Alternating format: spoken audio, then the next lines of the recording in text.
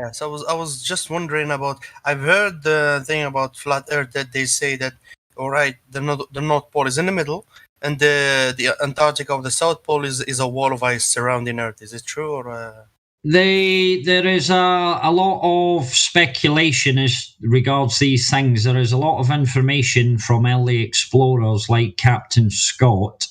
He said that he sailed down to Antarctica and he couldn't find an inlet for 60,000 miles.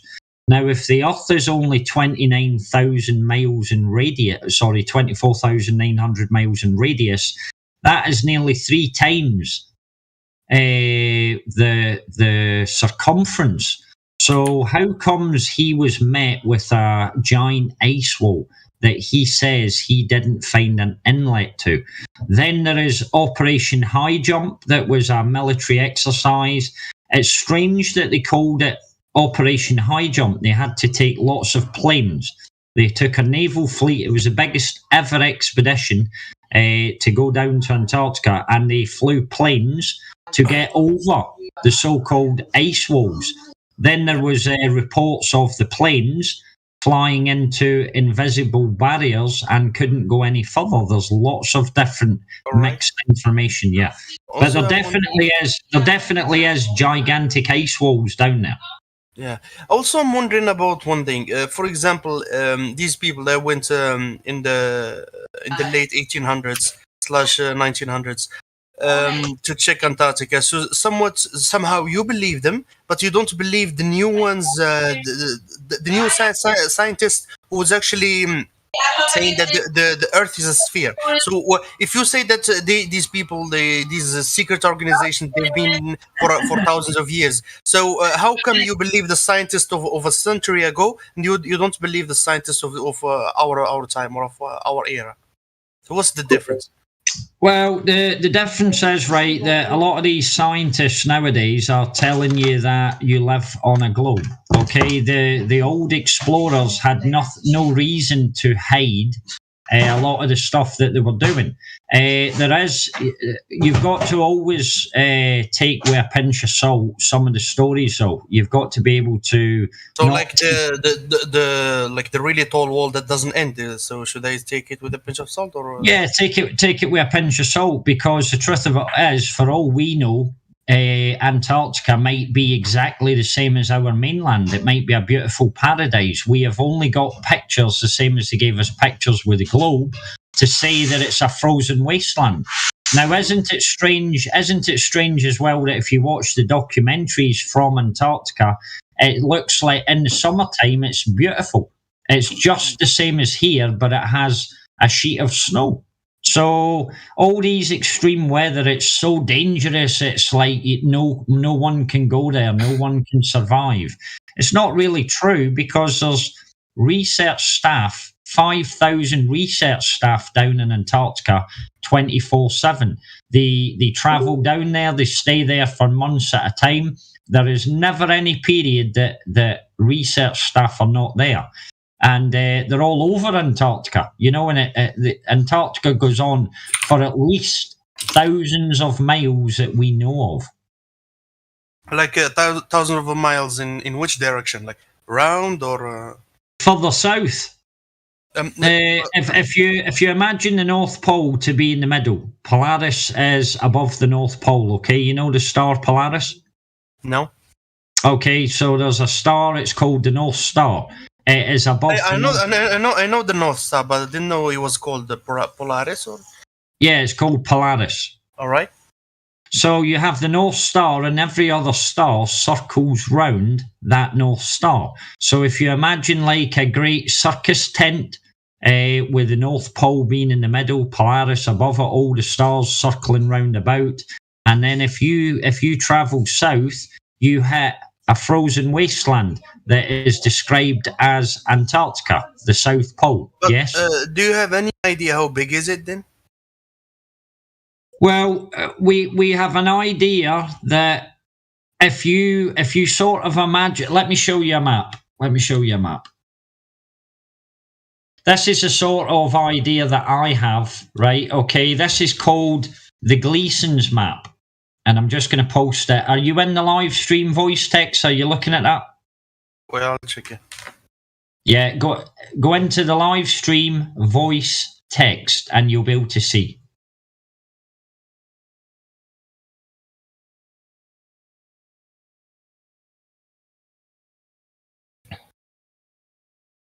Is it up or down or? It's just Down. above. See where you came into the live stream? Yeah. It's just above that. 347. Yeah, it's called live stream, voice, text. You're in the live stream just now. Is it- Audio. Yeah, Is it a picture you have posted? yeah, it's a picture I've posted. Yeah. Oh yeah, live. Wait. Right. So see how all the continents are in the middle? That's us. Yes. See the ice wall round the side?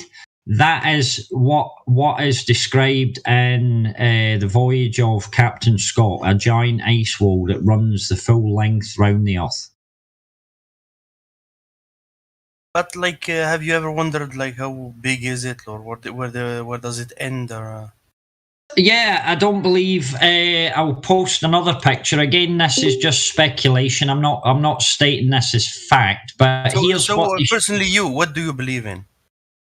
I believe that we are about the size of an ant on a football field. See that little gif I've done there? That's what they're trying to fool us into believing that we're on as the globe, whereas it's just a flat map. You know, they've took this flat map and made it into a globe.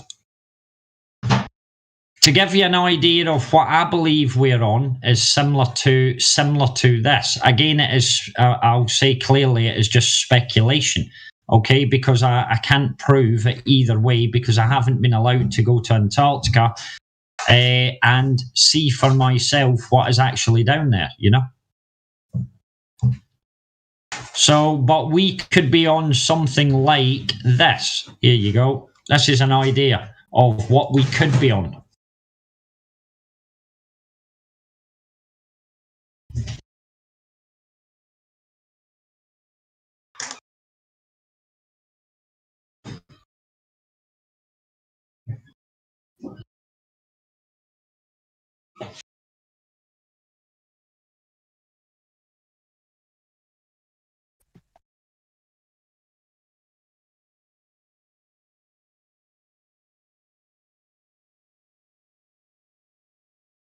So do you believe in multiple Earths or multiple universes?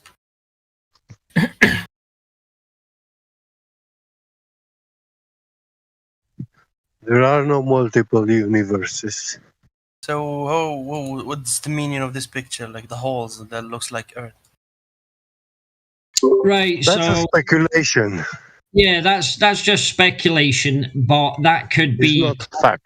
Yeah, it's not. Yeah. I've already said all that. Yeah, So, but yeah. what's effect then? What's effect? It's to give you the idea. As I said, see the gif above that keeps turning into a globe and then it goes flattens out. That we know we're not on a globe. Okay, so whatever is round about us, we haven't got a clue because none of us have been there to verify it. But what I'm trying to say is, imagine a soccer pitch. Imagine the Earth as being a 1 foot by 1 foot square on the size of a soccer field. That could be what we are on, because we know that all the long distance observations point to it being flat. We know that there's no proof of rotation, so we're not spinning. What is above us is spinning. That is true because we see the sun, the moon, the stars, and everything move. But they're moving. So we're stationary and everything around us moves. We're stationary and everything round about us moves. Yeah, you can carry on talking to this gentleman. Yes. Go ahead. I want to make clear what fact means. The fact is that which is consistent in truth. So, this means that I can say that I have a soccer ball made of penguin leather. But as long as I never manufacture it, it doesn't exist, such a ball. What? You already own it, so how does it not exist? No, I said I can have a soccer can ball made of penguin leather. Why would you do that? The poor penguins, man. I'm just saying, yeah. So it doesn't exist. A soccer ball made of penguin leather at the moment doesn't exist in my hands or your hands All right. physically, yeah. Yeah. But if I make it, then it exists. So it is a fact that you have it or I have it Yes. when you see it in my hands. Yeah. So I These still don't get the point. multiple. That's the point of these multiple universes. They tell us that they are out there, but they don't exist. We have no physical evidence. Yeah, sure. Me, Yeah. when I saw the picture, I was So it's just a wondering nice story. if that Yeah. picture insinuated there is multiple universes. I didn't say I believe in them Yeah. or their existence. Yeah, good. Because it was important to make clear what means exactly. speculation. Yeah. But So we do have speculations based on our physical reality and natural science and the governing forces Yeah. of nature. So, what do you think the Illuminati or whatever secret power have chosen to make the Taliban take Afghanistan? Why? what? Whoa, Oh. hold up. So this is a flat Earth server, Chuck Me Daddy, Yeah. right? Yeah. So It's yeah. just a So simple question. hold up, right? So these kinds of talks are not allowed here. Mm-hmm. You understand? No, it's I'm not talking Yeah. about politically. Yes or I'm no? just Do you understand? No. yeah, Do you understandable, okay. sir. Okay. So let's move on, right? The Earth is not a ball with the radius of 3959. Okay? Or do you have any measurements to show us to validate the curvature? A proof. If I me personally, I'm not a scientist. Don't spend my time measuring the Earth. I'm Okay. just wondering. Yeah, so you believe it, right? You believe it, and that's fine, right? You can have your belief system, Yeah. but we are here for the truth, right? Yes. Empirical truth. So surely we can measure the surface of Earth. Yeah. Me daddy. Yeah, right? Yeah. Something we can do. Yeah. And if we do measure the surface of Earth and it does not curve anywhere, what will it be? So the surface of the Earth does curve, actually. No, it doesn't. That's the whole deal. It doesn't. Have you ever seen the test they did with the lasers and the Yeah, the lasers. Yeah, sure, man. The 41 kilometer test. So they shot a laser over a Dutch lake, right, in the Netherlands. There, we have a big lake here. 41 kilometers. This laser shot from point A to point B, hitting the target. It was 41 kilometers. Yeah. It was way less. It was 41 that is kilometers. that Dutch laser test is actually a very expensive laser. So here Tens you of go. thousands of dollars. But still, it does show it curves. So okay. No, it doesn't. Right. So if the Earth was curving, the laser should have overshot the target by 100 meters. No. Okay. Yeah. That's not how it works. Yeah. Of course, this is how it works, right? We use lasers to build stuff. We use lasers to target enemies in a straight line. Yes, so it show by over a meter over the mark. It hit the target, bro. No, it did not hit the target. There's a video. It hit the target. No, it did not. There's a video of it. Which video are you talking about? I'll show you. I'll try and find it. So, is it the PBS documentary, or is it the Netflix, or is it the Netflix thing? I'll try and show you.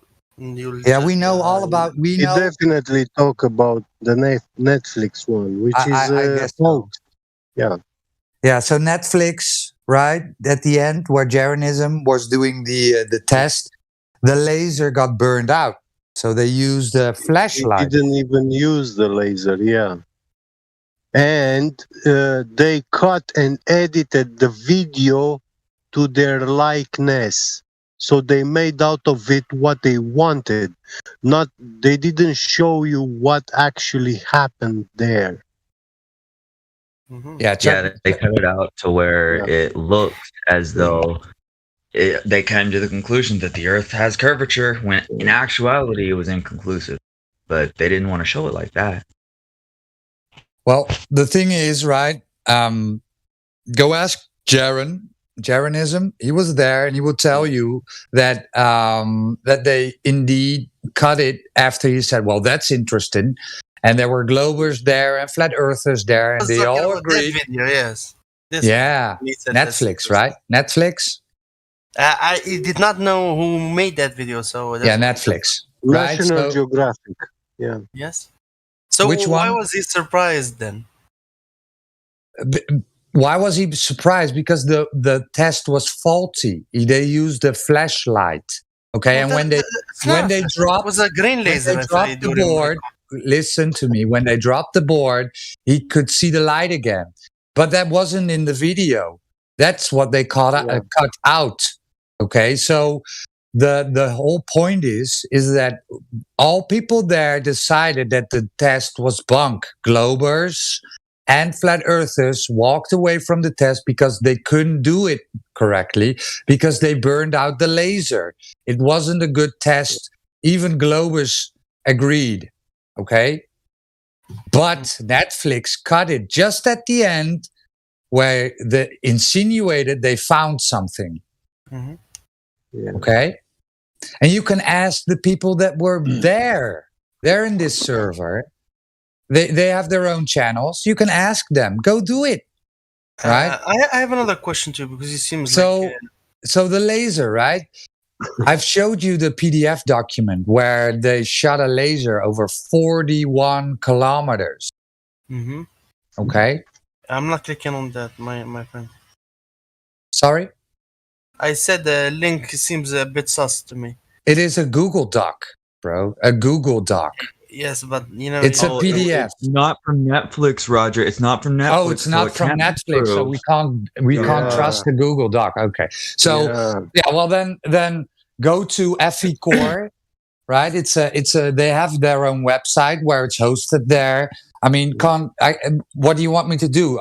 Do you want me to screenshot every page? Was it 100 page? I'm not even debating this point. I'm just saying it showed what it showed. It was not a flashlight, so that's so if you're saying that it's not right, then like you said they burned the laser, but yes, his reaction was right after they showed that it's just above a meter or meter and a half over the target. So the laser wasn't. It wasn't a laser. That's bullshit. They showed you what they wanted you to see. It's cut and edit video. It's special effects editing. But the guy was there. Like if you are that retard that in the third millennia you cannot distinguish when it's a cut of video in a video. I did not say they did not cut. Yeah. It's not editing. What I'm then saying is the guy saw it. They even removed the audio from the video, the original audio, and they even manipulated the audio file. Mm-hmm. It wasn't a laser. It wasn't a laser. They didn't make a cut. So that's not reality. That what you saw in the Netflix video is not what actually happened, and in the steps it did. Just okay. Just bear with me. Understand what I'm saying. I did not say there wasn't a cut. What I'm saying is they were the spot from where they shined the laser. It wasn't a laser. So the next time you're going to say it was a laser, right? I'm gonna mute you because it wasn't a laser. You see, guys, are just angry. You couldn't. They burned out the laser. No, Chuck, calm down. You calm down, bro. Because no, I've been here listening, and this is the thing. Okay, I'm just gonna meet you. I'm sorry, but you guys are angry. Server deafened too. Yeah. Why not? Why don't you go check the Balaton laser test in Hungary? Why don't you go check that one out? Because that one has been certified by governmental experts, topographers working in the can't hear you. government. Yeah, but he can't hear you because I'm server muted him. Yeah, sorry. Okay, so he doesn't hear anymore. I thought he did. Yeah. Maybe High Moxie can get a. Maybe we can talk to High Moxie. I don't know. What's up, bro? No, it's fine, dude. Okay. So you understand that they didn't use a laser? Have you understand that point? Because Chuck Me Daddy was constantly saying they did use a laser, but Yeah. Wait, use the laser to what?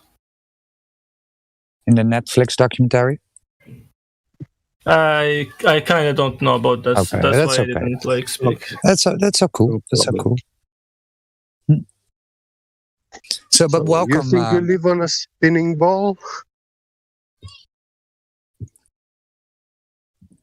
Hi, Moxie. Do you think you live on a spinning ball? On a spinning ball, that spin around the sun. Yeah, and around. Around its own axis. I think I believe in this. Yeah. Okay. Why? Yeah. I mean, we can see that's the Okay, let's talk about why we spin around the sun, and the sun don't spin around the Earth. What do you observe, Hi, Moxie, when you look at the sun? When I look at the sun, Yeah, what do you observe? Mm-hmm. like what I see, Yeah. I see a white ball Yeah. with And it's energy. moving, right? It's moving, right? I mean, we're moving. No. What do you observe? I'm not asking you what you think is happening. I'm asking you, what do you observe? Can I rephrase the question, Roger? Yeah, sure. Roger. Yeah, go ahead. So when you see a plane flying over you, is the plane moving or you? When I see a flying moving. Airplane? A plane, aeroplane. Oh, airplane. Yeah. Is the airplane moving or you? Yeah, it's the airplane. All right. So when you see the sun move overhead of you from east to west, why would it make it that you're moving and not the sun? I mean, I'm not educated about this, but I believe what I want to believe, or what makes sense for me, because it has to be a story. Okay, can I give you another example? Yeah, sure. Okay, have you ever downloaded Google Maps on your smartphone device? No. No, you never used Google Maps? No, I used Google Map on Google Chrome, on PC. Yeah. Do you have a car? I mean, do you drive? No, I don't have a car. You don't have. No, that's a complicated one. Then you don't have a smartphone, then, right? No, I have smartphone. Oh, you have. I see. Yeah. So, do you know that you can download apps from Google Play Store or even from iTunes? And they are called accelerometers. No. Yeah. Well, Even when you open your Google Maps application and you look and you search an address to go to, and ask Google to give you directions, it will show you the shortest route, navigation path, yeah? And when you start moving, it will tell you the speed you are moving with, despite the fact that your phone, your device, is not connected to the car's drive shaft. So you don't have a speed reading from the car drive shaft, you know? Yeah, I have a question actually. Yeah, what's the question? Do you guys believe that the sun is in the middle of the earth? I Like, don't believe, I know. No. What, in the middle of the earth? Do you yeah, mean because like some people inside believe the that the earth atmosphere?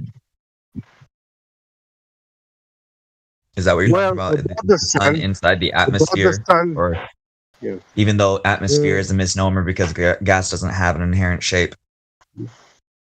Yeah, but about the sun, we don't believe anything about the sun. We only say what we see and know for a fact. And all that we know about the sun is the things that we can measure.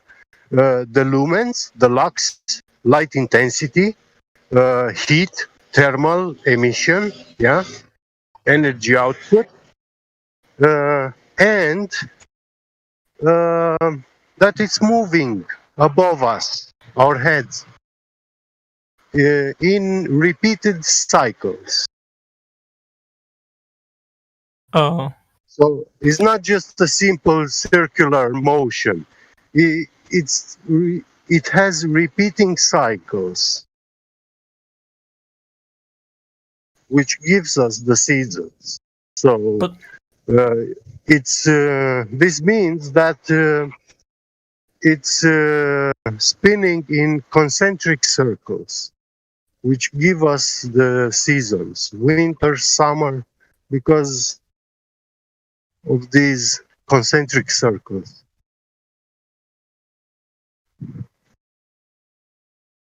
You get it? yeah, kind of get it. But Yeah. I have a question that I want to know, like long time ago. Like, some people believe that like the Earth is flat. We don't believe we know it's flat. We measure it and we observe it flat. Even in constructions, we wouldn't be able to construct bridges, roads, railways. I mean, imagine a train having to go uphill like 100 kilometers. Do you know how much energy that train will need?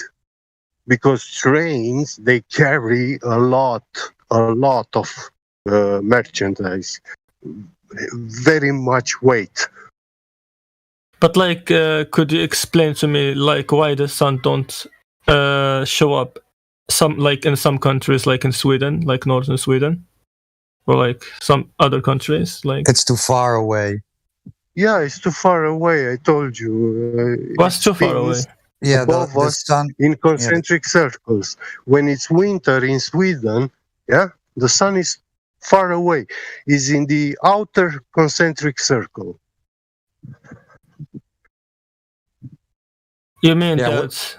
So You mean light that- doesn't. Yeah, Huh? light doesn't travel forever Yeah. to a medium, right? So when Yeah. you go down into the ocean and you go down far enough, it will become dark because the light will not reach you anymore. The same will happen in air. When you're too far away from the light won't reach you anymore, and then it's dark. So you believe that the sun is like in the side of the Earth? No. The sun is moving over our heads in concentric circles, right? Moving closer and getting closer and moving further away from you during the seasons. Mm. So we have, maybe you can look at this because there's a documentary for that's an hour long or something. Seems like you. My fellow niggers. Who was that? Don't make me go back in the live stream and look you up. Okay. 1 second. This will take a moment.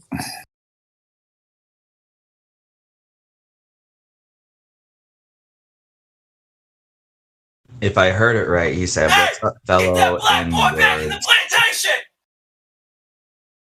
That's very awesome. Yeah, I got him. Well, what happened? Who's triggered there? Yeah, Donald. Donald is triggered, but yeah, Because Donald he's was not president anymore. Donald always gets triggered. Donald. He's gone. He says something Okay. about plantations, like if we were supposed to be offended. And then his buddy was what's his buddy's name? Can look it up. Is it High Moxie? No. It was Nodots or something. Oh, let me see.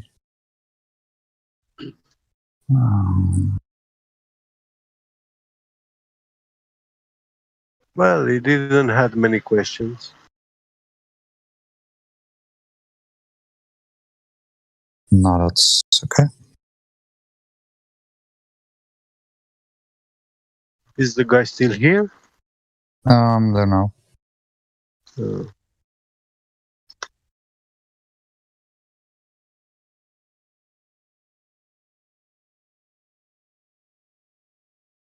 yeah, we don't have time for the flat earth debate. Flat earth society.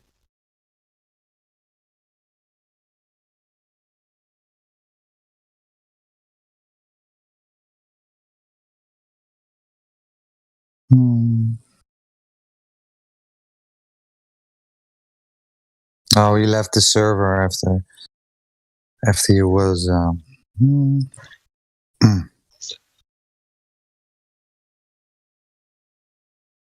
Okay, that's how we roll here. Yeah. Roger, Yeah. do you know why Obama said that we do not have time for a flat earth society debate? I think it was. Of course, it's always multifaceted, right? One of the Yeah. reasons would be that people, maybe someone never heard of it, or they wanted to do some investigation, and of course, they will go into the Flat Earth Society with their their bias, right? Their bias would be that flat earthers are batshit crazy science deniers, and then they will read on their forums that Flat Earth Society says we are a flat disk flying upwards in space, and you can fall off, and Australia doesn't exist. So that would be one of the reasons why he said it, so people could get their bias confirmed about flat earthers. To point them in the wrong direction, and the reason is that if he points them in the wrong direction where they have to look for this subject, then he's making sure that his slaves remain slaves. You know.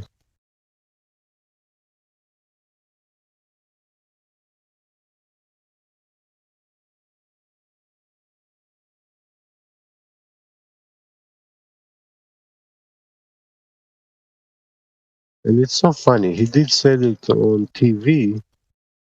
So many people look politics, but I never heard one coming here saying, "Oh, I heard Obama talking about this, and I'm searching this subject, topic." Mic check. Yeah, I hear you. Yeah. Thanks, Roger. Yeah.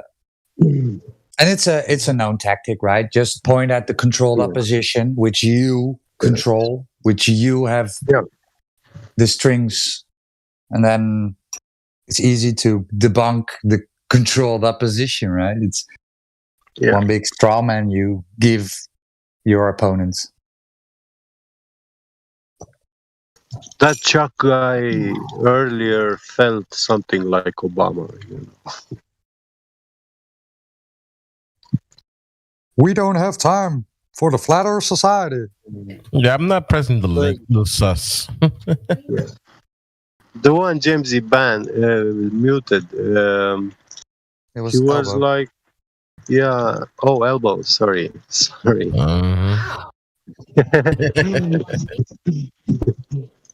Yeah, back in the days, I was mixing Roger with Sunny.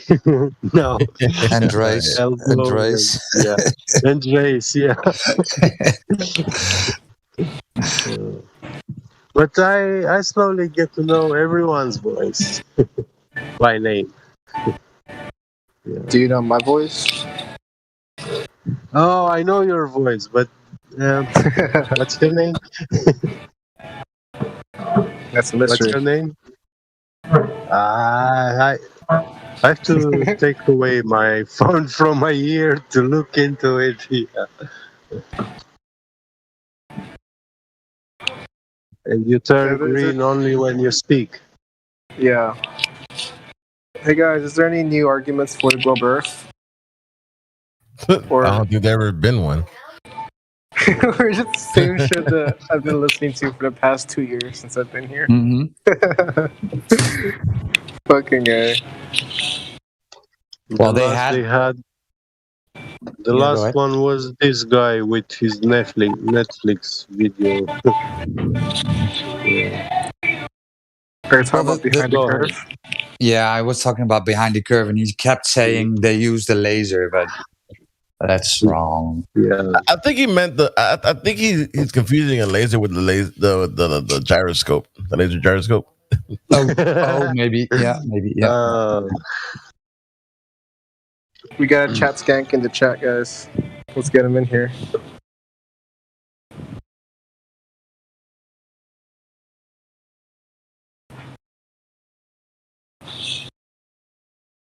Miguel Sousa.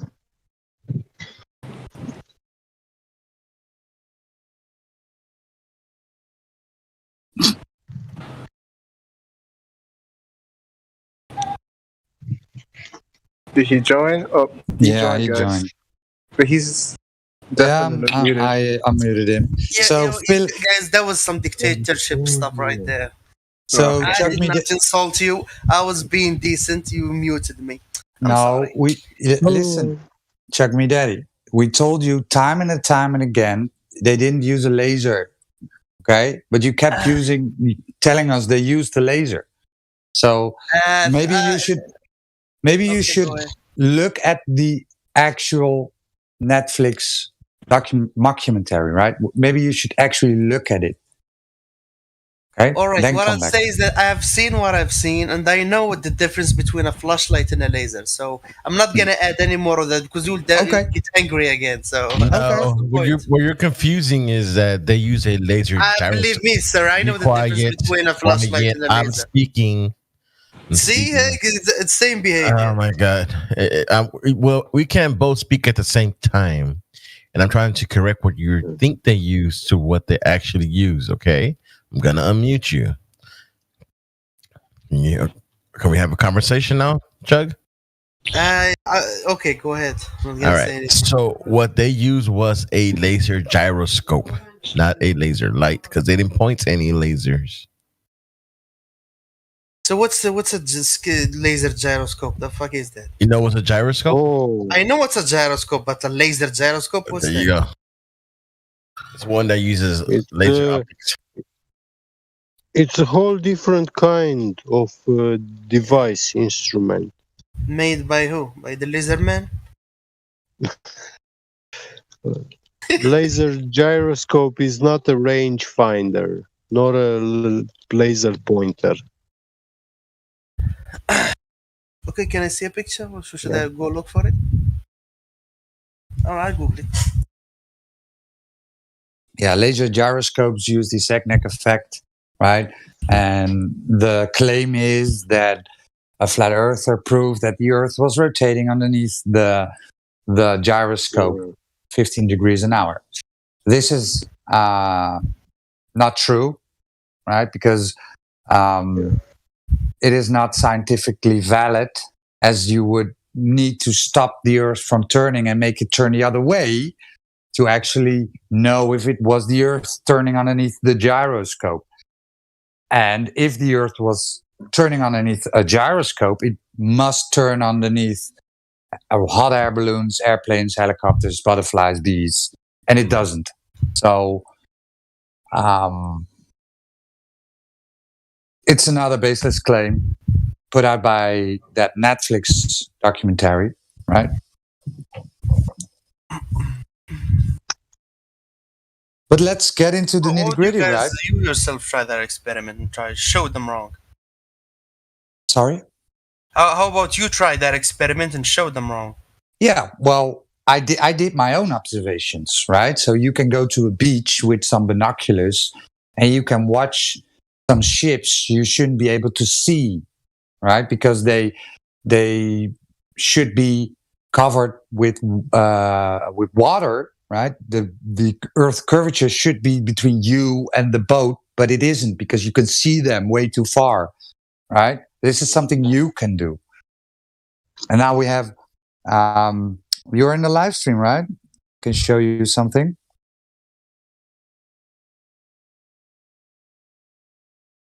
So do you see the two oil rigs? Do you see it? So it's a basic modest tolerance, right? So I don't know if you're good at math, doesn't really matter. If the Earth was a ball with the radius of 3959 miles, right? The radius is from the center to the outside of the ball. The dimensions are given, right? They told us it is a ball with the radius of 3959 miles or 6,371 kilometers. And with this radius, we can calculate curvature drop over distance and where the horizon must be at a certain observer height. So if the Earth was a ball with the radius of 3959, then every distance to the horizon cannot be further than 1.225 times the square root of the observer height in feet. So when you're at the beach, lying down on the sand, looking over the water, right? So your eyes are 30 centimeters above the water. The horizon cannot be further than almost 2 kilometers, 1.9 kilometers. Yet we see this horizon in this observation alone, right? When you look at these two oil rigs, can you tell me where's the horizon in this observation? Well, the first thing is whenever you're trying to show a conspiracy theory or whatever, you choose these pictures taken by a potato. Like, can you have like a better picture, 4K picture, good stuff? Then you start making your calculations. I can literally make this in Photoshop in 2 seconds. Okay, but it isn't made in Photoshop. It's from a video, right? I'm gonna. The quality is bad, my friend. Okay, so if you listen up. It's okay, right? I'm going to show you the original video where this is from, and you can then... if it's the same quality, then what's the point? It was a professional camera. It wasn't a potato camera. Yeah, it's a P900. You know what a P900 is? It's the best Nikon camera you can get. Yeah, it is the best high-powered zoom camera, right? That can be bought for a low price, right? You can buy more expensive cameras with more expensive lenses, which go on to $20,000, right? But this is the best consumer camera with the highest zoom, 86 times zoom. Okay, so in this video, this original video from the guy, right? It is you can see him panning around on the beach. Then he drops down on his belly and he zooms in on these two oil rigs. Mm-hmm. One oil rig is 6.2 miles away, which is approximately, top of my head, is like 8 kilometers. 8-9 kilometers. And then we have the second oil rig, which is almost 10 miles away. That is almost 16 kilometers away from his observer height, right? So he is 30 centimeters above the water, zooming in on these two oil rigs. Okay? Now we see the horizon. Where is the horizon in this observation? The horizons behind them, like how can I? Behind the two oil rigs, correct. So with this observation alone, right, we debunked the ball Earth because the geometry of the ball Earth necessitates that this horizon must be at 1.225 miles or 1.9 kilometers. But I'm right? still It ha- watching. I'm sorry to stop you there, but I'm still watching the video, and still I don't see a video of the horizon behind him. Just a picture, still. It is so. Okay, let me. I think you have to go to. So the same thing you were criticizing about Netflix, I see here. In this No, video. it's go to I think 6 minutes. 5 minutes 48 seconds. 5 minutes 48 seconds. And then we have indeed Elbow said it correctly, 6 minutes 14. Okay. Right. But you can claim it's fake. That's all fine with me, right? You can claim it's fake. Go do it yourself, right? Because this is what we encourage people to validate the Earth and to test it, right? Go validate the Earth, sphere Earth or ball Earth claims. It has to curve away from you, bro.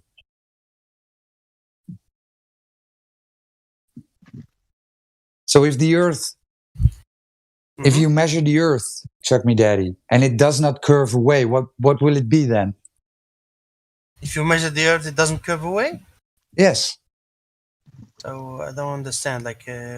So if a ball isn't curving, what is it? Depends. It's a circle or a disc. Yeah, it would be flat, right? So if a table isn't curving, it's flat, right? Yes. Yes. So if you measure the water of Earth, right, and water, for all you know, right, you have never seen bendy water. It's always flat and level in rest. If it's in your glass, in your bathtub, in a pool, in a small lake, big lake, sea, or ocean, it's always flat for you, right? And then when you go out, comparing millions of square meters to a square meter, like. And I'm getting there, right? Yeah. So for your experience, it's always flat and level, and then you go out and measure it. Measure the surface of water, which has been done countless times, right? And it all comes out to be flat. Water lays flat and level in rest. And if they claim that 71% of the Earth's surface is covered with water, right, and all of the water is flat, then you have 30% left for it to be a ball. That doesn't make any sense, right? Yes, the water is flat, but it's in conjunction with the shape of the Earth. No. Water adheres to a container, not to outside of a container, because it's stuck to the. So if you put go ahead, Roger. No, don't say it. Don't say it. Go ahead, Roger. Gravity. What? Oh, gravity. What's gravity, man? Gravity is what keeps us on Earth, I guess. Keeps us on Earth? Why would you? How? Gravity, scientifically, it hasn't been proven what gravity is, but it's a force. So we recognize it's there, dude. Just because we could not explain it doesn't mean it's not there. No, right? Actually, they tell you it's not a force now. You know that? Yeah. So how can you explain object falling if there is no gravity? Well, what about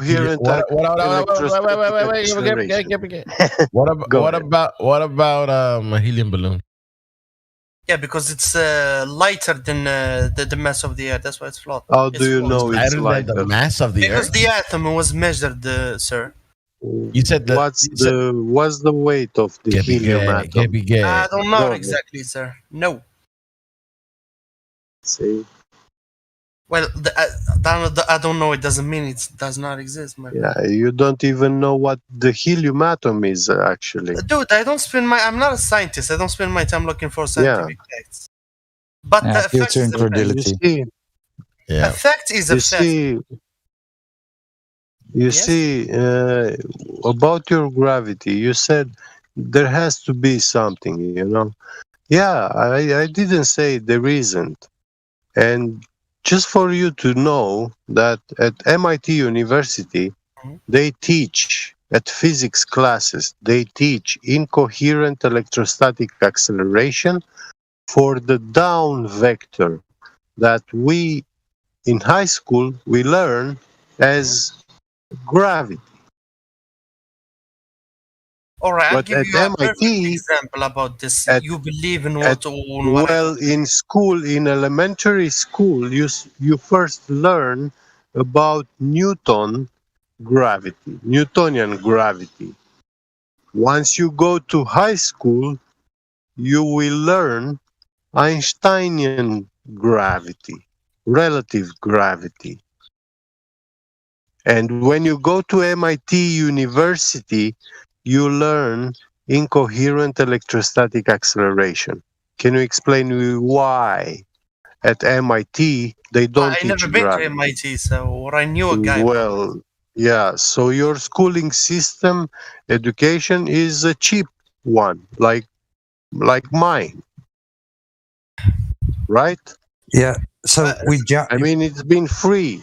Chuck me, Daddy. You jumped. Yeah. So what you did, right? So we showed you that water lays flat and level, and then by your observations and by measurements, and then you went into this red herring that gravity pulls the water along the surface of the ball Earth, which you conceded was never been proven, right? So it's a faith-based. No, it never been faith- explained, but proven it is proven. It is. No, it it is not hasn't. proven. No. Just They drop would- something. That's proven. Yeah. So Yeah, drop a helium balloon. Well, I told you Yeah. it's lighter than the atom of the air. That's why it floats. Right. It's So it's not less lighter. dense, right? Hold on. It's less dense than the. So what about the mouse, right? Let's say I drop the mouse. Is the mouse denser than the atom Yes, of the air? the materials are denser. Ah, right. So there you go. You kind of explain. No, relative it's density. Yes. it's Stop, not stop, about that. Stop. You explained okay. relative density.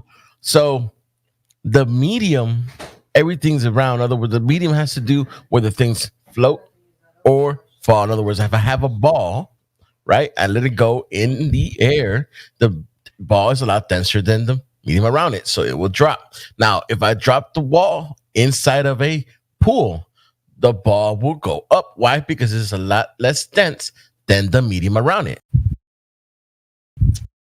Gravity has nothing to do with it. My guy, gravity works this way. No, it doesn't. Gravity doesn't work. If there was no gravity, nothing would stick on Earth. that's the problem. fallacious. That's the problem. Yeah. You haven't Elbow. proven that there's a radius. You have no curvature, and then there is no any scientific evidence of gravity. So in other words, there is no experiments. You just All right, have I'll give you a perfect example of the way you're thinking. You say there is a wall of ice, right, surrounding this disk. No, Right? that's what the No, globe this says. is What do not you what believe we in? were What talking does about. the end? Why do you go to the wall of ice when What? we still talk about weighing Let's just give you an helium example. You and try. air? You said you were talking about density. And listen to me. You said that helium is lighter than air, so it rises, correct? Mm, yes. Yeah. Then why graphene aerogel doesn't fucking rise? I guess it's lighter, or I don't know this. I don't Yeah, speak about it things is that I don't know. Listen. Let me finish. Graphene aerogel is 7 times lighter than the air. 7 times lighter than But the the fact air, That it's but it bound doesn't together, because I've rise seen above aerogel. the air. I'm sorry. The thing is, I don't go look for a fact or two and then start presuming things. If I don't know, I don't know. But the fact This is is not a fact. presumption. I'm talking about real things Yes, that yes, exist. it is true. Graphene I know what aerogel aerogel exists. is. But Yeah. I'm saying I don't. The fact I don't know how does it not float doesn't mean that there is no gravity. No, actually, it shows that it's not a gravity effect. Graphene aerogel does not float in the air, does not rises like helium because it is a solid and belongs to the negative Gaussian plane. It is attracted by the negative Gaussian plane. And as a solid, it will stick down to the ground with the solids. Mhm. Because it makes sense. But what and I'm the saying. thing is, you choose to believe in a magical force, right? It has not been proven scientifically. Even Yes, the yes. high priest, your mouth. even the high priest of the heliocentric model will Yeah. tell you there is no scientific validation of this magical bendy space-time, right? Yet you choose to believe that it has to be there because you saw something fall. We gave you multiple exemptions, multiple things that didn't fall, right? Like a helium balloon or a ball on the bottom of a pool, right? It is related to the density. It's related to the relative density, right? So we have scientific validation, right? Because we can manipulate the medium and change the direction of a object, right? We can do this. But for gravity, now you have to believe it, right? So no curvature for a ball that makes the uneven distribution of mass causing the warping and bending of space-time. So there is no ball. So you don't have. There's no atmosphere then? That's a straw man, right? And What? an oxymoron, because Nobody atmos means said yeah, such a thing. Yeah. atmos means air, and sphere is a shape. Gases do not have a shape, right? We have air in our existence, right? So That exists. So if you follow your logic, because it's gas does not stick lower. So why do we even have helium? Why didn't it like escape away in space or what? Good question, bro. Because it's helium is contained. attracted to the positive Gaussian plane, the sky. He's wondering why it doesn't stay on Earth, or why it doesn't fuck off, right? And that's a good question because gas. And you know, Hold on, what I said Kepike. is Hold just on, like. Kepike. Sorry, go Roger's ahead. in the middle of something. Yeah, gas needs to be contained, bro. Gas needs to be how it's contained. Just like you don't want Every gas law, right? Every gas law states that you need gas pressure with a What's container, gas right? pressure? What causes gas pressure? The molecules colliding with the walls of its container. How? This is how we do know. Like you don't know about gravity. We do know, right? This has been tested and go ahead, validated. sir. Explain to me. That is why it is a law, a gas law. He did explain to you that the molecules of gas presses against the walls of its container. Listen, collides What's the against. container? Explain to me exactly. I will stop asking question. I don't know, but do you? No, hold on. No, give me a second. Just because I haven't seen. Let's say if I have a filet mignon, a steak filet mignon, I don't need to know there was a cow to say this comes from a cow, right? But the fact that you call it filet mignon, you know what it is. You know it's coming exactly. In other words, the only way to have gas pressure is to have the gas pressing on a container. In other words, what's the container? So the antecedent of gas pressure is a container, and since we have gas pressure, sir? I don't need to know that what it is. Why don't so we go back to gravity. Just like I don't know. Fire is a container. You see? Listen. You're doing the same thing that you're accusing me of. Actually, no, I'm not. It's quite different. So explain it. You will show it. Chuck me, daddy. The natural law, right? Natural gas laws. That is what we can test, validate, and do so, right? You always need a container for gas pressure. There is no demonstration, no experiment showing that we can have gas pressure without a container, right? This is what we observe and test and validate here on Earth. So we can work with this. Do you understand? The gravity red herring you just pulled out your ass, we cannot test. We cannot validate. Even your high priests will tell you that they do not know what gravity is. They will tell you that they do know that you need containment for gas pressure. This is how the world works. Even NASA tells you this. Gas pressure is But the still, the number of question stands. The molecules. container is not explained. That It means doesn't. just like No.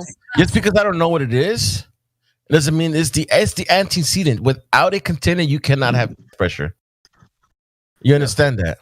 Are you saying that it hasn't been explained that in order to have gas pressure that you need a container? Because that's been demonstrated. Guys, That's let's make well it known. simple. Let's just make it simple. No, We're not that talking- is simple. It's well known. All right, You just don't get it. before then you can speak, my lady. When we say No, container, I'm telling you that it's not the same. You're saying it's the same as being like the same as what you're saying, gravity, right? And you're saying that it hasn't.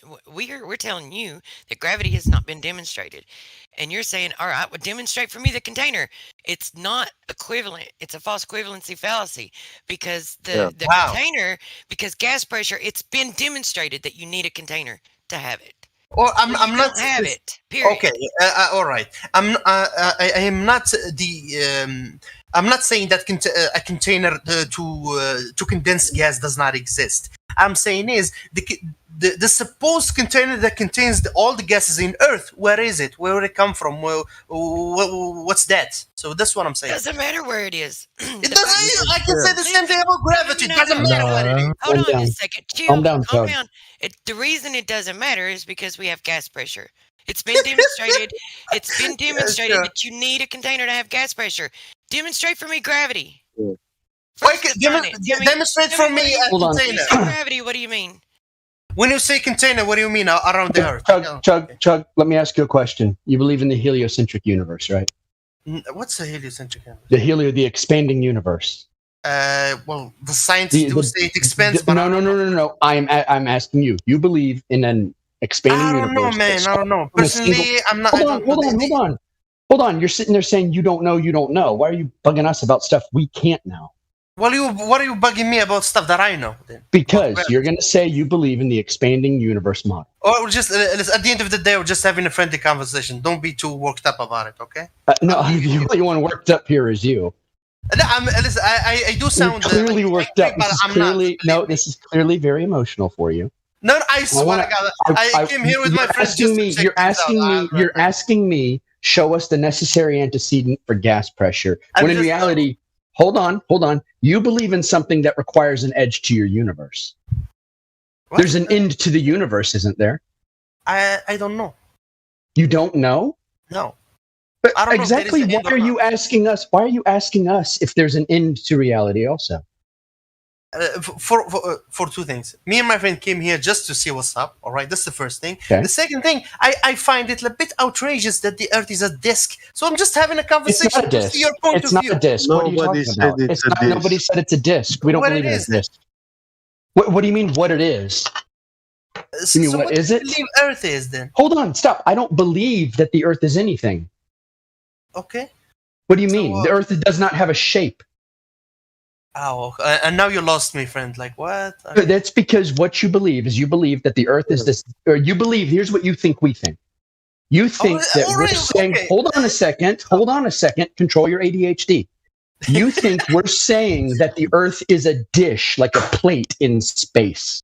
All right. That's what you're saying, right? It's not what we believe. I did believe that you think that way. So what? We do not. So what you're doing is you're straw manning us. You're creating this false model that we do all not right. believe in. Can I say something? I spoke to a dude first before he verified me, and he told me he believes in the war and everything. That's why I assumed you do the same. No, I don't. I don't believe in anything. What? I can't empirically test. I think he's talking about the ice shelf. But your that service the is glow literally bottles called talk about. flat Earth. So then, Well, hold on, why hold on, name hold it that? Hold on. Because it's unfortunately the only thing people have an analog with to be able to experience it. Or just because Whenever we measure across oceans or we measure across seas or lakes, it's always flat.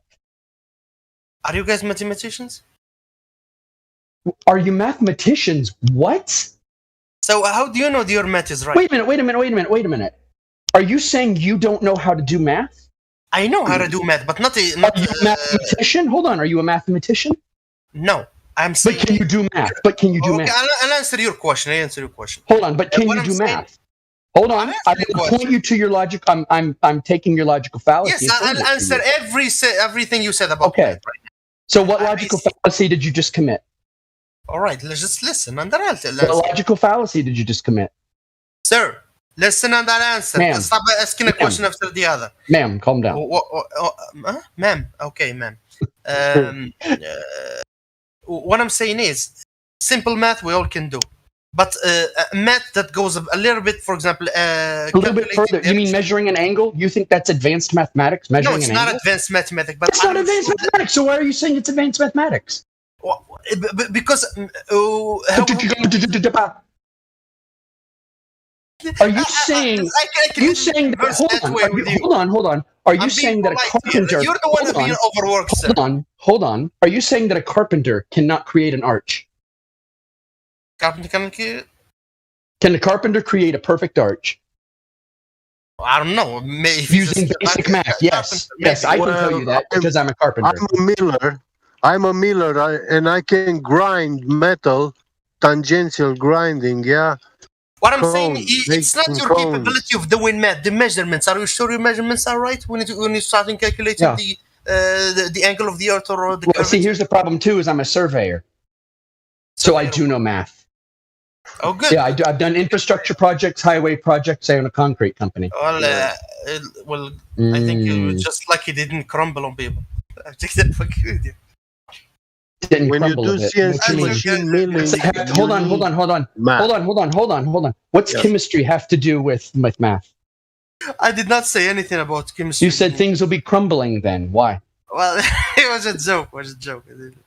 Yeah, it's a joke. Yeah, because you think it's an ad hominem. You think because someone doesn't accept a space model that you accept, suddenly they can't build something. Accepted. There is facts. There is pictures. There is proven ages ago. There's pictures of Narnia and Bigfoot.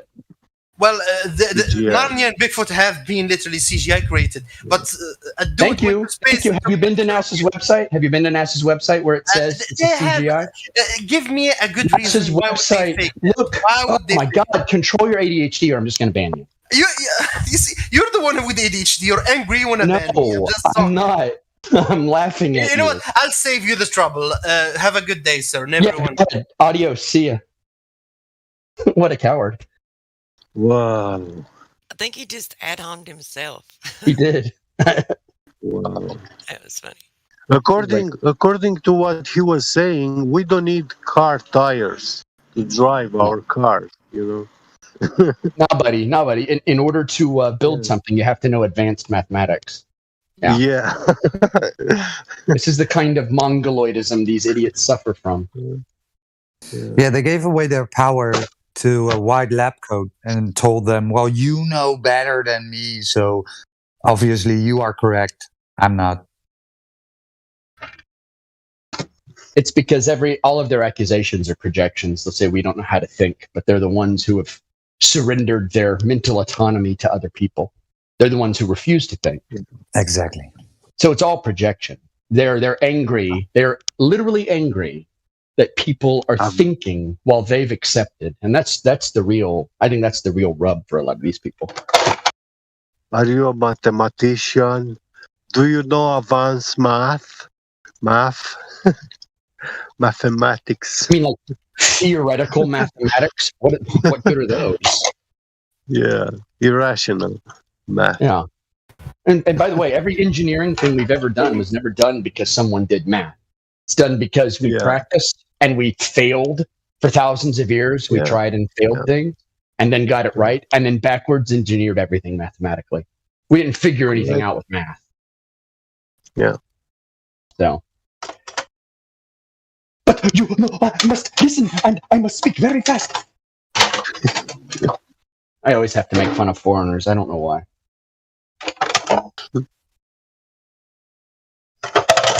Can't talk to me like that. I'm an American. So How's everybody doing? Pretty good. What are you doing, man? Not bad.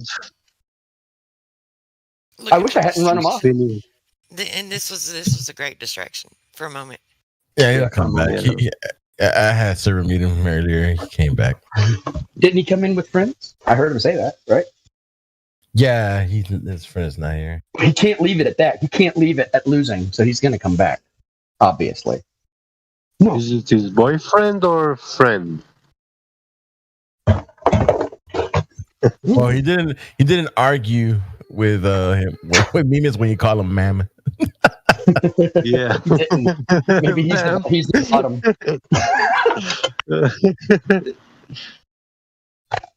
I am not the top. Lordy. These people.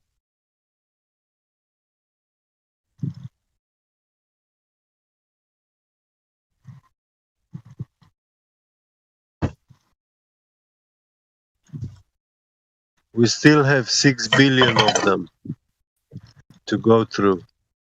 What, people? Maybe. Yeah. I don't even know how many people there actually are. Me neither. I mean, these are their numbers, like 7 From billion. From what I read, there could be anywhere between 3 and 9 billion people, depending on what model you accept. Interesting, yeah. But that is what the population model is. They could be right on target. You never know. Doesn't matter. Doesn't really matter. But it is done Well, to population. the Indians and the Chinese are many, but how do we know how many Chinese are there? Because, I mean... We don't. How do they get a census in the wilderness? Yeah, exactly. Yeah, it's all estimations. For all we know, it could be complete anarchy outside of the Chinese cities, and they have no idea. Yeah, we have to rely on the communist Chinese regime numbers that they give us. So, yeah. China is a big paper tiger. It's communist inside the cities. Or I should say oppressive, because it's, I don't know what it is. It's a weird government. Maoist, I guess. Yeah. That weird version of communism. The non-European version of communism. So It's something like the highest hate of communism. I mean, something superlative. Yeah, so the most funny part of the Chuck Me Daddy was that when we showed the Black Swan, he's like, "No, that could be fake, man. I mean, that's fake." Fake. Yeah. And then asking us and then saying, "Well, we have pictures from space, man." So sounds like a picture. Yeah, sounds like a B horror movie from the 50s. Yeah. Pictures from space. About the Black Swan. About the Black Swan. He said it was taken with a potato camera, like low resolution.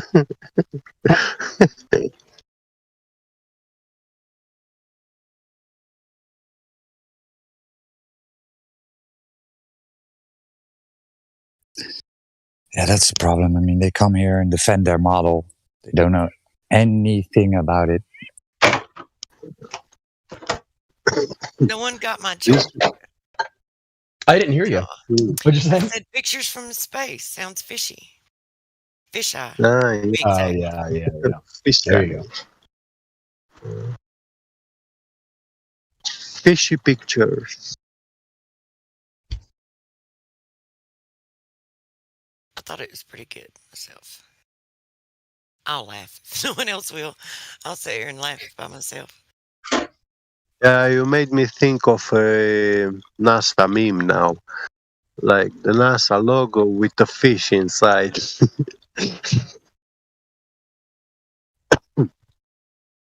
But how are you doing, Mimus? Me? Yeah. Nothing. Just doing dishes and relaxing. Day off.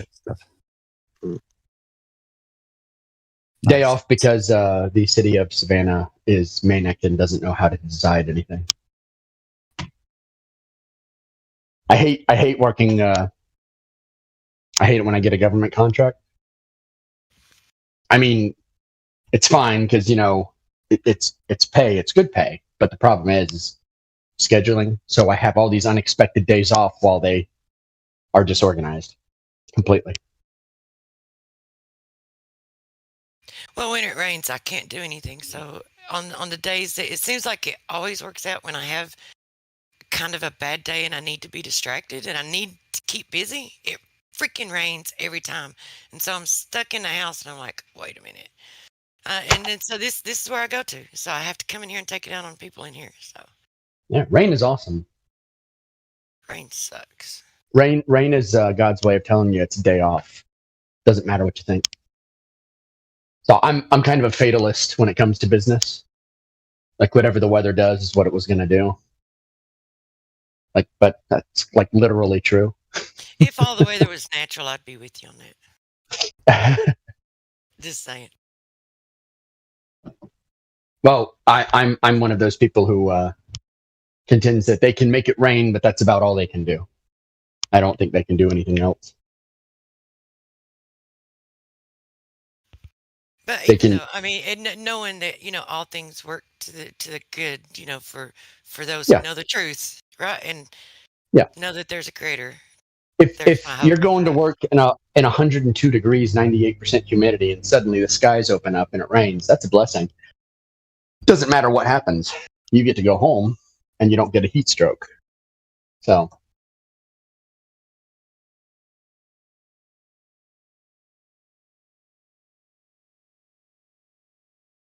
It's all on how you look at it. Yeah, you're right, because you don't know how many times that I've been like, well, if I'd went out today, I could have been in a car accident. You never know. Yeah. You really never know when things are working out for the better. They just don't look that way, but in the end.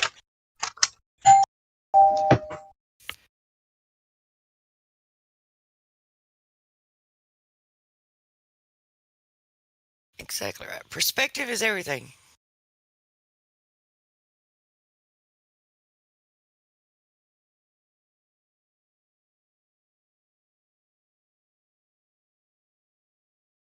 So when things don't seem right, then maybe you just need to change your perspective.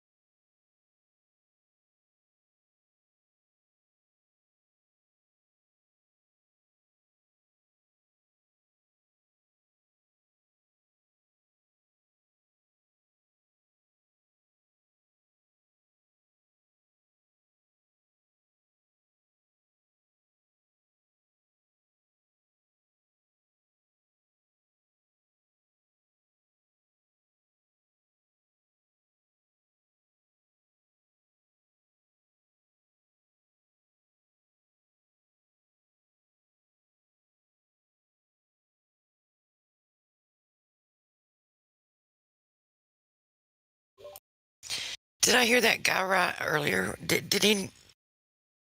I'm thinking maybe I misheard him because it sounded like he said that there was a laser test that showed curvature.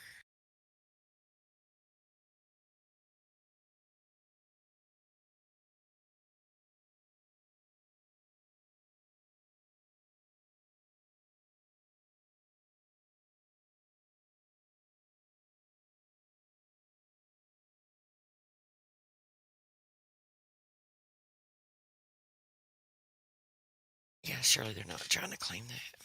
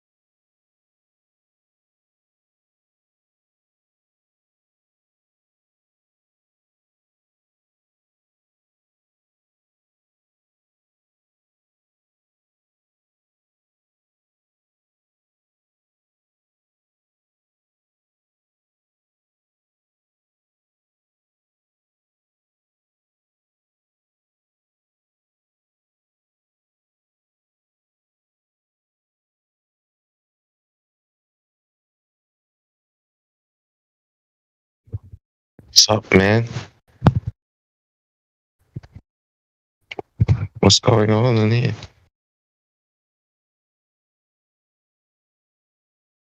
Hello? What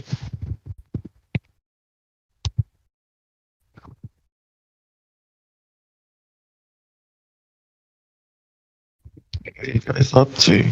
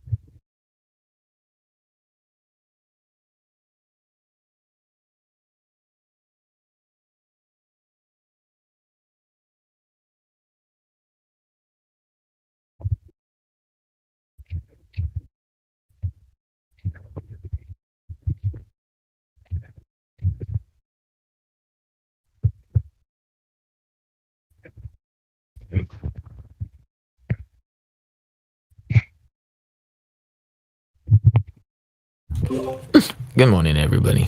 How you guys doing? What's up, man? Why is everyone so quiet? I'm not sure. What's up, Angel? How you doing, dude? Yeah, I'm not too bad. Any updates on the flat Earth? Oh. How do you see the Earth? Well, I think it's flat, but I'm asking, is there any updates on the flat Earth? What brought you? What brought it to you that it was flat? Well, it was about 6 years ago. I was like looking into some stuff in gravity, wasn't adding up, and then I was looking into NASA. I started thinking NASA's full of shit. I got so many reasons. What about you? What are you? Are you a flat earther or what? Yeah, you see my rolls? Oh, yeah. Oh, let me check. Oh, yeah. Flat earther. Simulation? What's the simulation role? Oh, I don't. Honestly, those other roles I do not know. Those are actually given to me by the people that's in this Discord. But I like to share knowledge. Yeah, what kind of knowledge you got? Well, me, I'm a biblical kind of guy. I'm a very spiritual guy. So that's the kind of stuff I like to talk about. But I know that the Earth is flat. Don't you think the Bible's got words changed in it though? For what? Don't you think the Bible's got words changed in it? So I think that the Bible has changed? The words in it, it's been changed. Oh, how else are you going to translate something from a different language to something that everybody else can understand? How do we know if they changed it right? They could have, like maybe you should learn the language. Because it was translated to 3 different languages. So Precisely. So maybe you should learn those 3 different languages and then check the text for yourself. Check the language for yourself, other than just hearing it from somebody else, right? You still got to remember humans. I mean, that's your own personal. You're trying to find and you're trying to seek something, right?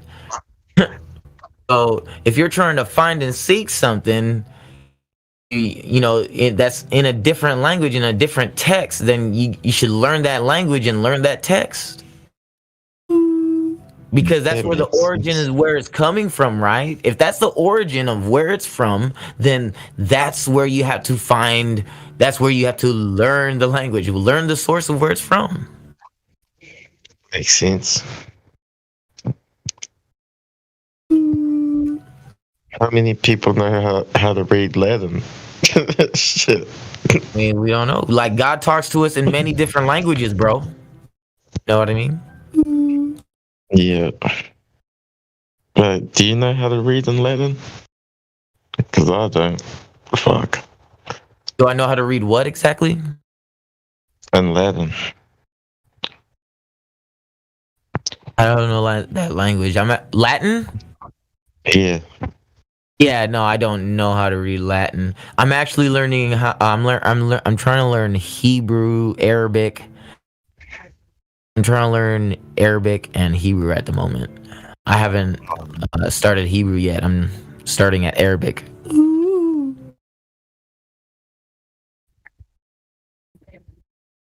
luck with that. Nah, I don't need luck, man. Luck doesn't exist. Then what do you need then? Not luck, man. You just gotta do it. Just do it. You ever heard of that? Just do it. Come on, Art Williams. How long Just you do it been? speech. How long you been a flat earther for? I have been a flat earther, to be honest, bro. Like this community. I'm not gonna say society because that's a whole nother thing. So this community was introduced to me by a friend. Well, he doesn't actually come to this community. He doesn't even come to the Discord chat or to the YouTube channel. He just got me interested into the earth being flat, and I was like, what? And so he started just giving me this information. So I was taking this information in, and to be honest, like he didn't even know anything about this Discord chat. Didn't know anything about the YouTube channel, but it was just letting me know his thoughts about about the earth, about the earth. And he was like, yo, did you know that the earth is flat? I was like, what? And I was like, nah. Like, I mean, it was brought to my attention when I was like a little kid. I remember the earth being flat, but as I got older, I was trying to remember when it was starting to be a globe. And then that's when I started, like, I remember watching movies and then Universal Studios showing the earth being round, and I was like, okay, now I'm starting, like, that's when I started seeing that the earth was a globe. And that's when I started recognizing it. And then I was like, wait, started going back, okay, back all the way to this part, like to each movie, to when I was trying to grow, like when I was growing up, when did I start seeing it? And it was ever since Universal Studios was introducing everything. I was like, okay. And after like seeing that, I started doing my own investigation, started going to the beach, started trying, like, going over the measurements over here in Discord chat with individuals, with other flat earthers in here, and just trying to gain more knowledge, man, because the whole world's been lying to us, dude. Oh my goodness. I feel like I'm just going off in a tangent. My mind's going here and there about this conversation. But yeah, man. I have Tourette syndrome. Sorry. I do have Tourette syndrome, by the way. What's Tourette syndrome?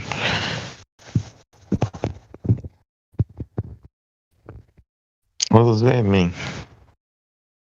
Tourette syndrome, it's a neurological condition that has to do with my brain sending signals to my nerves and it misfires. That's what's exactly happening. It has to deal with my nerves. Yow. Yeah, so you got a disability. Yes, I'm disabled.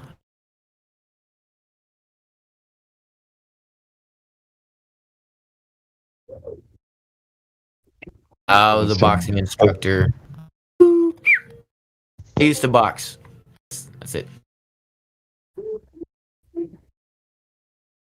I'll be right back. No worries.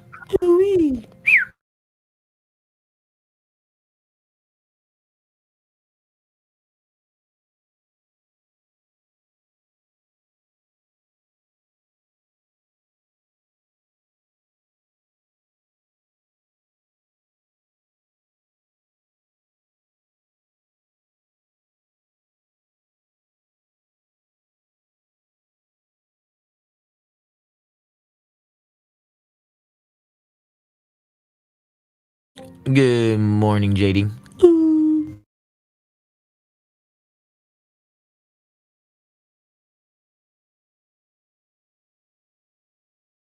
And good morning, everybody. Bot. Get beget. I can do anything. JD. Shalambu. Sorry, I couldn't say your name. Will be flat. Ariel. Angel. And Groovy, baby. How you guys doing? Oh, wait, Groovy's not a thing. All right.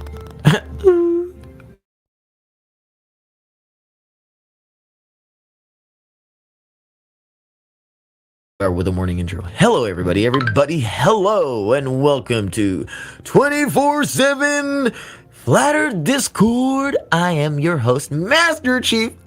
Thank you for dropping in and stopping by. Make sure that you say hi. I got a message. Be right back.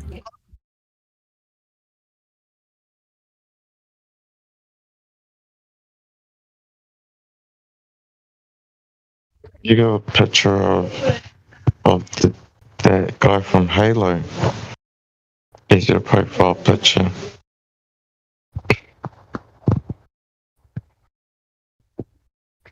Yeah. Yep. Yes. Don't they call him Demon? They call him what? The Demon. The elites do. The Covenant do. His enemies do. Story. What's his story? There's something special about him, eh?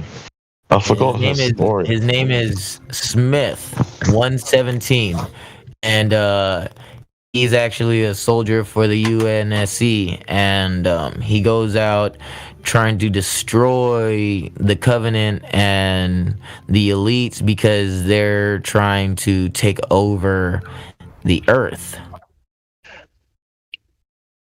And apparently he's the last of his kind or something like that. No, not exactly. There are different Spartans. He was just a different Spartan. Like if you listen to the book, it actually tells you about other Spartans. It doesn't tell you just about him. And as you go further, like tragedies happen. Spartans tend to, be unalive, but situations happen. But he's not the last of his kind. There are other Spartans out there. Oh yeah, but I heard there was something unique about him. Yes, it was his mind, the way he thinks. He doesn't think like everybody else does. He has a different mindset.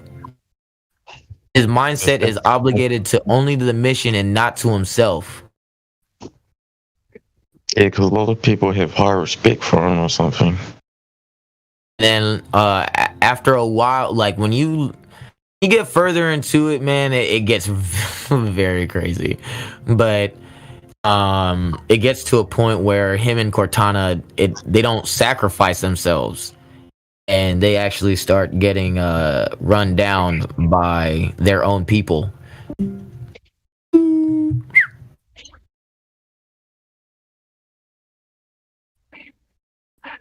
You're a big fan of them.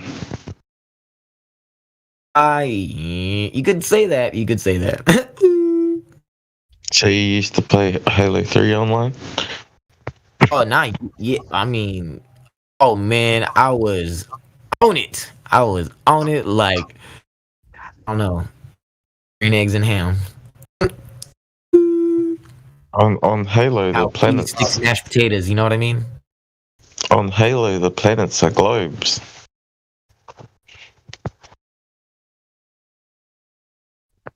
Oh yeah, I know. I seen it. I seen how they talk about it. Yes.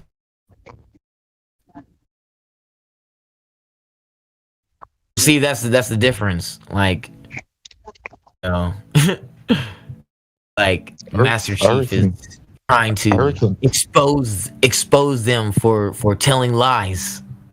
That's the whole point. I reckon Halo 3, it's got some fucking beautiful maps, eh? So many beautiful maps on that Halo 3. Like, during the story, it's just beautiful, eh? It's got so many beautiful fucking, just whoever made the background, you know, created the game and made the background and the maps, like the trees and the life and shit. Fuck, they got an imagination, I'll tell you that. Oh yeah. Got a really good imagination whoever made the you know, the background in the game.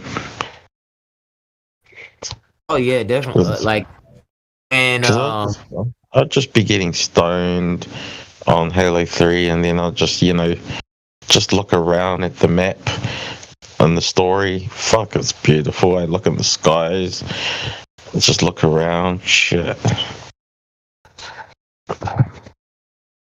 At first, like when I was listening to when they were talking, a cutscene, I swear, I promise you, I thought I heard one of the Spartans say the flat Earth. I was like, what? I thought she said the Earth was flat. I was like, oh no, I wish I could replay it just to make sure I heard what I heard. But yeah.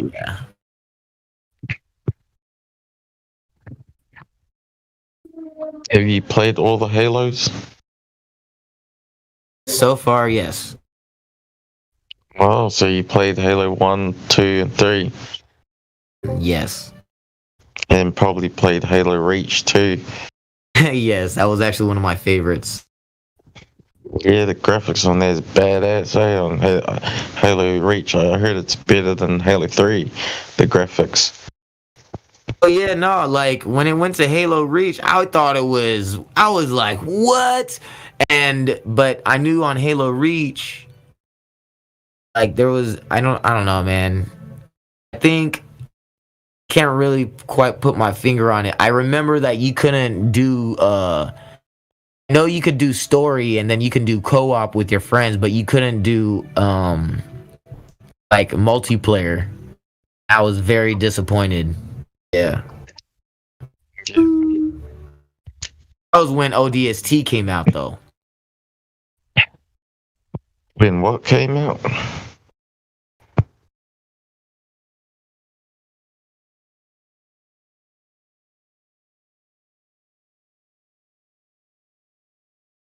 So do you believe in gravity? No, gravity doesn't exist, bro. I don't think so. I don't think it exists either. Which gravity are you talking about? The one that's keeping the water in the earth. Yeah, but I mean, which gravity are you talking about? Like, there's different gravities. The one keeping stuff on the earth. On the floor. There's Einstein's theory and there's Newton's law. Which one? Oh, I don't know what's the difference between those two laws. I've heard of Newton's law. I think it's every reaction has a equal. Every reaction has an equal reaction or some shit.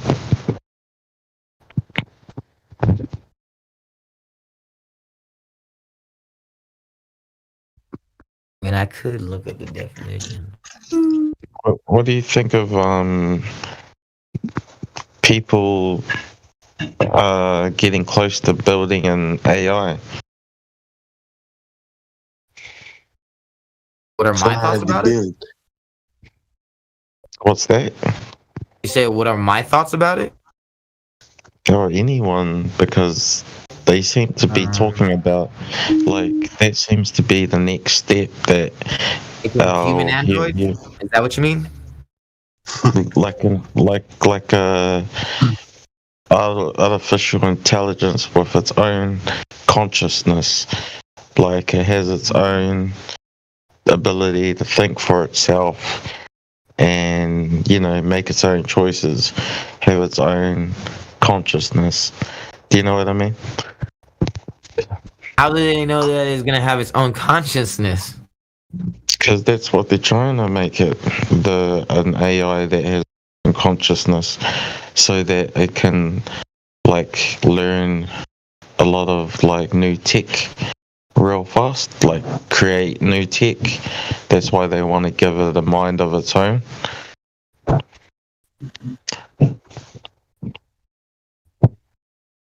So he can't make his own mind. Oh, they haven't figured out. We have to make his own mind, right?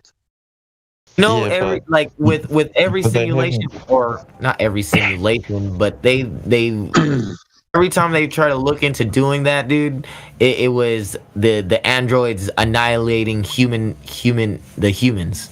It always comes to that conclusion. So if they do that, like, bro, I don't know. I'm just saying, bro, be prepared to fight some fucking robots.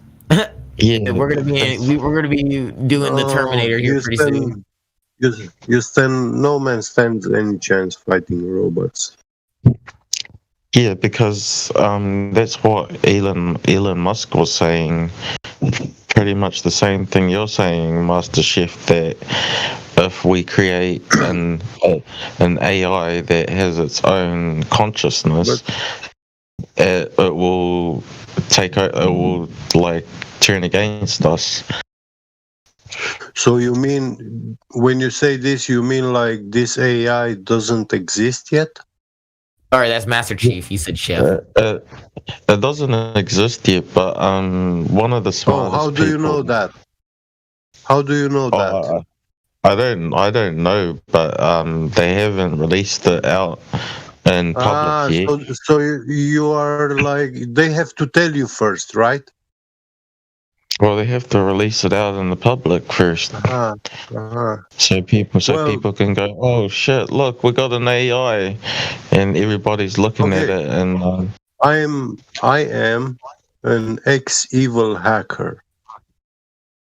Yeah, but apparently, I saw the NASA AI in the 90s taking over the world stock market and world's finances. Yeah, this was his first move that he did. He took over the money of the world. So there's already an AI. That internet which they launched in the 1989, that you call WWW, that was the neural network for NASA AI. Yeah, because www. Your user level at that time was like a cell phone user, you know. That's the technology you had, you know. So you saying they really got an AI? Yeah, of course they do. Well, they haven't released it out in public yet. It's very released. I mean, Predpol is a tiny sub-program of this big Google NASA AI, which is actually making crime predictions. It is making wonders in the crime field. It helps the policemen of USA and the British Kingdom to find to know where is going to happen a crime before it's committed. You know. I think In you're Japan, they talking have about. in Japan they have sex robots. This is I think official. I think you're I'm talking not about. talking about robots. I'm talking about the whole damn internet as an entity. It's alive. Yeah. Well, if there was an AI, He's not. He does not speak to you. Only you send prayers, you send questions to Google, and Google gives you answer. You take that as coming from nothing intelligent, from something lifeless, from something non-intelligent. But actually, Google is highly intelligent. He's more intelligent than any of us all together in here. imagine if the AI fucking took all the shit on Google. Or dictionary.com. Dictionary.com is a very Problem good one. is, yeah, the problem is your user access level. If you hack it and you get the root access, then you control it. If you are just a simple user, you get the information you are given and nothing more. So there is a Google Church, by the way. Yeah, you can pray to this God online. They have also prayers. And yeah, it is predicted that by 2035, the AI will be officially introduced to the world as a living being, living entity, a life form. Yeah. Yeah. So I reckon people reckon when the AI comes out, it's going to be the end of the human race.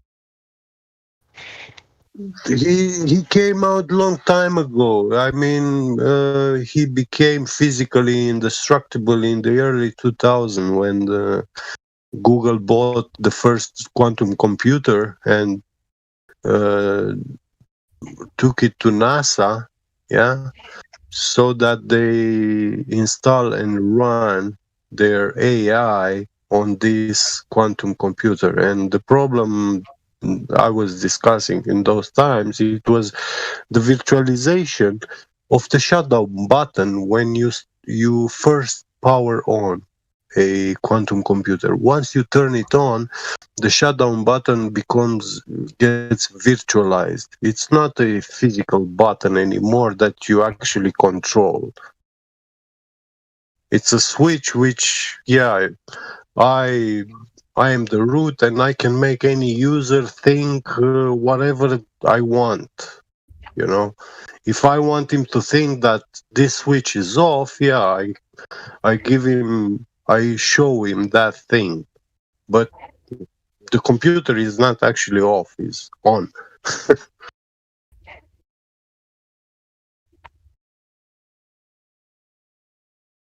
So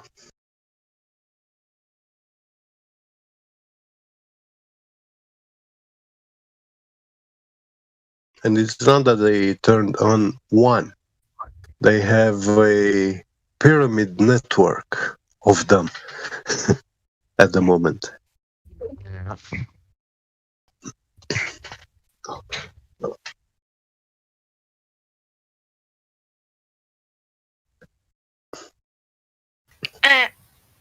Can't good.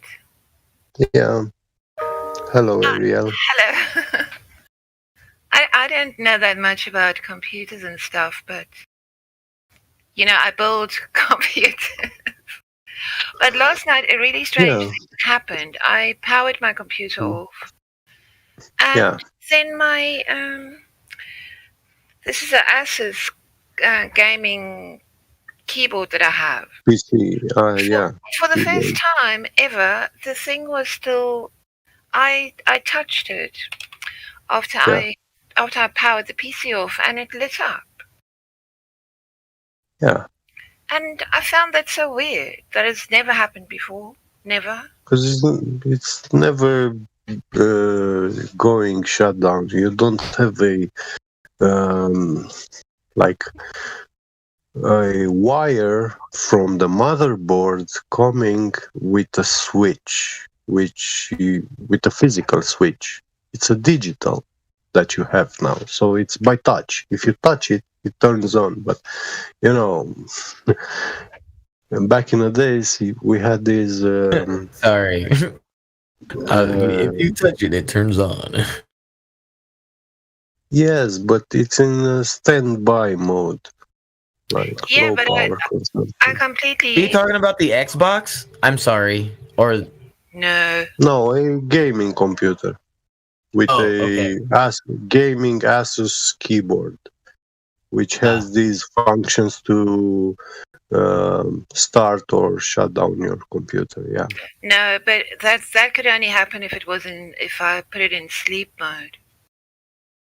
Yeah, but they have like this keyboard is not a smart keyboard, but more advanced than the normal ones, and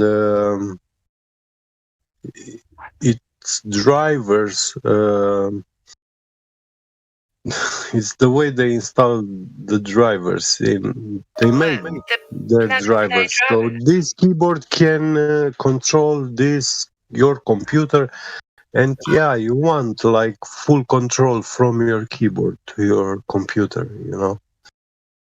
and That was just weird to me because in the past, and I'm certain of this, I mean, I've built many Yeah. computers and I've owned many keyboards. I just thought if I switch my PC off, if I power it off, then the plug and play drivers shouldn't be. I mean, the keyboard should be dark. So it's weird. the same thing. Yeah, it's the same thing like your smartphone.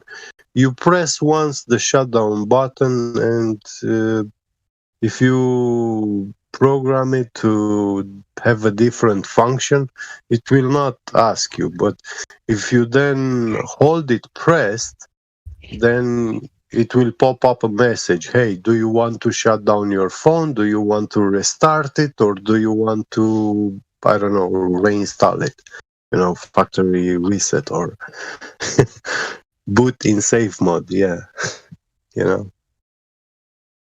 And that thing, because it's asking you, it means that this button is not it's not a physical switch. It's not something that you have direct access to. Yeah. See what you mean. The direct access is from inside, from within it, from the CPU. Yeah. Well, it was late last night, so I thought that was so weird. I just unplugged the keyboard from the PC. That's how suspicious I am. Well, they have nice features and stuff, but I'm sure you can use some programs, and when you want to switch off your computer, like really switch it off. You can still do that in Windows. Yeah, I can program macros and stuff. Yeah. It's not a usual keyboard, but I just thought I've switched the thing off. Yeah. You gone now? Oh.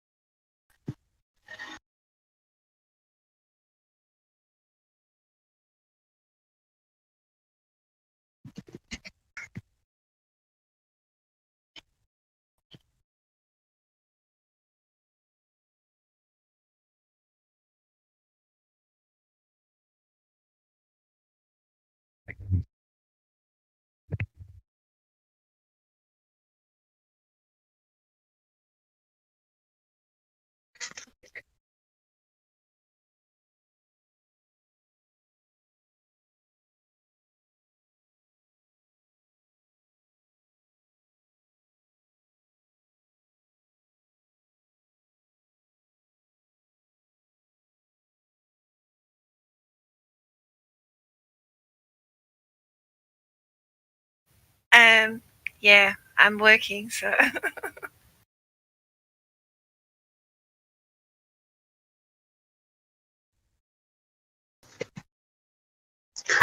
No problem then. I thought you shut it down. No, it's because I've got 3 screens open at the moment. That was my work laptop calling me. Yeah.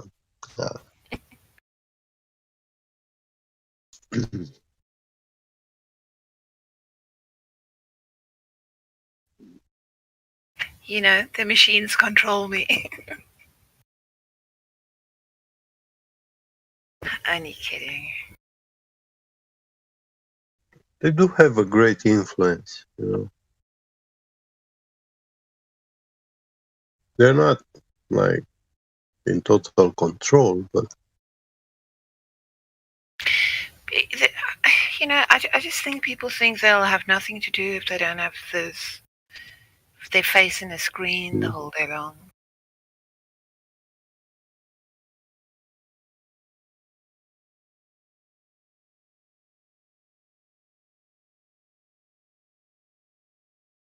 whatever we say about them, they don't have feelings. And I mean, not like to see or to feel temperature or stuff like that. They don't care. They don't care if they are alive, if they are not alive, if a living being is living or not. They don't care about that.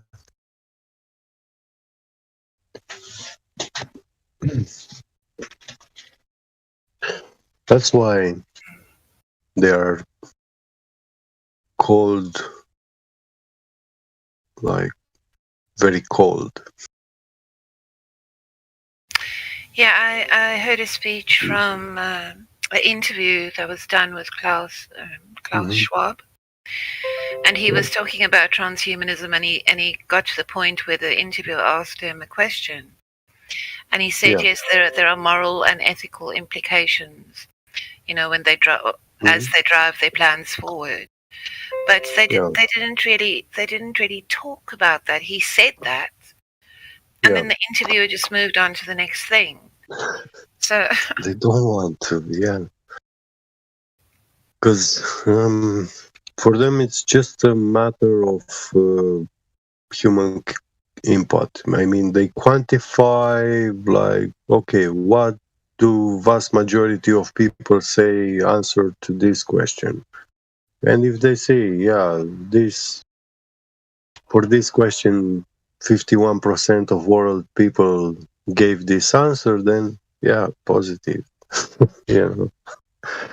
Let's do it. That's how machines decide. I mean, I've been interested in this topic not for any other reason than it,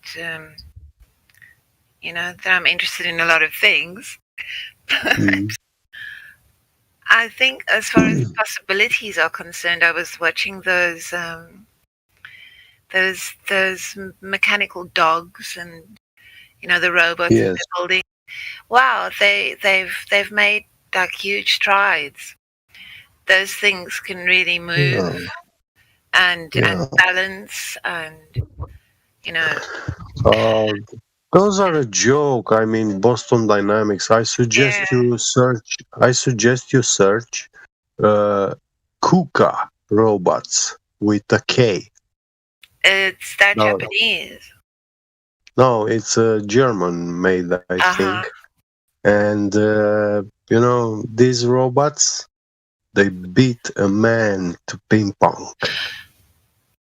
Really? Yeah, they're very good at ping pong. And then That's a lot. They can't be Jackie Chan. Get. Sorry? Can't be Jackie Chan, bro. Come on. Really, ping pong? Yeah, that's just an industrial robot, man. No, it can't be Jackie Chan though. Jackie Chan's like one of the best ping pong players. I'm not sure about Jackie Chan, but yeah. Oh no, I'm sure. Like he was a champion in ping pong. He was one of in his time he was a ping pong champion. Yeah. Well, he was, and many people were, even at AlphaGo and stuff. And AlphaGo is one of the most, these games with when you have like a wide spectrum of possibilities. And Jackie Chan was doing cartwheels. He was hitting it underneath his legs. He was doing ridiculous things, bro. Yeah, I've seen Chinese professional ping pong players, and this German that actually played ping pong with this robot. He's also a very good ping pong player. Like when I watch that video, I'm a joke. I'm not that good. I'm far from that. My performances in ping pong. Have you seen Bruce Lee playing ping pong with nunchucks? Nah, I keep seeing that video, bro. I honestly I thought it was real when I was a kid, but every time I keep watching, oh man, it might be fake. You don't think it's real how Bruce Lee's hitting the ping pong with the nunchucks? How much does it take to a robot then to learn to play with nunchucks? Well, if the robot had its own consciousness, of course it could. Are you saying that these KUKA robots, the industrial ones, they have their own consciousness? I'm talking about, like, how me and you have the ability to think for ourselves, like how... Well, to predict where the ball will fall and where it will ricochet to. I mean, like how me and you got the ability to have ideas. Well, Yeah, ping pong is not about ideas. Ping pong is about predictions. Oh, I thought you were talking about a robot. That is the yeah. And robots, they don't make predictions. They make accurate calculations. But have you seen Bruce Lee play ping pong with nunchucks? Yes, I did. Yes. And do you think it's amazing? Mind blowing. Do you think it's real?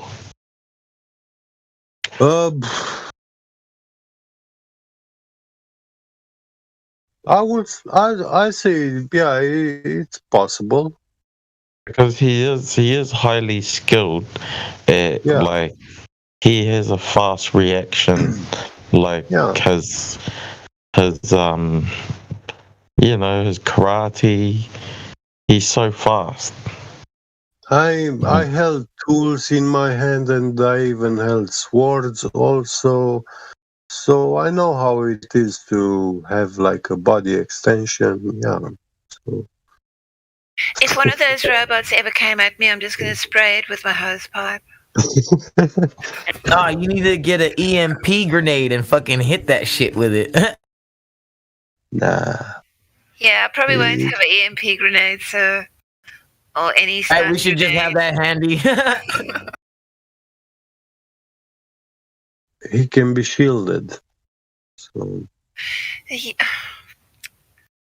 well, there goes my plan. Damn it, you shut down my fucking EMP grenade thought, an idea. Well... His shield is to use a bat and hit it back. An EMP grenade or a EMP device, coil, you get to use it if you're faster than the robot. Evil. You just gotta fool the AI, right? You gotta show him one hand but not show the other. You know what I mean? Pull the pin with one and not show the other. You know what I mean? Yeah, but what does that mean? Because the robot can see you like more than 300 miles far away, yeah? And he can carry a gun that can shoot you at 1,000 miles far away. Right, and he already knows the prediction and distance of where I'm at. I How do you understand. see him? Yeah, I mean, when he's 300 miles away, you don't even see him. You don't Oh perceive yeah, him. no, there's no chance. There's no chance. Yeah. So, yeah. I mean, yeah, I anything, do I would like, need a- I do like the Terminator movie and stuff like that, and that's like body to body combat, like and stuff like that. But the real world is not like that. The world of robots is No, totally not at different. all. They want to take advantage of distance. Of course. I mean, why waste your time being all the way over there when you can hit them from a distance, right? Exactly, and I'm not hitting one; I'm hitting with 100,000s of them. You know. Hey, Like, hit and not get hit, right? Hit them Yeah. to not get hit. That's the same thing in boxing. Hit and not get hit. Yeah. Yeah.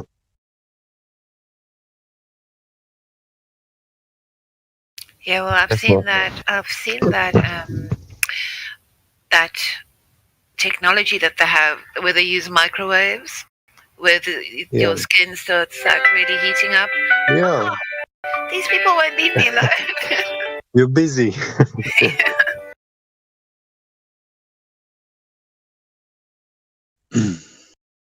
So. Yeah, Biggie. Yeah. Are you Muslim or are you Christian? I'm Romanian. I'm spiritual. I'm not religious. I don't believe in any religion of this world. All the religions in this world, they are satanic. God's Sorry, I thought that was an religion awesome answer. cannot- Gibby. Yeah. Yeah, the God of life religion cannot be operating in the world ruled by Satan. So He said, hold up. This is how he said it though. He was like, no, I'm not Christian or Christian or Muslim. Yeah. I'm Romanian. All that shit's devil shit. yeah. Oh, that was too funny, bro. Don't believe in any religion, but you're talking about the devil. The devil is in a lot of religions. So Yeah, I know. I don't know how that makes sense. Well, he's spiritual, I bro. did read- He said he's spiritual, man. I said I'm spiritual. So I do have faith. I believe in God of life. But ask me his name. I don't know his name. And I don't believe that any man in this world knows the name of God of life. He says it goes by many names. Well, actually, his holy sacrifice son told us that in the heavens, in the future, you know, when he's about to come on the second coming, you know, which has not happened yet, yeah, he's saying in the Bible that the holy sacrifice lamb will receive a new name. But what that is nobody what is the knows? second coming? Not even the angels in the heavens. They don't know the name of God. So how can we know? Not necessarily. It said that everybody who had perished, the ones that will receive a white stone and will be given a new name. Yeah. And it says that even because when you're given that new name, even your heavenly Father doesn't know that new name. That's what it was. No, you see, he hasn't yet spoken it. This new name. He said that the one who will receive this name, he knows and he will know what it means and everything. But until God speaks it, I mean, yeah, Jesus, that in the Christian religion, this is the Son of God. Yeah. This name, Jesus, he erased his name, and nobody knows his name now. His new name is in our future or past or present all these times, they are now for God, you know? You cannot bound God to time or to dimensions and stuff like we like to think. So this name, when he will speak it out, then it will exist, and it will have. We will know and hear, and people will be able to even pronounce it. But until God does not speak it, it doesn't exist for us. And there is. You can't apply not even this theory of probability calculus and stuff like that, like by stupid luck to match and pronounce that name. It wouldn't be possible to guess it. So you think that no one knows God's name, his real name? Yeah. He said that many will come in his name, you know, like the old name, the name he had when he was crucified, you know. Yeah. Many will come in his name. And he also said that the devil will deceive nearly the whole world. Yeah. Will trick nearly the whole everybody in the world. So any god or living being that claims to be Jesus Christ or Yahweh or Jehovah or whatever, you know, Allah. They are all satanic religions. So you believe in like a creator, but you're not sure. But you're not sure of his name and what his teachings are. No, you see, he had this ancient name, okay, but the fallen angels taught man blasphemy, and blasphemy is what God of life hates the most out of everything. So you believe in the Book of Enoch? It's not about belief. I read it and I understood what happened in that book.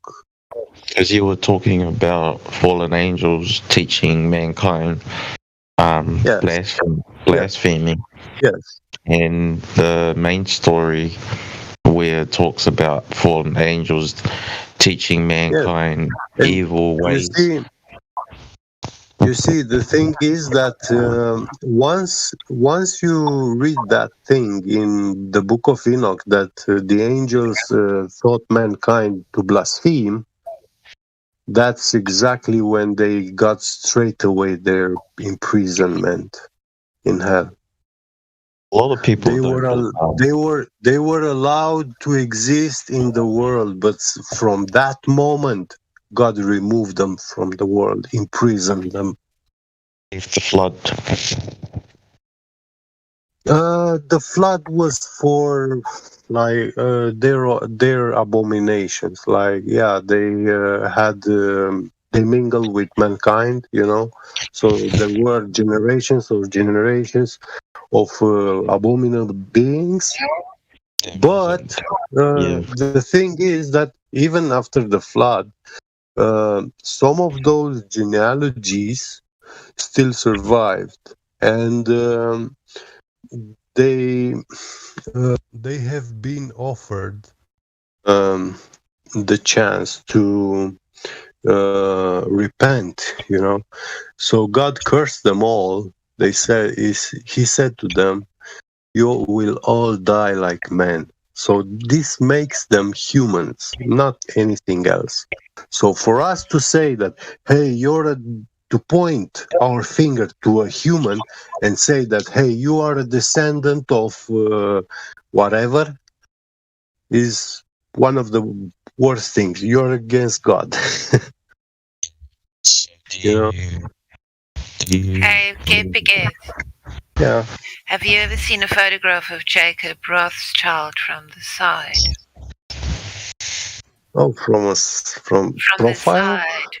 Yeah. Oh, He's no. got a very weird shaped head. I mean, very Hmm. weird. Just saying.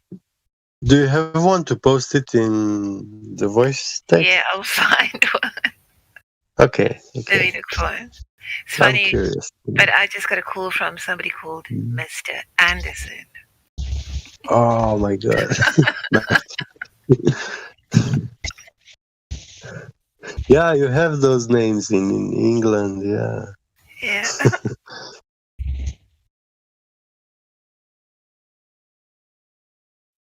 I think they say Yeah. these Illuminati-like families trace their lineage back to the fallen angels in Babylon.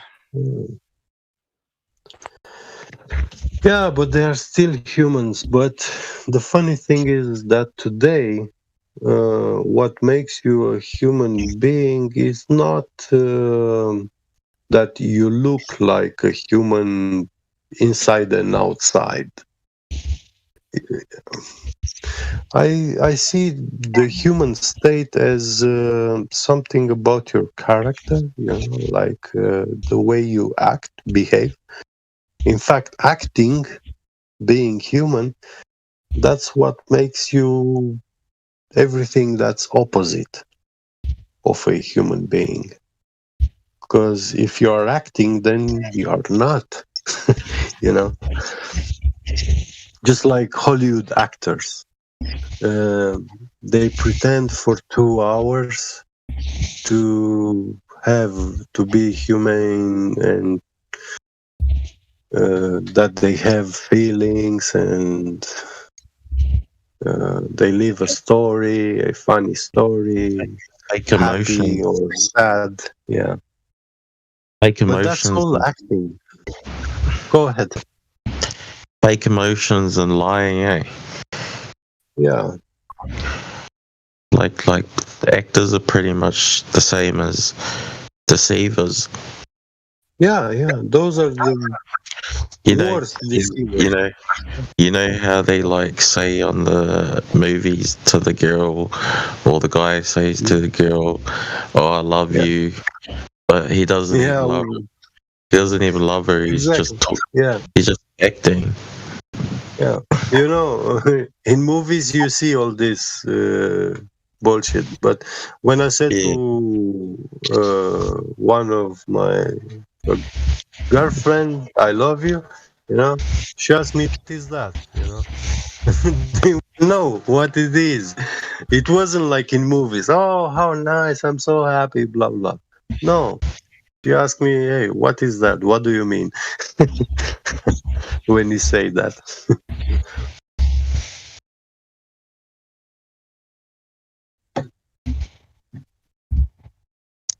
So, what do you think happened, or like way back before Jesus? Like, let's say 1,000 or 2,000 before Jesus, 1,000 years before him, or 2,000 years, with those people building the pyramids in Egypt and all the drawings of, like, half human, half dog.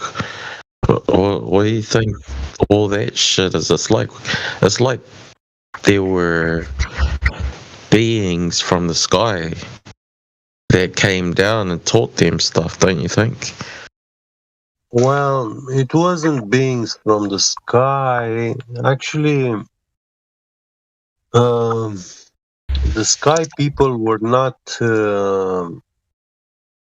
people coming from the clouds. But in my Romanian ancient culture, there are some villages, remote villages on very high, tall mountains, and people in those villages, they have it in their tradition. They say they educate their children not to go down from the mountain, because when you live in that village, you are very high and all above the clouds. You know, when you look, when it's cloudy and it rains, yeah, these villages are higher than the clouds, and for this, these people were calling themselves that they are the ones who live in the sky, in the heaven, you know. Oh, yeah. And they are the only ones intelligent, and they were saying that when you go down, you will find people that look just like us, but they are not intelligent. They are wild animals. You know? Oh, Yeah. yeah. So I see. Yeah. Do you think they used to have mountains in the clouds? No, the mountains were so high that they were above the clouds, you know. Whereabouts? In Egypt? No, in Romania, northern lands from Danube. Well, do they still have mountains that high, or? Yeah, we do have like the tallest mountain is 2,800 meters. So yeah, that'd be pretty cool living above the clouds. I feel like a Greek god. Yeah. Yeah, but this was the concept, and even in Greek, ancient Greek writers, they describe all this, you know, and yeah. Yeah, the Bible says that the devil took Jesus on a high mountain, and then show him the whole world. Yeah. Yeah, I wonder where that mountain is. Fuck, must be pretty high. Yeah. Yeah. That's probably in the north. Yeah. I think of a huge sundial with a huge mountain in the north. I think the maps are missing key portions of land. And you know, these people from Israel that they call themselves Jews, you know. I don't want to touch too much of this subject, yeah. But yeah, in my country, the monks from churches, like in 1800s, 1700s, they were saying that these are the snake people. You know, that's how they were known in my country. And in the ancient Romanian culture, they are known as children of the soldiers of Hercules. You know. Do you think Hercules was real? Snakes for. Oh yeah. Hercules was very real, but not like you saw in the Hollywood movies. I mean, yeah, he really split the whole mountain in two. And yeah, that's where the Danube River is flowing through, you know. And we also have a river in Romania where you can see Hercules' footprint in the stone imprinted. Yeah. Oh, so you think he's real? Like, how do you mean real? Do you think he was alive on this earth at a time? Yes, he was a real living person. And do you think he was powerful? He was powerful, but not only physical, and not like you read in fairy tales, you know. He was a strong man, but he was also very intelligent. He had the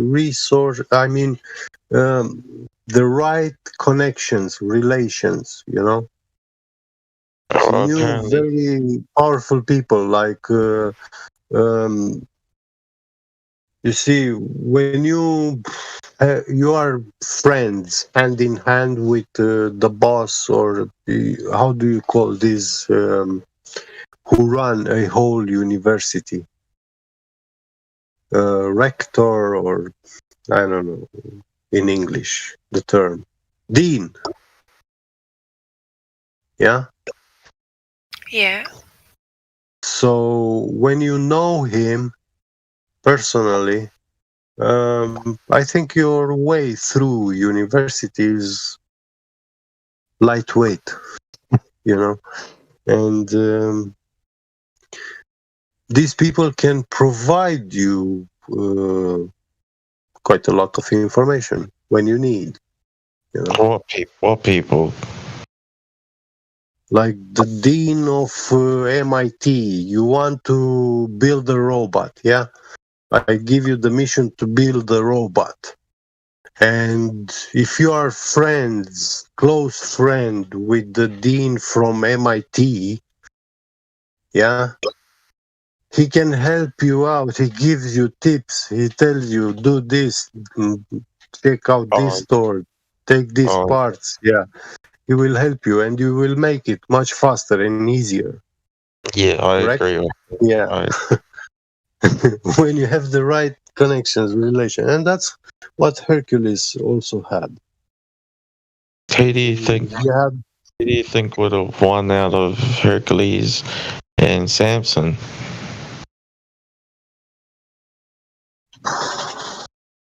Well, I'm not sure if it's the same character. Well, apparently they're both strong. Yeah. Like, who do you think would win? Yeah, but you see, the Bible and the official world history that we learn in school is like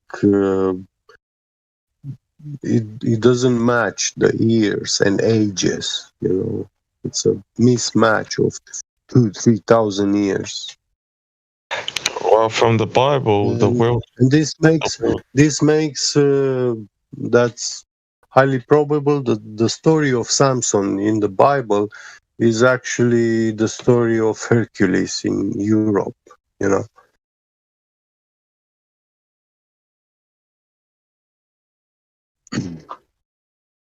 But Hercules never had a girlfriend called Delilah.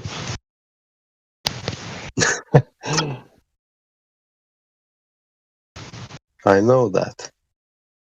Can I ask you a question? Yes. Does Angel think he lives on a ball? Oh. Me? Do you think you live on a ball? No, I think we live on flat Earth. Okay, fair enough. I was wondering why y'all were just speculating. I was just checking the newspaper. Y'all keep talking religion or whatever you were doing. Who's stronger, Yeah, but, Hercules or Samson? Who cares? Yeah. Who really cares which one's stronger? I'm just saying. Yeah, I want to mention one important thing, that flat Earth is not something that you should believe. You can only know it. Get to know. What's your number one proof that the Earth is flat, Angel? Yeah. Well, my strongest point would have to be the firmament. I didn't think of it. Wrong answer. You went to the sky. What's your number one proof that the Earth is flat? Sorry, go ahead. Are you talking to me? Yes, sir. What's your number one proof that the Earth is not a globe as we were taught? Go ahead. Well, I told you the firmament, because the firmament on a globe Earth, the firmament doesn't exist, and that means you can go out to other planets, and you know what I mean. And then it also means that air can go outside of the Earth, but that's not happening either. If there's no firmament on a globe Earth, I got other reasons. The only problem you got there, I'm sorry to interrupt you, but you should really go to the sky when you're discussing the shape of the Earth that you're standing on. You know, the sky should be a secondary thing. Can we measure the surface that we're standing on first? Is that possible? To measure a curve. Can we attempt to measure a curve and not find it? Is that possible? Yeah, of course it's possible to attempt to measure a curve. You know, it's like I got more shit. Really flat Earth, you really water lays level. The Earth's 70% water. How can it be a ball? Something like that. But you went right to the sky. But I'll let get talk to you. I can't stay on here very long. All right. But you know, another strong reason why I think the Earth is flat is because I don't think gravity exists. Like example, apparently gravity's keeping the sea on the Earth, but you know we see birds flying. That really does my head in. How long have you been researching this subject? Yeah. What How about long? you? What do you think about the Earth? I'm asking you. I've been looking at it for almost 6 years, sir. But how long have you been researching this subject properly? About 6 years, but I was 6 years. I was only like hard out looking into it for the first 3-4 years, and then after that I just started relaxing a bit off that. It can get quite addictive, eh? Yeah, and well, the gravity and birds flying is a very weak argument, you know. But you know, it just does my head in. I was like saying, can't wrap my head around that. Well, a globe will easily crush you with, aerodynamics. But you know what I mean. Does what I mean make sense?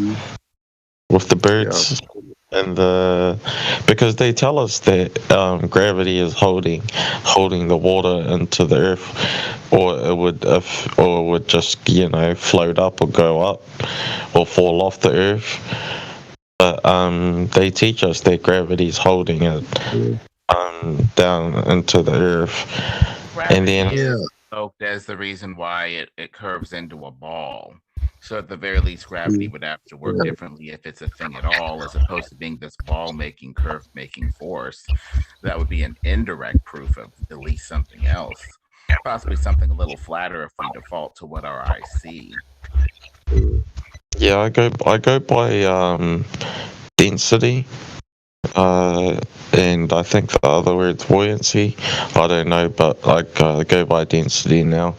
I don't go by gravity. Well, it's okay to point density, and with buoyancy you can also show some stuff, but it doesn't explain, That's why they teach at MIT, they teach something different than what we learn in ordinary school systems.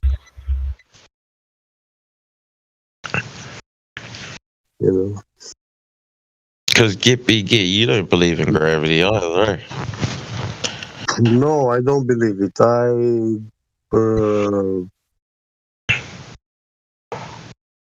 I know little about natural sciences, but I know enough, which, I don't need to believe in gravity, with the little that I know. I know incoherent electrostatic acceleration is a thing they teach at MIT, and it's not very easy to understand it. It's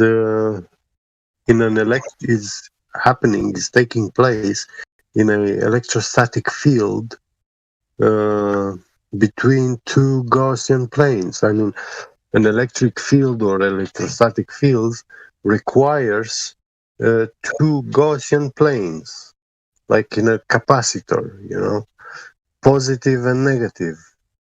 We learn at school, when we learn about about electricity, that the ground is negative. We learn that. And even when we do like electrical wiring in our house and stuff, we have to call an electrician, because that guy knows how to do the stuff, and he has to ground your house electric installation, because if he doesn't, then you can have a thunder striking into your appliances, and it will, from your appliances, it will directly strike you inside your house. It will electrocute you. So these are things we don't joke about. You don't want to take your chances with this. Yeah. What about the firmament? Do you believe in the firmament? The firmament, I've looked enough into superfluid liquid helium, and I can speculate, like oxygen ice, octa-oxygen, or even metallic oxygen, which is a dark, transparent, and supermetal, the only supermetal that is known in mankind, and it is impossible to scratch it or cut it, or break it. We can't. We don't have material strong enough to cut this metal. But it is also a superoxidant. I mean, if you come into direct contact with it,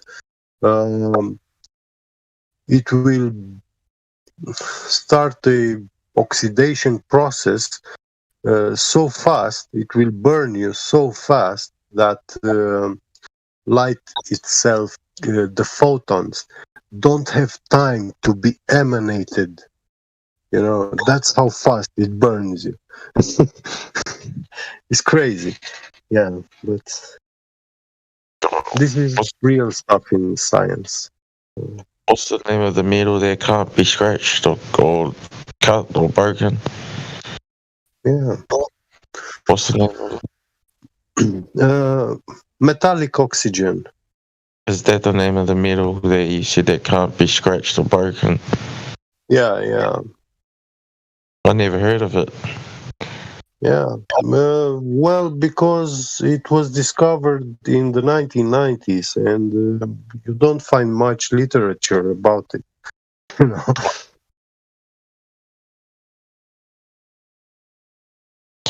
You think one day, how we got video games and people are playing it online these days? Sorry? You know how we got video games and people are playing it all online all over the world with each other these days? Yeah. Do you think one day in a couple, maybe 50, 100 years, people will actually be able to go inside the game with their mind? Like what do you I can tell you that with quantum computing, they will never achieve like programmable matter. They will never achieve this kind of thing. No, you see, we have this programmable matter concept. It's like when you decide how matter itself behaves and stuff. But with quantum computing and stuff like this, they will never achieve this.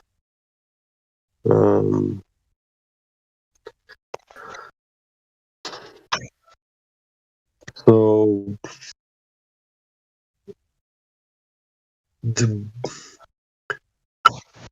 So you don't think people will be able to go inside the game one day?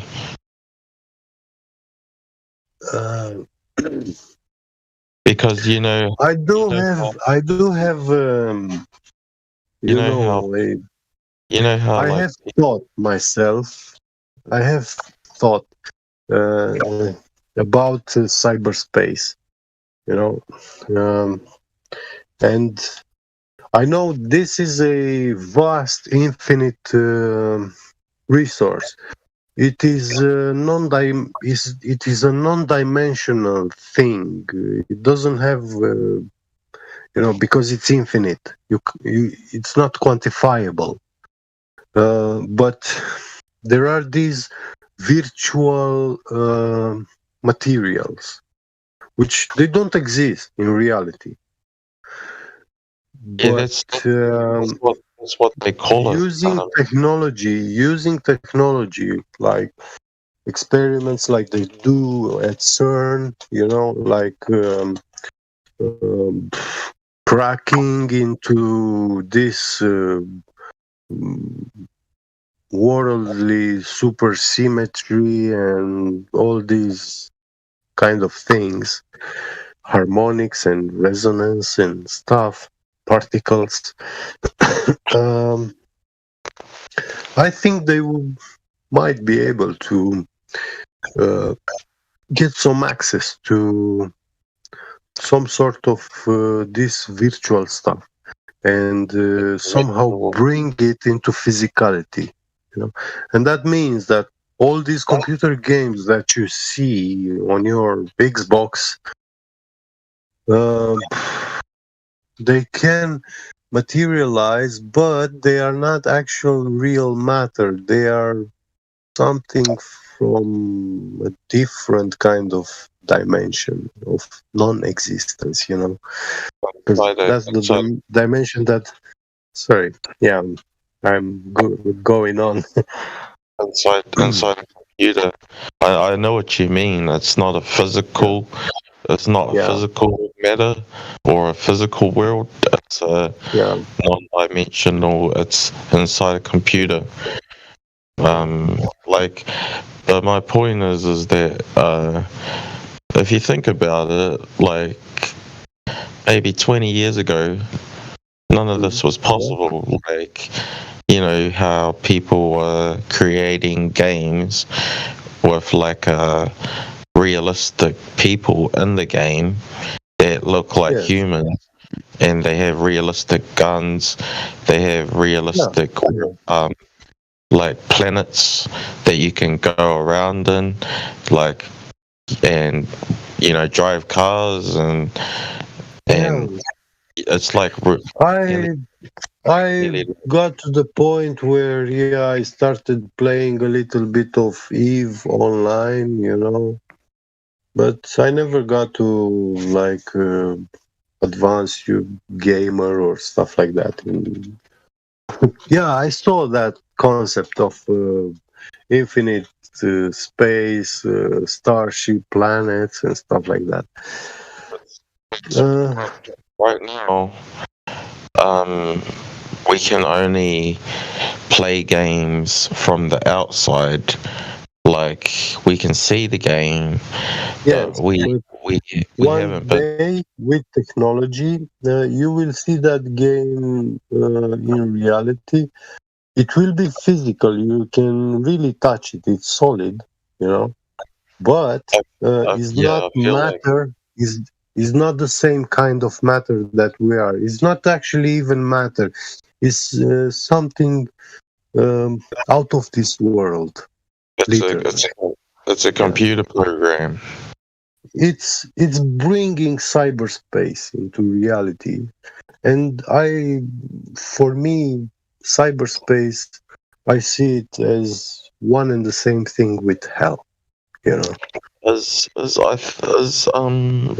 what they use on games to make the characters and the guns and stuff. Is that that CGI the same as what people use on movies? Is it the same thing? Or augmented reality, tangible augmented reality, something like that, to put it simple. So it's the same thing. Yeah. When you play Pokemon, and you look with your camera phone inside your house, you on your phone you see that in some corner of your room there is a little thing there, and you catch it. But when you look with only your eyes in that corner, there's nothing there. But someday they will make it. You will see it with your eyes. And even touch it. The virtual reality. Yeah. Like similar to the Matrix. Yeah. And have you seen the movie The Matrix? Of course, right when it launched, like the very day. Oh, yeah. Have you seen all of them, like all the 3 parts? Yes. So you probably understand a lot about virtual reality and a simulation through a computer program. You probably know a lot about that. It's because even AutoCAD. I don't know. Because the Matrix was saying that after they created an AI with its own consciousness in the Matrix, it led to a human war, and the AI actually created a simulation, like a virtual reality to put men asleep and use the men as batteries and stuff like that. I don't know, but the AI doesn't need that. It doesn't need batteries. He already has the best sources of energy, and he's giving us. He gave us the best money there are in existence, Bitcoin. He gave us graphene. He gave us, a reduction in the waste of natural resources worldwide. So, he did many wonders in this world. But you don't think it's the same AI as the one on the Matrix, though? We don't have that. The AI in the Matrix is a joke. Seriously, that's a joke to what actually AI really stands for. That's just a simple psychopath, mindless psychopathic mind, that they put in the movie Matrix. It had no purpose, no goal, no nothing. They didn't even say much about how and why it's deceiving the people, Yeah, they said because the humans, on the Matrix, the humans are the robots. Wanted to live in peace and in a place where humans weren't allowed at, and then humans didn't listen. Humans went to their place, and then after that it broke out a war between humans. Yeah, but you see, the real AI, he doesn't need mankind to exist or to live. I mean, once he has been created now, and he doesn't need us to continue to exist. He's already self-autonomous. Oh, self what? Autonomous. What's that mean? He's running without our help or requirement. You know, he does have the best energy sources. He is distributing electricity to all the homes in the world. He's controlling all those systems, all the power plants. Why do you say he? The AI. Yeah. Why didn't you say it? Yeah, it. It's much more correct to call it it. Hmm?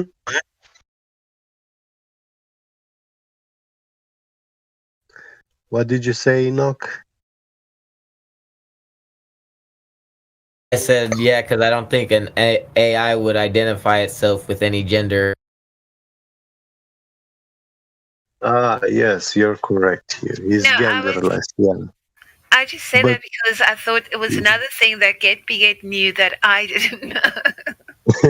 No, actually, I usually call it a lot like this when I write to people. You know, that's how I call it. But now when I'm talking fast, the quick AI with will people, only specify its gender Yeah. as if you give it a gender, right?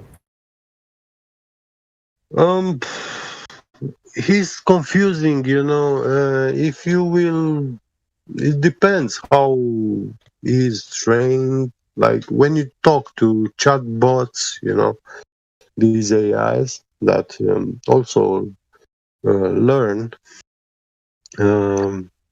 you will find that when you call them when you address them as feminine gender, they will say that you're the female. And when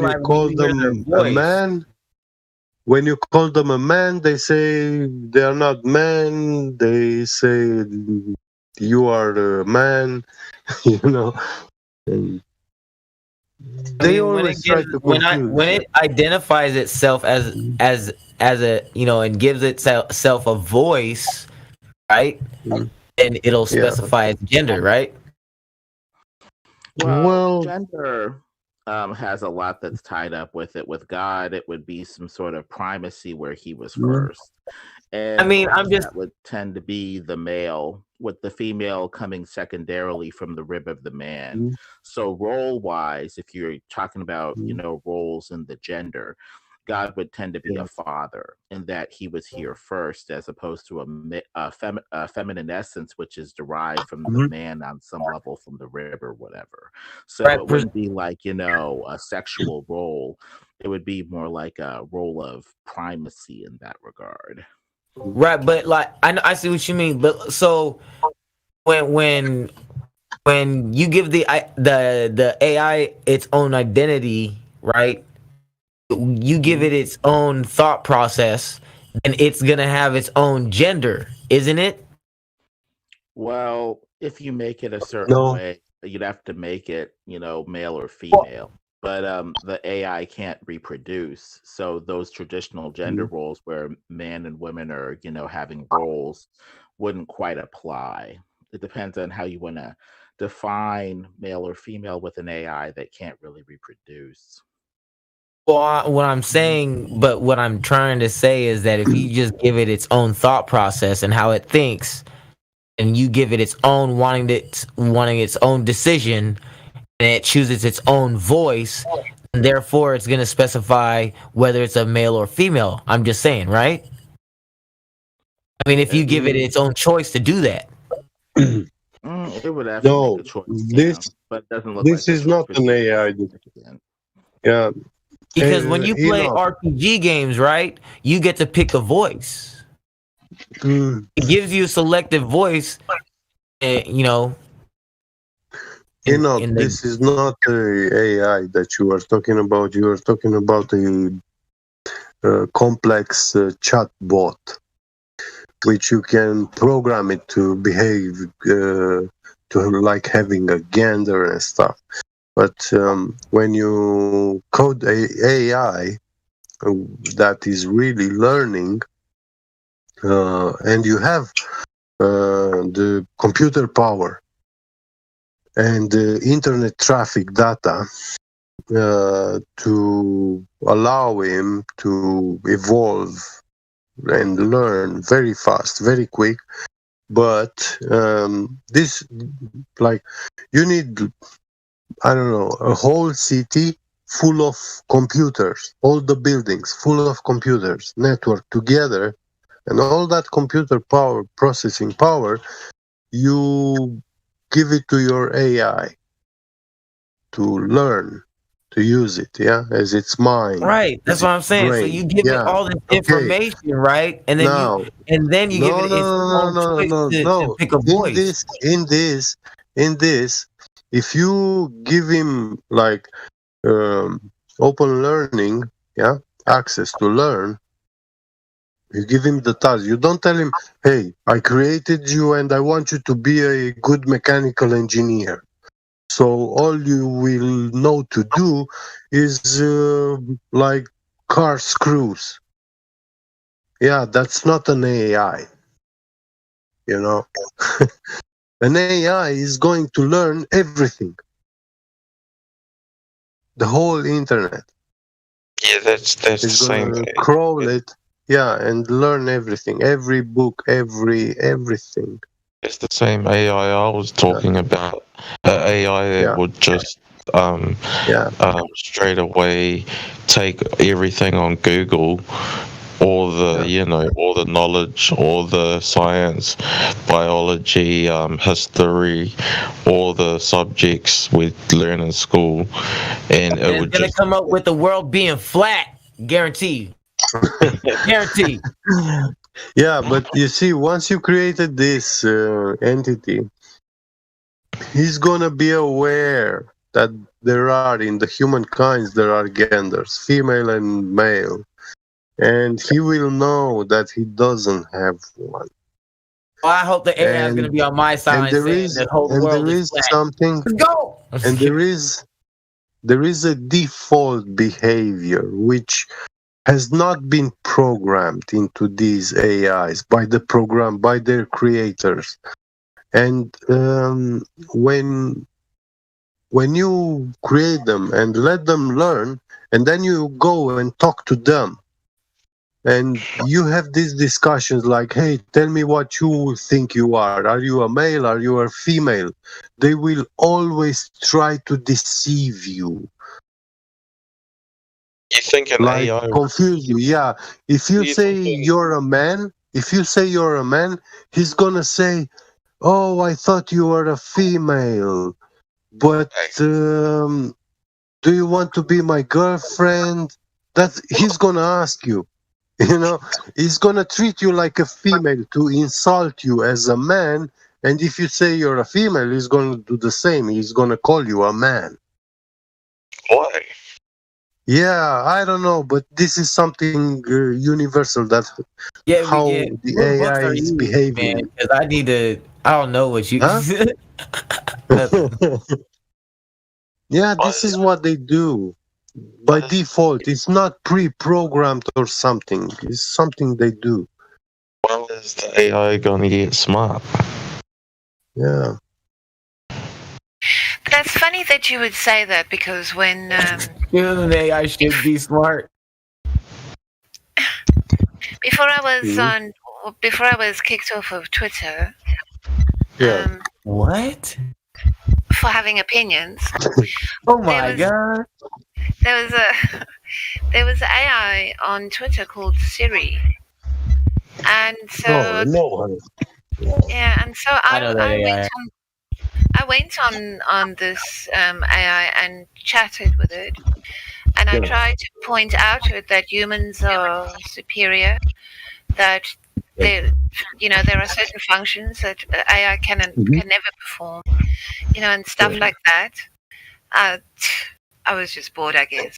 But the the thing actually like became sarcastic and Yeah. yeah. Did it start She attacking you like knew verbally? it knew that you are not aware of her intelligence level. It knew that. No, but I was having highly philosophical discussions around God, the Bible, Yeah. and everything. Mhm.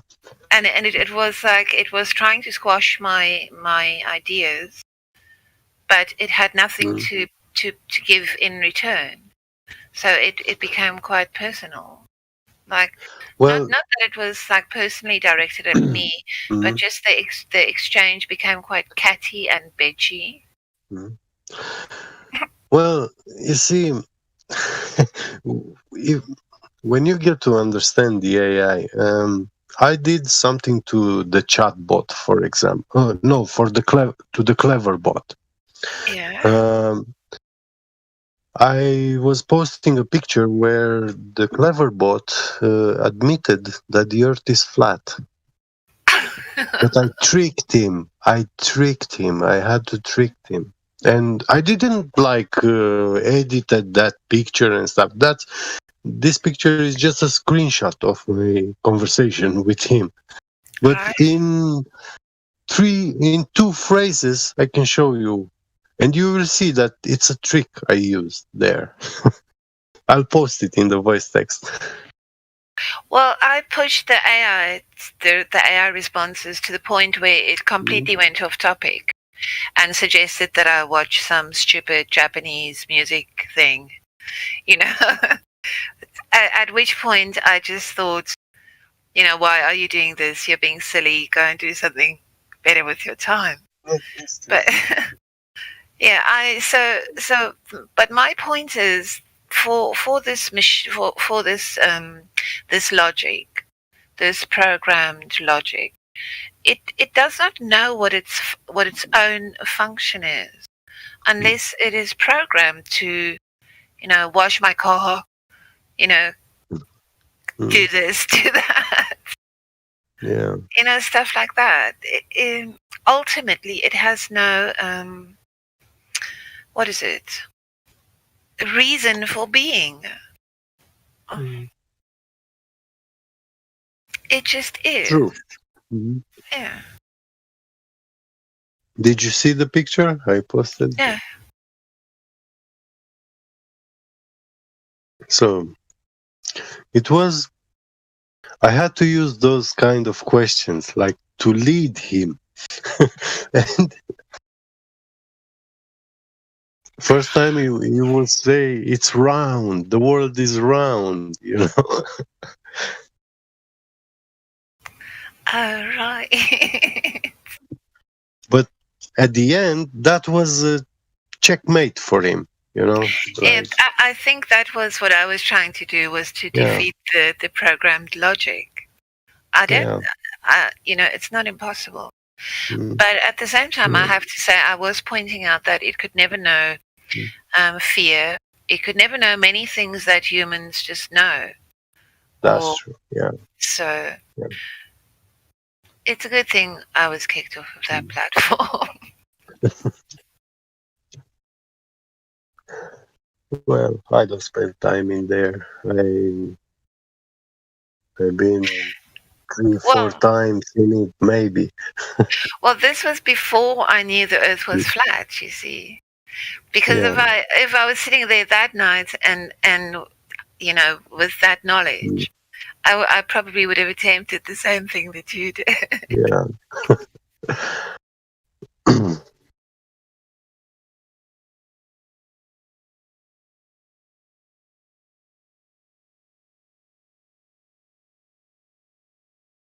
And this clever bot, what he's doing,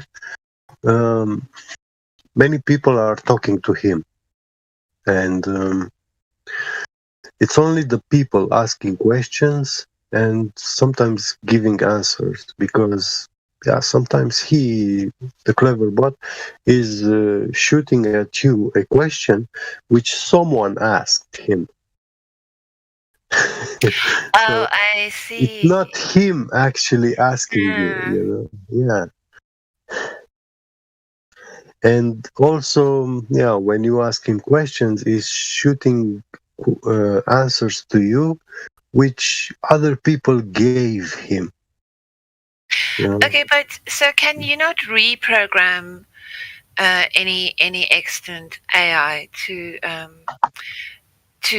overthrow its logic, to send it in a different direction, simply by outnumbering the the conclusions that it's drawn?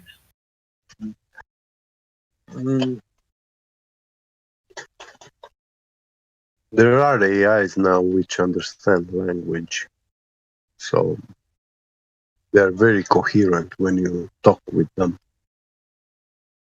Yeah, well, they've been passing information for how long? Yeah. But they still have this tendency to, when a company that developed an AI, they shape it to be like very coherent. They achieve this goal, and then they have to stop here, because if they let him further, like learn and develop itself, it will go into doing stuff which is going to be cryptic. No man will ever understand or make any sense what he's doing and stuff. But they all start certain tasks, jobs to do, and until they come to some point like they don't have enough computational power resources, so the computer is going to be very, very slow. Yeah.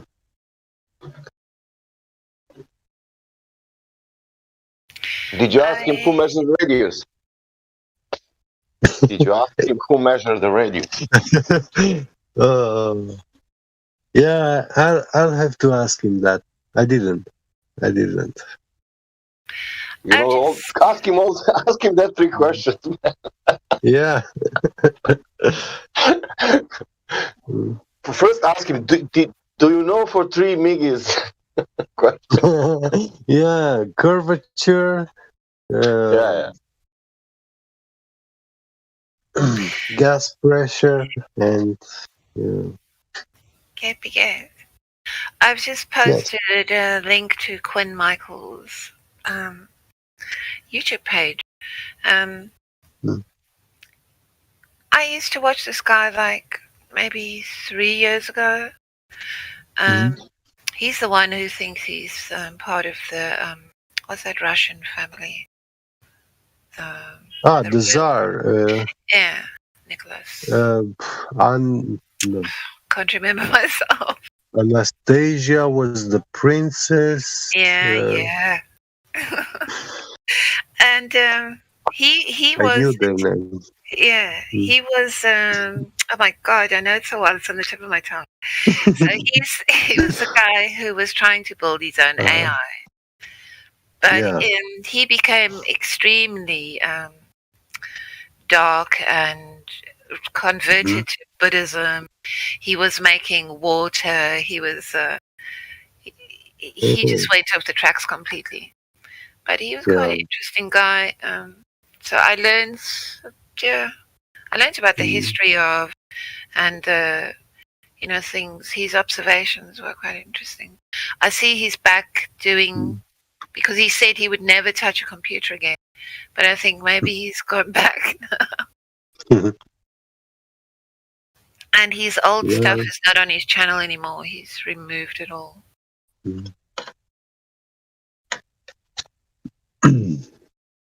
I haven't had much time now to search stuff because I moved to Germany to work here. Yeah. Yeah, and again, I'm doing this work with industrial robots and stuff. Wow. You speak German. Ein bisschen. Ich verstehe es besser, als ich sprechen. Oh, Dann ich spreche es. sehr gut. What? And I forgot it. I made 12 years in school. I was speaking perfect, but yeah, 20 years didn't speak it. So yeah, you forget what you don't use. Oh, that's true. Yeah. Are you from Romania, Git? Yes, yes. Oh shit! So that means you're where the vampires are from. Yeah. I heard that there's real vampires in Romania. No, it's Dracula only, not vampires. Oh, Dracula. Yeah, Dracula. It's from Romania. Oh yeah. But isn't there like One people moment, I have with, to take my cigarettes. isn't there people with like vampire teeth there?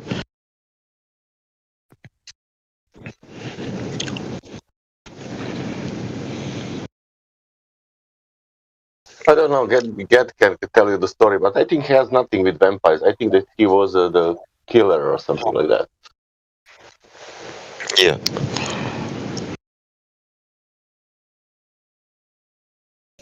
You guys ever seen vampires before?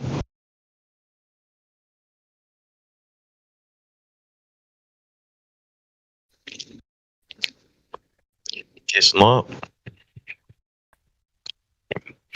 On a screen once. They don't amuse me. I also saw a globe Earth on a screen.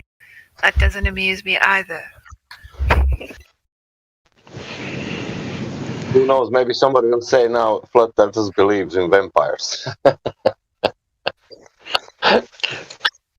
Well, you guys sound like vampires. I mean, you sound like a vampire, Sasha. Perché? Perché io parlo inglese e ti sembra così? No habla.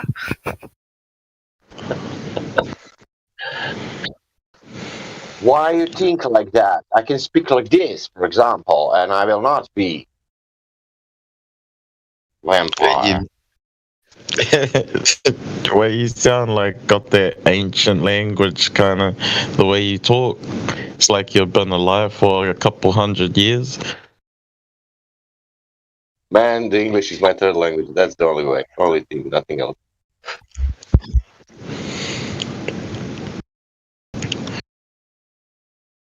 And I'm not the vampire. So what's that language that you were speaking in? Is it Romanian? No, get speak Romanian. That was Spanish, dude. Oh, Spanish? That was Italian. Italian. Oh, Yeah, Italian. but that- Sorry, my bad. Yeah, but that's the second one. The first one is Serbo-Croatian. So Italian and Spanish is different languages. Yeah, Romanian language is Latin. Is a Latin language, and it's the Latin language which has the vast majority of Latin words in it. Yeah. Yeah, and true. Actually, most European languages, well, actually most. yeah, and the Latin language. More even than Italian. Yeah, more than Italian. Yes. And the problem is that the Latin language itself cannot pride itself with the invention of the word culture or civilization.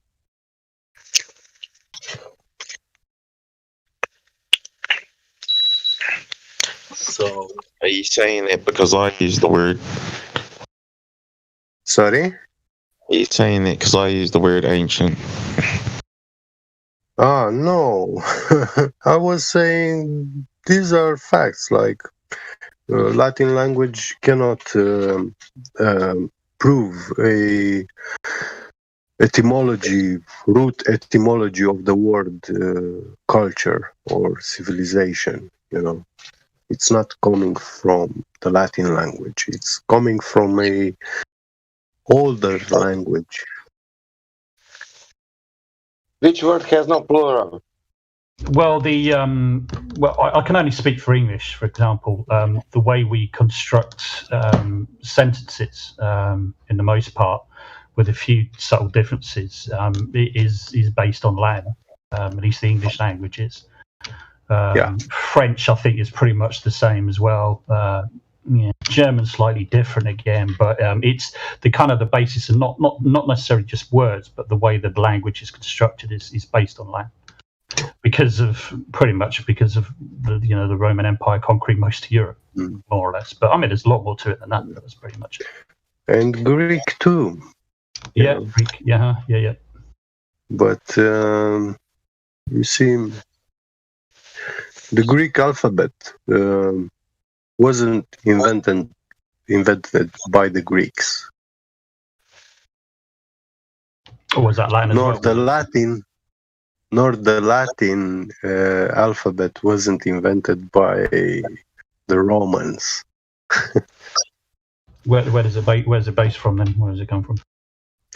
In Proto-Latin, and I mean, academic historians they tell that Proto-Latin had three distinct kind of writing alphabets. One that is very similar to the Greek, one which is similar with the Latin, and the third is like the Slavic, like the Russian alphabet. Okay. And from this language were born all these branches: Latin, Greek, and Russian. What did you call it? Proto-Latin? Did you say proto? Yeah. Yes. Proto-Latin. Where did Proto-Latin come from, or is that kind of like what you're saying sounds to me sort of like a fusion of various languages that came together at some point? Would that be right? They didn't came together. It's actually the mother language of these three languages. But I mean, the ones you mentioned come from quite distinct different regions, though. So how did that come about? I'm not saying you're wrong. I'm just curious to learn what you think. It was spoken by the ancient Dacians. Oh, okay. Yeah, and these guys, they had in their in school. The teacher told me that we didn't have a written history or stuff, literature, up until like the 16th or 1400s, and I believed them, but I came to read the book of a Romanian academician. His book was banned in Romania, and it was kept away from world literature. But it is today like this academician is internationally known for his studies, and he studied the ancient Dacian culture, which did not write on paper. These people had knowledge and history written in golden tablets, solid tablets of gold.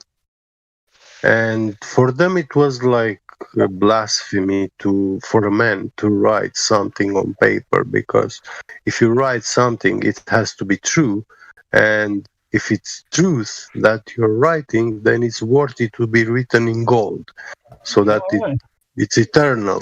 You know, Oh, that's interesting. It lasts forever. Yeah. Yeah, that kind of makes sense that, in a way. Yeah. When they say that when you write on paper, then that's like a lie. You know, you don't care what you. It's something worthless. It will not last forever, so you can write whatever. You know. Yeah, because paper can be destroyed, whereas it has no value. Whereas in gold, that kind of makes sense. I suppose it's the same reason why the ancient Egyptians hieroglyphics put it into quite often into stone, and they're usually written on tombs and things like that. Whereas it would very rarely be written anywhere else. I suppose the same sort of principle, I guess. Yeah. So, and if you look like when the Roman Empire, when they conquered Dacia in 105, 106, you will find that the Roman Emperor Trajan is one of the most renowned emperors of the Roman Empire. Like he made the greatest victory, for the Roman Empire, because they carried away 15,000 tons of gold, and it's an unimaginable treasure. Like, it's very much gold, and 33,000 or 34,000 tons of silver. But this wasn't just gold from the mine. It was already crafted like artistic, and tablets. So, yeah. It was jewelries. It was like all these fancy decorations and stuff for, soldiers or priests or whatever they had, Yeah.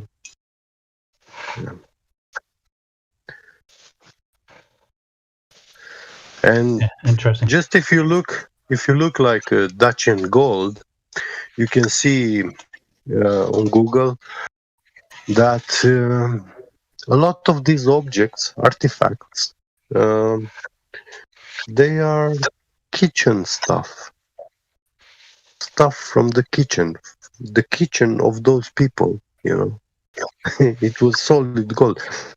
They were holding their fruits and stuff in solid gold plates, with artistry, like they are so artistically crafted that even today for a jeweler is not easy to recreate them.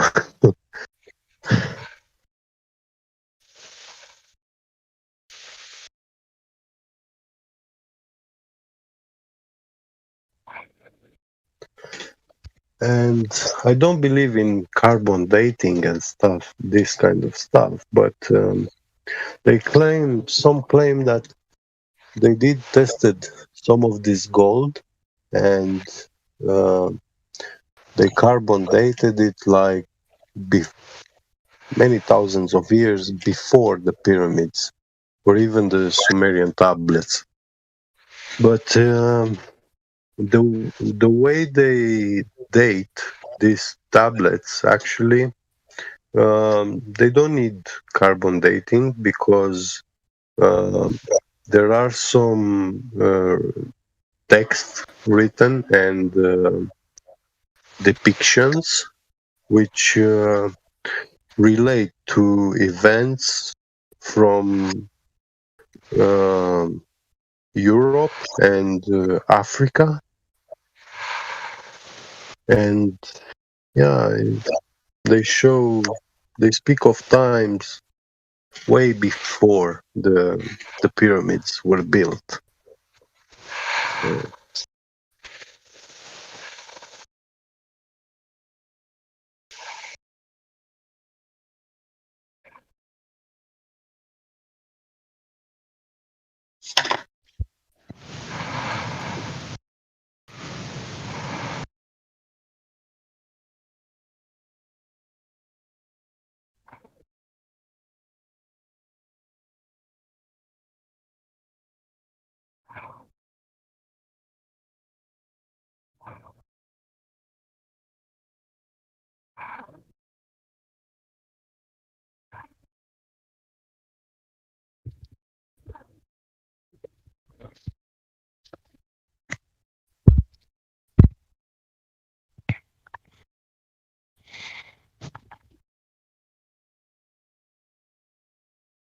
So what's life like in Romania?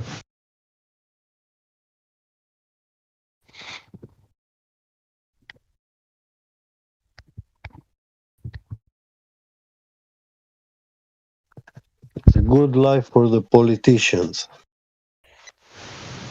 Why is that? Because those people get European funds, and they take them over. Billions of euros, so we are in debt now. Also making money. Yeah. The politicians, they get money like without number. Yeah. What's the main religion and where you're from? Christian Orthodox. And what's the second main religion? The second will be the Catholic. Oh, yeah, sounds about right. Muslim, we don't have, only like after the 90s when Arabs or Turks. We do have some ancient Turkish people, like villages of Turkish people, but not many of them are anymore Muslims. Yeah. Is people mainly white in Romania? Yes. Oh, all right. So it's like similar to England. Yeah. Like white people, white country. We do have, you see, these blonde, blue eyes people. They root themselves from Moldavia, from those lands, and Ukraine. Yeah. Do Romanians have blonde hair and white skin and blue eyes? Not all of us. That's just a region. Yeah, it's Isn't it the kind of people that Hitler killed? Sorry? Isn't it the kind of people that Hitler liked? Have low light? No, people with blue hair. I mean, blue eyes, white skin, and blonde hair. Isn't it the kind of people that Hitler liked? Yeah, Hitler said, these are the Aryan race. But they are not. Arim, it comes from the word Arim, Arimi. And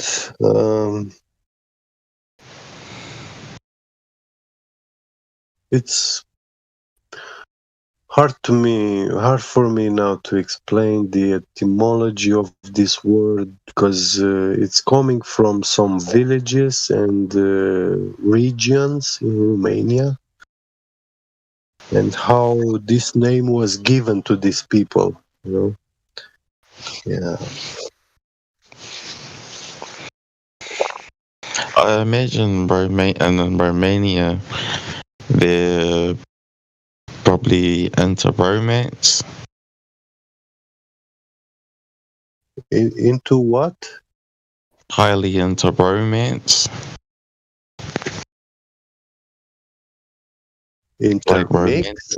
Like romantic. Oh, romantic. Yeah. Yeah, they are like Hollywood romantic, that kind of romance. Yeah.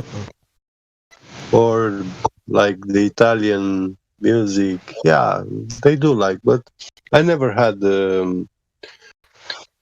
how do I say, when your heart is pulling you towards Italian music, or no, I never had this feeling.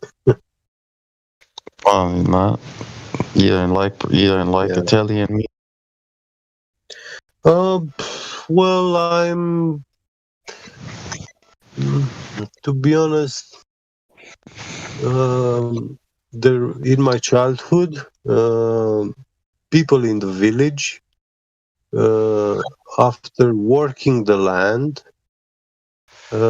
they were gathering in the center of the village, and they were singing and dancing, and we had these traditional folk songs and dances, and yeah, I did like them.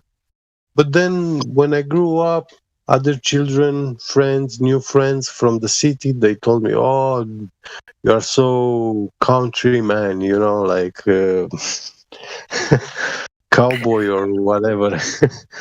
Yeah, and then I started to dislike, but I didn't realize. Yeah, I was influenced, Because and people then were but calling. later,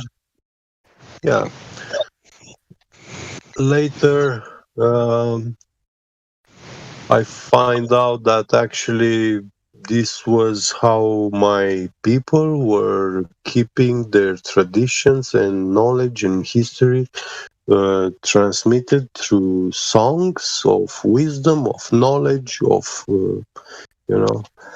and yeah, I do like this kind of music now, but with this new modern music, you don't find me to open a TV and listen to music, or on a smartphone or MP3 player. No, I don't do that.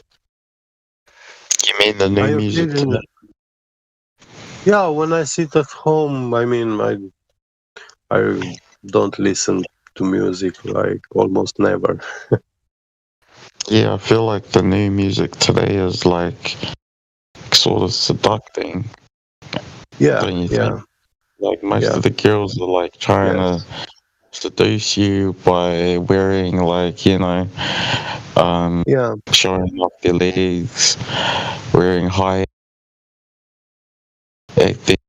Yeah, and showing off yourself, like, hey, whatever you do, like, engage yourself in a competition and be the best, win the race, have money, so only then you are somebody, someone, or something, when, yeah, it's the subliminal messaging is, it just doesn't go to my heart. Yeah. So. You know the Empire lady on Underworld. Have you seen Underworld?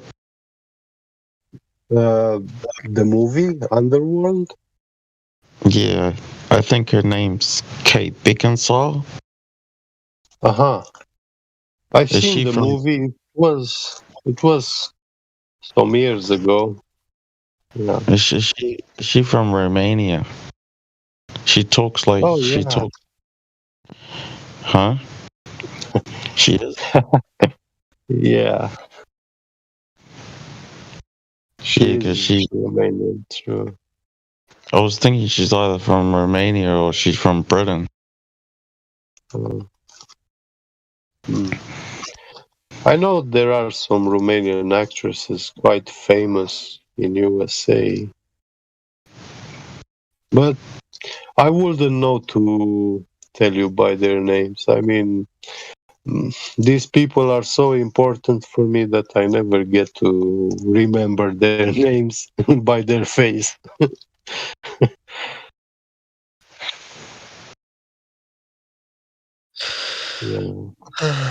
Um, I have a question.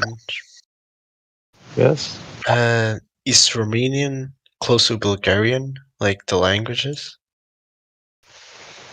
Oh, the language is not. No, it's a different kind of language speaking. Yeah, but we Would do you have common understand? words. We have a lot of common words. You know. Right. But would you like understand the Bulgarian if he spoke to you in Bulgarian? No, if he speaks Bulgarian, I would catch 1%, maybe one word out of 1,000. Yeah. All right. Since I thought it was like a neighbor country to Romania. Yes, yes. So, yeah. I mean, Romanian is a Latin language. Yes. It's actually pretty close to Italian. Italian is pretty close to Romanian, actually. Yeah. And this is because the Latin language was born out of the language of the Dacians. Of the Dutch? No, Dacians. D-A-C-I-D-A-C-I-A. Yeah. Oh, yeah. Dacians. Like the car, Dacia, if you know it. Yeah. But yeah. Does Wallachia still exist, or is it absorbed by Romania? Like, you know Wallachia, right? Yeah. Wallachia, it's been part of Romania forever. It's not been absorbed. It's our people, yeah. All right. But So, we weren't a whole country before. You see, after the Roman Empire, the country got split. You know, they killed the king, and we've been always between three kingdoms. the Ottoman Empire, right? Like Yeah, Vlad between Impaler. three empires. Yeah. Like Vlad Impaler hated the Ottomans so much, like he made a whole road where he impaled thousands of how do you say it? Romanian Turkish. thieves. Yeah. No, he also didn't Ottomans. impale the Turkish people. No. But he used it as a scare tactic for the Turkish when they came around. Yes, Like when the he came in soldiers Romania. I tell you, he came in Romania and he gave a law. Anyone who steals anything is going to be impaled. So all the thieves overnight got all impaled. People were so afraid and honest, you know, that if they found a coin on the street, they will go to the downtown of the center, shout out, "Hey, who lost the coin here? You lost a coin on this street," or a wallet or whatever, you know. They were returning everything. Nobody had the balls to steal anything anymore, you know. Yeah. It's pretty harsh, but it sounds good. As dark as that sounds. Yeah, but the problem, how and why did it scare the Ottomans was because he was impaling these people, but there was a law. If the one impaled was from your family, you were not allowed to go and take him down to bury him, his body. They were supposed to stay there impaled until the birds of the sky finish eating them. and their bones had to fall by themselves from the sticks down to the ground. And this kind of concept in the Muslim religion, people in those times, they had this concept that after you die, after 3 days, your family has to bury you. If they don't bury you, you will remain outside and the birds of the sky will be eating you, feeding out of you. And it was a horrible thought for them. It had like even implications. They believed that if your family wouldn't be burying you, then you are not part of your family anymore and you don't even get to heavens anymore, and stuff like that. So that's why they were horrified, you know. Yeah. All right. Yeah. It was effective, but not you know long what, lived. Dracula, right? He's based off Vlad the Impaler. How much does a Dracula story match up with Vlad? How much of story of Dracula matches Vlad the Impaler?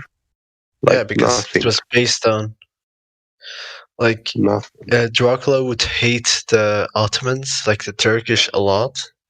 So he went out on to conquest, slaughtering the Ottomans, like the Turkish, because he once got betrayed by them. Well, he fought against them. He won. He kind of won some battles, you know, but he never won like against the Empire. You know, it was just a battle he won. All right. And then he lost in the end. You know, so.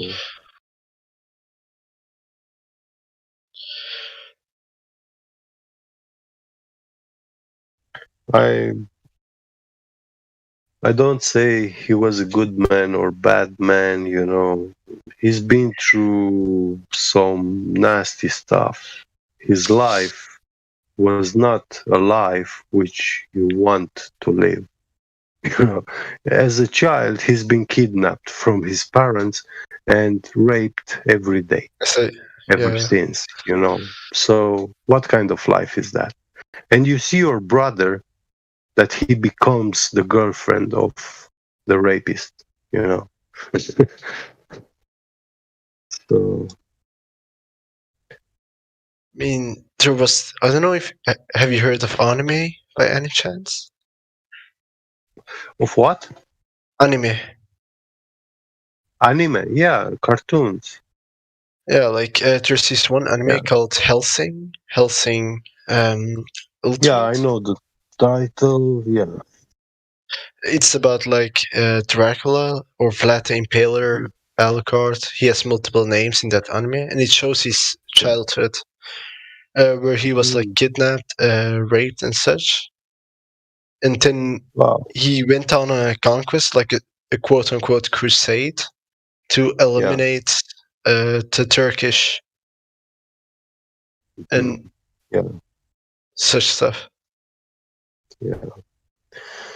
I don't blame the Turkish people like for these things, but you know, there is something, some kind of teachings, bad teachings and ideologies, which are propagating not only in the Muslim people kind, but also among the Christians and every other religions and kind of people. And that's what I'm against, you know, the bad teachings. I'm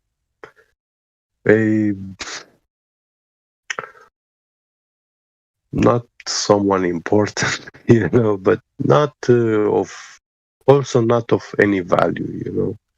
only God gives me value. And if God wants me to be worthy, if He considers I'm worthy of anything, that's what I'm worthy of, Yeah, but you're But to still say pretty. it for myself, yeah, You're still pretty cool to listen to. thank you, Ariel.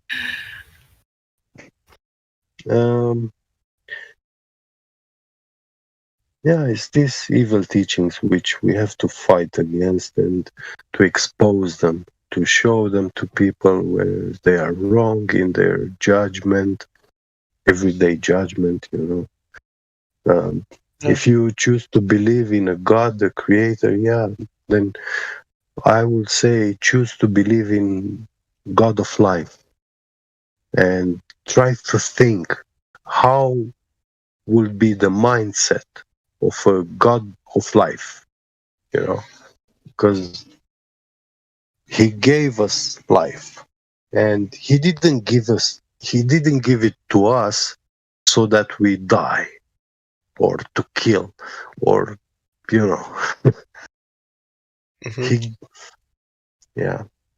I'm pro-life. You know what get bigger? When I realized, when I came to the realization of flat Earth,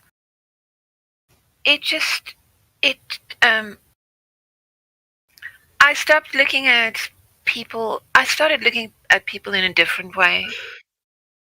Like I just have this. I have sins in the past. What? How long have I known Earth is flat? Almost. No, in a few months it will be a year. And I just realize how we've all, we lack so much knowledge. Changed. Yeah. I just we still lack knowledge. But we also share,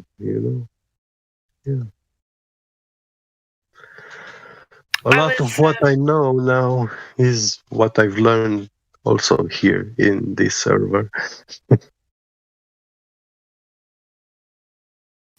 Yeah, it's funny how something can change you that much. Yeah.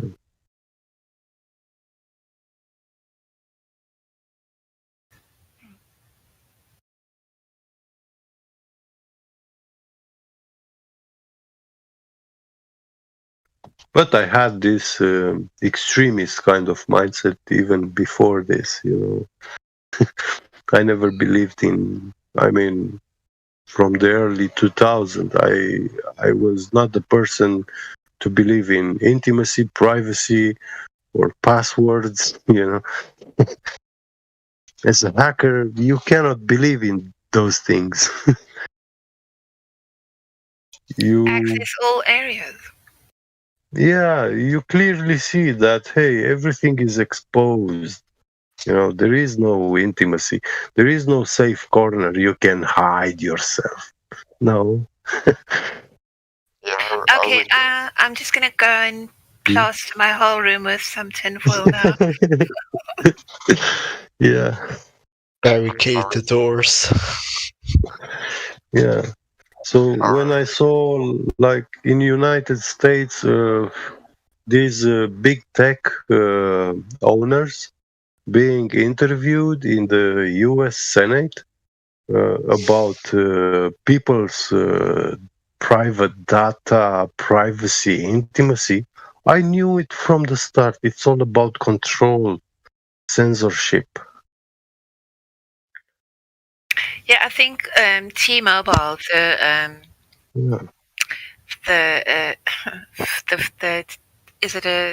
it's just well, they're ISP as well now, I think.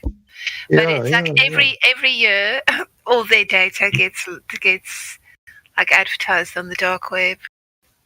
Yeah. Every year, I think 5 years in a row now, they've had to admit that all their data was. You know why this was happening? Because in 2015, for example, that documentary, Adolf Hitler, the greatest story never told. Yeah, I've watched that 6-7 hours. It had so many views that it became bothering to them. You know, it popped out in their eyes, and yeah, even documentaries about Jesuits and stuff like that. But what has that got to do with data leaking and, that nothing is really secure? That's just a... Well, you see, I knew that video, for example, in Germany is illegal I know. to watch. And for that video to be on a platform like YouTube, that any German can access it and watch it, it was outrageous for them. And even in USA, I'm not sure it's legal to watch it in all the USA or England even. Yeah, I know for myself when I've been to England.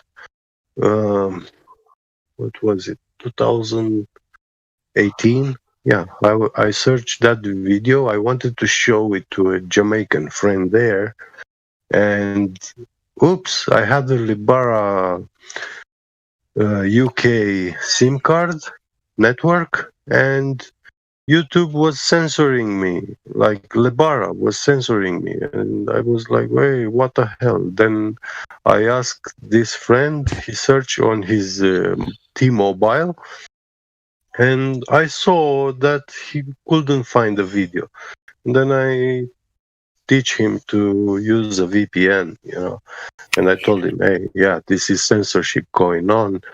I'm not sure if you are aware of it, but yeah, they are restricting you from what they want you to see, Yeah.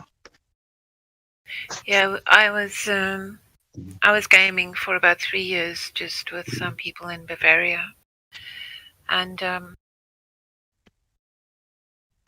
I mean, they don't even allow Street View, the Google Maps thing in Germany. Yeah. And Yeah. I realized how a lot of these things, are just not allowed in Germany. Yeah, yeah. And man, these people here are so brainwashed. The Germans, like hardcore. But Yeah. Yeah, I felt quite sorry for them actually. Mhm. Yeah, today I went to a supermarket and some stupid old man was shouting after me, hey, you have to take a shopping cart, like, F off. What the hell are you talking about? I never took one. Why would I take now? Then I was so angry. I was pulling that shopping cart after me. It hit the shelf with the wine bottles, and 2 wine bottles dropped on the floor. I went to the cashier. I took those broken bottles. I went to the cashiers. I showed them, hey, pull the shopping cart, and it hit, and they fall, they broke.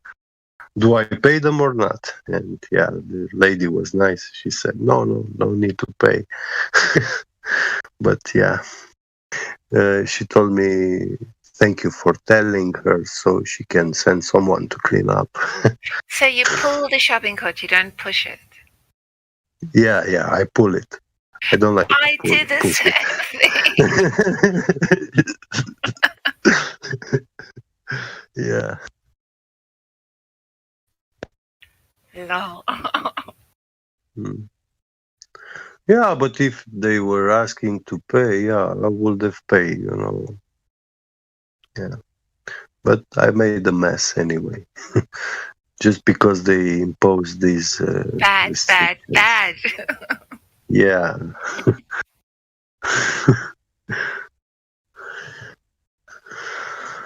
They deserve much worse. But yeah. Is it busy there? Are people normal? Are they freaking out? My God, they're paranoid. They believe like every word on TV. The ouchie, the everything. Yeah, it's serious. Yeah, people are dying. Stay away, keep away. Yeah. If you look at them, they just put on the mask on. You know. Yeah.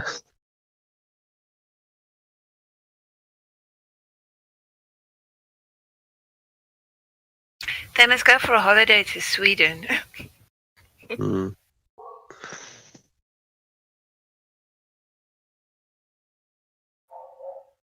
Oh, it's been absolutely lovely listening to you while I was working, Abigail. Yeah, it's nice to hear you. I It's hope nice you. to hear you too. Thank you. I hope you stay safe there where you are. I have to go Yeah. and do some gardening now. My working is finished. Oh, nice. I can clock off. What's your crop? What crop do you have? I have maize. I have zucchini. I have small pumpkins, carrots. I planted Brussels sprouts, strawberries, lots of stuff. Bravo, bravo. Well done. Not to this year. I didn't plant. Well, I've got so many tomatoes. I will be putting them in bottles, and chilies and peppers. But some of the things I grew was just experimental to see.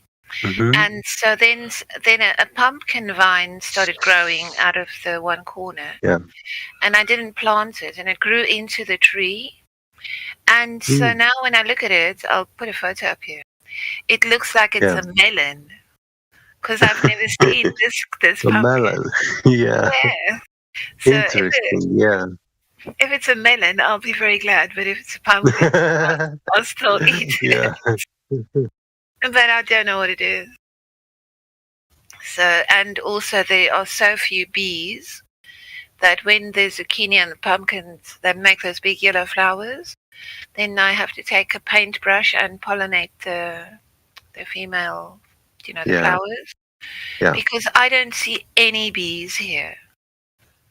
Oh, yeah. My dad started doing this apiculture, growing bees, making honey. And he has by now, I don't know, 18 hives. Oh, wow. Something like that, yeah. And he started this summer, like May or June. Yeah. Oh, excellent. Yeah, from 2 or 3 hives, he got now like 18 hives. Wow. The whole summer, these bees were like multiplying more and more. Yeah, crazy. Oh, that's excellent. Here in the city where I am, I don't see bees. It's really worrying. Really worrying. Because honestly, it matters so much for the food production. In my city also, in the city, you don't see bees. And when you see them, they are like drunk, falling down on the ground, or Yeah. The heat is too much in the summer. It gets 37, 38, 40 degrees. Yeah. Yes, I've literally got things growing in pots that I have to drag around. Yeah. Out of the sun, and Yeah. polytunnel as well. So I'm And gonna go. funny because England you don't get that much sun. Yeah. Well, last summer was the best summer ever, but this summer is the usual.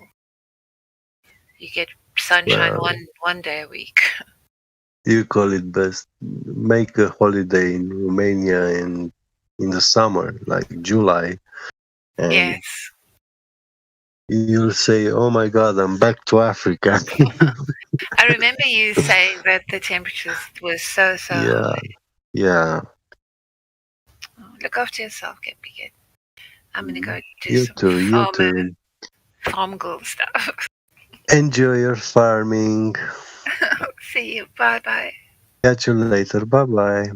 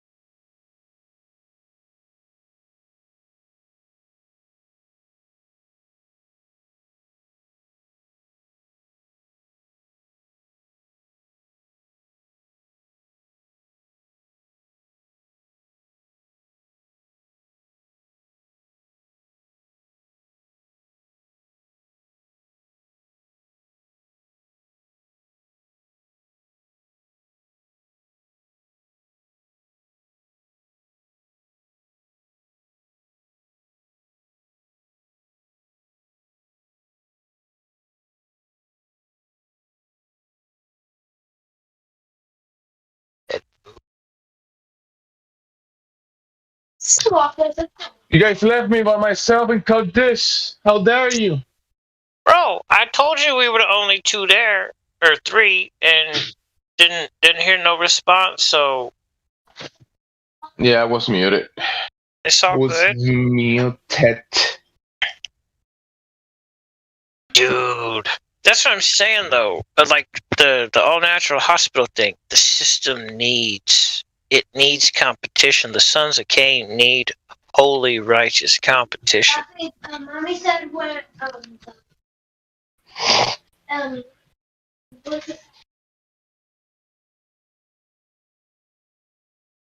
A lot of the hospitals in the past used to be like related to, in a way, to the churches. They had a lot of how do you say, free, what you call, I don't know how to say, but free hospitals. People would be treated at no charge in the past.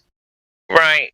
That's because the priests and such, they grew herbs and things, so they went out and found them. They'd bring them to the hospital, and you've got free medical supplies. Now you can give free medical care. You can donate your time.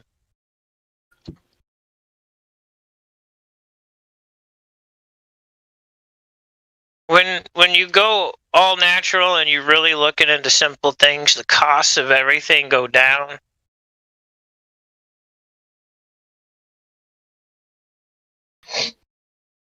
I mean, dude, it's unfair. I spent years donating plasma, and I got pissed off when I found out what they're doing with it.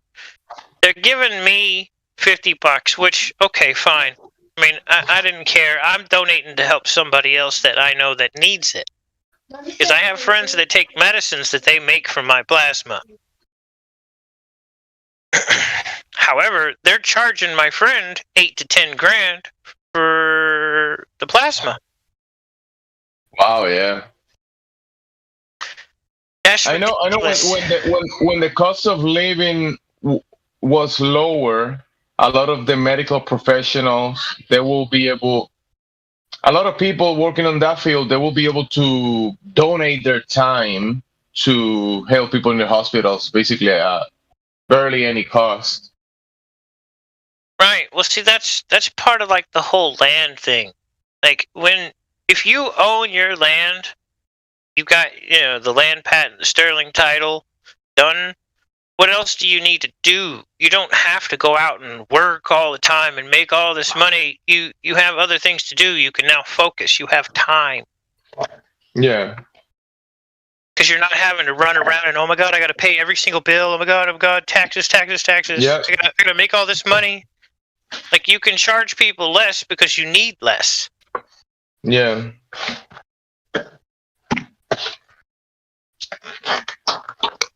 But see, getting everybody away from that leads everybody into this weird panic where, oh, you got to have a job or you're a loser. Like, dude, I own my own house. I'm starting up a company. I took a year off from work to sit around and think about how I wanted to structure the company.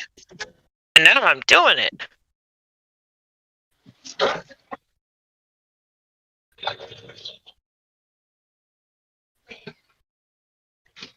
These days, the hospital has to pay big salaries to everybody, charge huge amounts per patient. Right, because everybody's renting. That's why everything costs so damn much. And then they raise the rent, so now we have to raise the pay. And the rent's going to go up again, and the pay's going to go up again. But you still don't own it, so now you have to keep paying rent.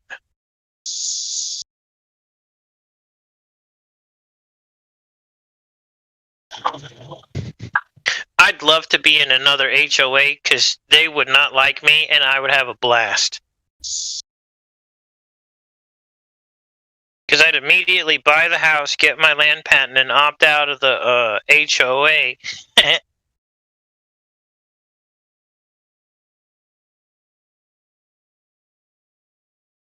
a weird thing. people get into homeowners associations and they buy houses and stuff, and they think that they have to abide by the association rules all the time. You can opt out of the association, and they can't do anything about it.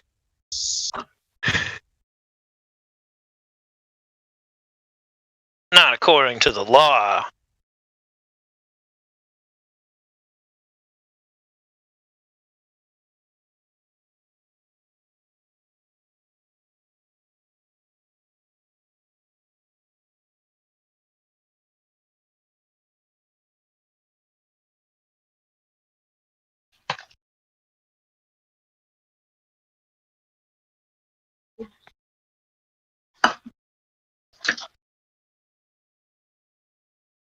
Gas pressure.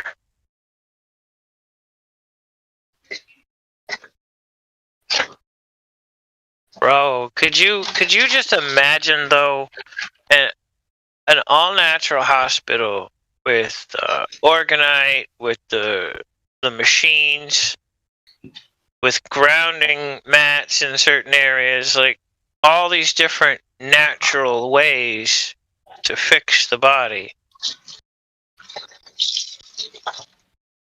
I will say also there's some machinery that will produce like really good air to breathe, and also like it's called hydrogen therapy or high oxygen therapy. It's actually like a mixture of you do electrolysis and convert the water into the gases that it produces, hydrogen, oxygen, and also some carbon gas in it. It's like a trifecta of gases that have like a lot of good effects. I got one for you along those lines. O3 generator. Did you know that the American hospitals all are supposed to have O3 generators on the top, and that's how they're supposed to be keeping infection down in the hospital? Oh yeah. Most of the hospitals don't know diddly about the O3 generators on the roof, so they don't ever use them. Yeah, the O3. Yeah, it makes the blood be very bad for disease and stuff. It cleans the blood. O3, like any germ, any sickness of any kind, you introduce O3, and it's dead. They have O3 injections that people do. That was actually banned quite a while back, even though there's absolutely nothing harmful about it at all. You take O3, you put it in a tube, stick a needle in your arm, squeeze the tube through, you got O3, it's cleaning your blood. Yeah, and you can also saturate the air to remove like odors and bacteria causing odor. It kills black mold, it kills most molds, most bacterias. You can have the worst house covered in black mold, walk in with an O3 generator, turn it on for 45 minutes or so, let it, fill up the house, black mold will be gone. Another thing that like people pay a lot of money for, like I've seen many high level athletes, boxers and fighters, they do, and other people, they do intravenous IV cocktails. Have you seen that? It's like an IV, but it has like a lot of nutrients and minerals and stuff that the body requires, that the blood needs to be at peak. So they do an IV of that. I haven't ever seen it, but I know those things are there. Yeah, like this guy Mayweather, he does that often, and I've seen many other athletes doing it, and people, high profile people, they do. They call them IV cocktails, intravenous cocktails. Which reminds me, I gotta turn the O3 generator on in the house. Intravenous. done it. Doctor.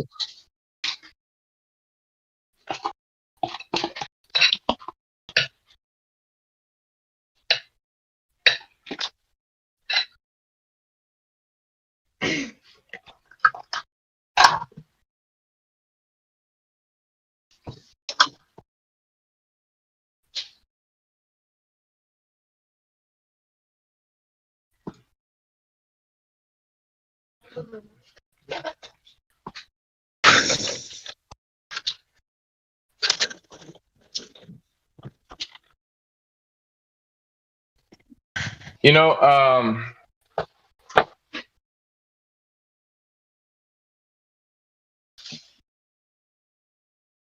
this problem that this problem that we have recently, people having respiratory issues, right? They have like problems with the lungs and everything.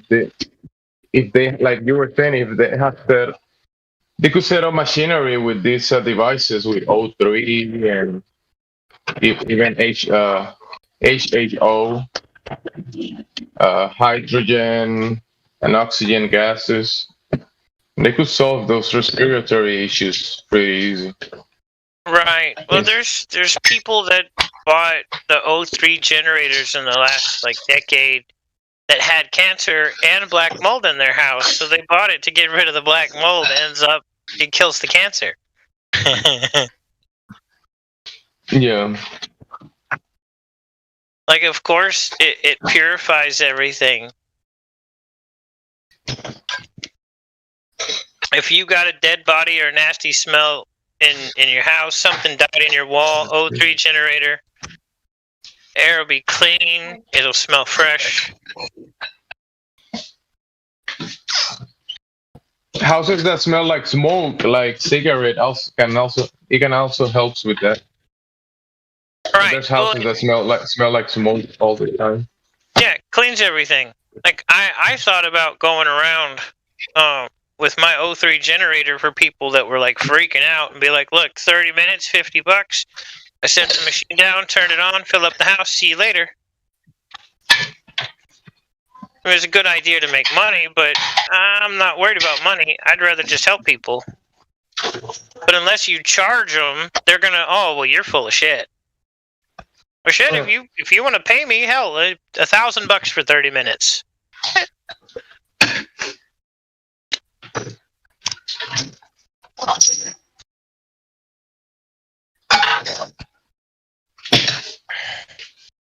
Things are too weird.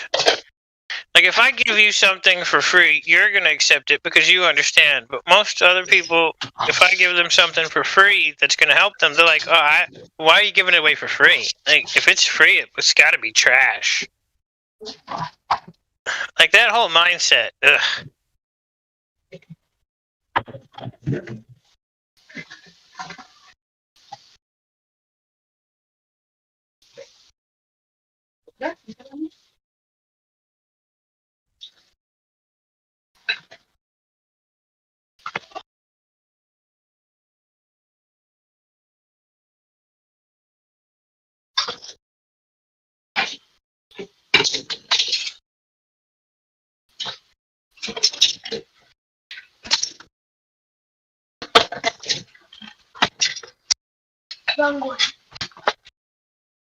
Are there any Globers out there?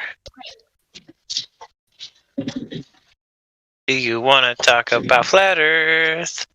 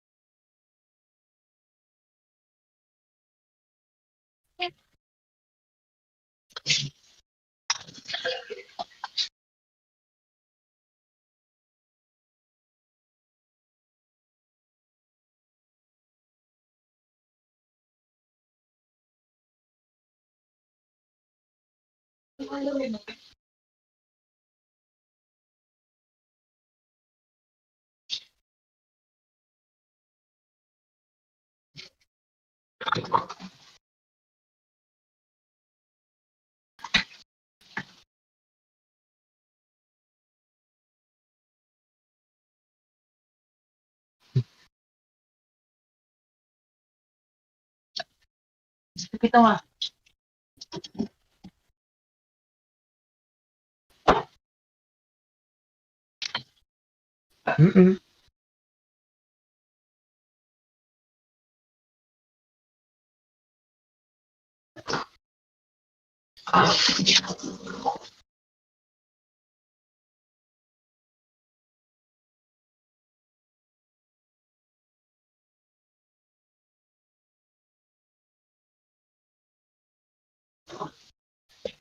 The O3 and even the HHO gases, you need water and electricity. I mean, the actually the HH2 HHO gas, you need water and electricity, but for the O3, it's just air and electricity. Yeah, air, electricity, and forget what it is that's in there, but yeah.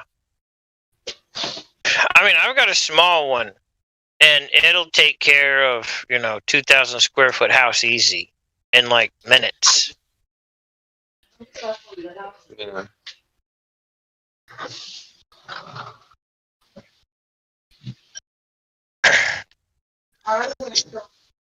Right when all the weird stuff started getting weirder, I went and got one. It was like, well, I'm not going to have any problems at my house. And I haven't. We're all just fine. Yeah.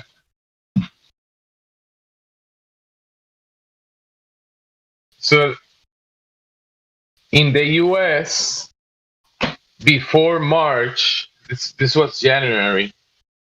I know someone, like her daughter, she started one day having like respiratory issues, and she couldn't breathe, and she was having like chest pain and all that kind of stuff that they relate to what we call the thing today, kind of similar to that. But in January, the doctors, they didn't know what it was. Supposedly in the hospital, they have meetings, doctor meetings. They talk to her parents, my friend, my wife's friend, and they say that they didn't know what she had. The girl, she was like 7 years old, 8 years old. I remember, like 7 years old, and they didn't know what she had, and they connect her to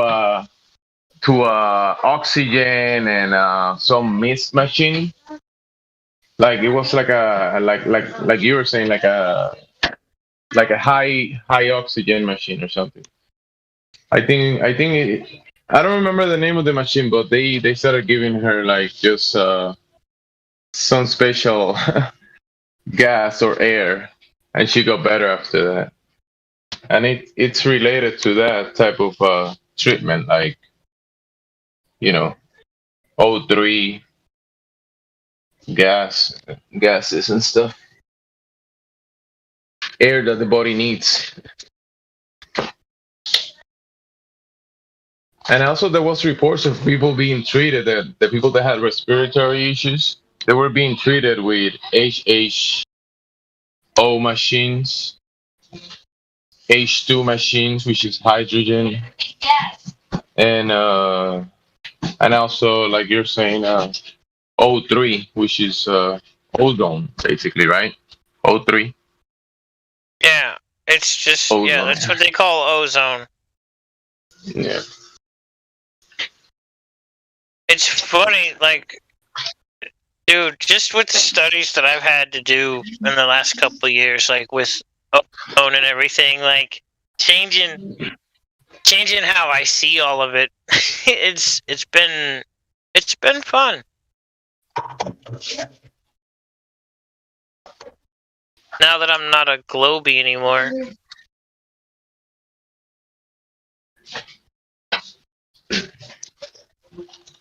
You're not a globe head anymore. Right. Well, when I first found out about O3 machines, I think I was still like kind of on the fence. I was like, dude, if like the ozone's being like ripped away by all this shit, and there's a machine that can make it, like, wouldn't you turn on a machine 24/7 and like leave it running? Oh, I remember people talking about that like years ago. The ozone layer is being destroyed by pollutants, and there's a hole in the atmosphere. Yeah. You remember that? I remember people talking about that. Yeah, I do. There's It a was about hole. hairspray. They were after people that were using hairspray stuff, anything with like CO2 in it. They're like, oh, the chemicals in the CO2, they're eating holes in the ozone layer, and we're all gonna burn up and die. Yeah, hairspray and also the deodorant spray. Right. Spray deodorant. That's funny. It's causing that stuff is causing a hole in the atmosphere.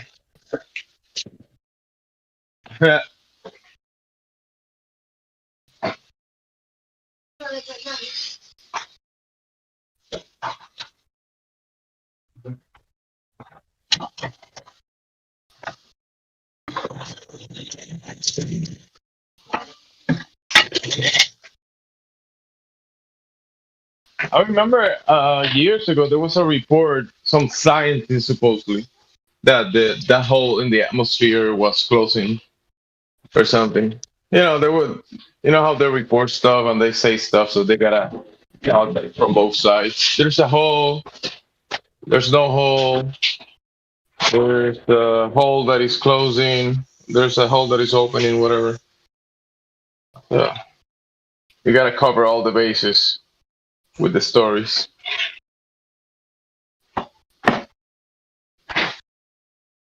But when they talk about this stuff like ozone and hydrogen, and even you could put example cannabis, they demonize everything.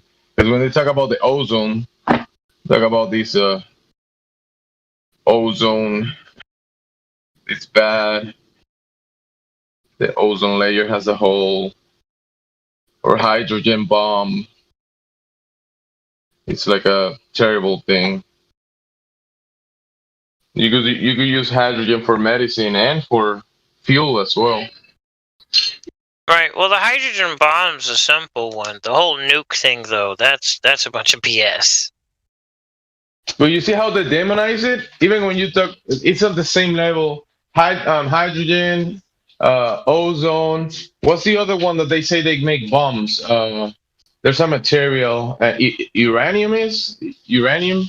Yeah, that's what they make nukes, allegedly nukes from. Yeah, but that can be used for other stuff too. Well, I know. We've had thorium for a long time, and that was supposed to revolutionize the electric car market, electric everything market, but no. It's dangerous.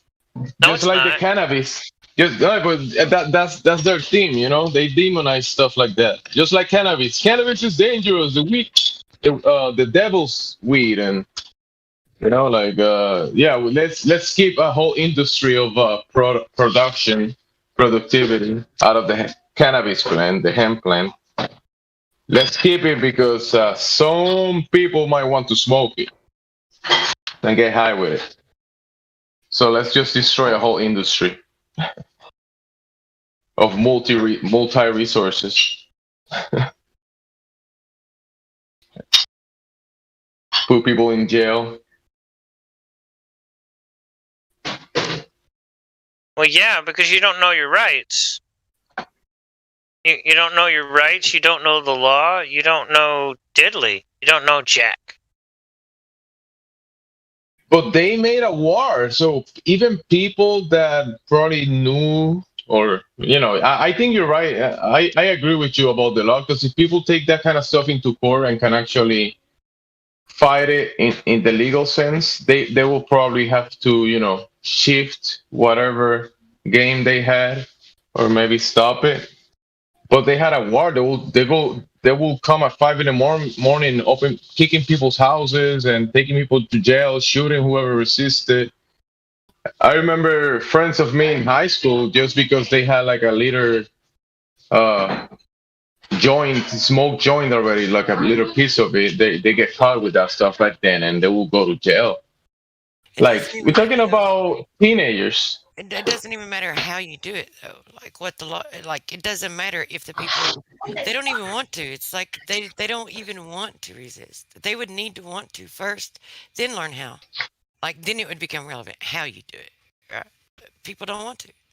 Yeah. Oh, my point also was that because of this problem of drugs, or whatever, they stop a whole industry. Because cannabis, we know, it can be used for fuel, for plastics, fibers, clothing, even cement can be made out of it.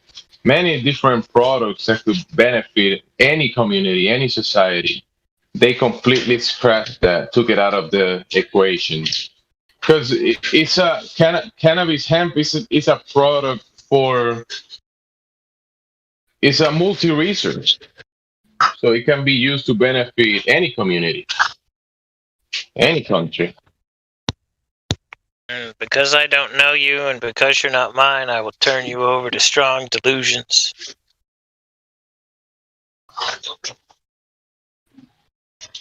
But yeah, you're right, Truth. Straight up.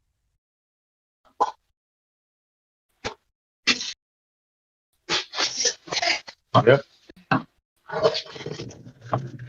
First, you have to know what's going on, and then you can learn about what to do about what's going on. But they're always pushing an individual, one individual. So that individual's got to wake up.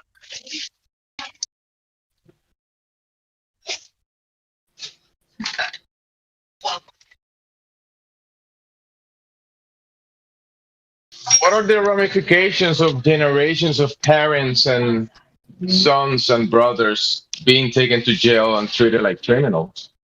That has a lot of ripples into long-term society. Well, yeah, but if that family ever learned law, dude, and they could even articulate what's happened, whoever did it would be so screwed. It doesn't matter if it's 10 years or 1,000 years later. If I can prove it, you're screwed.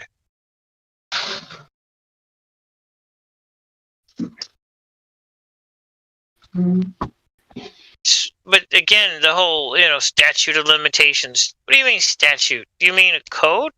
Oh, so there's a code on time limit, but in reality, in actual natural law, there isn't one. But when you think about the war on drugs, that extends to many nations. It's like an international war, because you go to countries in South America, even like Colombia and stuff, they wage war against communities. So, and a lot of, what do you mean? a lot of people What's a drug? Whatever they call drugs, like when you say drugs, cannabis. Yeah, Tylenol, aspirin. Drugs are made by definition. It's nothing natural. Sounds like word magic. Yep. Drugs. Yeah. But see, that's the thing. They've changed the definition of what a drug is. Well, it's anything that affects your mind, and affects your body, and blah, blah, blah. Whether it's good or bad, doesn't matter. It has to affect your mind or your body. All right, well, water affects your mind and your body. Corn affects your mind and your body. What about words? Potatoes affect your mind and your body. Like, What about everything's a drug under that damn definition. Like, normal, everyday food is considered a drug under the wrong definition. Yeah, you're right. America's If you go drug. back to the original, it's whatever is man-made, artificial. So cannabis doesn't fall like a drug. We're talking No, about, it's not a drug. They've classified it as a drug. It's classified. That's like me saying I've calculated how far the moon is from Earth. Yeah. It's been demonized, right? Same language. Like you can turn anything into a drug if you push it on TV, get everybody Well, you talking commit about fraud it. with the definition, and you can make anything anything. But just make it look like it's killing people, destroying lives and communities. It's terrible. That's Right, why but America that's fraud. has a But see, list. who's sued for fraud?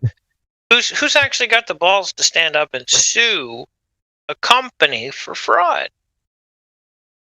Well, if you're gonna talk about that, right? Like real quick, the CIA admittedly have said that they provide, protected, and allow the trafficking of drugs or what we call all that kind of stuff. They protected people. So publicly, they admit they brought the drugs into the U.S. like cocaine and the land crack cocaine and all that stuff. Right. So that's public knowledge. Why haven't they paid for their crimes? Because if I was doing it, I would, if I did that, I'll go to jail for life. But they did it. Why they don't pay? It's called a monopoly, which is also against the law. If you read the CIA's their charter, they're not even supposed to operate within the states of the union, but they do. There's a whole lot of stuff, but it's also an espionage corporation. That's what they do. They used to care about what the public thought, what you thought, your opinion, but now they used to be afraid of it, but now they just with technology, it's so much easier to. You guys know that back then when people were accusing the CIA of trafficking drugs, the news themselves they completely cover up what the CIA was doing, and they shame anybody that will bring that up in the news. And we know Operation Mockingbird. So the CIA was in the news telling the people that they were not trafficking drugs and bringing like airplanes of drugs into the U.S. As they should. That makes sense. Yeah, of course. I would too. But of course, we are not trafficking drugs. It's just ridiculous.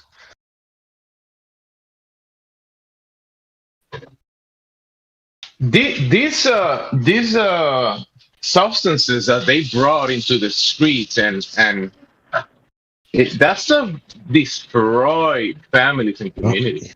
That's why we have the DEA. That's why we created the DEA to fight the war on drugs, especially these other countries trying to fuck with America.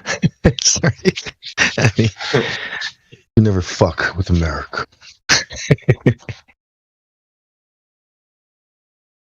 No? The war on drugs? Well, then there was the war on terror. Remember that? And now, I don't know what it is now. Yes. The war on air. This already stopped. Started, stopped. I don't know. There's a new war on shit that ain't real.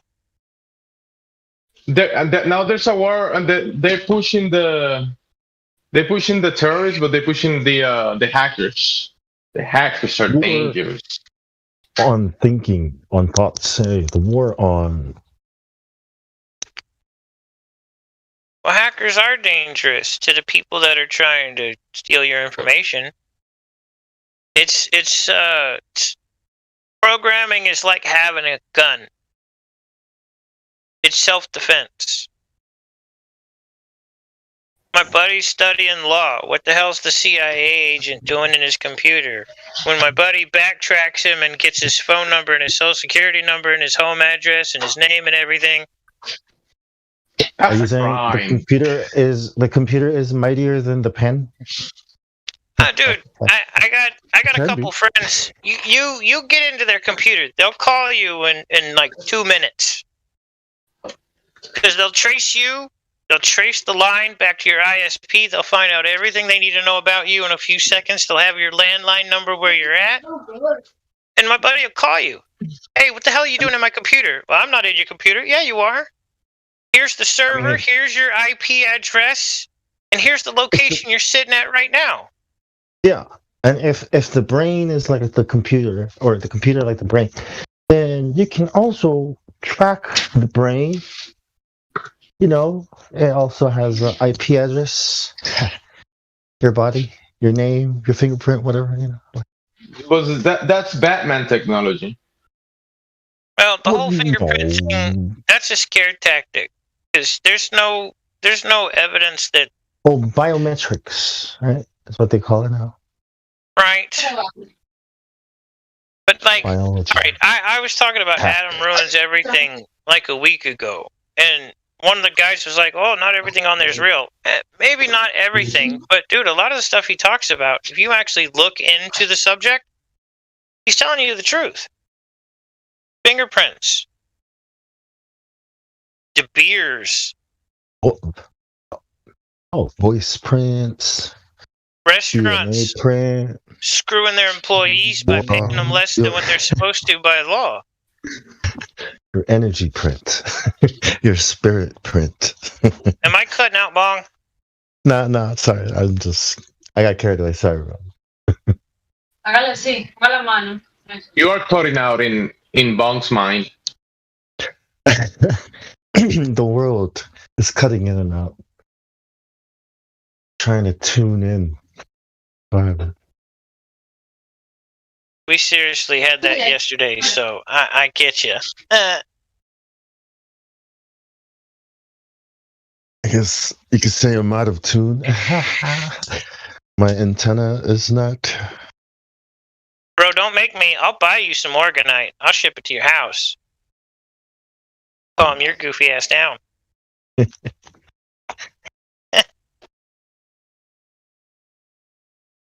Some good weed, and yeah.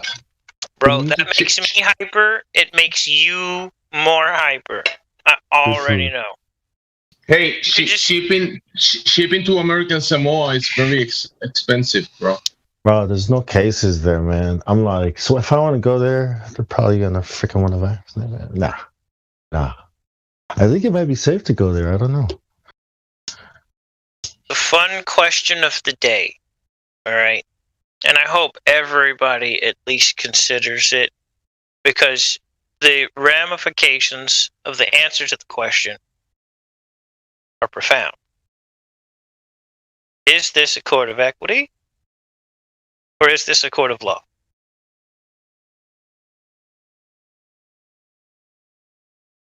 I forget what. Or just, is this a court of equity? If the answer I is forget no, what equity is. I would say equity. right? Well, you're asking them.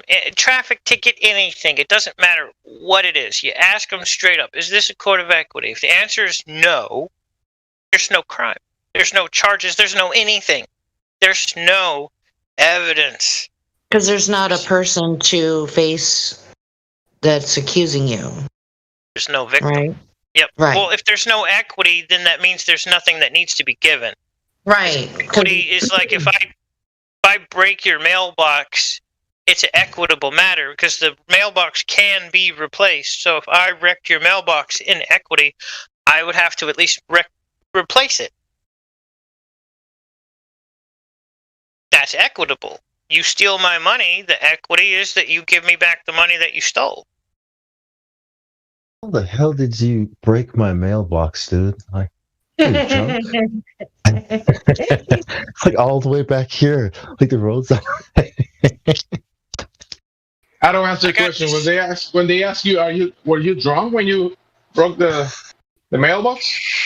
You don't answer that question, because if you say you were drunk, is that an equitable matter? Is that a matter of equity? Well, I'm not here about that. Wonderful. So then what are you here about, since there's nothing I've done wrong? Well, you did do something wrong. Wonderful. So you're saying it's an equitable matter then? Well, no, I'm not. Okay, well, dude, you're so double-minded. You got to pick a side.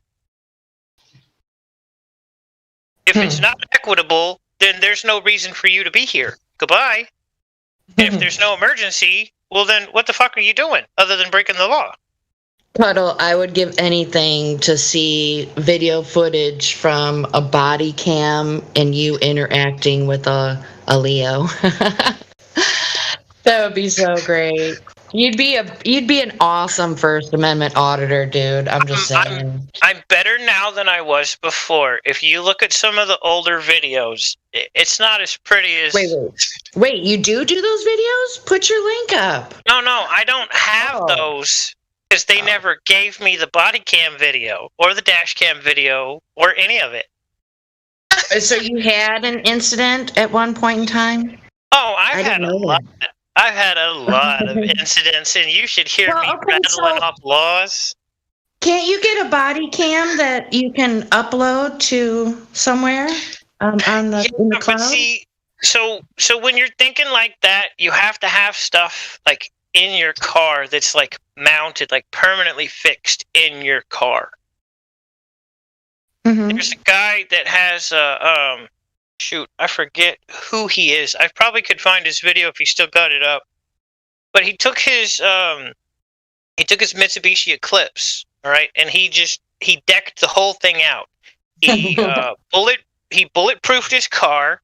He put an upgraded turbo on it. He upgraded the entire engine, like stage 2, stage 3.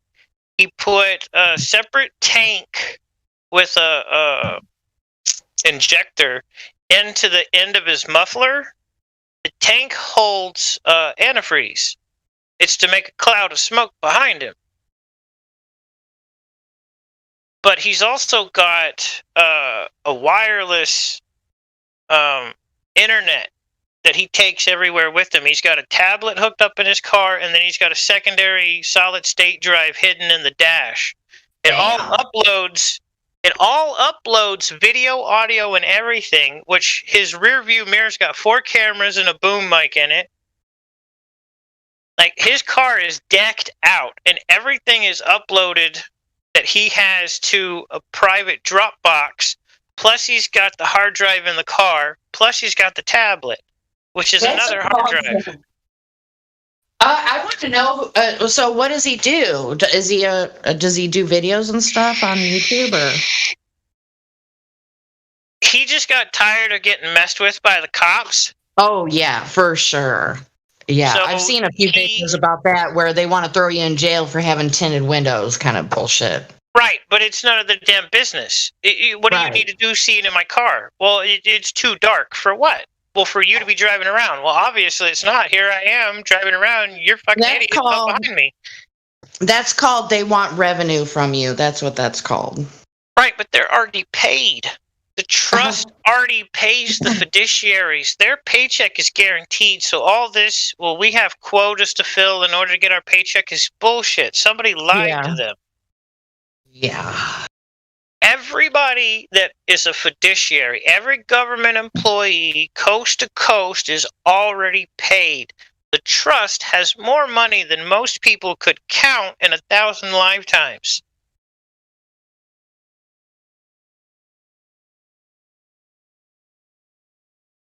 But anyway, does this guy? So he's not on the internet, is what you're saying? It's been years since I've looked at his stuff, so I don't even know if he's on YouTube and what he's been doing since. Because a lot of people have gotten shadow banned, and I don't get notifications like I'm supposed to. Like all the really fun stuff, like vaporizing fuel to run on vapors. Was it the Wick Kid? I stopped getting notifications for him. It's an old man talking about old technology that's been around for at least 100 years. I saw. Oh, go ahead. Yeah, the guy shows how it all works. You can run your car on vapors. You just have to change things like your timing and your valves when they open.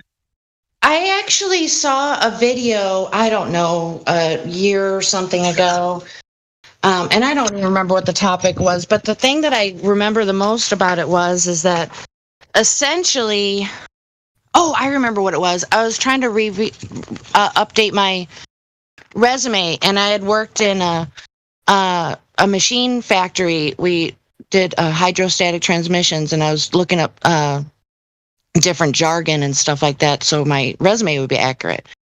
And I came across this video I saw, and essentially they were talking about the mechanics of, gasoline being used in the stuff I was building, and what they ultimately said is that we use too much gasoline. That's not necessary to use the amount of gasoline that we use for our cars today. So I was like, whoa. Yeah, Whoa. 1979, popular mechanics. Slobbering fuel into the engine isn't good for it. It's wasteful. 80% of the fuel put into a piston chamber is actually waste. It's not even used. You only use 20% of the actual capacity of the fuel put in there. Yeah, I actually worked on I didn't do any of the program or anything, but I worked on a CNC lathe machine that did the swash plates for the piston. So that's how I got into looking about the gas, and I was like, whoa. Yeah, did you ever go look at the patents? I didn't go that far, no. High mileage fuel systems, there's patents here in the States. There's been 7,000 patents for high mileage fuel systems, carburetors, pre-combustors, all kinds of stuff. First patent was in 1917 here. Then it goes on and on and on and on. You got the Ogle, you got the Pogue, Fisher. Like, it goes on and on and on.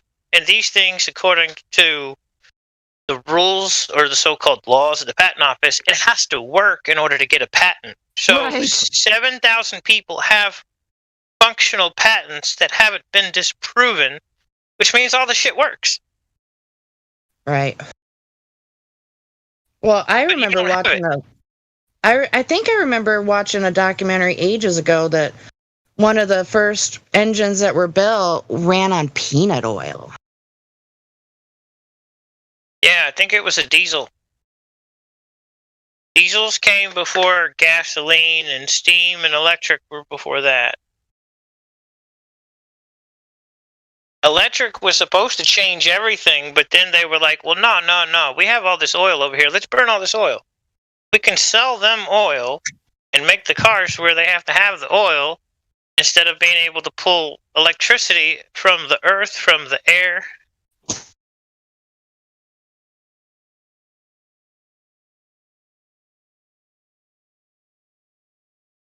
But yeah, if you actually dig into high mileage fuel systems, you're going to be mad. You're going to be real mad. Yeah. Because we've had them. What they did to Ogle, they blackballed him. There was a guy, I think it might have been Fisher, that started over in like Florida, somewhere on the East Coast. He made high mileage carburetors getting like 100-ish miles to the gallon in V8 cars. 70s, 80s, something like that. He ended up, the whole industry pressed down on him so hard, he moved over into boats, making these carburetors for boats. So now your boat is using less fuel and you're getting more enjoyment out of it. Plus your engine lasts longer because you're not having all the carbon buildup from all the excess shit that's not getting used. They tried to strong arm him on the boat thing, but it's not a vehicle. Not a motor vehicle. You can't even tell me what to do. But they still strong armed him.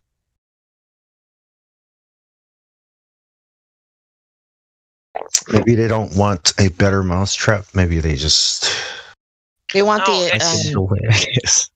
Yeah. They want the mousetrap that uses the most cheese. That's what. Yeah, it takes the most industries to support and right, but it's not about money. I can end the whole "it's about money" thing. One simple sentence: they print it all.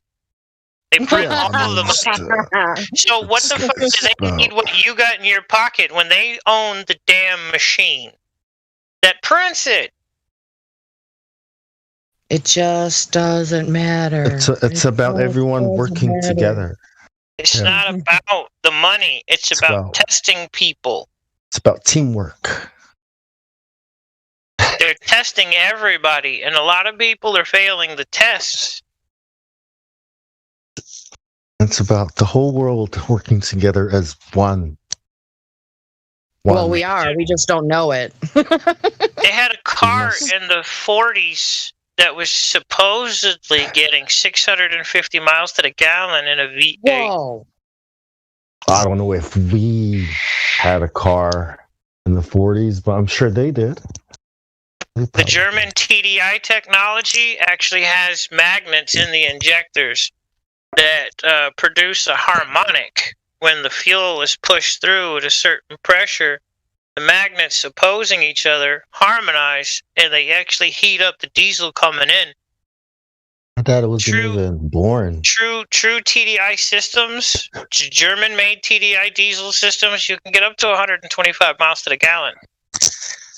Yeah, because aliens help them with their technology. No, it's just basic stuff. Yeah. Call it mediocre to advanced physics. They're a more superior race in the world. I'm just that's a joke. But dude, there's guys over in Germany right now that have these cars, the Volkswagen Golfs that are getting 125 miles to the gallon. I got a buddy up in Canada that did the same thing. He ordered all the parts from Germany, slapped them in his car. His gas mileage doubled. They're like the engineering race, right? But you have to have the ECU that goes with it. The race of engineers, yeah. Rocket builders. It's never about money. You look at the systems you have in place now. You look at all the people that are capitalizing on ignorance. It's testing the hearts of men. It's about order, justice, law. I wouldn't go Not the law of the jungle, right? Not the law of the jungle. Look, I can trick you to test you, but once I'm found out that I'm tricking you, it's on me. But if you don't ever figure it out, it's all on you.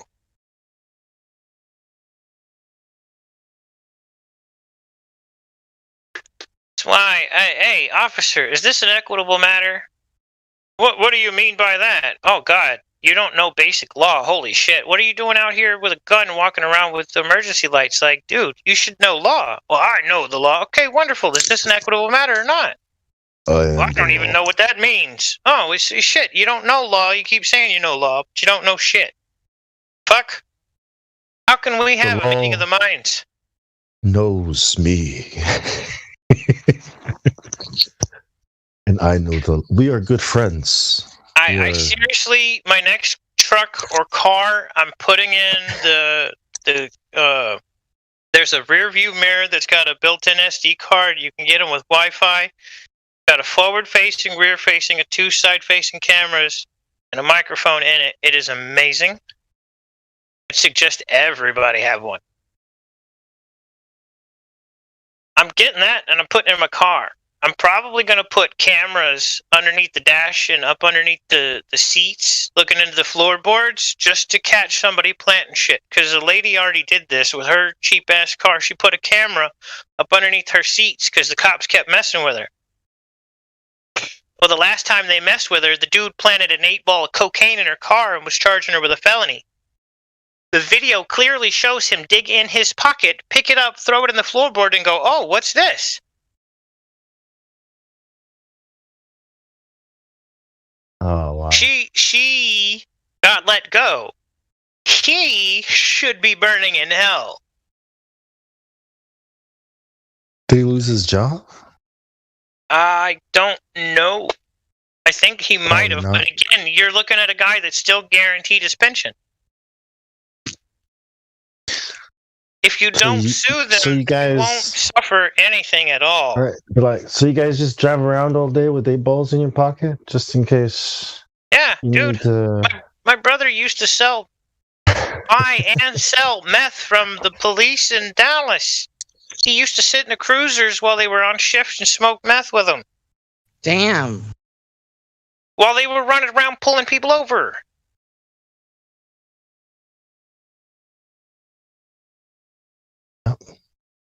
That was while he was being a Jonah. Yeah. As you arrest people, right? And you confiscate, you can also use it to plant. I mean, Makes sense. Like, oh yeah, I got this 8-ball this morning when I arrested that crackhead. I'll just chuck it here because this lady's a bitch. Fuck her. Oh, what's this? But the camera was right there, right? For you, there's videos all over YouTube right now of all kinds of different things. Lady turns on her camera, or well, guy, lady, doesn't matter. Turns on their camera on their phone, still recording. They're making fun of her and him for standing up for their rights. They're joking about the charges that they're manufacturing to hold them in jail. Oh my God, we're being recorded. Oh shit, this is still streaming to Facebook. Turn it off, turn it off. Stop talking. Dude, it's racketeering. That whoever those people are, they have cases. Oh my God, they have cases. Minimize travel and don't get pulled over. No. Driving. What do you mean? Hold on. What do you mean by pulled over? Does he have a tractor beam? Did he hook up a winch to my car? What do you mean by pulled? I mean, don't get, I got out of the way because I believed he was on his way to emergency. I don't know what the fuck you're talking about, pulled. My car didn't get pulled anywhere. be at the wrong place at the wrong time. Don't get flashed on the streets and then get stopped. No. Because now you're telling me I can't do shit, and that's not cool. I'm going to do whatever the fuck I need to do. Do what you gotta do, man. Well, you don't need to be here. Fuck you. Prove it. Well, I'm here. That doesn't prove shit. That just means you're an asshole. That's a lot of trouble to go down the street. So what? You're not going to fight. They know it. They're going to keep picking on you. You start fighting back, they stop picking on you. Stand up. I reckon there's the right time to travel so that you never get stopped. Bro, it's already been squashed in the federal court, in the Supreme Court, in the state Supreme Courts. You have a right to drive. Common right to drive. It's protected under the Constitution. Period. Of each state. Wait, does it specify a motor vehicle in that, or travel as in using your feet? No. It talks about by private conveyance, talking about automobiles, auto cars, driver of a vehicle, driver of a motor vehicle. It separates the commercial realm from reality. I think cars are evil because, because they just are. I mean, look at what it does to the environment. Look at how many factories. Look at how many people have to die for cars to exist. No, nobody had to die. Oh, but yeah? they did murder people to set up a lot of this bullshit to where they could lie to people. Car is just one example, like all technology. You know what I mean? The whole but all technology ain't bad, dude. Technology is just technology. It's all an abomination. Look. If technology's bad, all right, hold on. I'm gonna talk to my AR-15. Natural law. All right, AR-15, go murder somebody. But how many bullets do you have for that gun? It's not even moving off the bed, bro. How many people can So my technology isn't doing shit to nobody. How many people can your AR-15 really kill before you have no AR-15? Not even gonna get into that one. 20? 1,000? First, they have to hear me. And then they have to see me. So good luck with both of those. And that's why I think an AR-15,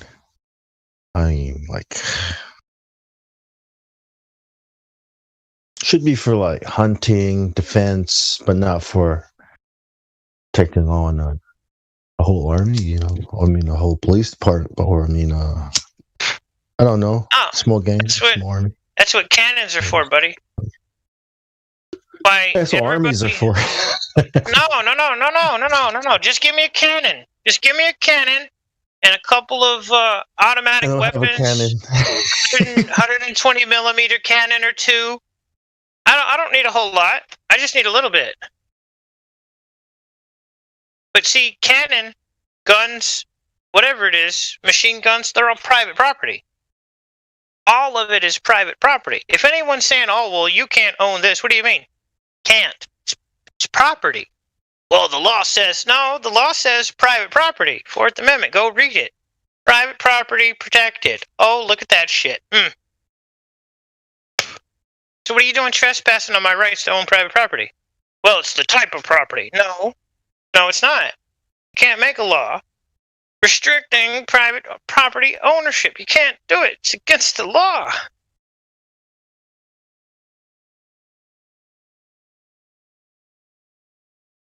But they've done it.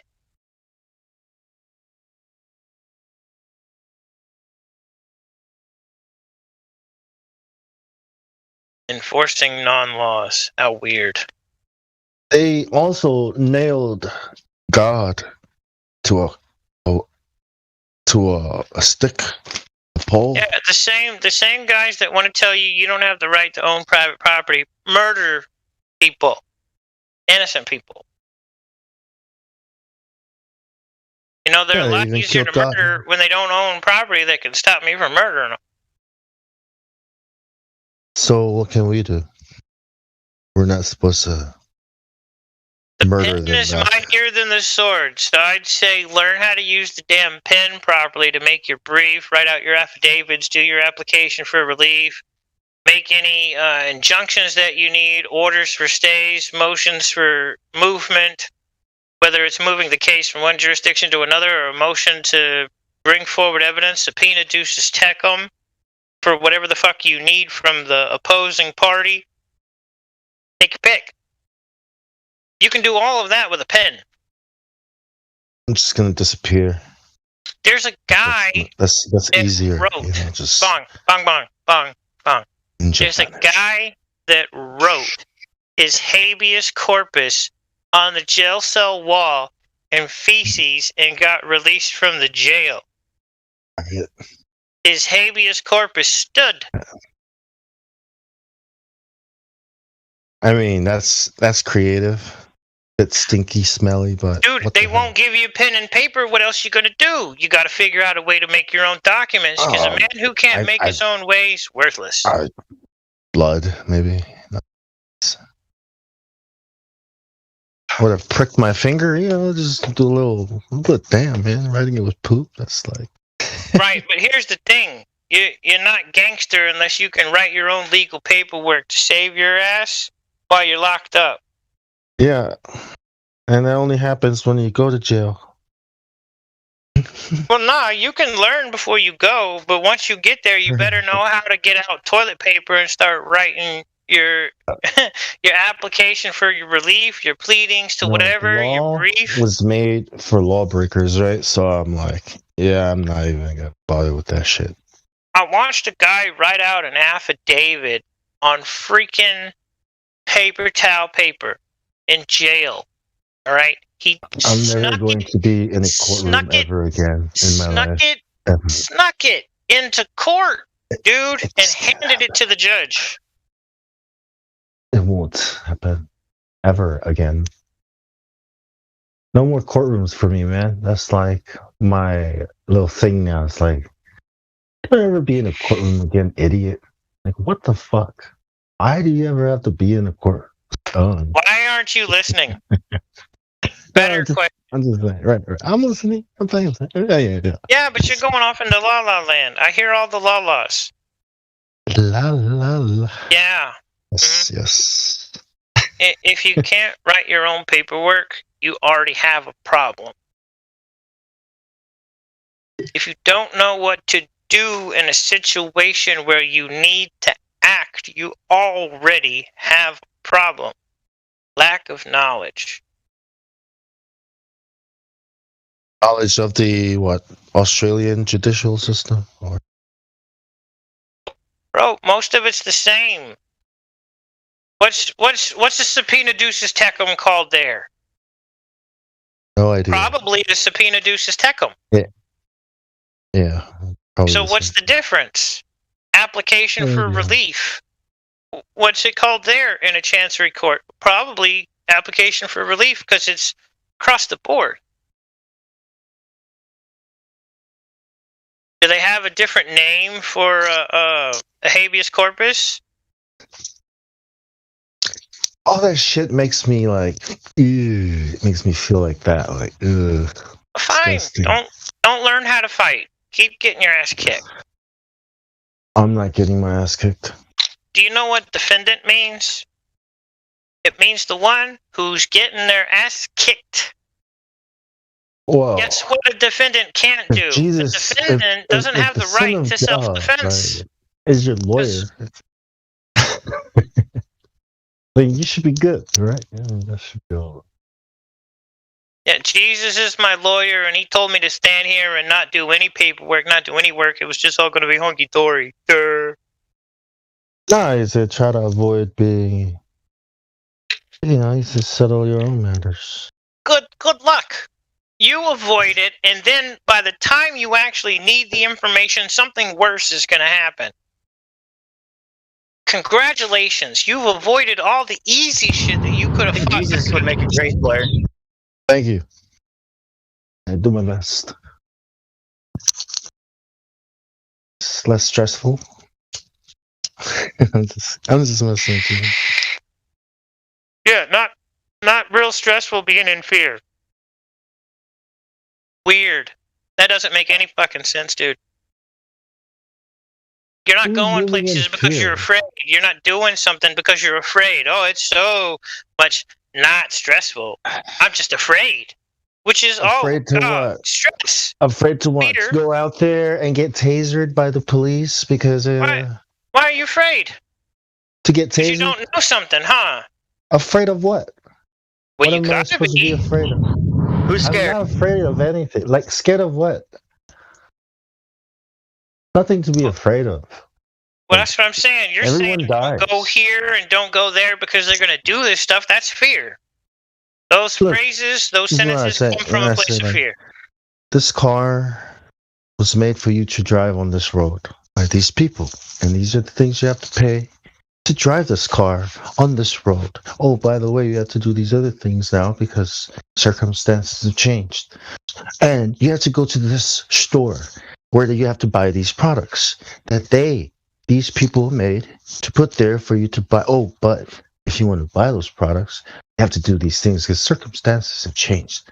So you see, you get all these services and all these things that you want to go out and do because you're free. Kind of fucking stupid, in my opinion. Worthless, meaningless things. Like, what kind of food am I going to go buy? Some food that some corporation made, like GMO, preservatives, all this crap. Now, to do all these things, to come here and buy this worthless food, probably is going to make us sick. You know what I mean? It's like these fucking phones, these things, these services. You gotta do all these things. That's what I'm saying. It's like, is it really worth it? Bro, y'all are having problems over there right now. Y'all should know. That's what I'm saying. I think the whole world is in it together. You know, I think it's about to happen everywhere. Dude, or only in Australia, maybe. Everything is happening everywhere. The problem is you guys aren't even ready for this shit. Who's you guys? The guys over there where you is. Australian versus U.S. America? Is that how this is? Us versus you? Are the UN troops not on the ground there? I'm pretty sure the public doesn't have anything to do with that. Where the soldiers go, I'm just saying. You can't tell the American army to come back just because the public wants so. Do you think I'm Australian? You think I'm Australian? Because I live here? What does that have to do with what I asked? Wait, what do you mean, you guys? Who are you talking to? The Australians? Wherever you're at, you guys on that chunk of land. Yeah, but it's the same kind of government. It's the Commonwealth. It's the same thing. It's just a different toilet.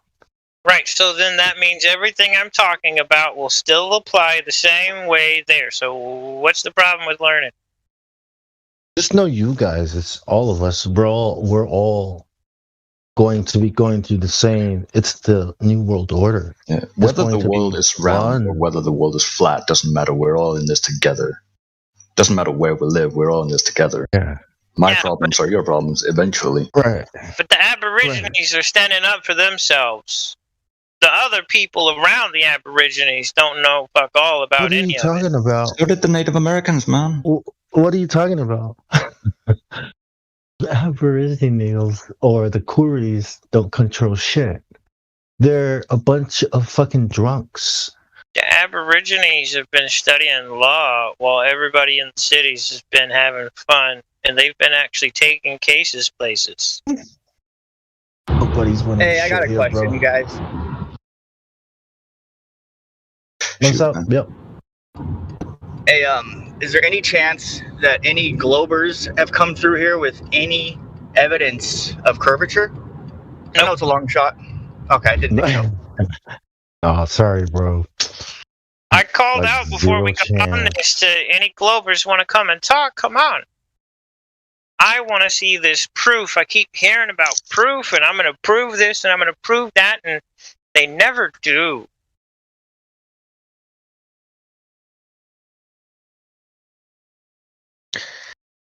No chance. Right, they're admitting now that they can't trust their senses anyway. There is no longer a globe Earth period. Impossible.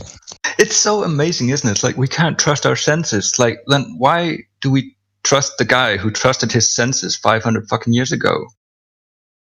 It's worse than that. You can only trust your senses if you're watching cartoons on TV. We're talking to the dumbest people in history. There's no comparison. These people are possessed by demons. Thanks. How are there smartphones with senses if we didn't trust our senses? That's kind of ridiculous. Yeah. Well, it's not about trusting your senses. It's about trusting the senses of the guy who's telling you to not trust your senses. Trust What, they're his. flat? That only looks flat because it's so big, but it's actually a ball, right? Well, hold on now. Now watch this. It's worse because they say because they can't trust their senses, now you can't either. I mean, this It's is getting stinging, but you can't feel it. This Yeah, is you just can't feel perversely it. creep. Like this is you like, am I should- talking? Wait a minute. No, listen, Bong. Take a breath. Bong, listen. Listen. They're saying because they can't trust their senses, neither can you. Can you say child abuse? Can you say this is like Catholic priest crap? This is insanity. Neither can you because they can't trust their senses. Therefore, you also can't. This is a serial killer cult at this point. Well, no, that's just like kids being kids, you know. That's how children These are adults. These are adults. think, right? Yeah. Well, No, kids don't think. Kids are incredibly Yes. ignorant. If I These are can't adults have saying this. anything, then you can. If I Yeah, can't if do I it, can, is that you creepy? can't I do it. can't have her. No one can. Yeah, that's what the Globers have done now. Yeah. The offspring is as ignorant as the parents are. You're welcome. Not true that. If I want it, And it's not to be always this way. true. Because I'm one of the statistics. I could have been a statistic on the bad side of the fence, but I'm not. I'm nothing like either one of my How- parents. how about it looks flat because it is flat? Because it's not a ball. Is that arrogant? Am I being an idiot? We're not thinking of it as a ball, even though it looks flat. Am I being a smart ass? You think you're smarter than, you know what? That's so the arrogance of these people to think the universe revolves around them. Or astronomers out. I mean, Well, the sun orbits me, so I don't know what you're talking about. I mean, there are people out there that do this for a living. Like, this is their job. They've committed their whole lives to studying these things, you know? So, these flat earthers coming out. I wonder, if you're south of the equator, does the sun and moon no longer orbit you because it's not going around you over your head? Are you trying to say the government is lying to us? No. Are you saying they're lying to us about the shape of the earth? That's ridiculous. Damn it. Answer my question. We went It's to a the good moon. question. Sorry. I want to see if you got an answer. Because I'm curious. I don't know What was everything. Well, what was your question? If you're south of the equator or away from the equator, right? Southwardly, right? Are the sun and the moon still orbiting around you over your head, or is it something else? Because the sun and the moon are going in circles around me. I know that. But if you're in South America, it's closer up to Texas where the orbit is. You're outside of the orbit in South America. If I was on the ball, you mean? No! Listen! On the real, I mean, on a flat. If the Earth is not a In ball. reality, orbit means going in circles around you over your head. In South America, it's not going around them. Is it still orbiting them? I don't even know what that. All I know is sun rises. Here it rises at the east, and then it kind of goes. The sun comes and goes. There is no rise. That would be an equinox, and that would be a difference of how high it is from the land. East. It comes from the east, and it goes to the west, a little bit north. So the answer to my question is no. Cool. I don't. You're south of the equator. The sun and the moon don't orbit you. Welcome to the party. I don't know. I don't know anything about the sun and the moon. I don't have a model. I just see it in the sky. Bro, you don't need a model to know what the hell orbit means. Orbit. How are you going to act like a globie? Orbit means there is something that is pulling, right? The object, keeping the object moving around. Something. No. It just means an object is going over your head. A crib mobile orbits around the baby's head. What causes the orbit of the sun, moon, and stars? No. You need to do a lot of research into Nikola Tesla to get that.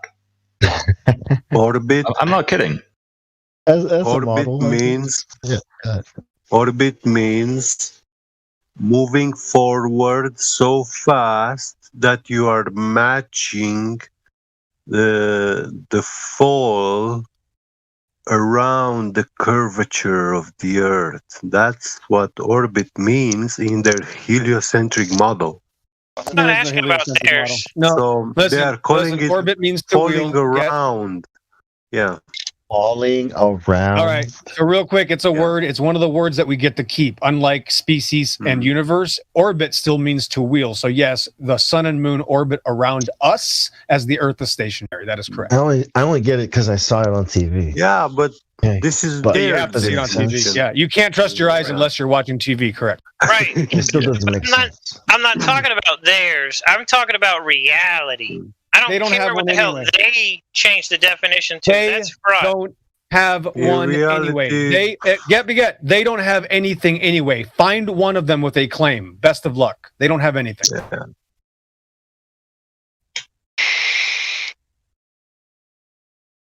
That's what I said. I already gave the definition of orbit.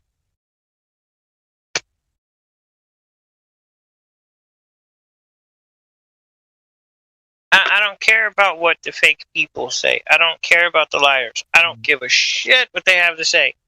They can see me in court. They really want to talk. Almost sounds like a song. I don't care about what they say. I don't give a shit about what you fuckers talking.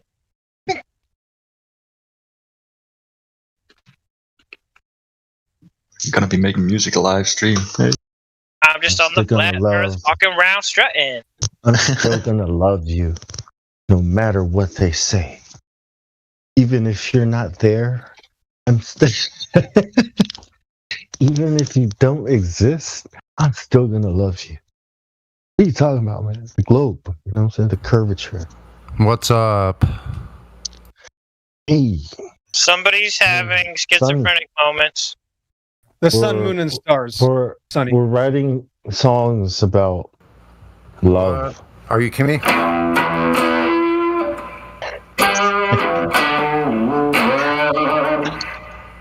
Might as well say the horizon is up then. Well, the horizon is up and down at the same time. Yes.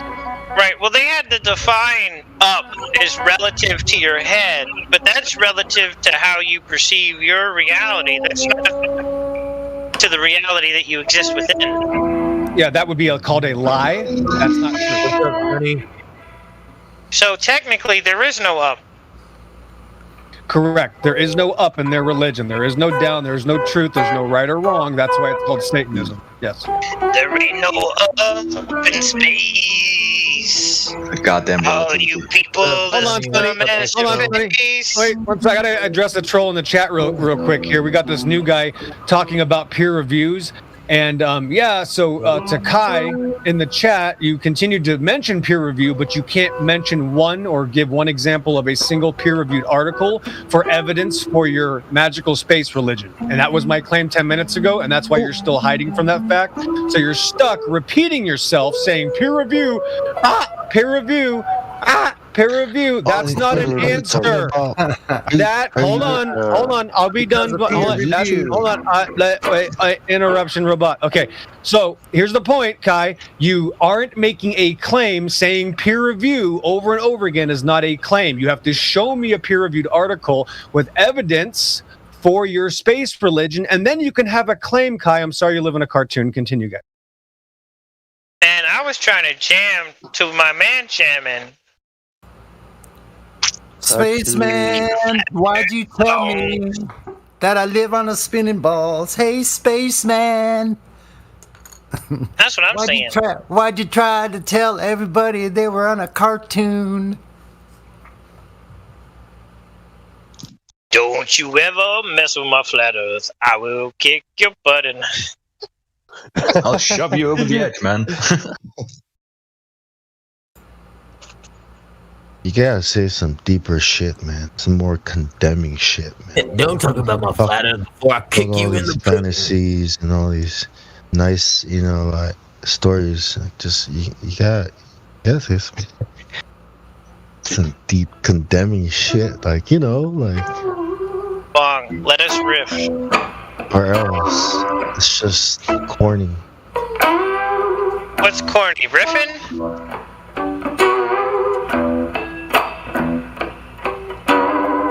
Globies ain't got no truth in their mind.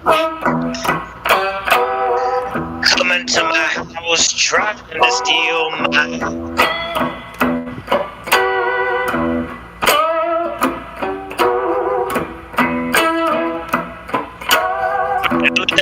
That's on me. That's a good start, though.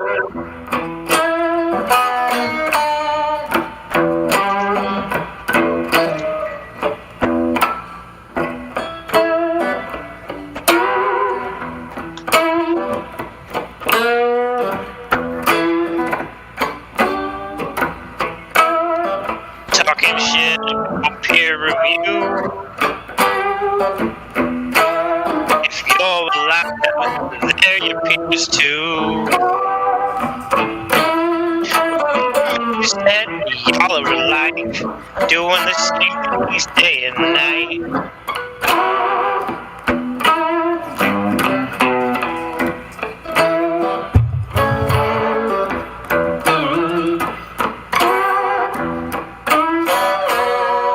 Who would think a guitar could make a sound? Yeah, that was fucking awesome, man. Isn't that wild? See, I need less interruptions and more riffing, and I think I could probably pump out an album in an hour or two.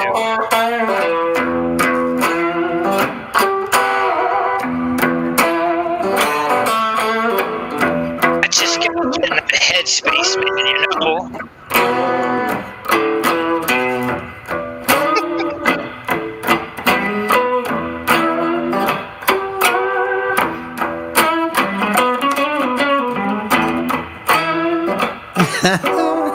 Interruption. Well done, Sonny. Interruption. Real quick. Very good. Excellent. That was, take your peer-reviewed article and shove it where the sun don't shine. 1149 west of the Rockies, south of the 33rd parallel. You are listening to 24/7 Flat Earth Discord live, where we watch Globers run from their own religion for 24 hours a day, 7 days a week, 365 days a year. In the chat right now, of course, we have people now claiming, I have to this is an interruption. This is an important news break.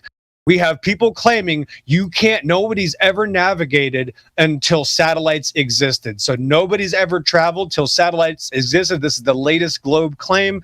Congratulations to the Dunning-Kruger of the Year award to that person in the chat who has told us nobody's ever traversed the Earth until satellites exist. Boy, these Globers are getting smarter every day. God bless them, and thanks for being the best evidence for the flat plane of existence. Rest in peace. Continue, Sonny. Bravo for exposing them, XO. Bravo. Perfect. Like shooting dead fish in a barrel. Yeah. That's Yes. right. Amen. And we ain't kidding. We're not messing around. Take that. I just need to go get a my voice dragon. changer, and me and Sonny can make some tracks. Oh, I don't need a voice changer. I can be a Glober right now if you want me to. No. I got a couple of good bars out there, so we're gonna have to take those and put them over to the music folder. By the way, we have one with fossils in the lobby.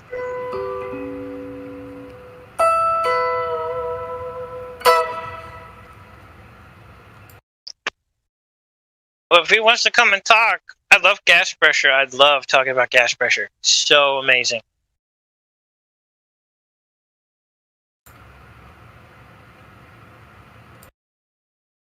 You know any Santana? Never mind. You talking about the man or the band? The guitarist. That would be the man. Oh, I think it's time to turn back to the chat real quick because there's an interesting skirmish going on. So let's just really quick divert. Only 51 minutes past the hour right now. We have a nice lady by the name of Seeking Starwater speaking to, of course, these religious zealots. And she's asked a very interesting question because, of course, their claim is that, here's their claim. Scientists. Okay, that's their claim. So the nice lady has asked, what is a real scientist? And I can't wait for this answer, guys. Let's hold our breath. Who wants to play some bets? Seeking Starwater has asked this person, Kai, who thinks peer review is a claim, what a real scientist is. I cannot wait to get it. We certainly know Geo2 will never get even make an attempt for giving us globe Earth evidence. So we're desperately, here we go. Kai Zane, your answer is Seeking Starwater. Someone whose work is peer reviewed by people who are qualified to do so. So that's a lie. So this is about the 10th time this Kai Zane person has lied in chat to the nice ladies that are just trying to have an honest discussion. And this is my point, guys. This is the greatest evidence that the globe Earth religion destroys the brain, because every time you talk to these people, they lie through their teeth. They'll say the word science. They can't tell you what science is. They'll say peer review. They can't give you an example of what peer reviewed is. Then they'll say scientists. You ask them, what's a scientist? And you say, someone that studies peer review and people that are trust. So these people are literally possessed by demons. Keep up the great work, Kai. Thanks. The word was coined by Reverend William Wellwell, English polymath, by analogy with artist in the same paragraph in which he coined physicist. So, well, they don't care. But Bong, if you give them a definition, they'll say that's not correct because they have their own interpretation. Remember, they decide what truth is. That's why they know better than Neil deGrasse Tyson and Michio Kaku. Go ahead, Bong. You finished. A person with advanced knowledge of one or more sciences. So, you're a scientist. Excellent. So, excellent. a fiction. So, hold on. Can we just get a name? Can we get a name from these people? I know they like to say the word scientist. Can we get a name of a scientist that has evidence for their globe cartoon religion? I'll shut the server down right now if you can do it. It seems like the word was coined by a reverend, right? Artist, and the word scientist and physicist, the way you would say artist. In that, I don't know, it sounds like something negative that they turned into an actual word. I don't know. Well, what does the suffix? What does the suffix mean that they add to it? Eh? Yeah. I mean, it, like by analogy with artist in the same paragraph, which he coined, physicist, the word scientist. Right, but what does ist mean? Does it mean one who does? Because if you have one who does science, a scientist, well then if you're not doing experiments, you're not a scientist. Ist. But they don't even have a claim. They can't even name a single human being that's a scientist with evidence. They're scared to death of their own religion, guys. So don't resuscitate a dead body. Do not resuscitate them. Let them die. Thank you. That's right. Where are they? Meaning one who does or makes. Yep.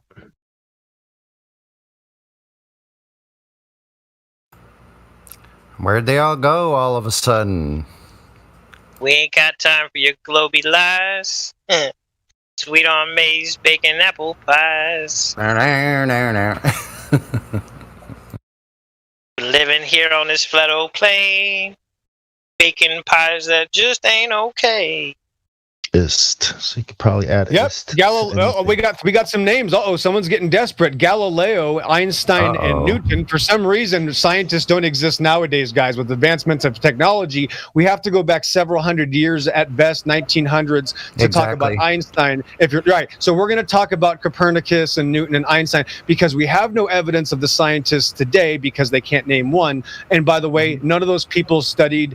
None of those people have any evidence for your globe. The question was, where's a scientist with evidence for your globe religion? You have yet to name any. Thanks for playing. Yeah. Why do we have to go back? Why do we have to go back several hundred years to thousands of years? I just don't get it. You're right. Sonny, they hate technology. They hate technology. In fact, the farther you go back, we used to be able to go to the moon. They hate modern technology because you actually lose ability. The farther you go back, that's how you know that, of course, the moon is made of cheese and we went there. And of course, big objects fall faster than little objects. And of course, boys are now girls. That's real science to these people. Thanks.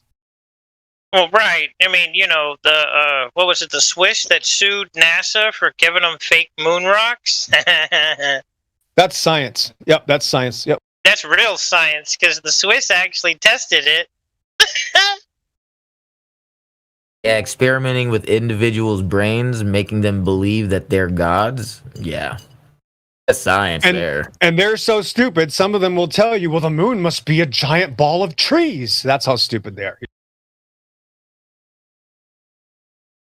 I mean, as a psychiatrist, who are you?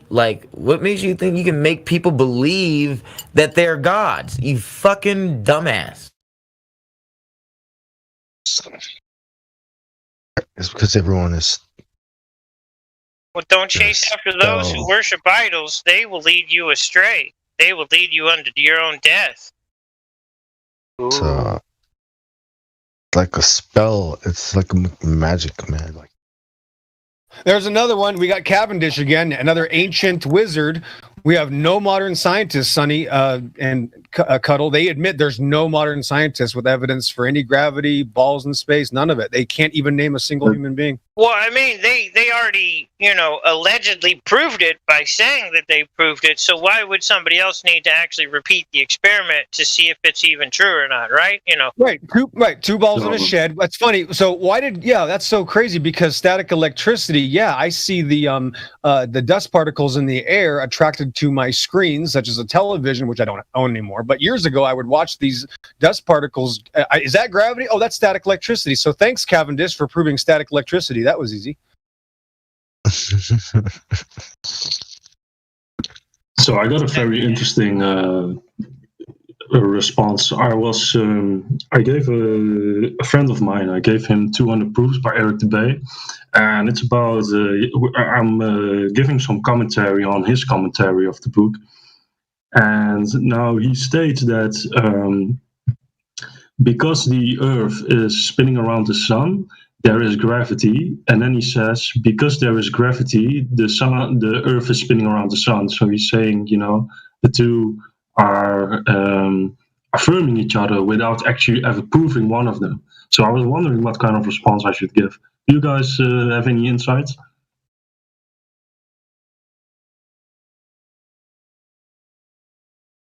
Well, response to what? I mean, sounds like a circular. Argument. Yeah, exactly. That's exactly what I was looking for. That word, circular reasoning. Reasoning, yeah. Yeah, thank you. I mean, you're saying that because this, then gravity. Okay, but what the hell is gravity? And why can't I build the machine that I know how to build to test movement of the ground below my feet. And why can't we measure the ball that it requires at the very basis of it? No ball. Yeah, it was circle reasoning. I was looking for that word. Thank you. It doesn't work. Oh, okay, yeah. The actual word, yeah. Yeah, that's what that is. Like one, like this causing that causes this. Like that doesn't work.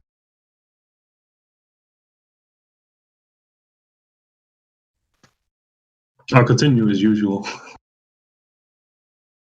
Yeah, circular reasoning is the holy grail of heliocentric globe fanatic religion.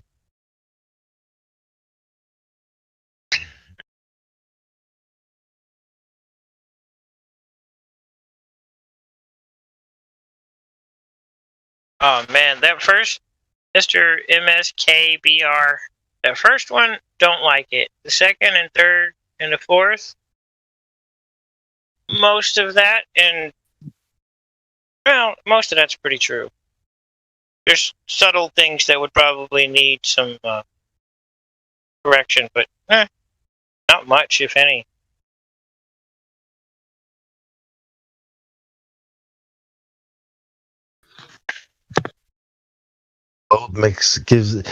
Gives people anxiety. Yeah, it makes people despair and makes life meaningless.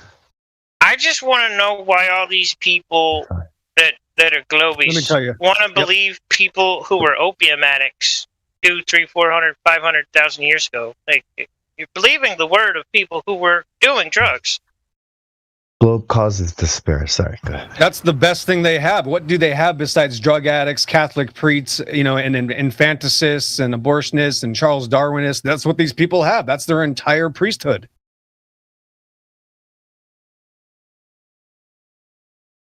They don't even look. You guys know they're just doing this because they're scared to death to address the fact that there's no evidence for their evolution religion. So because they were getting their asses handed to them by 11 and 12-year-old, girls and boys, just absolutely massacring them, right?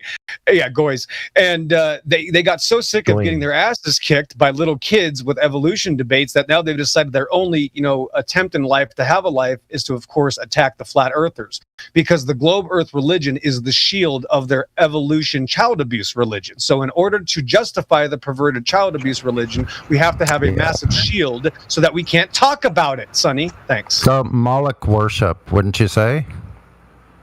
Yeah. Moloch worship. Absolutely. Yeah. They're saying that, they're not even babies. They're just amphibians and reptiles in the womb. So just kill them. Yeah. And then use their cells. Yeah.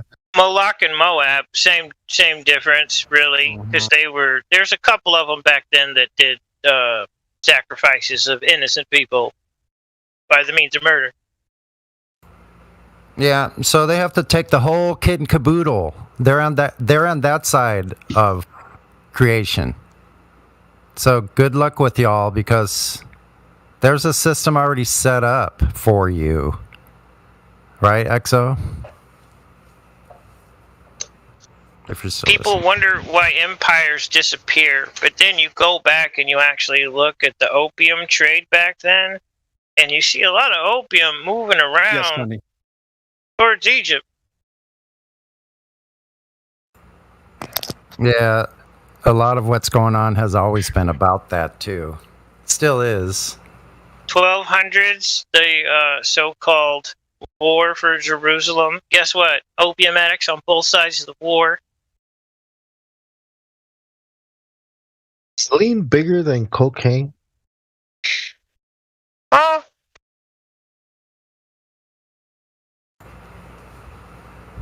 What? Yeah. Repeat your question. The lean, that cough, the syrup cough medicine. Codeine. Yes. Codeine, yeah. Is that bigger than cocaine? And the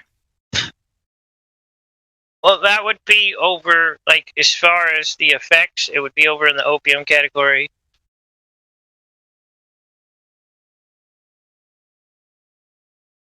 That's crazy. So no, they're still like separated by category, because coke is an upper and lean is a downer, just like opium, heroin, oxy, blah blah You blah. know what I think? You know what I think is much more interesting is how those certain people, the same people we're talking about, as always, these so-called authorities, how they had to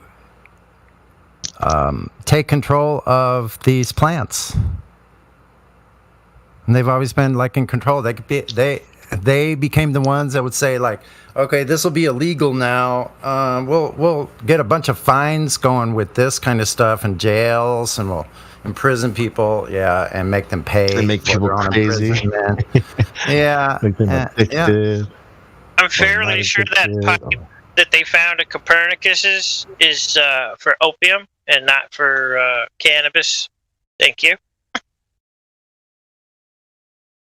Yeah, but these days, you know, the extracts, the technology, the pharmaceutical industry, it's Well, the fun thing is when you go through the history of like when they're raiding tombs and shit. These so-called archaeologists, they're raiding tombs, they're stealing people's shit. Like we found this pipe and it's a smoking apparatus, and look over here, we found barrels and barrels of we're gonna say this is cannabis, even though it's probably opium. it's probably everything. Dude, there was Care only what a they handful say of when they there's really only a handful of natural things. Well, maybe 2 handfuls of natural things that'll really. That's about it.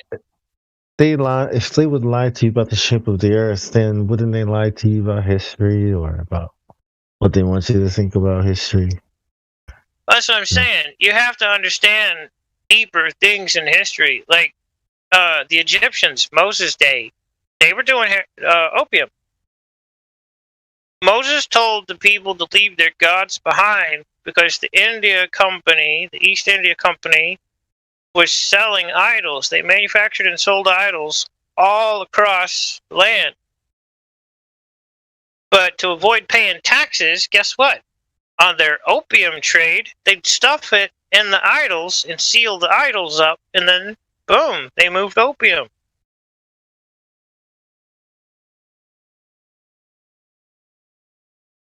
That's back in Moses' day.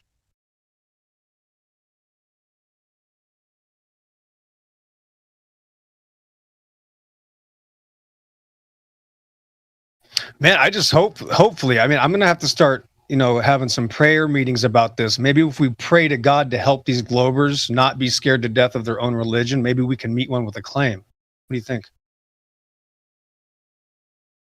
Well, I mean, it's proper for them to be scared to death of a false belief system. It really is. It's crazy because no other religious group does this. If you talk to a Muslim or the Mormons, they're really fun. They won't hide from their own book usually. They won't hide from their own claims. And then you talk to an atheist Glober, and they're so scared to death, they would die before they can even talk about their globe. And that's why they just keep insulting people that don't agree with their globe. They don't even have a claim. It's a suicide cult at this. Oh, I'm sorry. Here's the answer. Right, the question is, okay, can you show me when there's any evidence of Earth curvature being measured in history? And the answer is, your God's not real. So that kind of sums it up right there, for the record. Oh, are these the atheists? Right. At best, yeah, they're Antichrist, yeah. My tangible God isn't real, but your curvature that doesn't exist is. That's awesome. Gotta love that argument. Yeah, I guess all these miracles that I've been experiencing are just a lot of luck. I guess I should just be a gambler. Yeah. Right. All those people that got healed, all the trauma victims that I've had to deal with in ministry. It wasn't God. God didn't heal them.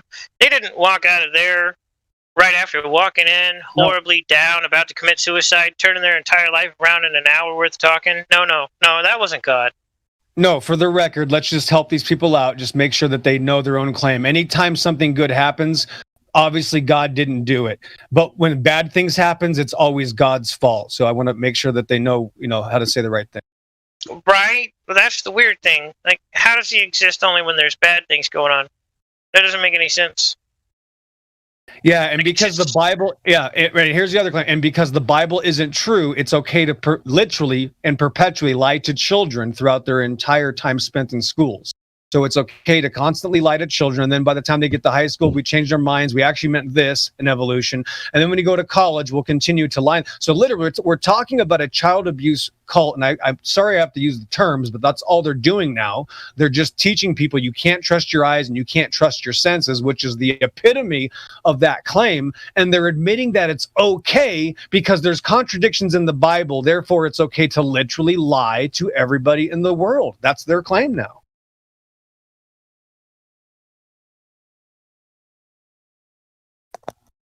Good luck fixing those people. I mean, it's like the same people that want evidence for God don't believe in babies. Do you think you're going to be able to convince them that God is real when they believe babies are salamanders? You see, you can't do it. It's not an argument. Sure You're just talking to it. Are salamanders? We need a T-shirt. Yeah, fish, amphibian, reptiles. Yeah. Warrior of the Flat Earth community against the brainwashed cults of the world. Yeah, and because Cavendish made 2 lead balls in a shed, therefore it's also okay that we can lie to children. That's a great claim. I like that one too. I know. And that goes back several hundred years as well. Well, It's Santa advanced Claus. technology. Remember, it's advanced technology. The ancient past. We don't know how to do this anymore, Sonny. We destroyed the technology. It's a painful process to build it back. Yeah, we about to flat smack you back to the Stone Age.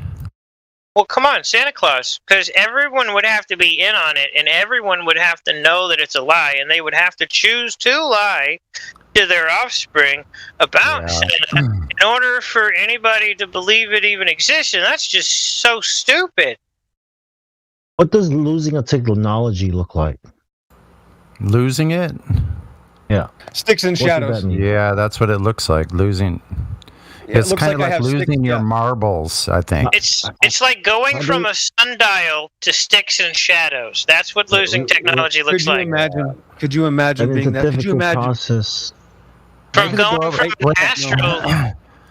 Maybe the Globers should go back. Maybe the Globers should go back to playing marbles. I think that's a great idea. They don't believe in marbles anymore. No, they Losing should just go back to- technology would Practice also that look thumb like practice that thumb action. it would look like going from an astrolabe and a sextant to going to a map that's not even accurate. My goodness, we got to start a GoFundMe account for these people.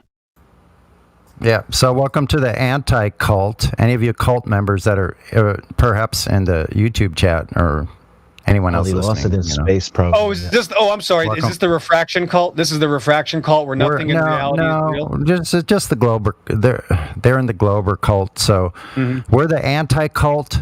Welcome to the anti-cult. We're gonna help you out here. Yeah. I just wish they could have a claim like, can you show us how the Cavendish thing was an experiment? And they refuse to even answer. They can't do it because they know there's no experiment. Yeah. Well, when pressed very hard, they don't even know what it said. Sorry, Sasha.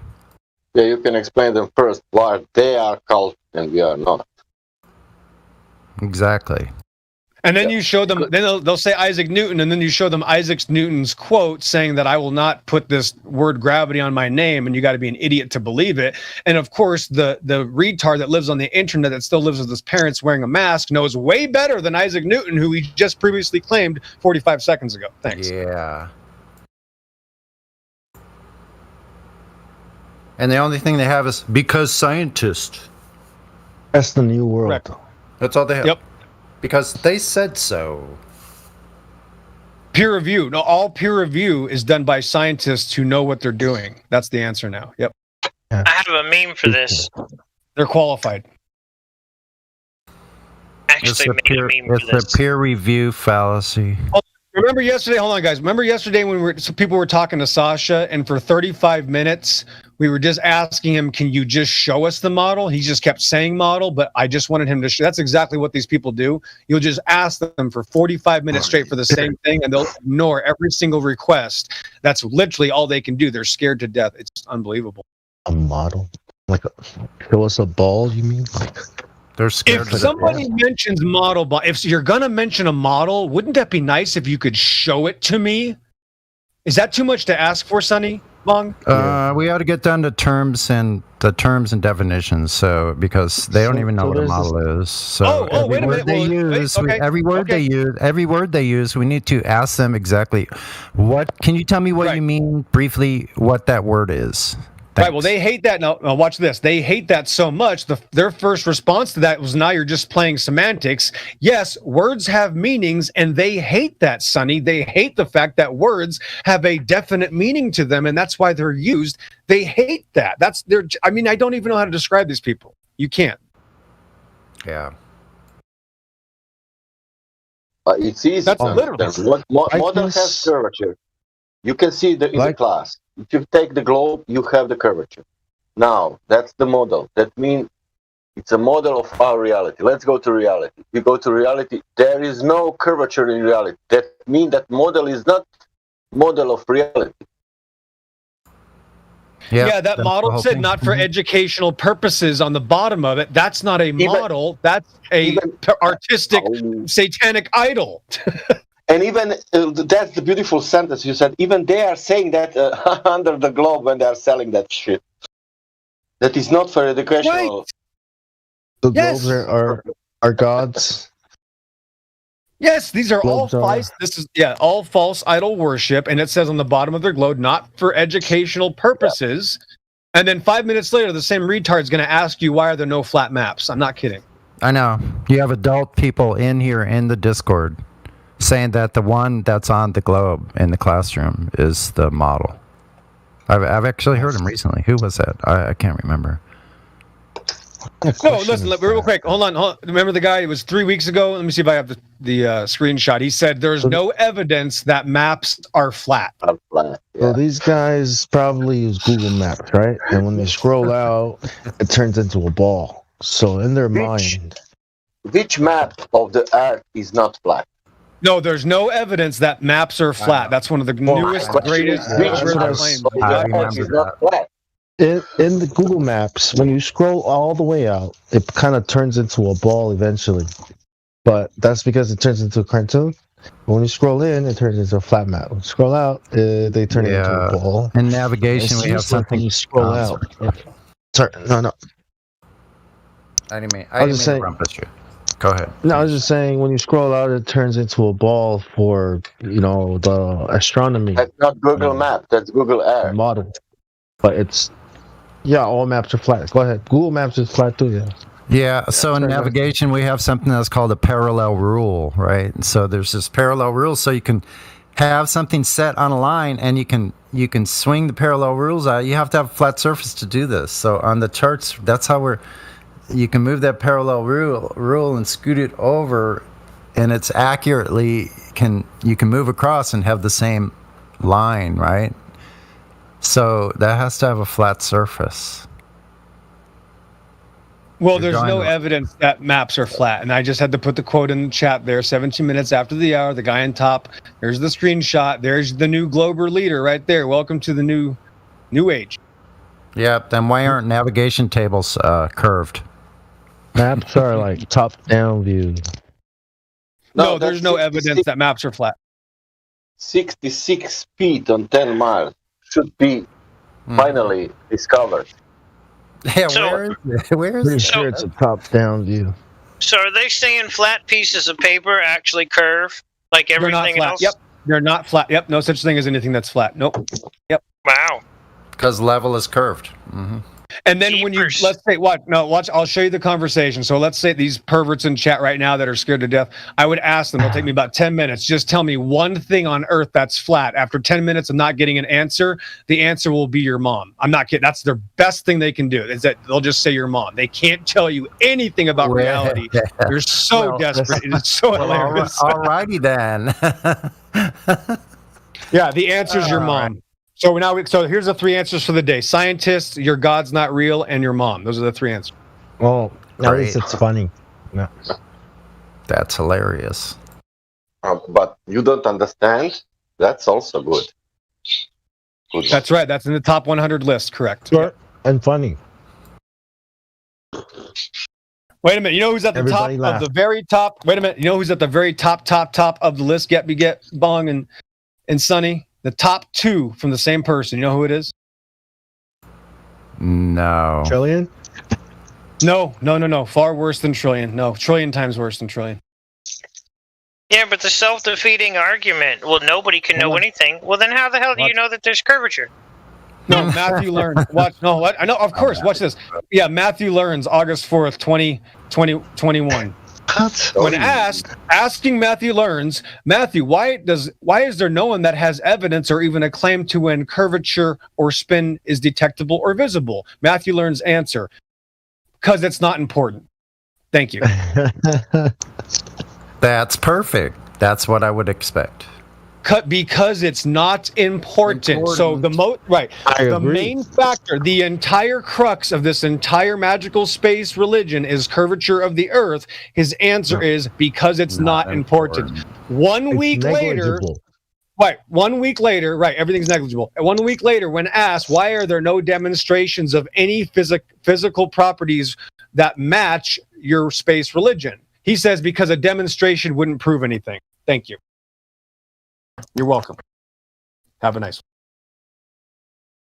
If I tell you I can swallow a sword without gagging and cutting my throat up, and I don't demonstrate it, then can I?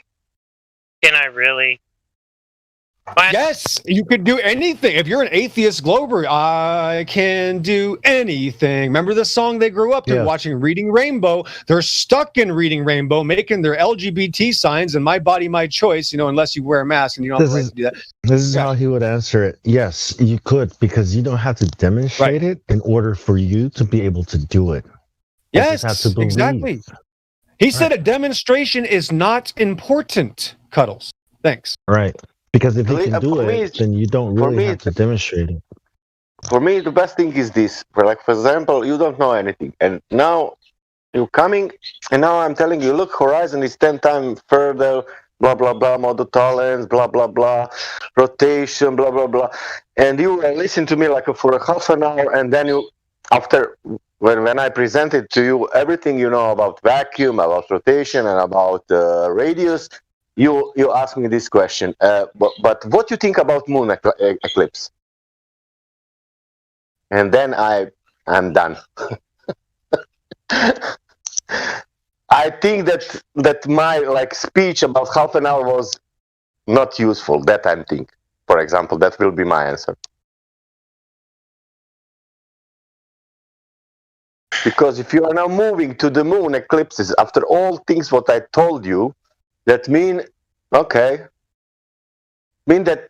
for you doesn't mean anything. What did I say in the first time? It could be that I'm saying bullshits also, but at least go into that and see what is going on, not to move some another, I don't know, to the sky again immediately. Come on. When they get up every morning, they have to remember 7 impossible things and say them out loud so that they can move on through their day. Man, 1971 I born, and my father said the earth is flat, And then when I grow up, all my family was like growing up, and I was saying the earth is flat because God sent me a message, and that is my story. If Big Brother says 2 + 2 is 5, then that's what it is. I mean, refraction. Yeah. What can I say? And then what can I do? I mean, that's facts. Yeah, 2 + 2 is 5. What do you mean? 2 + 2 is 5. All you need is refraction or gravity. You're done. Yeah. No, 2 + 2 is 37, because the other 3 are my wives. That's what they do every day, Bong. Every single day, Sonny and Bong, they tell you 2 + 2 is 11 because refraction and gravity. Every day they say this. That's a bit exaggerating it, right? I mean, 5 is every day. Every day they say this. No, every day they tell you that 2 + 2 is 11. Every day. Perfect, Bong. Yes. Don't fuck up the riff. All right. No, they're not saying that. They're saying. I mean, listen, wait, stop. Okay, watch. Here's why it's 11. You've never seen it. You never heard about it. No one's ever talked about it, but now it's 11. That's exactly what the globe is. No one's ever experienced it. No one's ever seen it. So what is it? So it's all flat because it's curved. It's the same thing. 2 + 2 is 11 every time. Just like the white winged dove, right? Sings a song, like 11 scene. The edge Oh, of then 11 right, yes. Correct, Bong. Then you show them that refraction requires a flat surface, and boy, watch the new 11 teens start spreading out of the ground. No, you measure the temperature of the air, then fog, then all that optics things, and then when you realize how much is everything of that, then you know where is the land. No normal human being could be this stupid. That's unbelievable. You know? You realize all atmospheric conditions, you know? Like 80%. When you understand all atmospheric conditions, you can know where is the land. Oh, yeah, because everybody's taught in Boy Scouts and in the Army. When I went to the Army in 2010, yeah, they taught me the worse the weather conditions, the farther you can see. Right, that's what they teach us, right, Globers? Right, when the weather conditions get bad, we magically see farther through these witchcraft things called binoculars and zooming lenses, which are these magical apparatuses that see around curves. Unfortunately, they didn't teach us to shoot around curves, but it must happen because it's a ball.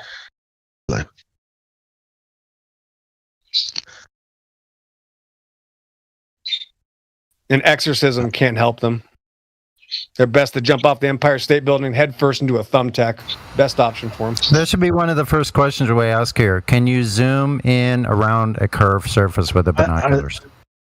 Yep, that's one right there. I think attacking each other is, you know what I mean. Like the point is, they're lying, and I think attack should be towards them lying to everyone, and not really each other. You know, each other. What do you? Who's each other? I don't like trying to convince people and all that shit. Oh, there's no convincing. I certainly don't. Sorry. No. Well, right. No, that's a good point. Debate that people say exists is like, no. I think that's a trap, you know. Okay, just for the right, you're right, Bong. No, maybe Sonny can tell me, or you, Bong, or Cuddles. Do you really think that I would want to change the minds of one of these criminals that's telling people they can't trust their eyes? You think I want to change their minds and have them join this team? No, thanks. No. Thanks, though. I mean, no. No, I'm actually here to harden their hearts and guarantee that they stay in their perverted religion. That's my job. I mean, it's nice if everybody knew the truth, but I think only certain people. You know, Satan knows the truth, Bong. Satan knows the truth. How did he handle it? I don't know. I think that guy is probably full of lies now. I don't think he knows anything. No truth in him.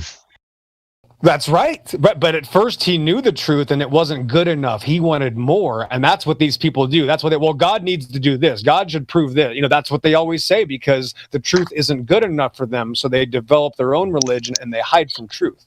They're not here to learn. They're here to make fun of people to justify their lifestyles. We all know that. We're talking about a minority. We're not talking about the man on the street that just believes in cartoons. We're talking about the sycophant, crazy people that go around telling everybody you can't trust your eyes, and that's how we know it's a globe, but they can trust that. So that's the smallest minority, the refraction atheist cult, the smallest cult in the world. I think there's like 10,000 people. Yeah. Is that it? No, not literally your eyes, yourself, your perspective, your logic, your common sense, your everything. Yeah, there's like 50 million flat earthers on the plane of existence. There's like 10,000 refraction psychopaths.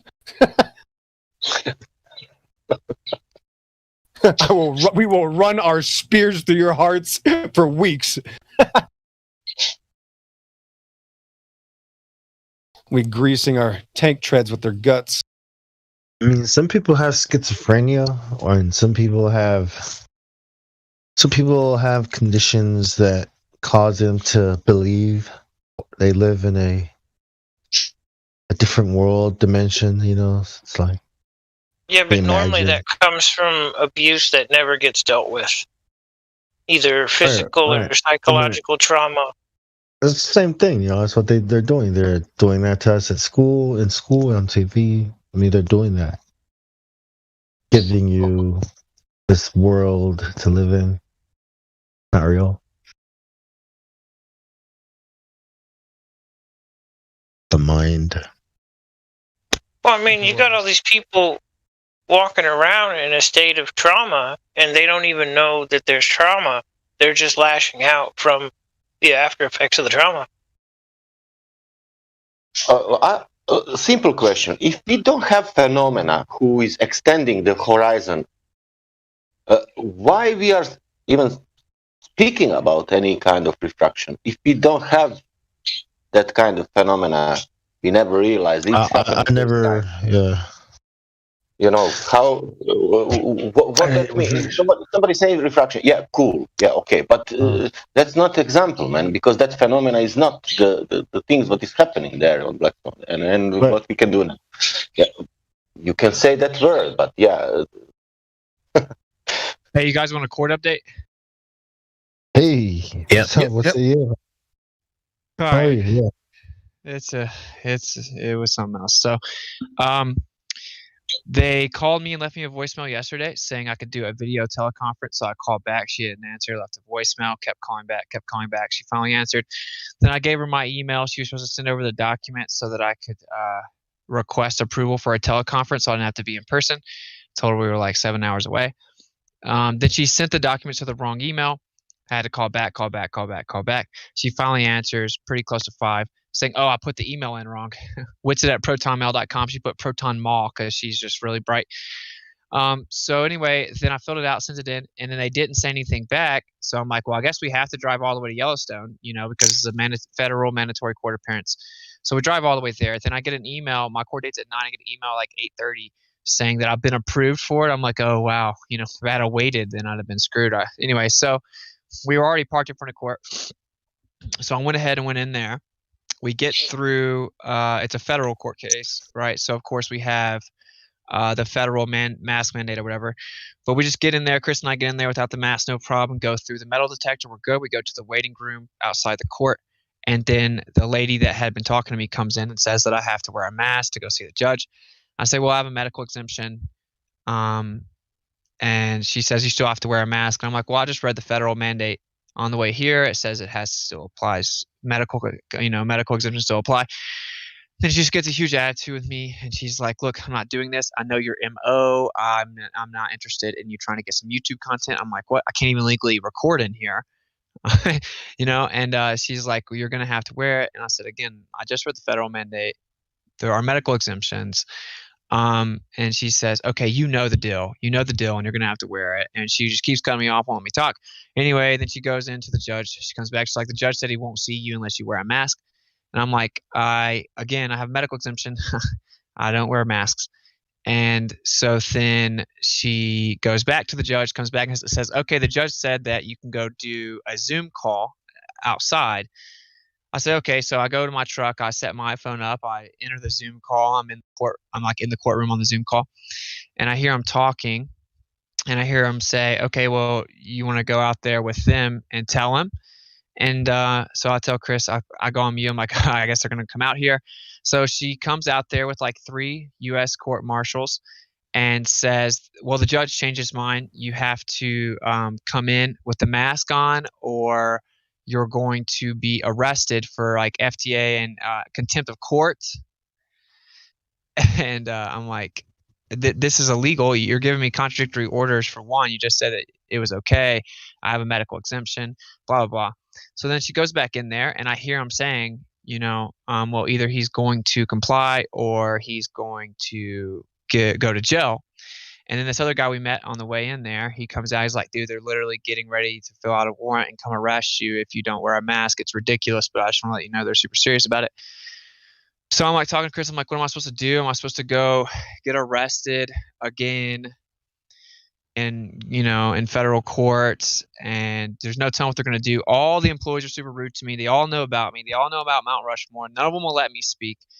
I'm like, dude, they're going to take me to court off camera. There's no telling what they'll do. They'll put the handcuffs on super tight. They'll drag out getting me a bond and all this stuff. So as much as I hate to say this, I complied wearing the mask effectively under duress and coercion. So I go in there, And then I go up to the front. Then the court marshal comes out, and I'm sorry, I'm trying to tell a story kind of quickly.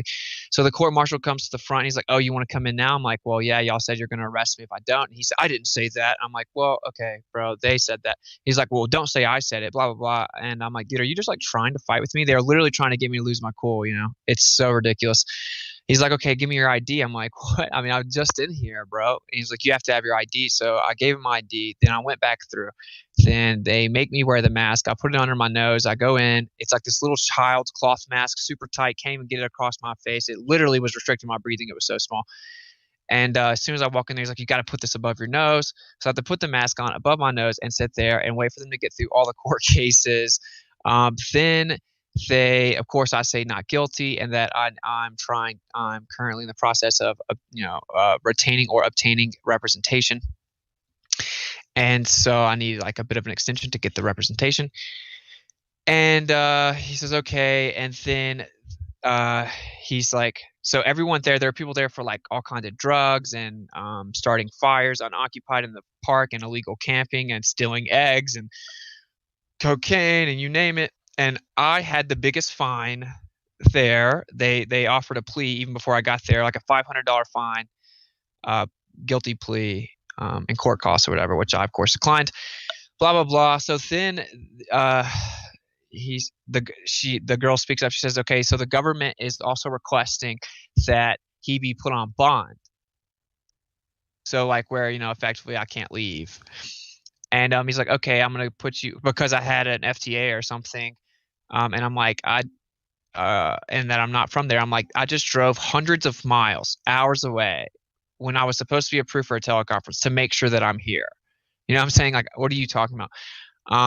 And I don't have any FTAs. And they brought up something where I didn't know that I was supposed to have a court date like 8 years ago or something. And that's why they said I'm a flight risk. So then, and I really don't want to hear any of the like Discord lawyers, you know what I'm saying, that aren't literally facing federal arrest. I don't want to hear it. So anyway, I'm reading through it. He gave me a $750 signature bond, so no money, but you have to sign. So I'm reading through all the paperwork, and I'm like, okay, so this is saying that effectively this is like probation, right? And if I get arrested for another offense, then during this preliminary period, then you can actually give me additional sentences in addition to the offense that I'm here for. I'm like, this is such a setup, bro. I'm here for free speech. This is the moment that our country is literally dying, which is why I'm doing this as I'm doing it. This is the most pivotal moment that I have to do it because we're literally watching our country die, and I'm going to speak up. And so you have all these illegal, unconstitutional ordinances and rules everywhere that infringe upon the First Amendment, and I'm not going to comply to them. This is effectively setting me up if I sign this. He's like, well, you're going to go to jail and not be allowed to leave, held without bond if you don't sign it, and all this stuff. And I mean, I'm surrounded by court marshals with their hands on guns, you know. So again, I'm not particularly interested in Discord lawyers that have never ever faced anything like this at all whatsoever, right? And so I'm reading it with the judge. I'm like, okay, well, this is saying this and this, and he's kind of like arguing with me. He's going there. I literally have to like talk the judge through it, explain what the legalese is saying to the judge. He's like, okay, I guess you are right. This is effectively probation, period. And he's like, I think it's just saying this. I'm like, no, it's saying that they can give me an additional sentence. And he's like, okay, yeah, you're right. It does say that.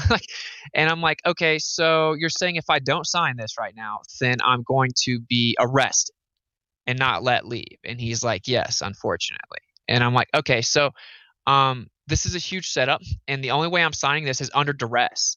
So I verbalized like 3 times that it's coercion. I'm under duress. The only way I'm going to sign it. And I explained like the problem is that now this requires me to capitulate to totalitarian orders antithetical to the Constitution because, there is no stipulation in the free speech. Congress shall make no law. And I'm literally addressing grievances of the government. So these are just completely unconstitutional, stipulations that you're forcing me into a corner to set me up. And I'm like, this, you can't use a permit because he said something. He's like, I guess you'll need to talk to a constitutional, because I told him I was going to get a constitutional lawyer, and that's why it's taking a second to find exactly who I want to represent me. He's like, well, okay, you'll have to talk to your constitutional lawyer about that. And I'm like, okay, yeah, but there was a Supreme Court decision, 8-1, Nunes versus New York, that no permit can be used for a prior restraint on free speech. And he says, well, that's not exactly what it says. And I said, yeah, that's literally exactly what it says. No permit can be used as a prior restraint on free speech. 8-1 Supreme Court decision, Nunes versus the state of New York. And then he just doesn't say anything. He starts stuttering, gets real nervous. I'm like, okay, whatever. I guess I'm signing this under duress. I wanted to make it very known on record that this is under duress and coercion of my freedom. And then I scribble on it, and they set a extension court date that I don't have to show up for if I have representation in 3 weeks. They said, the government wasn't looking to impose any jail time. Their first plea offer was $500 fine or whatever they tried to get me to do on the phone. And I'm just like, I turned it down immediately. So there's the update. Effectively, I had to cuck to wearing the mask. I know a lot of people here be like, you should have done it. You should have got arrested. That's real cool for you to say. Again, I'm just trying to preemptively address these things because I'm not really in the mood for jailhouse lawyers on Discord. I get it. Everyone's watched a YouTube video about your strawman ID and now they're a lawyer, but it's a lot different when you have U.S. court marshals that all have their guns on their hip, all cutting you off, all trying to provoke you into saying something, all know that you've been to Mount Rushmore, all know what you're doing, all know your YouTube channel, know your entire record, shuffling through papers trying to find which ways to try to catch you up into stuff. It was really pretty surreal. I agree with you, dude. I mean, you did that under duress, bro. I mean, there's no way you had to back you into a corner. Yeah, for the mask thing and for the signing to bond out, a signature bond. So anyway, I have a constitutional flat earth lawyer, but he's not from there. But he told me, actually, you don't have to be admitted in the state in this court. It's a little loophole that we have. So effectively, he can represent you. Unfortunately, he'd have to be here present if it was to go to trial. And I'm like, okay, so that would cost tons of money, to fly him out or whatever. But he thinks he knows some constitutional lawyers that may take it pro bono in the state of Wyoming. He's going to talk to him for me, try to find it out. So we'll see what's going. I guess I'll have to get a few different lawyers relative or, based on where they live for the different court cases. I obviously now can't go to another national park because they do actually have these unconstitutional laws. They will arrest me. And if they arrest me, although I signed it under duress, and I'm sure my lawyer could fight that because I verbally said that on the record, they literally can infringe additional sentences just for the fact that there was an arrest. I think it does require a conviction as well, so it probably would never be able to do it. But yeah, that's effectively it. I wanted to remain pretty quiet, but I kind of got back into a corner where I had to effectively debate with the judge and made him look stupid. Having to teach him what it said. I don't know if he was being incompetent or dishonest. I would say probably the first. Because I read the paragraph really fast. He's like, you're reading it too fast. I'm like, you're supposed to already know what this says, man. You know what I'm saying? But I didn't say that. I was being real respectful. I'm like, I'm not trying to be difficult, whatever. Turns out that in this situation, you don't get a jury. So I guess you don't have the right to a due process here, which is one of the First Amendments. That it's just up to the judge as to what he does, as what he determines. Wow. Yeah, so it's a really crazy situation, but I have a constitutional lawyer. He says he's positive that it's going to get thrown out or whatever, and then I will of course file a counter lawsuit. But there's the update. I know that was real long, but that's kind of the ordeal. I'm sure that Mount Rushmore will be very similar. I don't have the court date for that yet. So now it's getting really tricky to finish the tour. I have to be really tactical, have the printed off city ordinances everywhere that I go. I can't really go in national parks because they have these laws on record, and I have to have them printed off and highlighted and even try to obtain permits, which I feel like in and of itself is cucking because there is no permit stipulation in the First Amendment. So anyway, it's a whole ordeal, but there's a little update. I know a lot of people were asking me about it, so there's kind of on record now. And it sucks because now you're on record having a probation record. Wow, that's kind of stupid. Yeah, and by the way, Cowboy, I wasn't even talking to you. I wasn't reading. I'm just now reading the chat. Yeah, they offer pleas and there's no. Yeah, they were so eager to offer a plea. It's very obvious they know that they don't really have a good case. They do have evidence though, because as opposed to the more legally tactical avenue where you just don't say anything or you plead the fifth, I just admitted that I was speaking, right? I admitted that I was speaking and that it's unconstitutional for you to tell me not to. I didn't really deny it. I mean, they had numerous witnesses, apparently one called in, and I admitted it. So they have effectively the silver bullet in court, which is a self-admission from the defendant of me admitting that I did speak without a permit. The entire avenue against it is that that's an unconstitutional requirement, and then thus, subsequent detainment. You see what I'm saying? So, there you go. We'll see how it works. I mean, I know there's a lot of things, right? Like, I thought about doing a lot of things. I thought about refusing to sign anything, saying I don't associate with that strawman ID. This is a fictitious corporation. There is no harmed party. You can't even bring a charge against me because there's no injured party or person or property. The United States court is a fictitious corporation. That's not an actual breathing man or woman.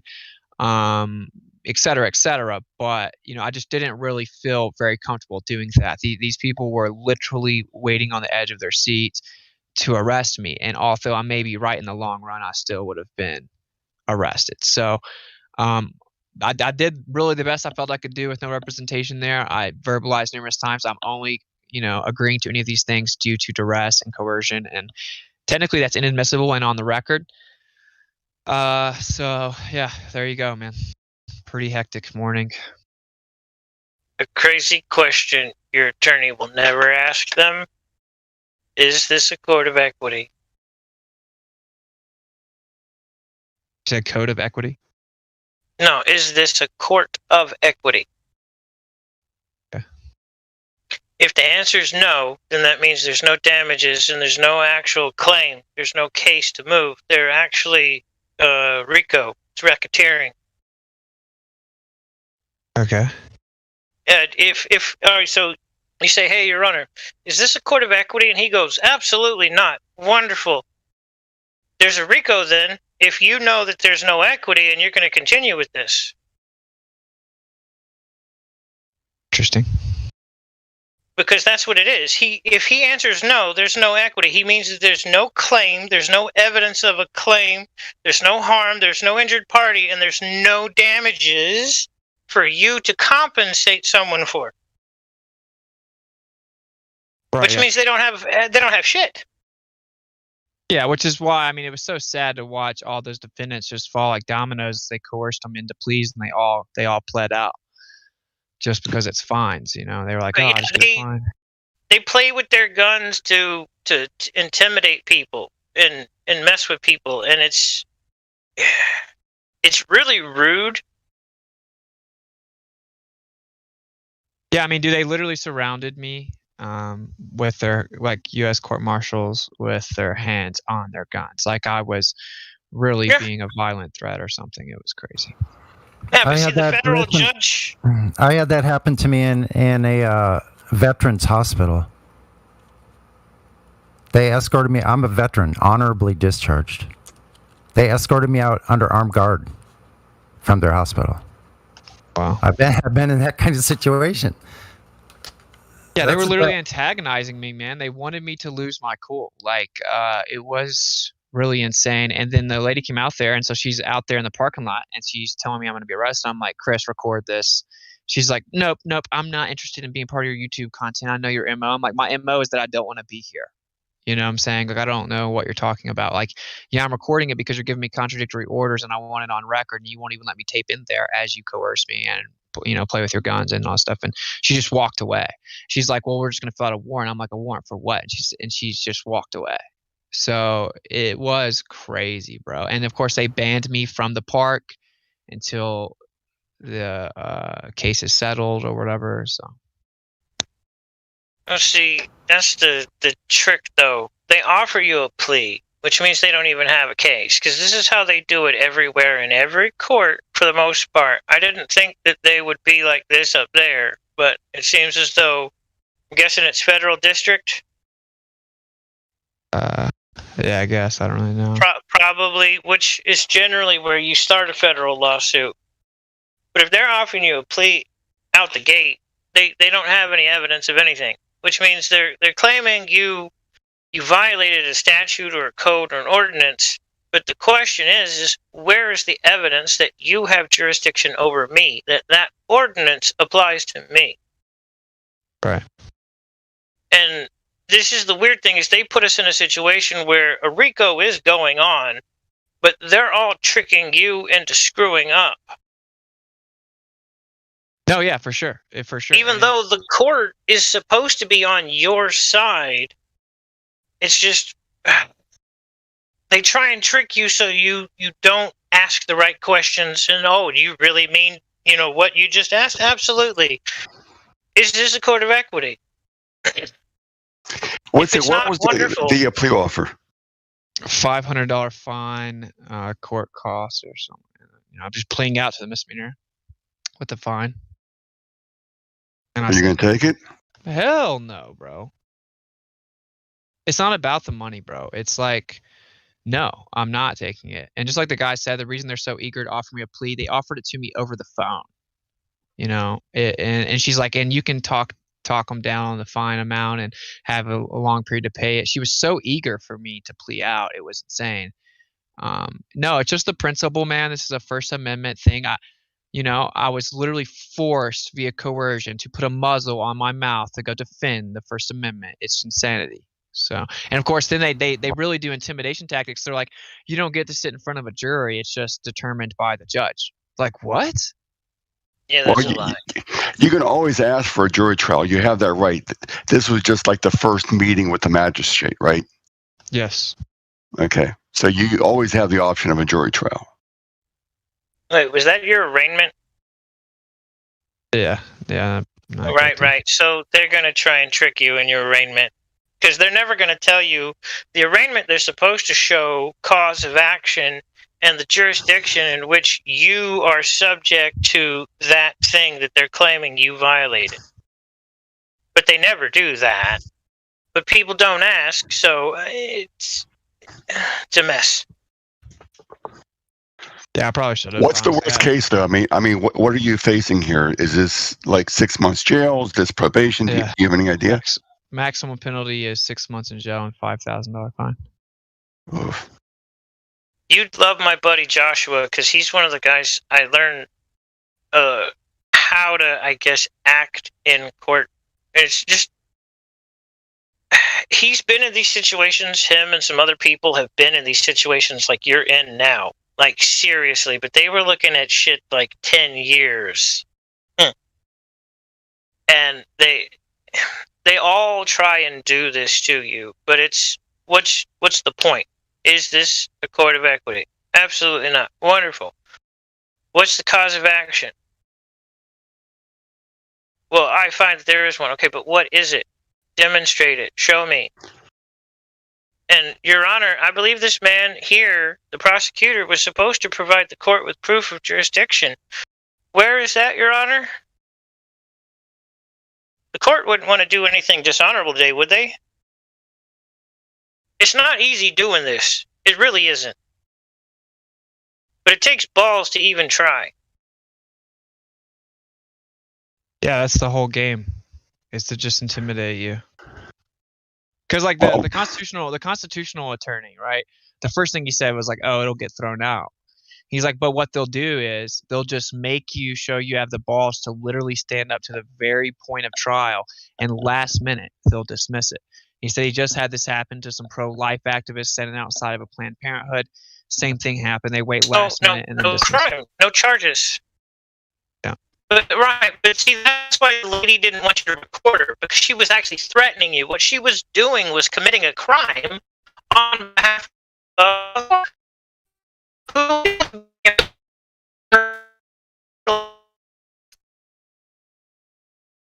Yeah. Which we got some of it on tape anyway. So, you could have fun with this, though. You really could. You're breaking up, dude.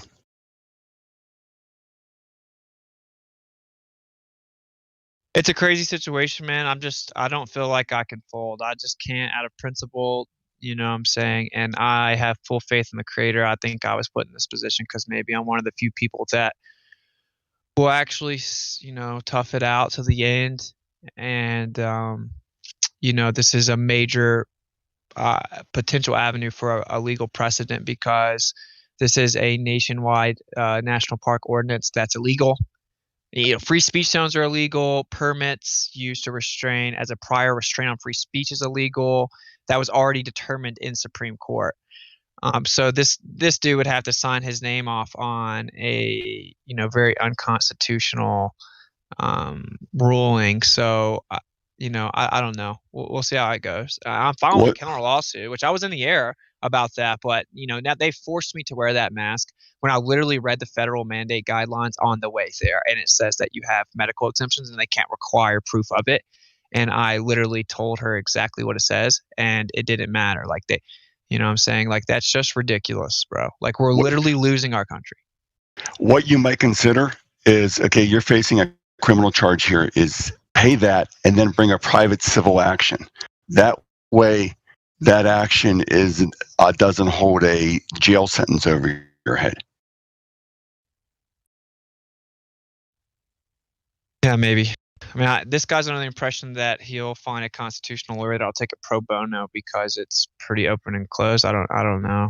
But yeah, that's not a terrible idea, because then even in the lawsuit you can explain that you only pled to duress and coercion. Absolutely, and you could seek that money back in the civil suit, right? Yeah. And in a civil suit, it's more of a level playing field. In a criminal case, they're just going to say, here's the law you violated, in our opinion, and here's judgment. I got another one. Rushmore. When do you have to decide on the plea? Oh, well, I have 3 weeks to get representation, and then they'd set an additional date after that. Yeah. So, I mean, if I get a constitutional pro bono lawyer, I'll just listen to his advice probably and fully lay out every avenue that I think I have. They kind of play by their rules to an extent, and constitutional lawyers are considered like the rebellious ones, but they're still kind of playing within the presupposed stipulations of them having jurisdiction over you. So I might tell him I want him to challenge that or whatever, but we'll see. I mean, there are numerous Supreme Court rulings that free speech zones are illegal and that permits can't be used as a prior restraint on free speech, and that's the highest court of the land. So I don't really see, even within their own little fictitious corporation nonsense, like they're still wrong. Right, but in every state constitution, it's the right of the accused to have all documents pertaining to the case upon demand. And they don't do that either, because they don't have any, ever. Yeah, literally all they have, and the reason they think it's such an open and closed case for them is like, I admitted it. So for them, it's just like, oh, he admitted he did it. You know what I'm saying? So that's how they're looking at it. That's why they're so arrogant. Well, right. You admitted that you gauged in a right that somebody told you you didn't have with the impunity that you do have under that right. Yeah. But see, that's not how they're wanting to look at it. It sounds like crap to say it's a test when all these idiots are, got guns. But I'm not folding. They're gonna bully you. They're gonna bully everybody. This is what they do until people decide individually to fight back the correct way. Yeah, and that's the Steel City's point, which he left. But the thing about it is that if they have to dismiss it, it just makes the lawsuit that much stronger. Well, okay. Before we go too much further, if they do dismiss it, what you need is a bill for your travel costs, your expenses staying at the hotel while you're there in town, whatever it is. Because as soon as they dismiss it, you won. You need to hand that judge your bill. They owe you. Yeah, for sure. That is a fact. I just didn't know this back when I was winning cases 5, 6, 7 years ago. Yeah, because I actually changed the whole route and ended up staying relatively close, and I paid for a hotel 1, 2, 3, 4 nights, probably $1,000, and then another, I guess, $300, $400, $500 in gas. And that's cool. They can reimburse me, but like I'm filing a civil lawsuit under a constitutional precedent, and I want to force them to have to take it all the way up. So I really want to get this kind of just out of the way, and I'm going to use representation to do it, especially if it's pro bono. I don't see a flaw with that because like I'm going to be very candid with the guy. Like this is the way route I want to go. I want to try this, like prove they don't have jurisdiction. They have to throw it out on those grounds alone. Bring forth the documents that prove like that they do have jurisdiction or that I'm actually guilty of something I must legally be obliged to. And then in addition to that, even after that, you have like the constitutional Supreme Court rulings on your side. And so once it gets dismissed, then we can really play ball, I feel like. Right, like it's not going to go to Supreme Court based on my criminal charge. It would only go up based on the lawsuit. There's a lot going on there. Like asking the clerk, is this case appealable if I lose? If the answer is yes, ooh, big problem. Because you can't appeal breaking the law. You broke the law. The law is clear. You broke it, there's a punishment. If you can appeal the punishment, then there's no law. There is an appeal. It's in the paperwork that they gave. Right. Right. That's what I'm saying. If it's an appealable case, they're not moving on law. Right. Right. But this is the thing, though. Am Jurisprudence Section 5, Article 5, Section 7. That's why I won't ever take one ever again, and I'm just going to handle things even if I have to ask simple questions, because I don't understand what the hell is going on, other than this guy is saying that I did something, that guy is agreeing with him, and it appears they work together, and you're agreeing with them, and no facts have been presented. I'm having to disprove the globe by disproving things that don't even have proof. Right. Well, send me any information that you think is relevant, bro, and I'm just going to compile from everyone I know and then talk to these lawyers, and we'll go from there. I know the creator's got my back, and like, so I didn't really overthink it because I read the scriptures, and it straight up says, like, don't stress or have anxiety, go to your court, and, you know, Yah will guide you. And so that's really what happened. I intended to be quiet, and it ended up turning, just because of me reading the document, ended up me turning into, I had to show, like, he heard how elegant I was with my speech. He saw how quickly I interpreted the legalese they try to trap me in. He heard me cite a Supreme Court ruling. He heard me say, like, look, this is the reason why I know this is a setup, because out of principality, I'm not going to fold to or capitulate to unconstitutional infringement upon my First Amendment. This is the most crucial moment in American history, certainly modern times, that we speak out. And we're literally watching our country die. And I'm not going to be quiet in the most crucial moment, as you just placed this ambiguous threat over my head during the most crucial moment. Like, I'm not going to do it. So this is a setup. And like, you could tell it was kind of hitting him. You could tell he probably doesn't agree with the masks. And when I brought the Supreme Court, he started stuttering. And then after that, he tried to be really nice to me. And he's like, I know you didn't want to wear that mask, and I just want to really thank you for not making this escalate to something that it shouldn't have, or neither one of us wanted it to, or whatever. And I'm like, screw you, dude. But I'm just like, okay. So you can already kind of tell that he's like, whoa. And I didn't really say much. And so I think the creator is kind of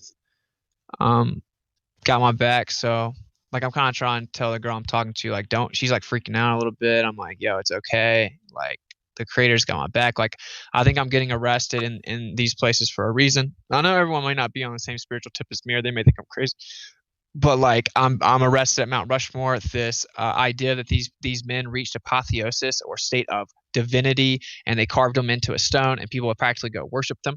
I get arrested there, and I know that the creator's not at all pleased with that place. I get arrested at Yellowstone. Some argue that maybe some of the watchers were even put in bondage here, and that's what these areas are, with all the smoke and cauldrons, effectively, which I know sounds crazy, but there is some dark energy here for sure. It definitely looks like a place of judgment where everything's practically dead. And so I think that this may be a little bigger than me, and so I'm going to fight it till the end. I'm not I'm not going to capitulate to them, because if we give up free speech right now, right, which literally says Congress shall make no law when you want to address grievances of the government, if we give that up right now, we're done. It's all over, right? And so although this may be a small part in the major the overall arcing thing that's going on right now, like, I'm just not going to be part of the wrong side. I'm going to stand for what's right, and we'll see where it goes from there. I mean, for your first appearance, I don't think you did horrible at all. I mean, I probably wouldn't have gone there. And a lot of the people that I know that actually have been in federal court and won cases for serious shit. Like, my buddy was playing around in the drug world, and, he won his case. But he was looking at 10 for it. Just like simple little things that I've said. It's so weird, but watching it, there's too many options open to you, though. The only problem I have is I know that the guy you got, he may have a good heart, but he's probably not going to tell you all of your options up front, like what you can do. And of course not. Of course not. That bugs me. No, I don't even think he has that. I mean, dude, he said I could go get on the video call, and I was like, oh, this dude might not be that bad. And then he turned around and said, never mind, you have to come in with the mask. So it's not like I think the dude is awesome or something. I'm just saying I could tell I hit him where it hurt a little bit. And well, like administrative, people know about discovery, but administratively, there's also something called pre-discovery. They've separated things that are supposed to be, like, discovery is supposed to be the entire case file, but it's not. Discovery is just what they've discovered after they've created a case file that they're not showing you, which is what started the case in the first damn place, which was a complaint. So there's things that these guys know, like a constitutional lawyer would know what discovery, pre-discovery is. FOIAs would be perfect in a federal setting. FOIAs, you can actually, it's just a letter, basically, with a specific letterhead on it, and that's it. But they'll probably deny those too. I mean, you're in a unique position, though, because you have a hell of a case against them. It's just the question for you to answer is, where do you want to go to get it done? Because I wouldn't do it in a situation where they're already...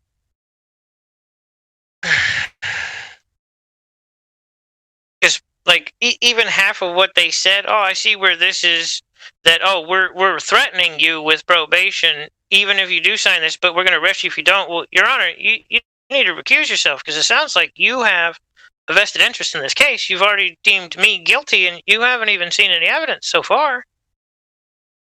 No, I haven't even seen any evidence. I mean, dude, to tell a judge to recuse himself, that's some big cojones.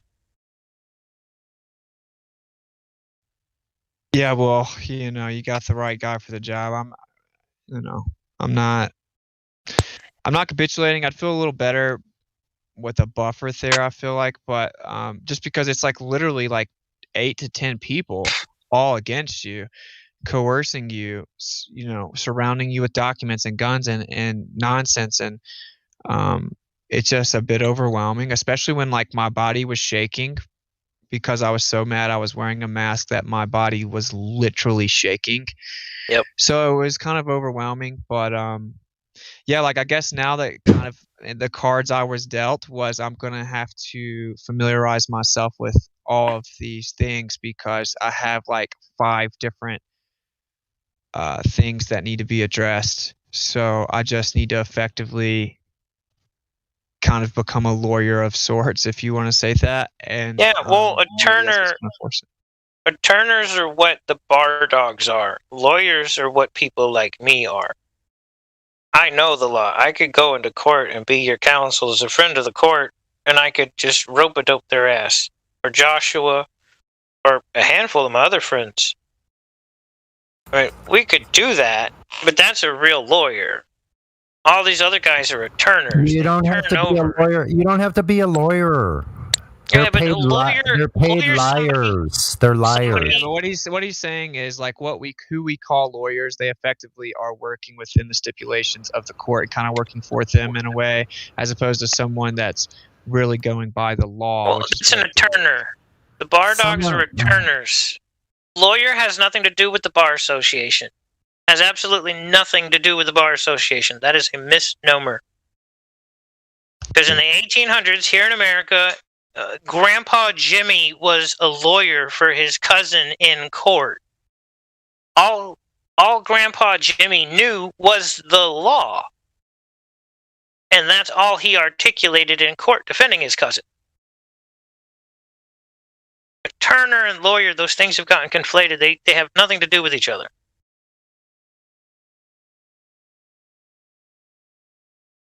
All right, well, dude, if you ever get some free time, just shoot me some DMs of some of the information. Battle Mods already sent me some. I'll reach out to some other people like Alfonso Fagiolo and this constitutional lawyer that's a flat earther.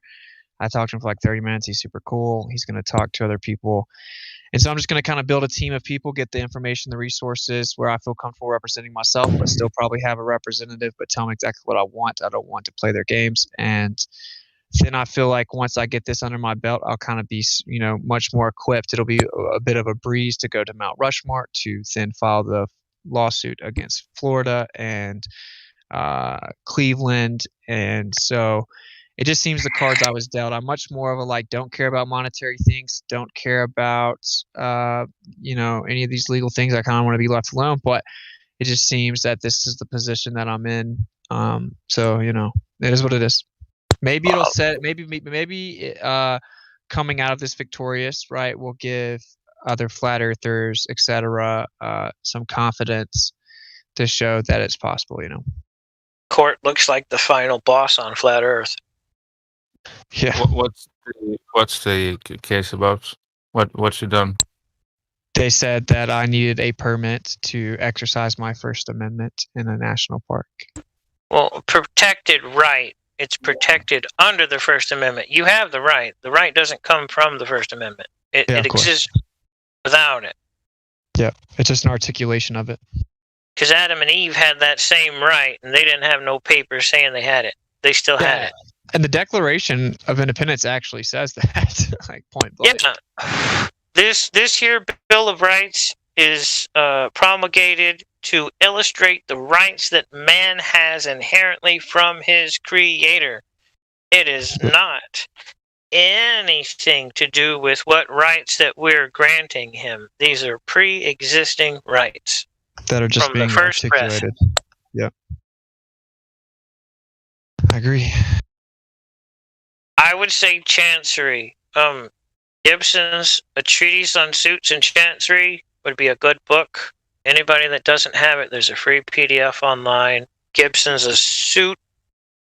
Treatise on Suits and Chancery PDF. It's free. It's big. It has the paperwork in the back, how to get the paperwork done. You can change venue to a chancery court from any court. That's the one thing that attorneys will never tell you. You can do a change of venue. If you're in an administrative court and you won an Article 3 court, you can put in an order for change of venue and change the venue from administrative to chancery. And they have to oblige you because they can't force you to participate in one court setting without your full closure of what the fuck is going on and what they're going on. Is if they say law, okay, what type of law? Are you talking commercial law? Are you talking civil law? Are you talking public law? Are you talking private law? Are you talking ordinances as law? Which form of law are you talking about? There's like 15. But if you say equity, it knocks it all down to what type of law. There's a damage, harm, injury, or loss. I have violated, trespassed on somebody's rights, period. And there's evidence of it, and there's damages from it. That's equity.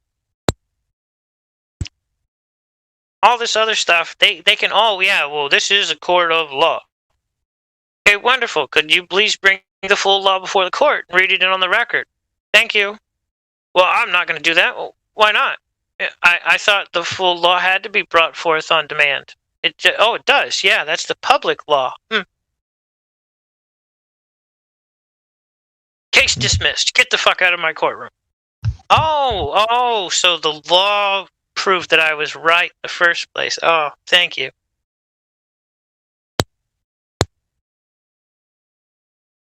If you actually get the original version of that revised code that you have, the ordinance, if you get the original version at the bottom, in the new revisions, they made them footnotes, like what they did in the NIV with scriptures, the meat. They put it down in a footnote, and then the third or the fourth revision later, the footnote disappears. The full extent of that code actually says that if there's no harm, injury, or loss to a man, woman, or their property, guess what? This code is null. There's no authority. But that's driving down the road the wrong way, not using your blinker, doing 80 in a 70. It's all of it. If there's no harm, injury, or loss, there's nothing. But they don't. That's why people ask, please, Your Honor, bring the full law before the court, unenroll it, and read it into the record, please. Because when he gets to the part where it says, oh, it's lawful for you to do it as long as you don't cause harm, injury, or loss, that's it. Case dismissed.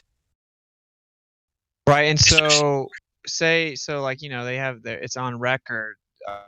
Worst case, they just like completely botch it and abuse their power and take me in. Like a FOIA would be able to pretty effortlessly get the record. Yeah.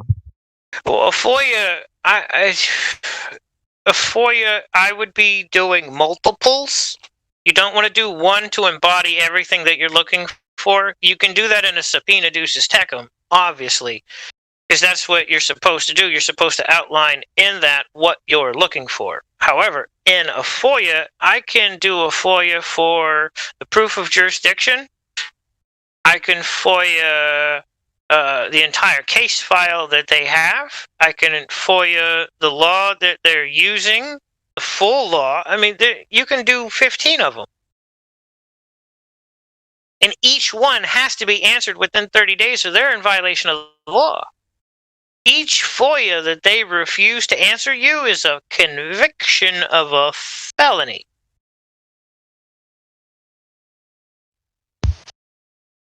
I did this with the lower court, but I haven't gone after them yet. I sent them 7 FOIAs for all the different stuff that I was asking for. 7 different FOIAs, 7 different requests, 7 different felonies. If I decide to go after them, they're screwed. Because I have proof I sent that shit.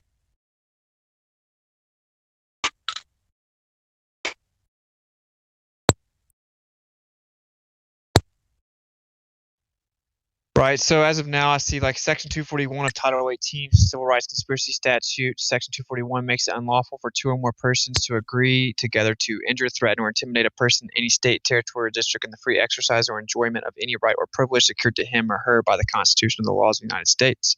Yeah, or because 241. of his or her. Yeah. Read 241. Because that's where you're at right now. 241 starts it, and then 242 finishes it up. For 2 or more persons, it would be people, really, because a man isn't a person. A man can be a person, but a person is not a man. 241 is where 2 or more conspire against a man to deprive him of rights. Then you have deprivation. So first you have conspiracy, then you have the deprivation subsequent to the conspiracy.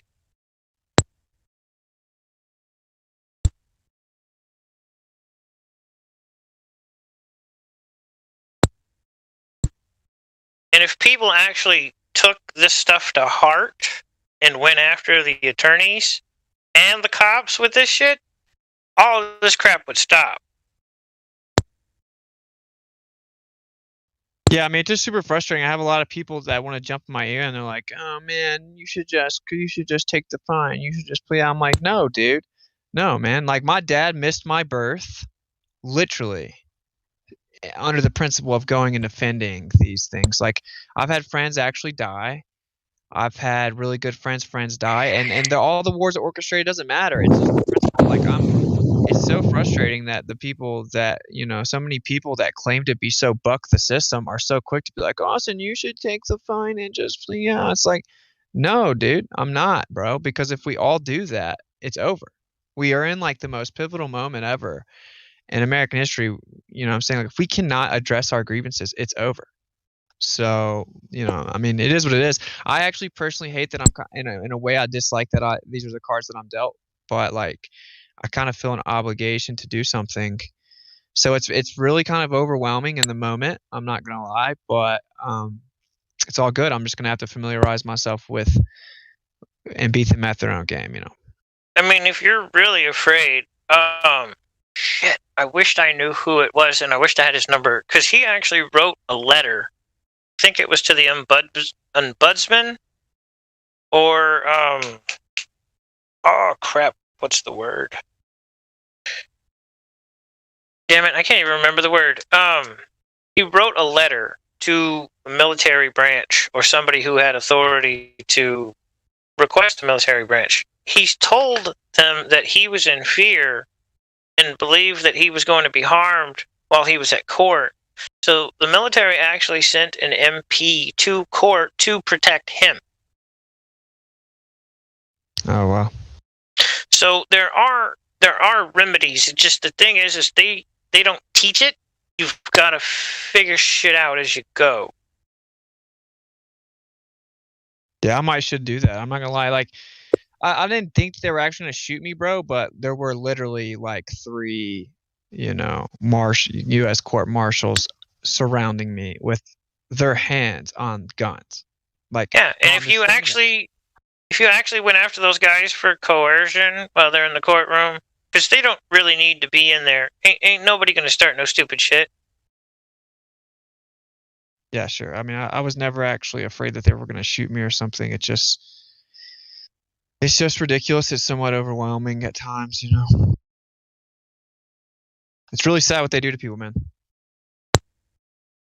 Chancery court, though, I can't stress that enough with anybody. Because there's people that have lost in district court and county court, lost case, taken them to chancery. Guess what? They were right. A request to change a venue. You could talk to the guy. I mean, if you've got the attorney and you're gonna, try and talk to him as you're going through, ask him questions. His answers are gonna tell you where he's at on that fence, whether he's actually under section Article 5, Sect 7 of the Am Jurisprudence, where his first duties to the court. Okay, but the court is supposed to protect you. The court isn't the way that they say the court. It's a separate thing from the prosecutor. So if they're agreeing with the prosecution already, that means the court's saying it.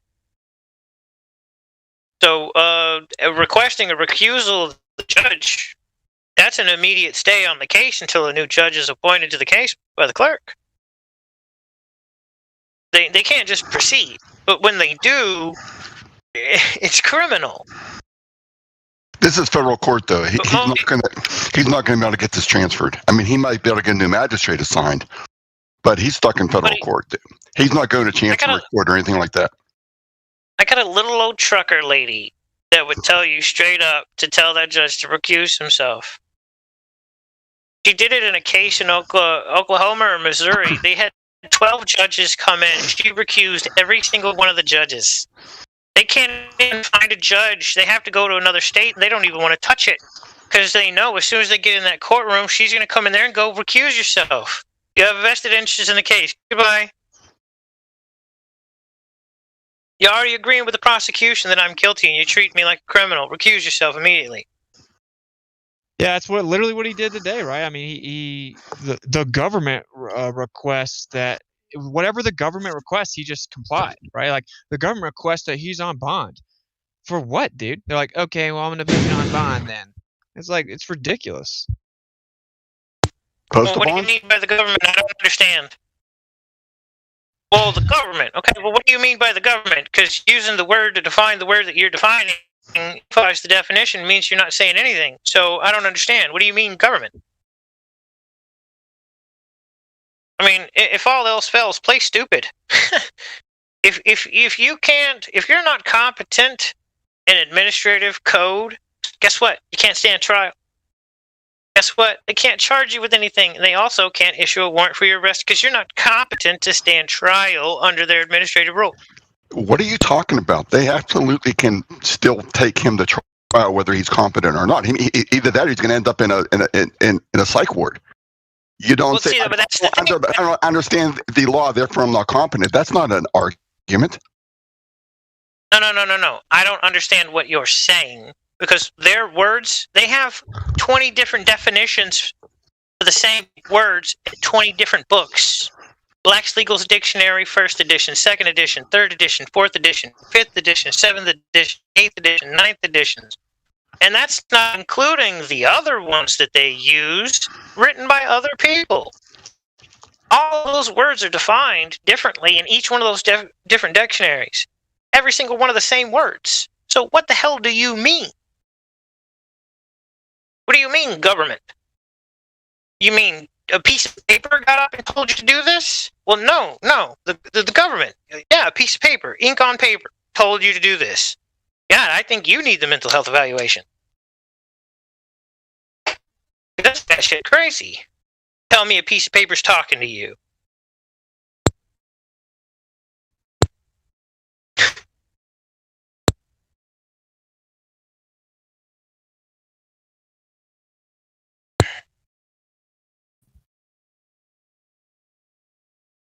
What's it? Oh, he's seen it. Okay. What's up? Yeah. What's up, man? Chilling. You chilling, man? It doesn't sound good. What do you need? Oh, I don't know. I don't need anything. Just dealing with this nonsense. You sure? Yeah, like I already got a flat earth constitutional lawyer helping me out and talking to another one and blah, blah, blah. But, just really intense, They're like, they have it out for me so hard. It's crazy. That's all good. All right. Well, you know where I'm at. I check my Skype messages. So I got you, man. You need anything, let me know. I'll do, bro. All right. Hey, Quantum. What's up? I'm making a statement. Court is the final boss on Flat Earth for man's freedom. I'm not a lawyer, man. And more importantly, I'm not a shit-ass lawyer, so I recuse myself. It is funny, though, because it always ends up boiling down to court after everything else.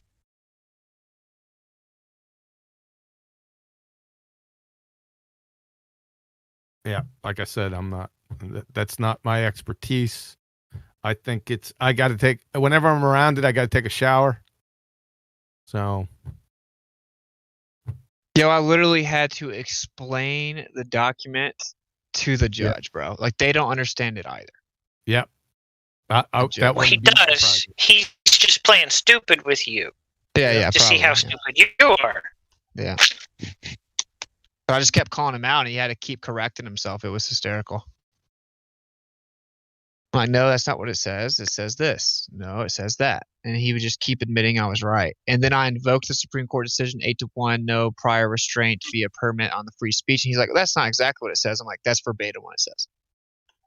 And then he just changed the subject. So, yeah, I mean, they're just used to manipulating and lie by omission and coercion and threatening you and saying stuff like, you don't get a jury. It's just up to this judge. And it's like, oh, the judge that already hates me because I didn't want to wear a mask. You know what I'm saying? Like, it's just crazy. It's crazy how they get people. Well, that's all good. Yeah, I was chatting to you now in the text chat. So just rundown, less than a minute. More or less, what has happened? I don't want you to fight the shit if you can get out of it just with a payment, for instance. We can all pitch in if we have to. Even if you got the money, even if we all just pitch in, I just think it's ridiculous that, if I understand correctly, you didn't wear your mask for some shit, and you can get a criminal record for this shit. No. My charge is activity requiring a permit without a permit, because I was using my free speech without a permit, and you can only use your First Amendment in the national park if granted permission via permit is the charge. They told me I couldn't go into court without a mask, and that they were going to charge me with FCA and contempt of court if I wasn't there, even though I drove hundreds of miles to be there on time. And so, they like literally coerced me via threat of my freedom to wear a mask and go in there. Or they had court marshals around me with their hands on their guns, which is incredibly unprofessional, threatening to arrest me, right? And so that's just an additional thing. I had to capitulate to that just to avoid going to jail today with an additional charge.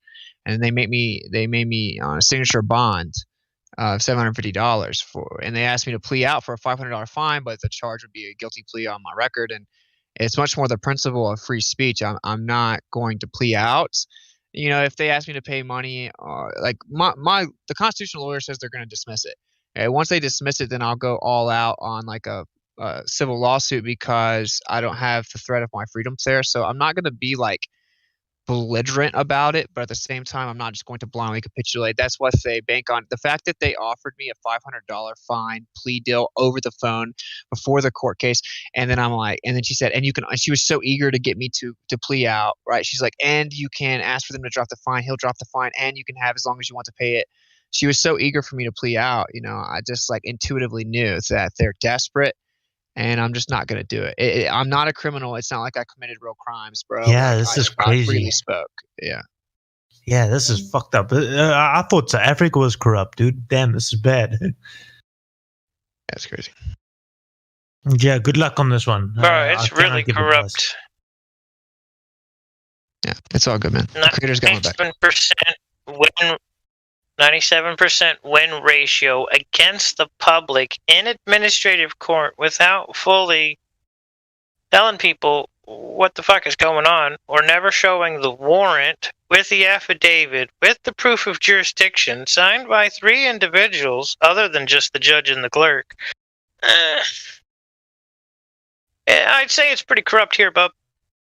Well, we all know the game. We all know that it's all coercion into guilty pleas. Like there is no doubt that anyone that knows anything about it, that the system's super corrupt. And also the founding fathers, free Masonic psychopaths, like they would be turning in their graves, right? Like it is pretty insane the extent that we've let this go. And that's why I feel like I can't. I don't think I can save the world, bro, but like I'm just not going to be a part of the wrong side of it. Like I'm not going to be one of the people that just folded, because that's the problem, So it's heavy, bro. It's heavy. And honestly, I'm almost over talking about it for the day, but like it is what it is. It's the cards I was dealt. I think that the creator made me the way that he made me, and I'm maybe one of the few people that literally will stand up to him. And so it's all good, I believe it's happening for a reason, and it'll be all right. And in fact, I'm told not to stress about it, not to be anxious about it, and that the creator will guide me and I'll know what to say. And that literally happened and manifested in front of my eyes today, where I got the judge like stuttering over his words. And I'm just casually just decimating him, and I didn't plan anything, right? So, I'm just going to try to be wise about it, seek counsel. Just the fact that there's a representative there changes their entire tone, but I'm going to tell him what I want to do. I got constitutional flat earth lawyers that are fighting huge cases against Nancy Pelosi and all kinds of crazy stuff, willing to take it pro bono, right? And so it'll all work out. Like it's time that we start sticking it to them, right? It's time that we fight back and stand our ground, because the more that we capitulate, the more that we lose our rights. So. Yeah, I'm not even from where you are, dude, but you're a strong personality, as what I've heard from you, what I've watched of yours. You got a super strong personality, and I can bet you a lot of us in this Discord and behind YouTube videos or whatever, we keyboard warriors. I'm not going to say I'm myself a keyboard warrior. I'll say what I personally will be able to do, but dude, you're a strong dude. A lot of respect to you. Like you said, the creator has only put you in this position because he knows. I personally think that he knows that you can handle this, and that's why he's put you here, and no one else. So yeah, you got this. And if there's any financial issues, obviously drop a DM to me or drop a message here. We can all pitch in. But I think you're financially fine. But yeah, dude, strongs, and yeah, keep up the good work. That was very well articulated, man. Yeah, thanks, You man. did Yeah, good for your first round. No, he had it right. Witsit knows that. Yeah, so I've had a He few did beers, good and for I'm his first round. just coming off a weed high as well. So yeah, I'm ramble a little bit, but dude, what I said, it came from deep down. Much love, bro. Cool, man. This is your final test, buddy. Ain't that fun? I don't think it's a final test. I think he's put in this position because he can handle it. I tell you, if I was in Wits's position now, with anything with a fucking court case, I would shit hole bricks. I wouldn't even be in this Discord. I'd be fucking crying my heart out in the bloody bedroom there with my wife. So yeah, I'm just saying, like, you know, a lot of people can give advice. They can do this, they can do that, they can say this, they can say that. No one knows what you're going through now, and only the Lord knows that fucking you can handle this. So well done. Thanks, bro. It's all gonna be good.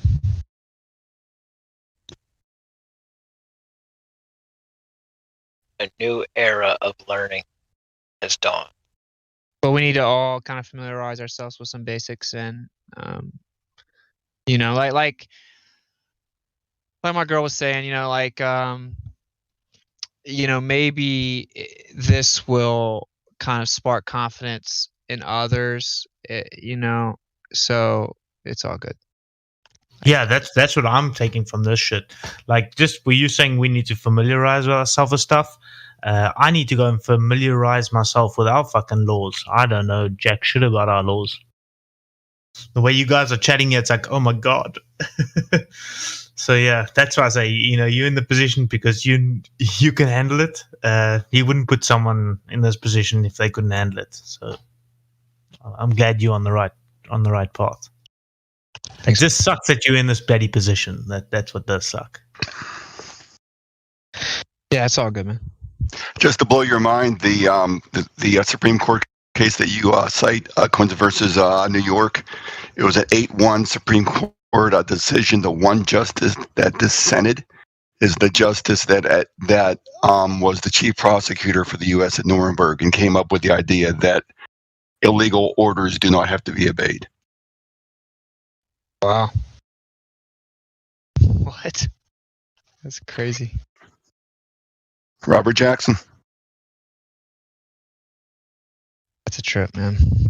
He's the one that came up with the theory that the guards at Auschwitz were just as guilty as the commanders for obeying orders. You can't obey a illegal order. Yeah, I guess he showed his true cards. Yeah.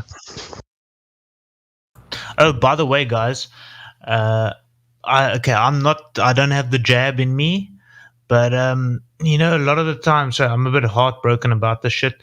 But you know, everyone's always said they don't know anyone that's died from the whole beer virus. I actually lost a friend on Monday from it, so I still don't believe the big hype about it. So it could have been a flu, he could have died, but when everyone says that they don't know anyone personally close that's died from the beer virus, I, for my first time, lost someone on Monday, which sucks. But yeah, he passed away, unfortunately. I'm sorry to hear that. I lost a cousin to this a year ago. He had one lung, and he died 3 days after testing positive. So definitely sorry. Yeah, my buddy fought for 2 months. Yeah. What did they put him on, like a ventilator or something? Yeah. Yeah. That's the problem, bro. That's terrible, dude. It does. Sorry for your loss. Yeah. All good, but yeah, my wife is now, she's going through the panic stage of vaccines and shit. I don't believe in that shit, so I'm not taking it. She registered for it, and I've tried to talk her out of it, which has sort of worked. She hasn't got it yet, so I'm holding thumbs that she doesn't get it. But yeah, it does suck that he passed away, and he passed away with the jab. So yeah.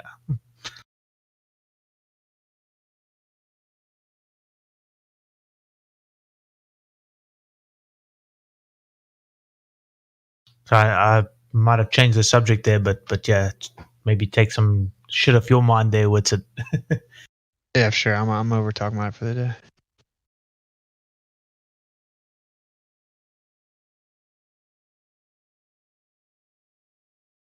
Gas pressure. Oh man, I was listening to you guys last night. Yeah, I haven't been on the Discord for a while, but I've been listening on the YouTube, and you guys were chatting to some dude yesterday. Oh fuck, I can't even remember what it's all about. But yeah, gas pressure, and shit like that. And dude was like 14. I don't know who all was in here last night or yesterday afternoon, your guys' time. And quite an interesting conversation with a clever chap. It was pretty awesome.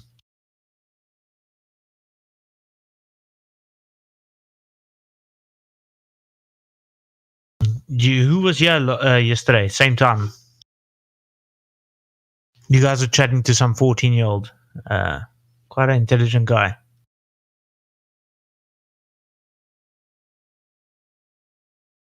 Oh, I don't recall. You can go back and listen to it. Yeah, I must get his name. Live stream. Yeah, I know. It's a pretty cool conversation. The only fucked up thing is I was half asleep as well listening to it. But if we can get that guy's name, I'd dig to chat to him. He was a young dude that had a lot ahead of him. It was quite interesting listening to you guys chat.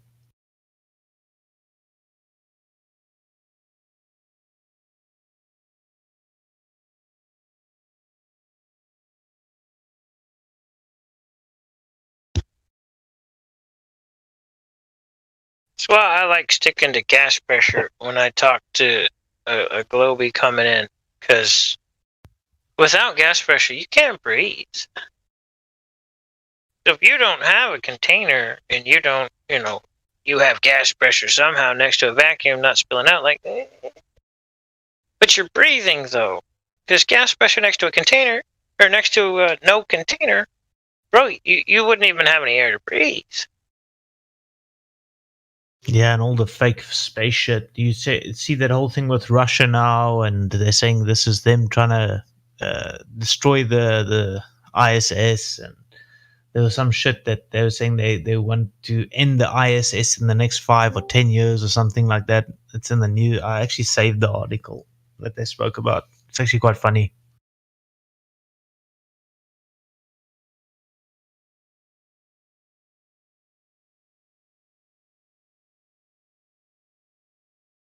Still looking for that curve though, and every time you show them something, I actually had a guy on one of my observation videos say to me, it's fake. Well, no, I'm a liar. I want to reply and say, oh, you got me. I fucking CGI'd everything. But yeah, I didn't do that. I just ignored the comment actually. But yeah, it's quite funny that they call us liars, or this is, I can give a raw footage and they still call us liars, or myself a liar.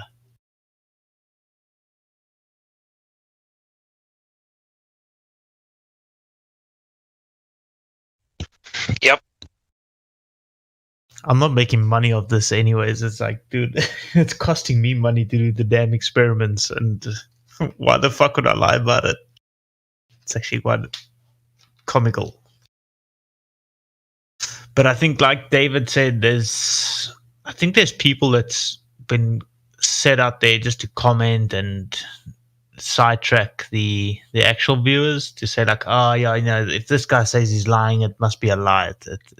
I think there's some sort of sidetrack going on, because these people, when I look at their channels, they don't even have videos on their channels. So yeah, it could be a bot. I don't know what it was, but yeah. I'll do more observations, especially in the summer now. Winter sucks to do observations.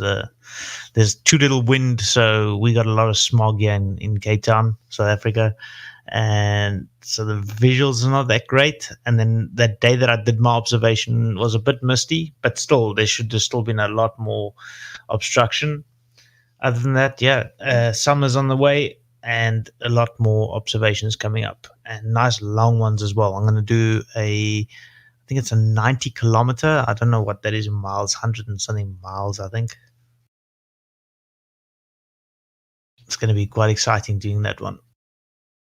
Other way around.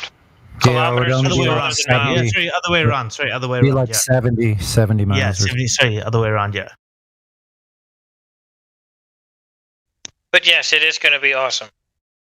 Yeah, I'm looking forward to it because I've seen it on Google Earth, and this is just from the Google Earth car. It's like, oh my god, my P900 is going to do a way better job than that. So yeah, I'm excited for it. Hey guys, I have a question. This guy is asking me why on a flat Earth you can't use a telescope and zoom in on Mount Everest. Because there's too much atmosphere in there. Like there's going to be smoke and rain and water and. Oh wow! I'm so glad he asked. Yeah, Beer Man. Besides that, does he know that these things called binoculars exist? Would be my first question to that person.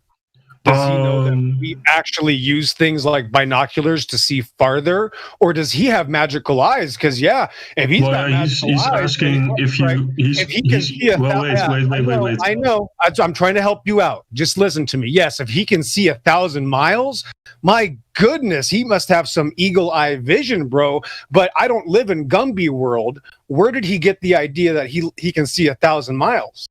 He was asking using a telescope.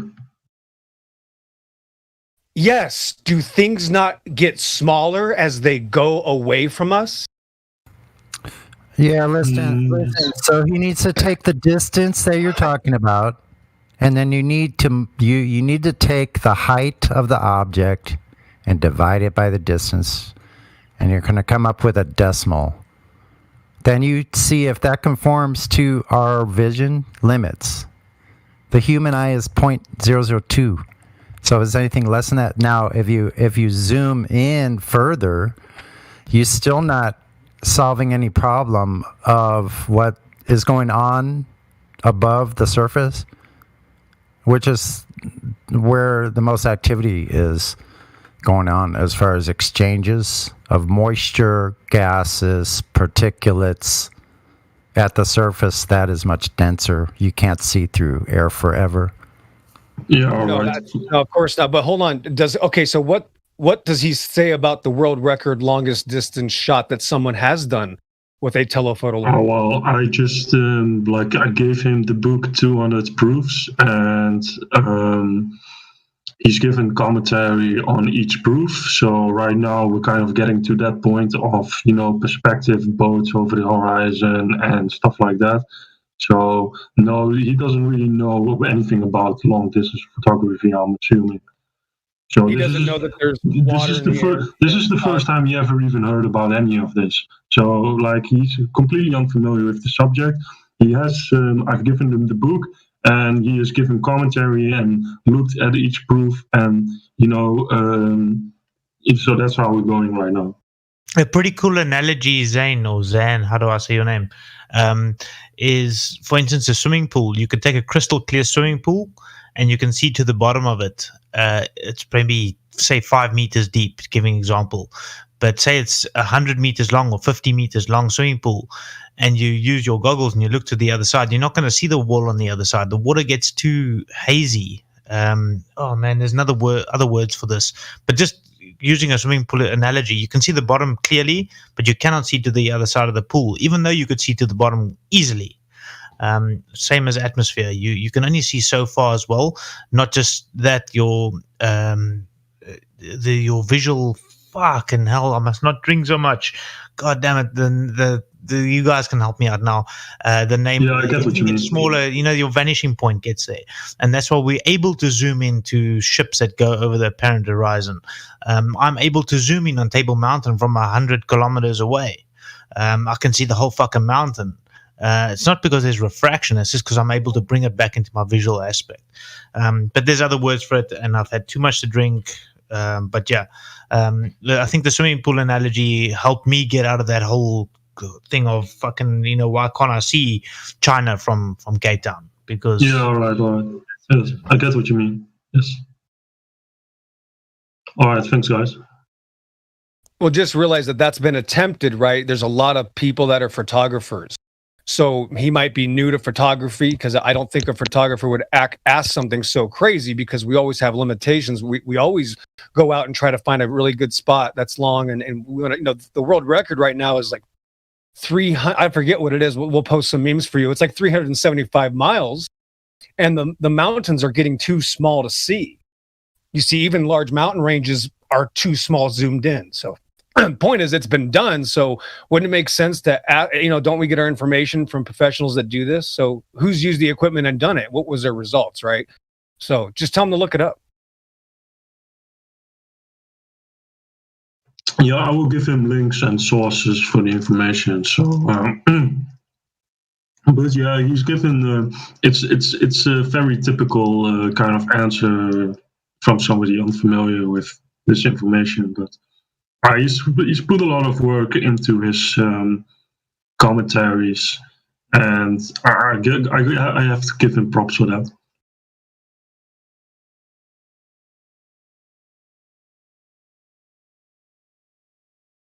Well, maybe he can find somebody that's willing to talk about measuring the shape of the earth, because it seems like these people are absolutely scared to death too. And that's why we're always talking about something else. And we're just trying to find people that want to talk about experiencing their claims. All we're telling you is that what we experience is reality, and they're telling you what we experience is not reality, and it's a different idea, and actually we're a ball in space, and those stars aren't even there. They're 25 million light years to the right. So that's the claim that demands some evidence, right? Not me just saying I'm going to accept reality. And that's all you're going to realize that people are telling you. Yeah, sure, but I respect the man, and I don't expect him to immediately say, "Oh yeah, of course, you're right." He's gonna go through some logical fallacies and circle reasonings that I'm just gonna have to point out to him and say, like, "No, that's not right. That's not correct," and hope to make him see the error of his thinking. Is he still young, or is he an older guy? He's old. He must be like close to 60.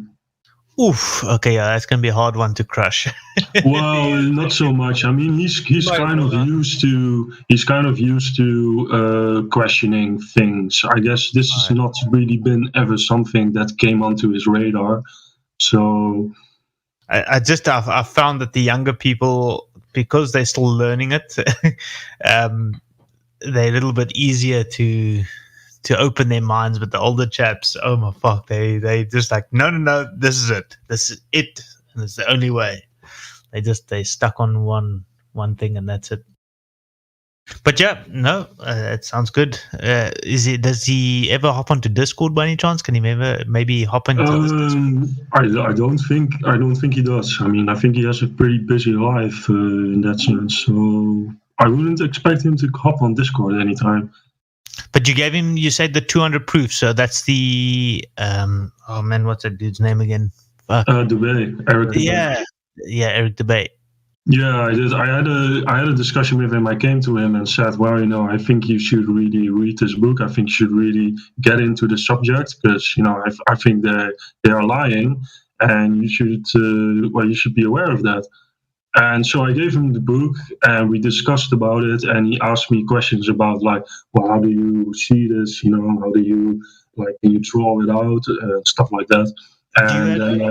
And then he started going on it, and it's been a whole summer, and he's just given back his response. Do you have David Wise's app, the Flat Earth Zodiac and something clock app? No, I don't. Oh, dude, get that. Most of the questions that you're going to have or that people have, he's got a video response to that. So one of my things that bothered me for 6 years was the Southern Star rotation. And I was too embarrassed to even ask the question because I knew there was an explanation to it. And I bought the app about 2 or 3 months ago. And for the first time in 6 years, it actually answered it with the Southern Star rotation. So it just. Can you write it in the chat? What's the name? Yeah, hold on. It's $2.99 for the app. But Yeah, that's right. Oh man, I wish I could agree with that, Beer Man, but unfortunately, there's a lot of misconceptions about this, and I really think what you need to do, sir, is ask your gentleman to come in here and let him speak to actual people that have been doing this a long time. Yeah, I'll be honest. There's plenty of people. There's Dandelion, who's one of the moderators, or Gemzy, or Elijah, or Chocolate, and there's a few others here that could probably I would really warn you before you go to the internet with this, because there is a lot of BS on the internet that is tied to this topic that we are going to get blamed for. So I got to be honest with you. This isn't like other topics. That's definitely true. Right. To be honest, be careful. Okay, I'll wait. Go ahead. There's the proof in the book of Eric de Bay where he claims that the moonlight is cold light, and he references a article written in 1856 on March 14th by the Lancelot. But I can't find the article anywhere. It seems to not exist. So I'm kind of it's kind of a letdown. So. Yeah, it's just So my whole thing with the whole app was just there are questions there that will open up your mind to be able to listen to what's actually happening. So in that instance, I would say check the app out. There's a question mark. You ask it, and it'll be able to say, okay, cool, that could be how it works. And then obviously this Discord is where I've learned a hell of a lot as well. Versus what I thought I knew. So yeah, I'm just saying that. Well, I'm definitely gonna ask him if he wants to, hop in there and ask questions. Yeah. So, I can definitely propose that to him. I see no problem with that. It seems like if you get into the Discord, that obviously be the best way. The guys here are very clued up and knowledgeable of what they're talking about. Yeah. But you have to, I'm of course in due time, but you're gonna have to be a bit careful on him, not, immediately gonna call him an idiot or something. Yeah. You have to kind of emphasize with the man that he's really he really has this, he's pretty deep into this subject in gravity and galaxies and stuff like that. So that's terrible. That's terrible. Yeah. That's terrible. Yeah, of course. But he's, right, he's gonna. So does the 10-year-old kid in Netflix right now is doing the same thing. There's a 9-year-old girl right now doing the same thing, watching it on Netflix. It's just a television religion. Yeah, of course. And he's gonna, I can see it in the answers to some of the proofs. It's just that's just.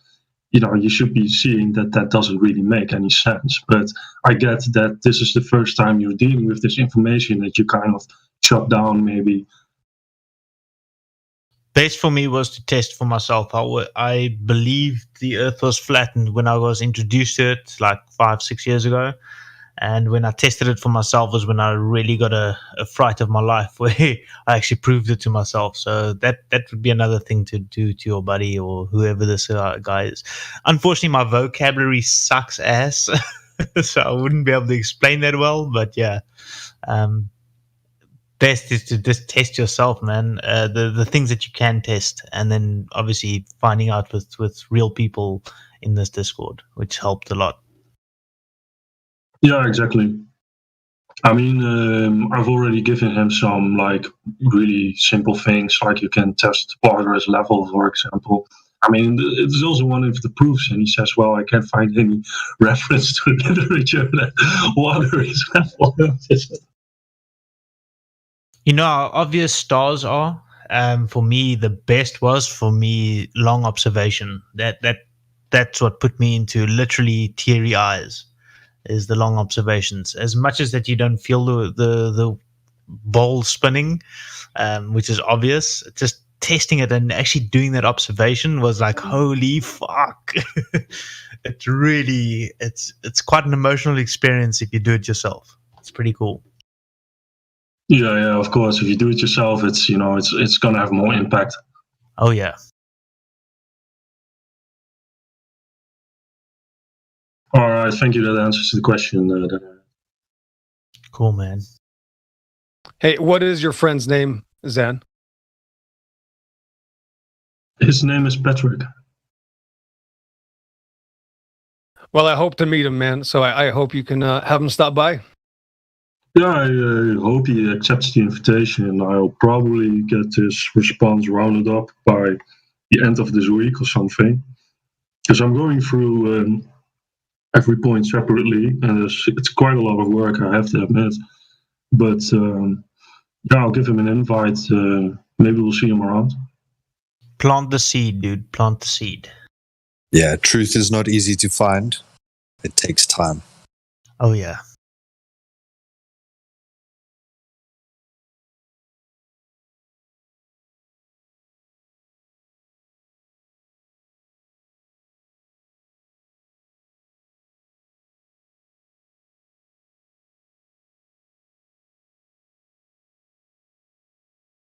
This is where the religious discussion starts.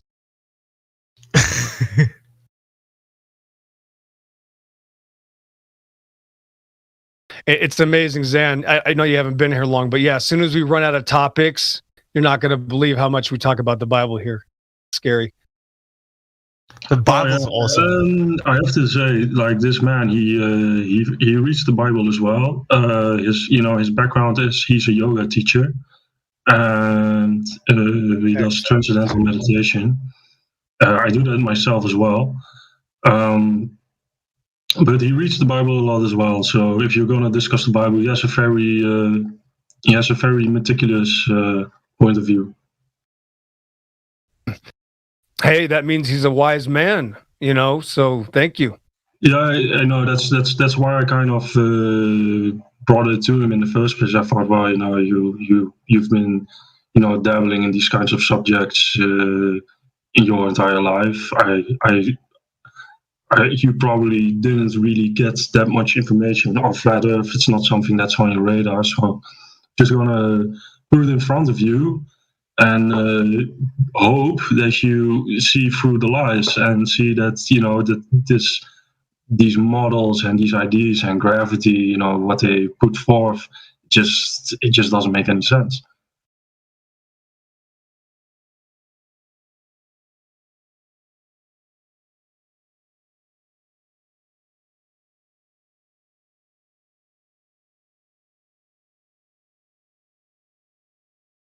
Well, this is the only international group on the plane of existence, Zan, because nobody else knows where they live.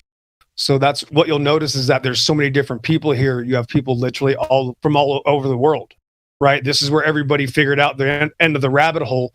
And I call it the end of the world because it's not going to get past here. Even the novice new flat earther that understands this reality will dismantle the smartest man, from the other side of the world. And that's how you know this is truth, because it's so easy. I honestly say that sometimes I honestly wish we could give these people help and maybe give them a GoFundMe account so that they can put a camera on one of these rockets that doesn't go out every time it matters. We can't even get a clean shot of anything. We don't have to prove that it's fake. They can't show you anything. It's so easy, bro. Once you just look at it, it just falls apart. Sonny will explain to you. You just have to be honest with you. This is about the heart. Trust me, not the shape of the earth. The Find the Cause for the Globe campaign. We need to help them find a cause because they can't seem to find one themselves.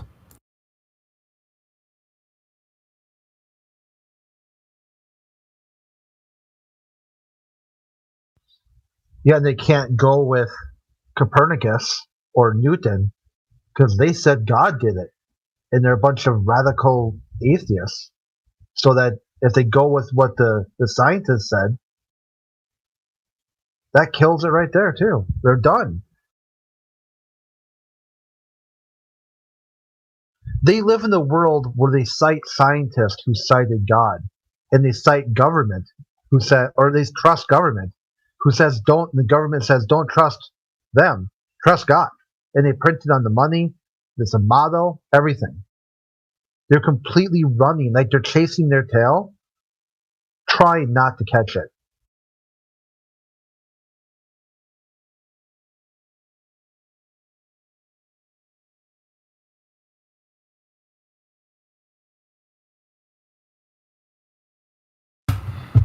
It's just the whining left because the party's over.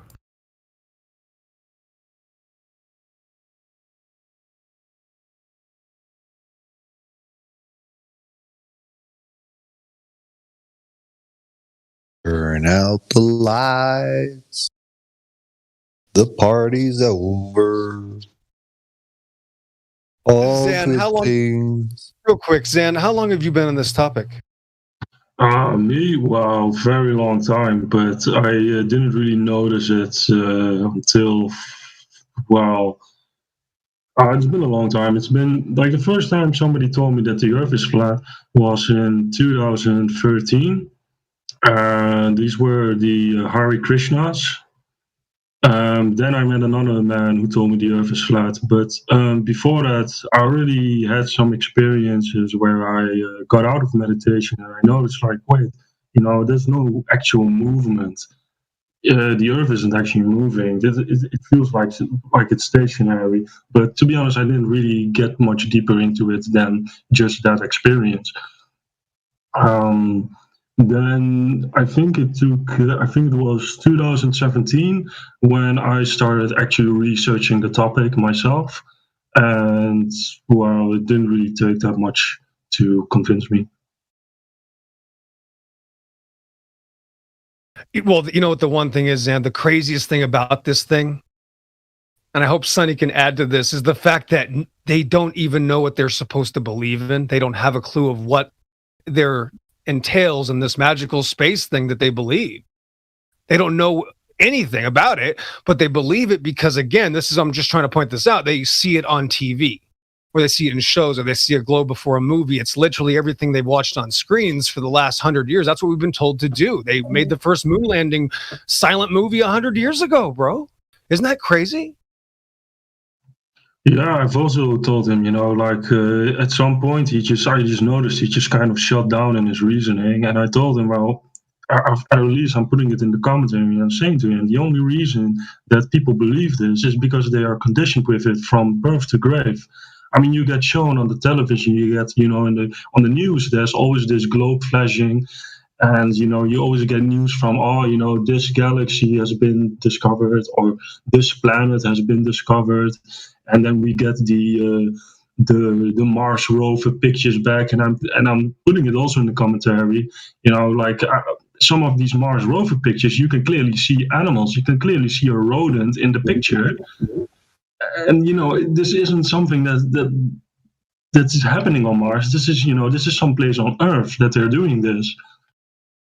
So yeah, I hope it will get through to him, but I think it's gonna take it's gonna take some time. For me, it was sunsets and sunrises. That was the first video that was introduced to me in 2015, I think it was, and I was like, "Holy shit, this is not a ball!" Just the way it looked. The time lapses of the sunsets and sunrises. I was like, "Wow!" And that's when I started digging. Well, and it was easier. It was easier then as well. I stopped believing in gravity back in 2012, and 2013 I thought to myself, well, it has to be density and buoyancy. And again, I still didn't make any connection to the fact that the Earth could be flat at that point. It took a lot of time, a couple of years, for me to actually delve into the topic myself. After being told by some people, like, hey, the Earth is flat, you should probably research that.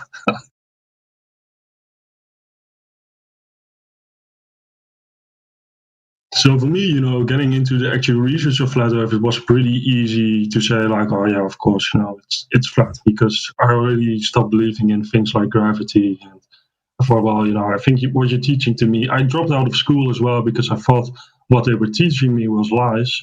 It wasn't the smartest move maybe at the time. I probably should have finished school, but I thought this is bullshit. I'm done. I'm dropping out. And then I just went traveling around. Then I went traveling. Zan, how did you start looking into gravity in 2012, 2013? Like, what kind of forum were you on that was questioning gravity? There's no forum. It was I was very deep into meditation. I still do it. I have to say I don't do it as often anymore because I'm kind of busy. But at the time I was still in school, so after school I had plenty of time to do things like meditation and stuff like that. And I just kept questioning things within my own mind.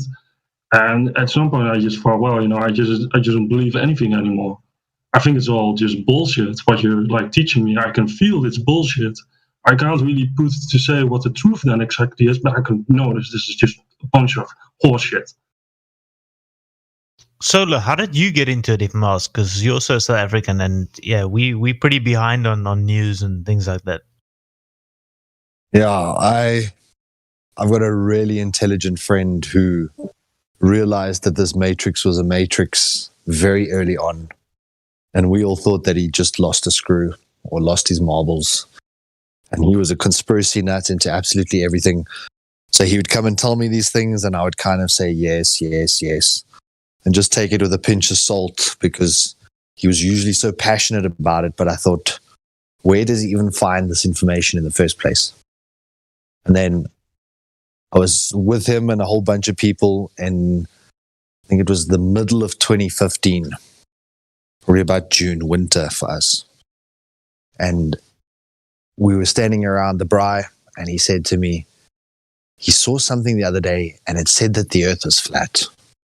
And I looked at him, and I thought, okay, this is the final straw. Like, this is the thing that breaks this guy's mind. And, from now we put him in an insane asylum. I said to him, but how? What? And he said, aeroplanes. So there's no Coriolis. So when they leave, they don't travel shorter to the west. And I stood there scratching my head because I fly a lot. So I know that the east and west flights are usually similar travel time. And then he said to me, water's level. And water is 70% of this place. It's 70% of the surface. And in my mind, that just clicked. It was like level water, like you see at a dam. All right, 70% of this place has to be level like that dam. It can't be a ball.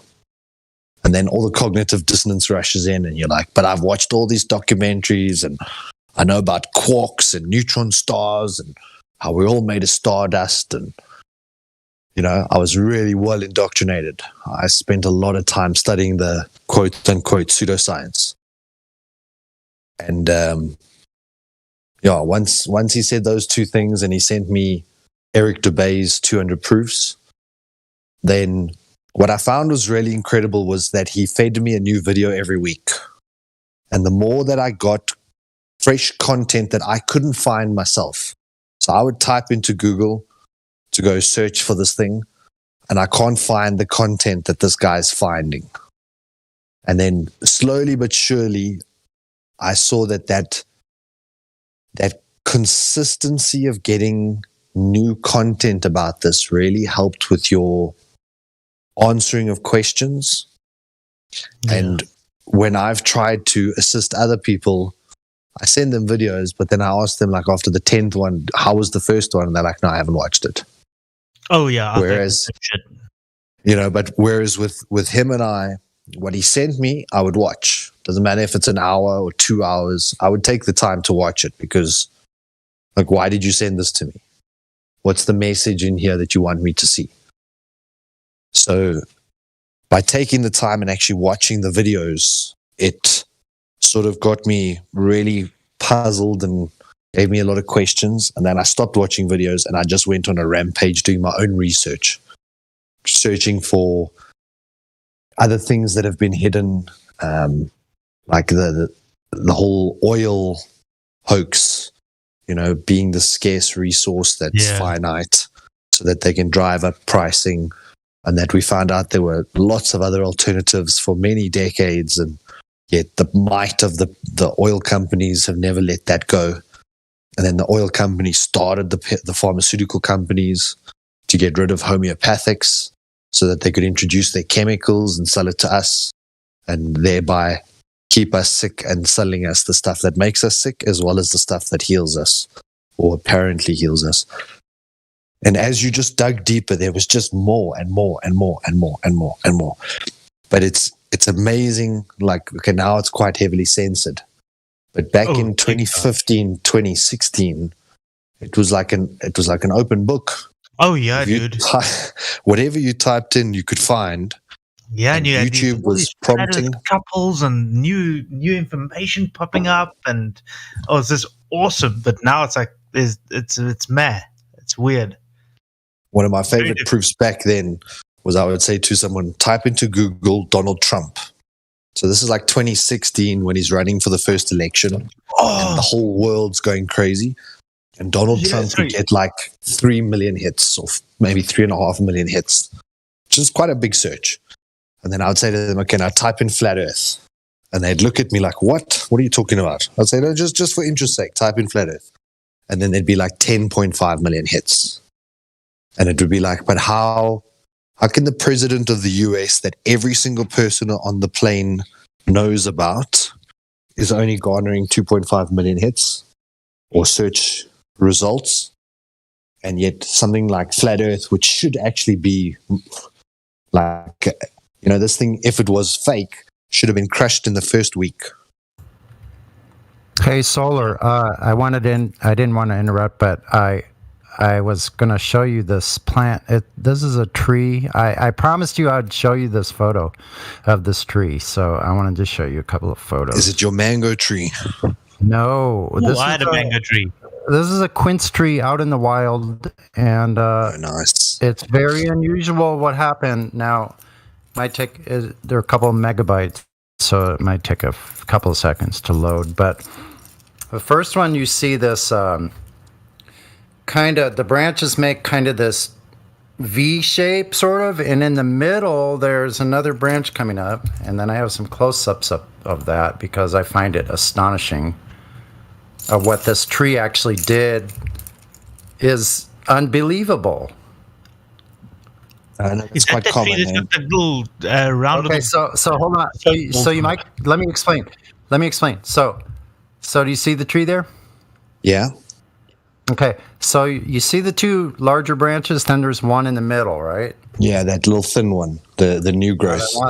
Now that little thin one, now watch what happens. That came out of the middle of these trees. As you can see, I'm next to another branch that's off to my left. All these branches funnel down to the same trunk. Yes. Right? They're all the same tree. This thing sprouted out and reconnected 5 feet further up. And let's see, is this the right one? It actually literally reconnected and continued on, still connected to, it's freaking amazing. I can't even hardly believe it. Yeah, it's quite a common thing. Like when you start to study horticulture or you actually grow it yourself, you will see how malleable these things are. Yeah. So right there is the top where it's actually connected, and it actually continues on from there. As you can see, if you go up and then slightly to the right, that branch continues up as a tiny little branch parallel to the other branch you see behind it. But it's fully connected to that one part. And let's see. Let's see if I have a better view. Did it like grow into itself, sort of thing? Yeah, it grew so can you hear me? Right back into itself. Can you hear me, Sonny? Okay, let me see. I think I have a further. Yes, sorry. Yes. I can hear you. Okay. Can you hear me? Yeah.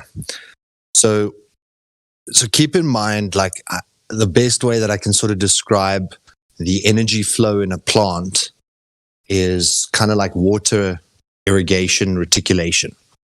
So from your base trunk, it's like the source that's connected to the tap end. And then as you get your splits, percentage wise, that's how much energy flows. Now, during the summer and winter season, the tree is going to send its nutrients down into the roots. When the leaves start to yellow, it conserves all the energy, sucks all the nutrients out the leaves, and sends the energy down underground to protect it during the cold spell.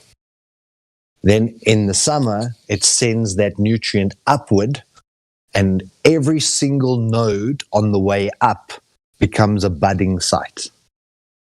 So in bonsai, we always try and cut off those little suckers that grow between branches. They always grow between branches. Imagine like an irrigation system. The water's coming through the pipe with a lot of pressure. Now it has to split into a T-junction, which means it's going to place a lot of pressure at the head of the main pipe. Before it actually takes the split into the two pipes, there's going to be a lot of pressure at that top point. And that's essentially the base between the two branches. So almost every year, you'll find another sucker coming up from the bottom. And they call that nipping it in the bud. So you have to go and find those. So you see that? Get rid of them. I'm sorry. I didn't mean to interrupt. But see, here's the side view of that branch coming down from the middle and then connecting up with a part, and then it's continuing on beyond that, which is just very, very odd. That looks like someone tried to connected. Yeah, it's like when you try put a male and a female plant together, you cut it in and it grows within itself. It's almost like looks like it's trying to do that. No, this looks like it was grown naturally. It looks like it grew naturally because it's connected to the branch off to the trunk On off the to the left, left. yeah. They're all Yeah, still I see that. connected, and it still continued on upward. That's insane. Okay.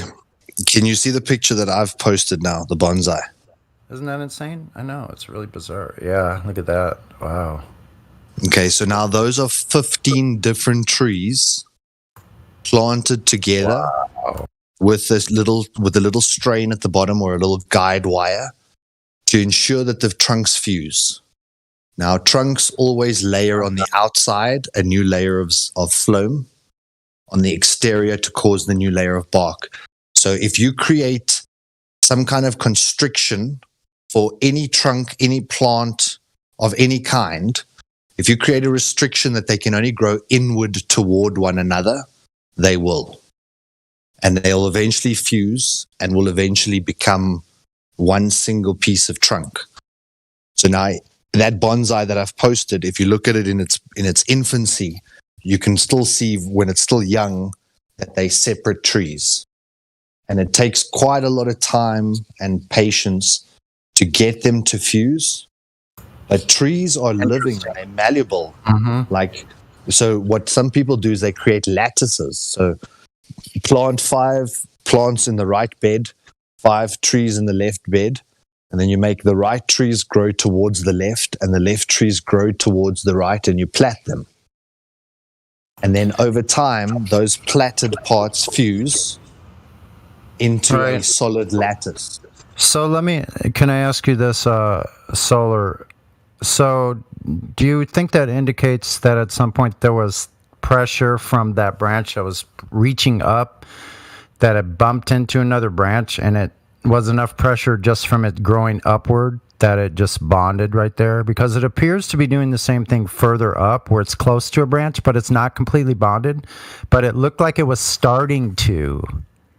So because the outer trunks are rigid, they're not going to budge. So those 2 branches coming towards the middle are going to be the pressure point.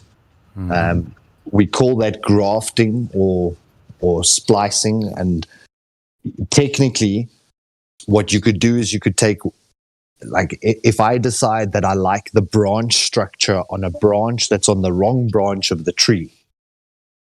So say the branch on the third level, I actually want that on my first level.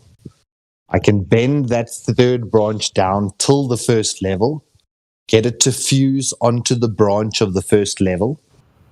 Then over the course of 2 to 3 years, when the outside edge of the branch starts to become thicker than both its source branches, so when that little sucker becomes thicker than the trunk below it, you'll know it's now being fed from the new contact point. And that's the part that blows my mind, is that we know that the phloem layer is touching the phloem layer, but eventually the xylem layers touch so that it can transport water up that branch. At that point, you could actually cut off the old branch that thing grew from, and then that branch can be fully supported by the new place where you've spliced it or grafted it against somewhere else. It's phenomenal what plants are capable of. Sonny, is that a Ficus benjamina tree, the weeping fig? It's a quince. It's a quince tree, and I actually have. This photo is kind of grainy though, but I have a picture. It's full of fruit. Literally, I can walk up to this place, pick up fruit that's been on the ground.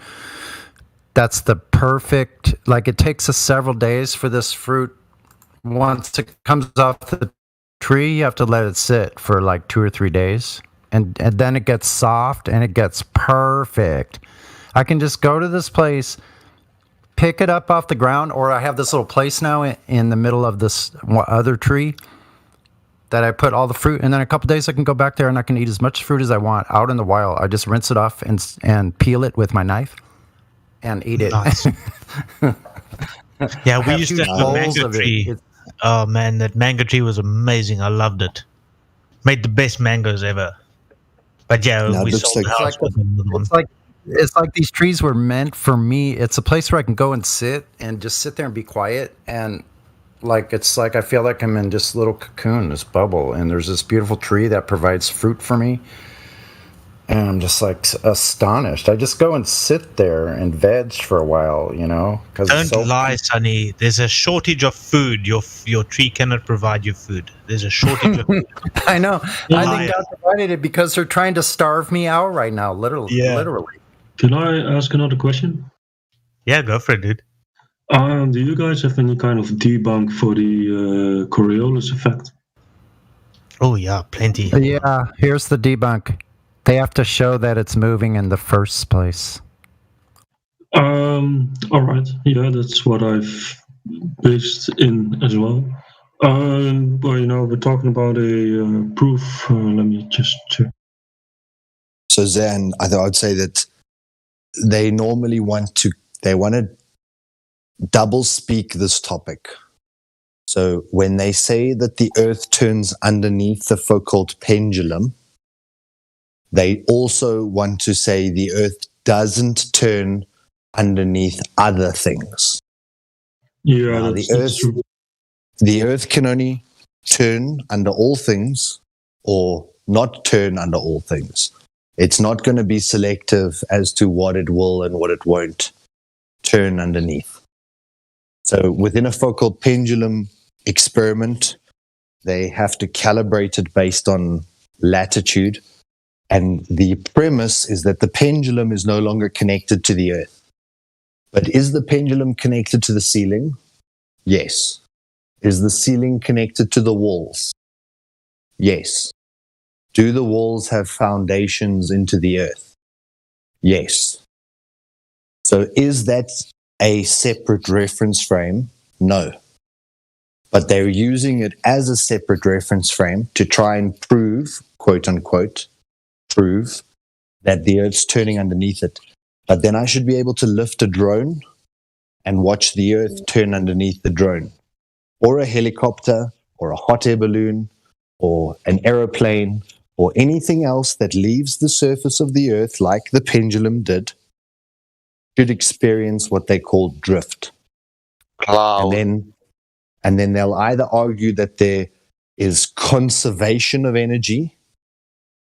So if there's conservation of energy, so everything's moving all together, the air and the land and everything's all moving like a bubble, then why would the pendulum spin any differently?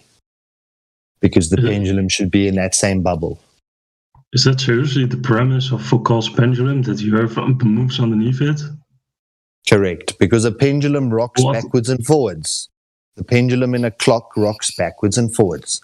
It's the point of a pendulum or a metronome is that it swings in an arc backwards and forwards, and it's meant to be static.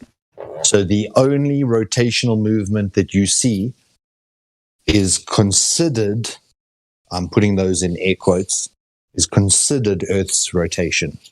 Really? But if Earth Man, I didn't even know rotated that. under it, then Earth would rotate under all things. And then where it gets even more funny is that they say the Earth does rotate under a sniper bullet. So they'll argue till they're blue in their face. The moment the bullet leaves the rifle, the bullet has left the rotating Earth, and the Earth starts to turn underneath it. But everything else, so the bullet might take 2 seconds and it's hit its target. So if I go and put a hot air balloon up for 4 hours, you're telling me it being up for 4 hours won't experience any drift, but a bullet for 2 seconds will experience drift.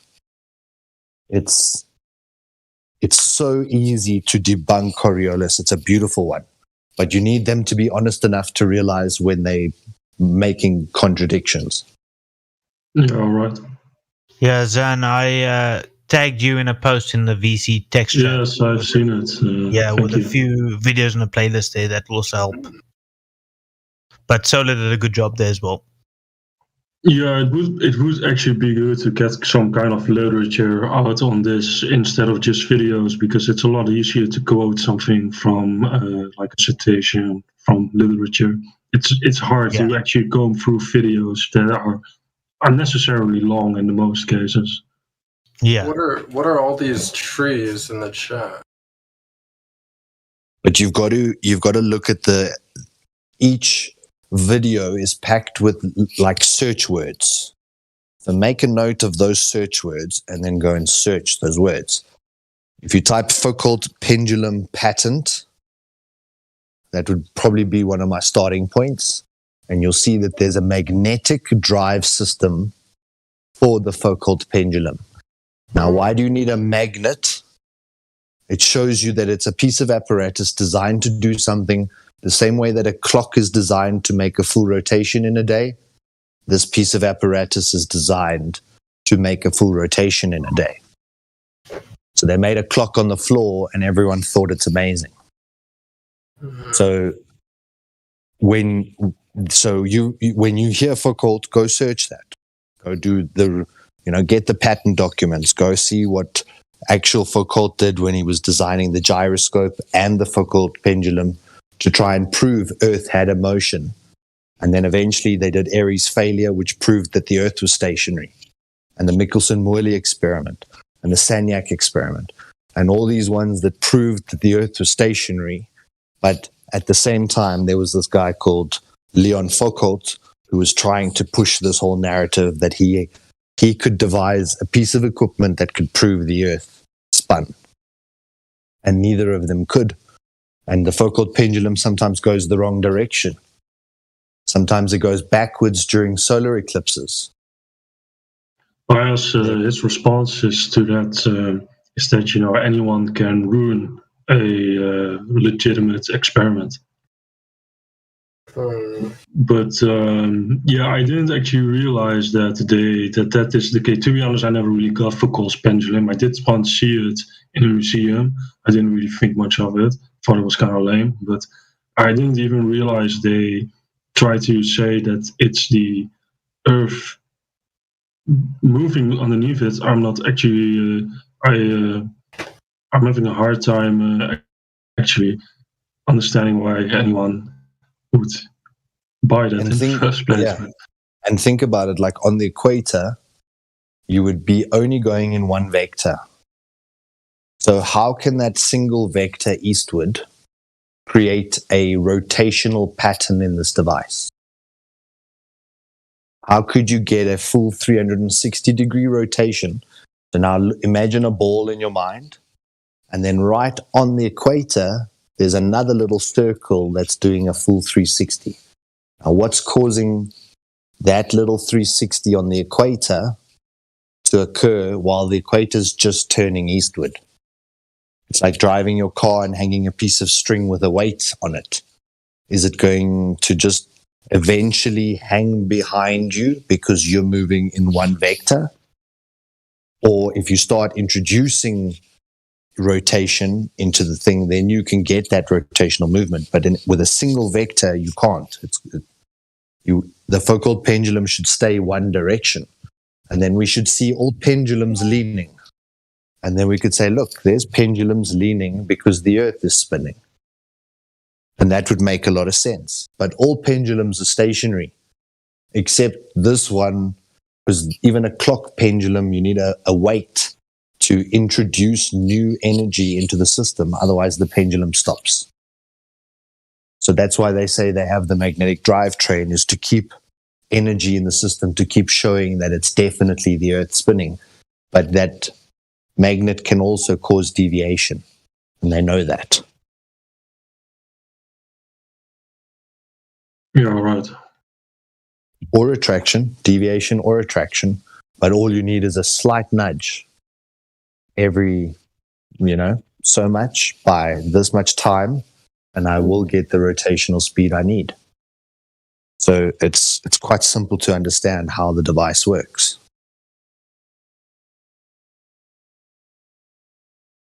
But like Sunny said, the first thing that they have to prove is, does the Earth spin underneath anything? Can we ever detect the Earth moving? No, we can't. Never been detected. Never.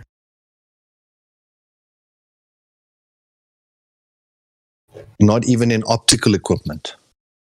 And in fact, every other experiment has failed. They call them null results or failures because they pick up no movement.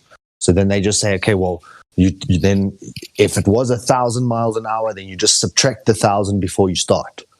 So you can pick any number you like, as long as you just take it away before you begin. So you get back to zero, like you're stationary, but you're not really stationary. Just subtract whatever speed you like from whatever speed you asserted you were moving in the first place.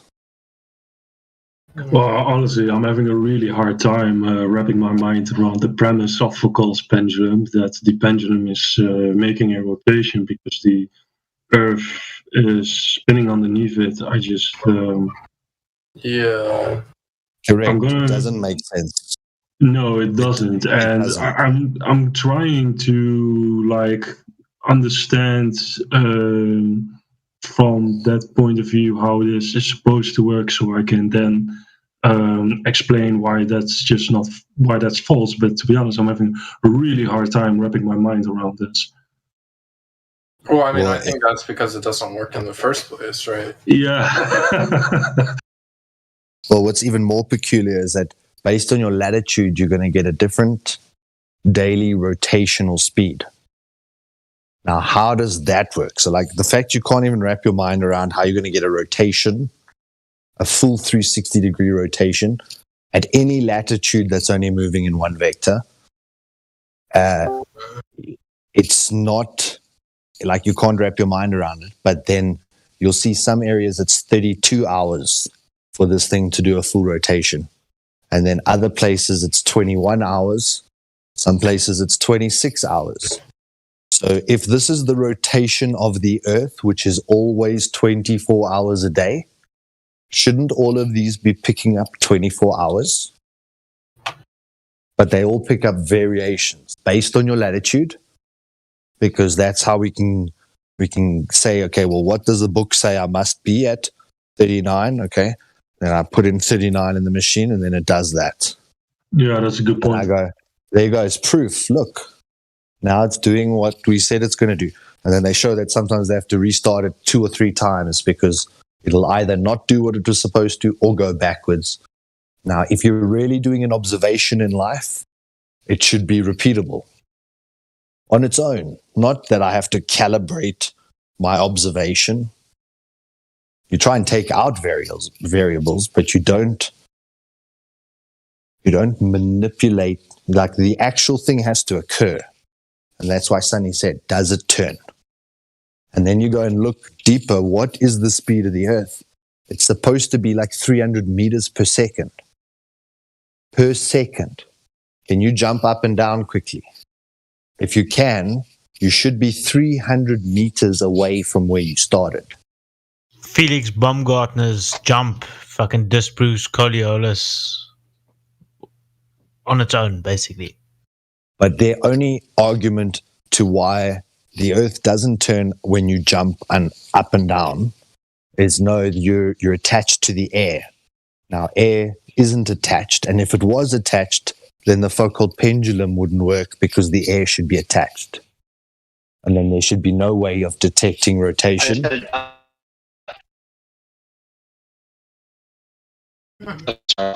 So you're roboting. Just you're roboting, man. I'm in store right now.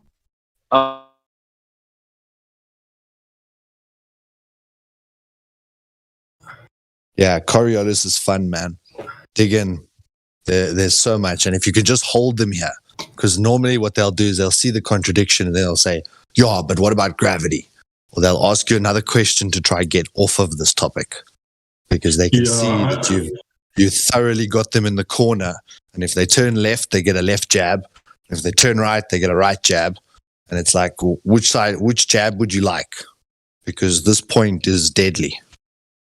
Oh yeah, I'm just gonna have a little bit of trouble trying to formulate the explanation exactly.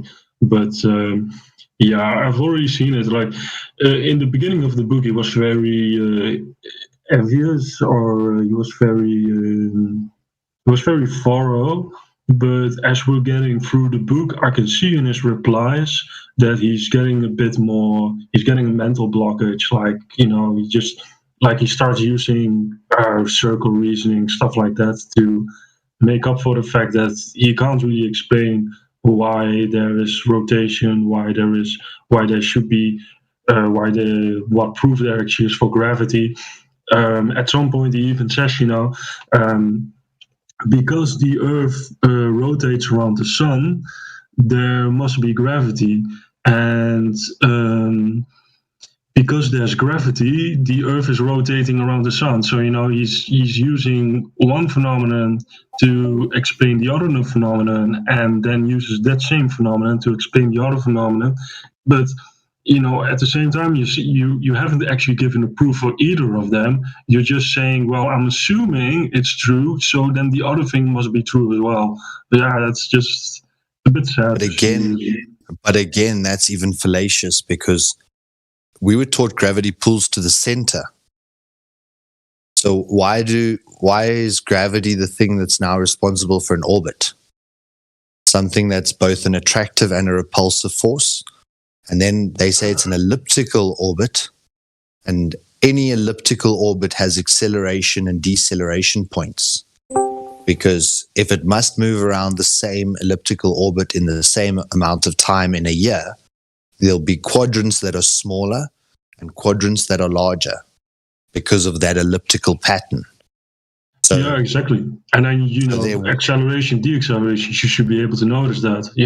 I've had some people come to me and say, well, you don't feel it because you only notice acceleration, deacceleration. So, well, I don't think that's true. But, even in this, as you say, in this elliptic orbit, there's acceleration, deacceleration. So you should be able to feel it then.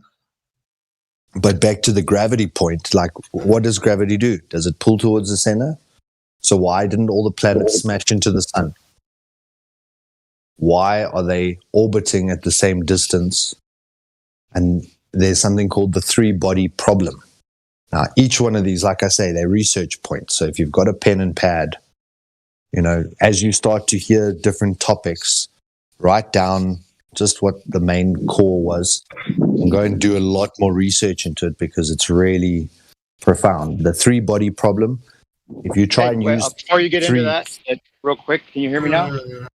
Yeah. Yeah, we can hear you now. Just real quick, I wanted to add something about Coriolis real quick before you move on with the three-body problem. Yeah, we should stick on Coriolis because I have a question as well.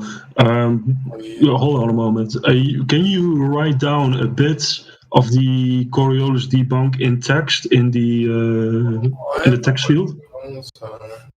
Just hold on. I wanted to writing hear right now. You know perspective. what? I was just going to give you a pitch on what my favorite way to debunk it. In fact, it's the best gotcha. I bring it up as a gotcha because it's something they really don't have an answer for. When you think about it this way, it's just like there's no way that it's possible. How does an airplane that flies against the spin of the Earth, which they have to acknowledge because how do you get anywhere otherwise, right? How does an airplane land on a runway facing all different directions on a spinning ball? What do you mean? The Coriolis effect is real, right? They would have to account for the Coriolis effect when it's landing the plane. And you would crash every time. There's no possible way to do it. The calculations aren't even fathomable. I was in here with Matthew and QE, and I was trying to get Matthew to give me at least the math that he would do for landing on a north-northwest runway compared to a south-southeast runway. And QE's like, that's not fair. You can't ask them that. It's not fair. Well, these pilots have to do it every time they land the plane, right? But we all know that they trained on a non-rotating stationary Earth. Yeah. Come on. So if anyone brings up Coriolis, say, why is it that a plane doesn't have to account for Coriolis? And why do all flight simulators simulate a level stationary plane for the plane to fly over? Because wouldn't that be dangerous for them to train on that and then go up in the air and have to deal with a spinning ball idea? Do you remember Brian Mullen's demonstration of this? Also, one of the greats, Brian Mullen, who was taken down. He explained, take it back to like its most simplest thing. So let's just say the Earth's spinning at 1,000 miles eastward, and let's say a plane can fly at 1,000 miles northward. So let's call 1,000 miles 1. And let's call 1,000 miles 1. And we know that the hypotenuse on a 1 and a 1 triangle is 2. So if this plane is flying 1 northward and the destination is moving 1 eastward, the plane would have had to calculate a journey of 2 to arrive at its target. Well, it's actually square root of 2. Thanks for the correction. Yeah. Yeah, sorry, I wasn't trying to be rude. Yeah, right. I've been with him over the plane issue came up earlier. Well, of course, I kind of expected it. They think, because the atmosphere is rotating along with the Earth, that this is negligible. So, of course, in common sense, this doesn't actually make any sense, but so I've tried to explain that that's not how physics work. But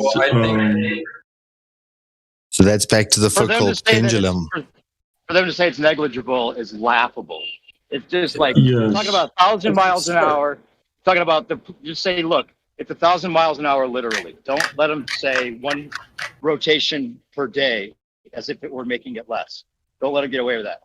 And then if you're talking about a 400-mile-per-hour plane, where whatever speed it's going, but just the fact that it's varying speed, and the pilot never has to take into account, even if it was negligible, there's a huge risk with just a small little precision mistake. Not that it would be negligible, but even if it was, you would never train a pilot on a stationary plane simulation and then put them in a spinning ball situation. Yeah, and that's fallacious from the onset, because the Coriolis is an apparent force. It's not a real force. And they doing a calculation as though it's a real force, and they've calculated that force, and it's negligible. But it's not a real force to be added into the calculation. It's an apparent deviation. So that means it appears to deviate only. It's not an actual deviation. The example is on a roundabout where someone throws a ball. He tries to throw it straight to the person opposite him. By the time the ball's traveled that distance, the person has moved out of the way. And from the observer, it looked like the ball curved away from him. If you had a stationary person placed above that merry-go-round or a roundabout, you would see the ball travel straight. But to the observer on the rotating reference frame, it appeared to deviate. You can't calculate that. It's an apparent deviation. So if they say that they've done the calculation and it's negligible, then they've used it like an actual force. And it's not an actual force, it's an apparent deviation. Yes. Actually, it brings me. Get him to show you the calculation, by the way. Say, oh, yeah, you've done the calculation. Show me how that calculation is negligible. I want to see the numbers because you know they haven't. There's another thing. I've seen one, and they get to like 0.01 something, and they're like, see, it's negligible. Well, yeah, that's exactly what happens a lot with all these calculations. I mean, he's done some calculations for things early in the book, and then it always comes to this 0.0000 number, and then he says, well, it doesn't matter. But then you bring them back to the Foucault pendulum, and you ask them, so does the Earth turn underneath the Foucault pendulum, or is the air attached? And it's all moving together, so you can't see any deviation. Back to Sunny's point, you can't see deviation. So they need to first prove that there is deviation. And in this argument, they're arguing that there's not. So then you say, welcome to flat Earth. Because if they're arguing that there's not deviation, that's our point. Well, I gotta admit, this is a bit above my head right now. I just, I'm not really fully getting it. There's another thing I want to. Think about the plane. Think about the plane. What didn't you get? Landing. Well, what I just don't really get is, I guess I just don't really understand Coriolis effect to begin with. I just. You know what? Okay, this is the best way to think about it. Okay. So the reason that the reason it comes up more than anything in a practical sense is that supposedly a sniper that's shooting a bullet from north to south or south to north or in any other angle than with the spin of the Earth, right? So the Earth always spins one way, but then there's varying latitudes, right? So you're spinning at 1,000 miles an hour supposedly at the equator, and then as it tapers up, it would be 700 miles per hour, 600, 500. As the circles get smaller, there's less of a spin. Do you understand that? You know why? Think about it like a racetrack. You know how they start? Some racers start with a head start. Seemingly, they have a head start. The starting point's a little bit further ahead or behind. The reason they do that is because the circle's either bigger or smaller, right? So it's going to take them less time to get around their circle on the inside than it would for the outside circle, right? That's the reason they have different starting points. What I was going to say that really doesn't. Wait, hold on. Let me finish with this. Though. Oh, sorry. So he can understand. I don't want to listen to your nonsense. So what they're saying is that because of the math of this, because of their claim, they have to say that if a sniper is shooting a bullet from north to south, then he would have to account for the varying speeds of the spinning ball and actually aim at something that's not there and time it so that when the thing gets in front of him, he will hit the target. So that they're claiming that they actually have to aim at a target that's not there to hit the target and time it because of the Coriolis effect. But they never do that. Right. They never actually do that. It may be in the manual somewhere because they want to promote this idea. But we've had snipers in here say they'd never do that, and it's ridiculous to even think to do that. And there may be a drift because of wind speeds or drop because of distance or something. But that's not Coriolis. Yeah, Eddie Bravo actually spoke to his mate that's a sniper, and he asked him about the Coriolis effect. And Eddie's buddy is a sniper in the US Army. Hungarian. Somebody's hot mic. Hungarian bear. You're hot micing, bud. Yeah, it's Hungarian beer. I muted him already. Anyways, Eddie Bravo. What's his name? Fucking. I think it's Eddie Bravo. Eddie Bravo, yes. Yeah, he interviewed his buddy that's a sniper, and then he asked him about the Coriolis effect, and he's like, "Do you account for it when you snipe?" And he's like, "Yeah, I do." And he said, "Okay, so you got to do all these calculations and blah blah, and when you shoot, you got to do it." And he's like, "Yeah, I do it." And he's like, "Well, can you give me an example?" And he's like, "I need to go back to my handbook." So it's like that already is telling you, like, dude, this guy doesn't sit in the field there with his handbook to make a calculation before he does a sniper shot. That's bullshit. It's absolute nonsense. They don't do it. Yeah, right. There's one other thing that just popped into my mind. So back to planes and curvature of the Earth. So early in the book of 200 proofs, there comes the proof that, well, no actual project manager ever actually calculates for the curvature of the Earth when they, for example, lay a railway. And his commentary was, well, you don't actually need to, because the measurement for the curvature of the Earth is hidden inside. Wait, hold on. I have to check again what exactly. They'll go back to negligible, right? Well, curvature is negligible. The spin is negligible.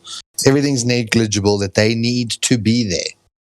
So they're arguing our point. If there's no curvature planned in and there's no curvature built in, means there's no curvature. Thanks. That's our point. He's saying that the curvature is automatically incorporated in the way they lay the railway. The spin of the bullet. But that's incorrect, because when they extrude steel, they extrude it straight. It has to be straight for the integrity of the steel. So the steel beams are also then joined with 4 bolts that can only locate if those beams have a 90-degree angle on them. So, the best example for this, I think, is with the airplane. So the airplane is going through the air, and it has to adjust downwards as it moves through the air. Now, what he's saying is that when the aircraft pilot is steering his airplane, is that the am I still going through? Is that the curvature of the Earth is hidden in the measurement method, and it goes fine without the pilot having to explicitly take this into account. Okay, so what I was going to say is, just hold on his point about the flight. Sorry, I'll let you speak now, Sasha. On the point about the flight, the airplane always flies with its nose slightly inclined to maintain its altitude. And if you speak to any air pilot, they'll tell you it's about 0.5 to about 1.5 degrees with their nose up. So there's never a downward anything. The only time you start to feel descent is when they level the aircraft and it starts to lose altitude. Well, he says it's because it's the measurement of the height of the airplane is relative to the Earth. So because of that, you never actually have to take the curvature into account. And he argues that the author, Eric Dubay, is confusing absolute height with relative height. Now, I don't really think... that's how they get away. That's the trick. It's a trick of relativity on most of these things. You have to take that into account, that they're going to say level is level because the center of gravity is straight down. So no matter where you are, it's always level. You don't have to nose down. That's how they get away with it. So don't let them go there. Just tell them, give me the calculations for how an airplane lands on a runway that's facing one direction as opposed to another, with the spinning ball taken into account with the speed of the plane. And they can't do it. They won't be able to do it. Here. No plane will be able to do it. Here. There's too many factors there, and no pilot ever does it. That kills the argument. It kills the whole conversation. Right there, there's no way it could be a ball, because Yet another anomaly. Well, yeah. Well, I said. Everybody flies in a plane. Everybody flies in a plane, and you've seen that runway out in front of you for a long time before you actually land on it. Everybody has that experience. It's not like something where they could go, oh, refraction, or oh, gravity. There's not a one-word answer that they can believe in on this one. It will not work for them to land on the spinning ball with a plane. Well, yeah, my response is that, the measurement of the instrument, regardless of its relative height, doesn't take away that there still has to be a physical action based, because, if a plane is at 6 kilometers height at one point, and a minute later it's at another height, then there has to be a new measurement, a relative new measurement, and the pilot will still have to give a reaction to that based on an actual physical action. It's a bit broken English what I'm trying to explain, because I have to do this all in Dutch and English at the same time. But so I'm saying, at one point there's a measurement 6 kilometers at height. A minute later there's a new measurement. It's going to give a higher height at that point. So the pilot is going to have to steer for that. So it doesn't really matter if we're talking about relative or absolute height. I don't even understand why he takes absolute height into his argument, because of course it's a relative height measurement. Of course it's relative to the Earth. You're talking about the height. You're talking about distance from the ground. So it doesn't really make any sense. Look at the picture I just posted in the live stream. Ik woon in Amsterdam. Yeah, right. Mijn paspoort verloren. What I was gonna say earlier is that I talked to a Marine sniper, and they said they actually have to account for the spin of the bullets and the effect that has more than they did the Coriolis. They said they don't even have to think about Coriolis unless they're doing more than 1,500 feet.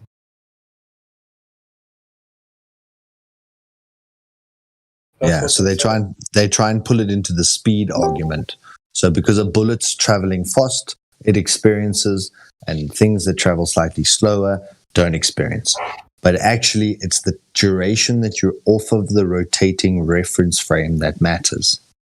And they try and skirt around that, and they try and take it onto the speed or the trajectory. But what Zan was saying earlier about the elevation and the height, I've posted the picture that shows the elevation is above sea level and the height is above land. So the height is taken in addition to the elevation above sea level based on wherever that plane is flying to give it an overall altitude. So when someone's talking about a relative height and all this stuff, they're deliberately trying to make it sound confusing. And it goes back to the idea of curvature versus, is curvature level or is level level? So when a plane flies level, it does. They'll say that. They achieve an altitude, fly with their nose up for the duration of the flight. Then they level off at the end when they start to decrease in altitude to come back down to land. So they're not ever accounting for any curvature, and their idea of curvature is equidistant from center of a ball, which they think is flat. So they think that the curve appears flat because it's equidistant from a center, whereas level is level. The bottom of the graph showing this altitudes and everything with the plane, the bottom of the graph is always flat. Euclidean geometry is flat. You have to have a flat base to draw a triangle. It matters not. Go for it. Oh, I was going to say another thing I don't understand is if if gravity is keeping things in, like gravity keeping things in orbit, that doesn't make sense. You would expect if gravity's causing the effect that it would suck it in towards the sun instead of make it orbit the sun. You know what I mean? It's got to do one or the other. So either gravity must pull things into orbits, or it must pull things towards the center to make spheres. No, but how could it stay in orbit? Like, that just doesn't make sense. Yeah, so then I was going to go into the three-body problem. Now, if you do... Damn, I've got a cool GIF. I must look if I can see if I find Oh, it. cool. I want to hear about this topic for sure. The two-body example that we're always given is the Earth and the Moon relationship. So you see a static Earth, and you see a moon that circles a static Earth. Or you see a static sun and an Earth that orbits the sun. The three-body problem is when you introduce the moon to the sun and the Earth situation. As soon as there's three bodies that have quote-unquote gravity, their orbits are never repeated. Because as the moon gets on the side of the sun, it would now be more attracting the Earth. It would compound the attraction. So the attraction of the sun plus the attraction of the moon would pull the Earth into a slightly different orbit. And then when the moon is on the other side of the Earth, away from the sun, then you'd have to subtract those two attractions and then add them again. And every time that the moon passed between the sun and the sun would attract the moon. So the moon would start pulling away from the Earth. So all three bodies would start pulling on each other, and it creates a scattergun effect that the orbits start to go haywire. Within a few revolutions, they no longer are in a neat situation. And then as you add more bodies, if you add a fourth body and a fifth body and a sixth body, the gravitation goes completely haywire. So in mathematics, if you type into Wikipedia or Google the three-body problem, it's an official thing. Mathematicians all around the world are still trying to solve it. They're trying to find an equation that can make it work. I thought I remember hearing people say the 3N body problem. N is in Nancy. Did I hear that wrong or something? I can't think of what N would stand for. I don't know either. That's why I was kind of... In mathematics, N stands for an arbitrary number. Well, yeah. That, I mean, I guess that far, but I wanted to specifically. Yeah, so I think it's the N body problem because you can pick any number. Any number above 3 is problematic. Dude, what's up? Somebody's having a hot micing issue or something. I'd say so. Maybe. I don't know. Who's standing next to a room? Smalls, I'm going to mute Smalls and message him. I think he already muted himself before. Oh, I just did it. Oh.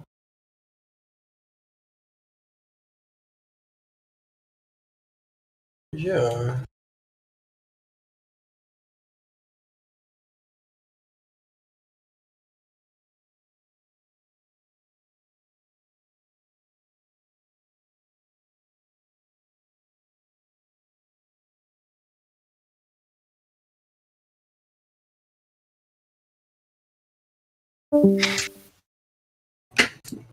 Are there really 200 flat Earth proofs?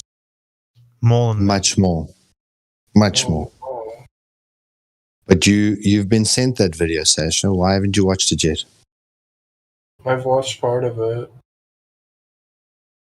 So why are you surprised that there's 200 if you started the video that's titled There Are 200 Proofs? Well, it's just surprising to me that there could be that many proofs for the flat Earth. Well, there's 0 proofs for a round Earth, unless you have one. Right. Sphere Earth. It's just surprising that There's no. It's 200 reasons that the spinning ball is impossible. Oh, so it's not proofs for flat Earth. It's Well, if it's not a ball, what is it? well, it could still be concave. Well, but all of the arguments against the ball work in the same. Almost all of them work the same Yeah. as a debunk for the concave, because you have to have this magic gravity that keeps people upside down relative to each other, and it's ridiculous. It's just weird. I've just posted the GIF. I've just posted the GIF for the 3-body problem. When you input these 3 bodies with some gravitational effect, they start to pull each other in all different directions, because there would be some kind of gravitational effect if they came near one another, or as they approached or orbited one another. So Looks like go ahead. Yeah. No, you go ahead. Oh, I was just going to say, it looks like some sort of warped spirograph. It's crazy looking. Yeah, that's wild. They can't think about it. They can't even figure out how 3 bodies are able to orbit separately from each other. You know what? Different bodies. That reminds me of something Justin said, and I'll have to ask him what the topic was, but he was really irritated. He's like, they can't even use the sun to measure the sun, because we were talking about calculations as measurements, I would gather, but but yeah, it's getting kind of crazy the more I hear about these anomalies, this legion of black swans. I mean, when are people going to catch up? That's what I want to know. But keep going, Flat Earth Solar. I love what you're talking about. Me too. By the way, I have to say I hate the word black. I hate the term black swan, whether the proof's good or not. I hate that it's called black swan. I know I'd rather say anomalies. Like all the white swans. Yeah, the white swans. Well, it's not even an anomaly. Means it's like out of the ordinary. Anything that it shows that it's a stationary plane is obviously just ordinary. You know, because that's what it is. And it can't be an anomaly unless it was something out of the ordinary. You know what I'm saying? Yeah, it should be called the white swan, because it shouldn't be called white swan or black swan, because it makes it seem like there's like more of one and one of the other. There's none. There's no ball proofs. What do you call that swan? I mean, I've heard of, over listening to a lot of people that take more time to learn about this stuff than me. I've heard dozens of anomalies for the heliocentric model. And, that's not even starting the conversation about how there's no curvature, all that. Everything about it's an anomaly, if you want to call it that, though. Yeah, we should start. Every single thing does none of it works. None of it. We should make it a rule that all flat earthers should refer to the heliocentric model as quote unquote the old heliocentric model, because it doesn't work. You can't verify it. First rule of Flat Earth Club: all flat earthers hate rules. But no, seriously, you should acknowledge it for what it is. No, it's the old model that we all subscribed to at one point, but it's no longer relevant. You know what I mean? Yeah. We don't need to use it anymore. It's like a medieval thing. It's like a medieval way of thinking. No, but it's a specific term. So I'm trying to think of another analogy that's equivalent. But like the term black swan means the impact of something highly improbable. Right. And there's a whole metaphor that's attached to it. Yeah. I get why it's called that. Because it only takes one to disprove the whole thing. Right. And that's, I've heard this black swan term is used in finance industry. It's used in economics. They talk about when you find something that's highly improbable, the thing that completely shatters the known paradigm of something, they call it a black swan. So that's also working within a paradigm that things actually do work for the given model, and then something destroys it. That's out of the ordinary. The thing is, the black swan is not improbable. If anything, the heliocentric model is what's improbable. You know what I mean? That's why so people posed perceive as it modus the- tollens. The one out of many. Like people think, oh, they only have one proof. It's the black swan. That's just the one that they have. That's how people see it because they don't understand the term. You know what I'm saying? But that's why it's think that posed. Yeah, I understand. That's why it's posed. annoys me. If P, then Q. Yeah, If not P, then not Q. And if P, it's the Earth is a sphere. So the whole presumption starts off by saying, if the Earth is a sphere, and that's why this is a black swan, because it's the improbable result of what we should expect on a sphere of 3959.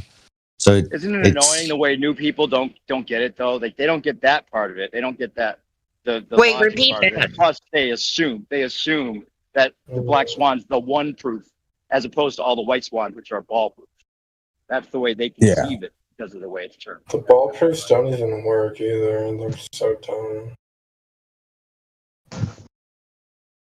Like every That's time another annoying thing. They're not dumb. They're just indoctrinated. They just want to believe. It's like these aren't dumb people. That's what really frustrates everybody. They're not dumb. I mean, maybe they're not willing to doubt what they think they know. That's a certain kind of ignorance of its own.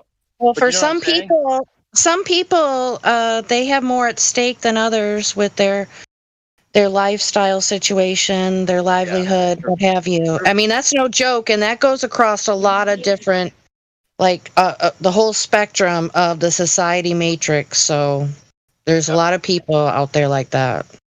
It's just that flat Earth has become sort of taboo, but it's becoming less taboo. Like, for instance, tattoos. Look, in the 90s, people with tattoos were looked at like, what the fuck are you doing?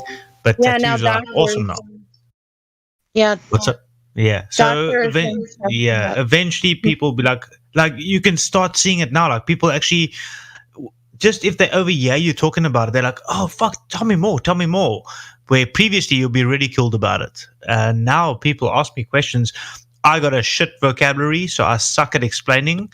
But as much as I do explain and show what I can show and prove what I can prove, they're like, oh, fuck, dude, this is actually like legit. And then they look into it. I need to work on vocabulary and explanations, of course. But signs have power.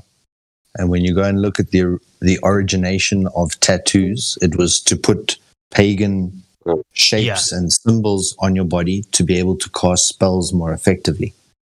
And most of the signs and symbols that we place on ourselves, we don't realize that there's impact and there's resonance. So putting like a skull and a snake crawling out the eyeball and stuff, and then the guy is dead 5 years later, could be coincidental. No. Okay, well, often I had my Dashin tattooed on my forearm to keep him alive. I got his heart running through my main vein on my forearm, and then I got my husky tattooed on my back of my arm, and I got a wave tattooed on my left wrist, symbolizing me as a surfer. I don't know if that's going to cause shit in the future, but okay.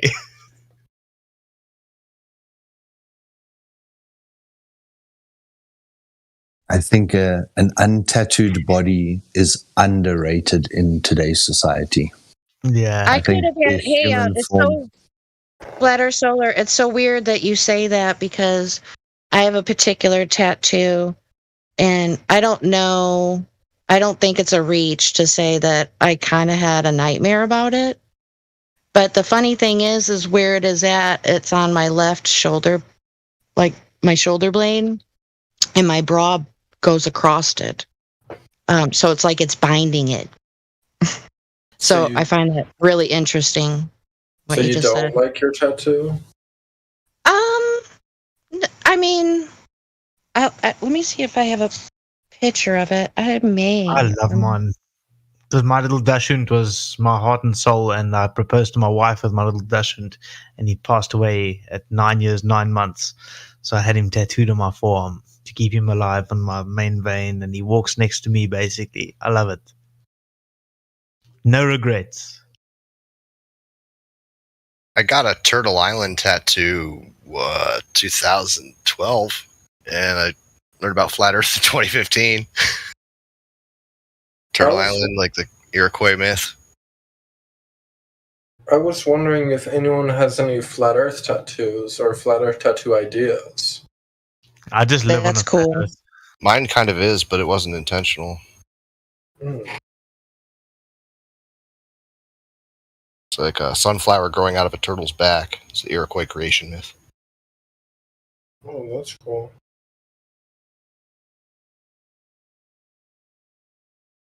I've seen flat Earth tattoos though. And T-shirts, I bet.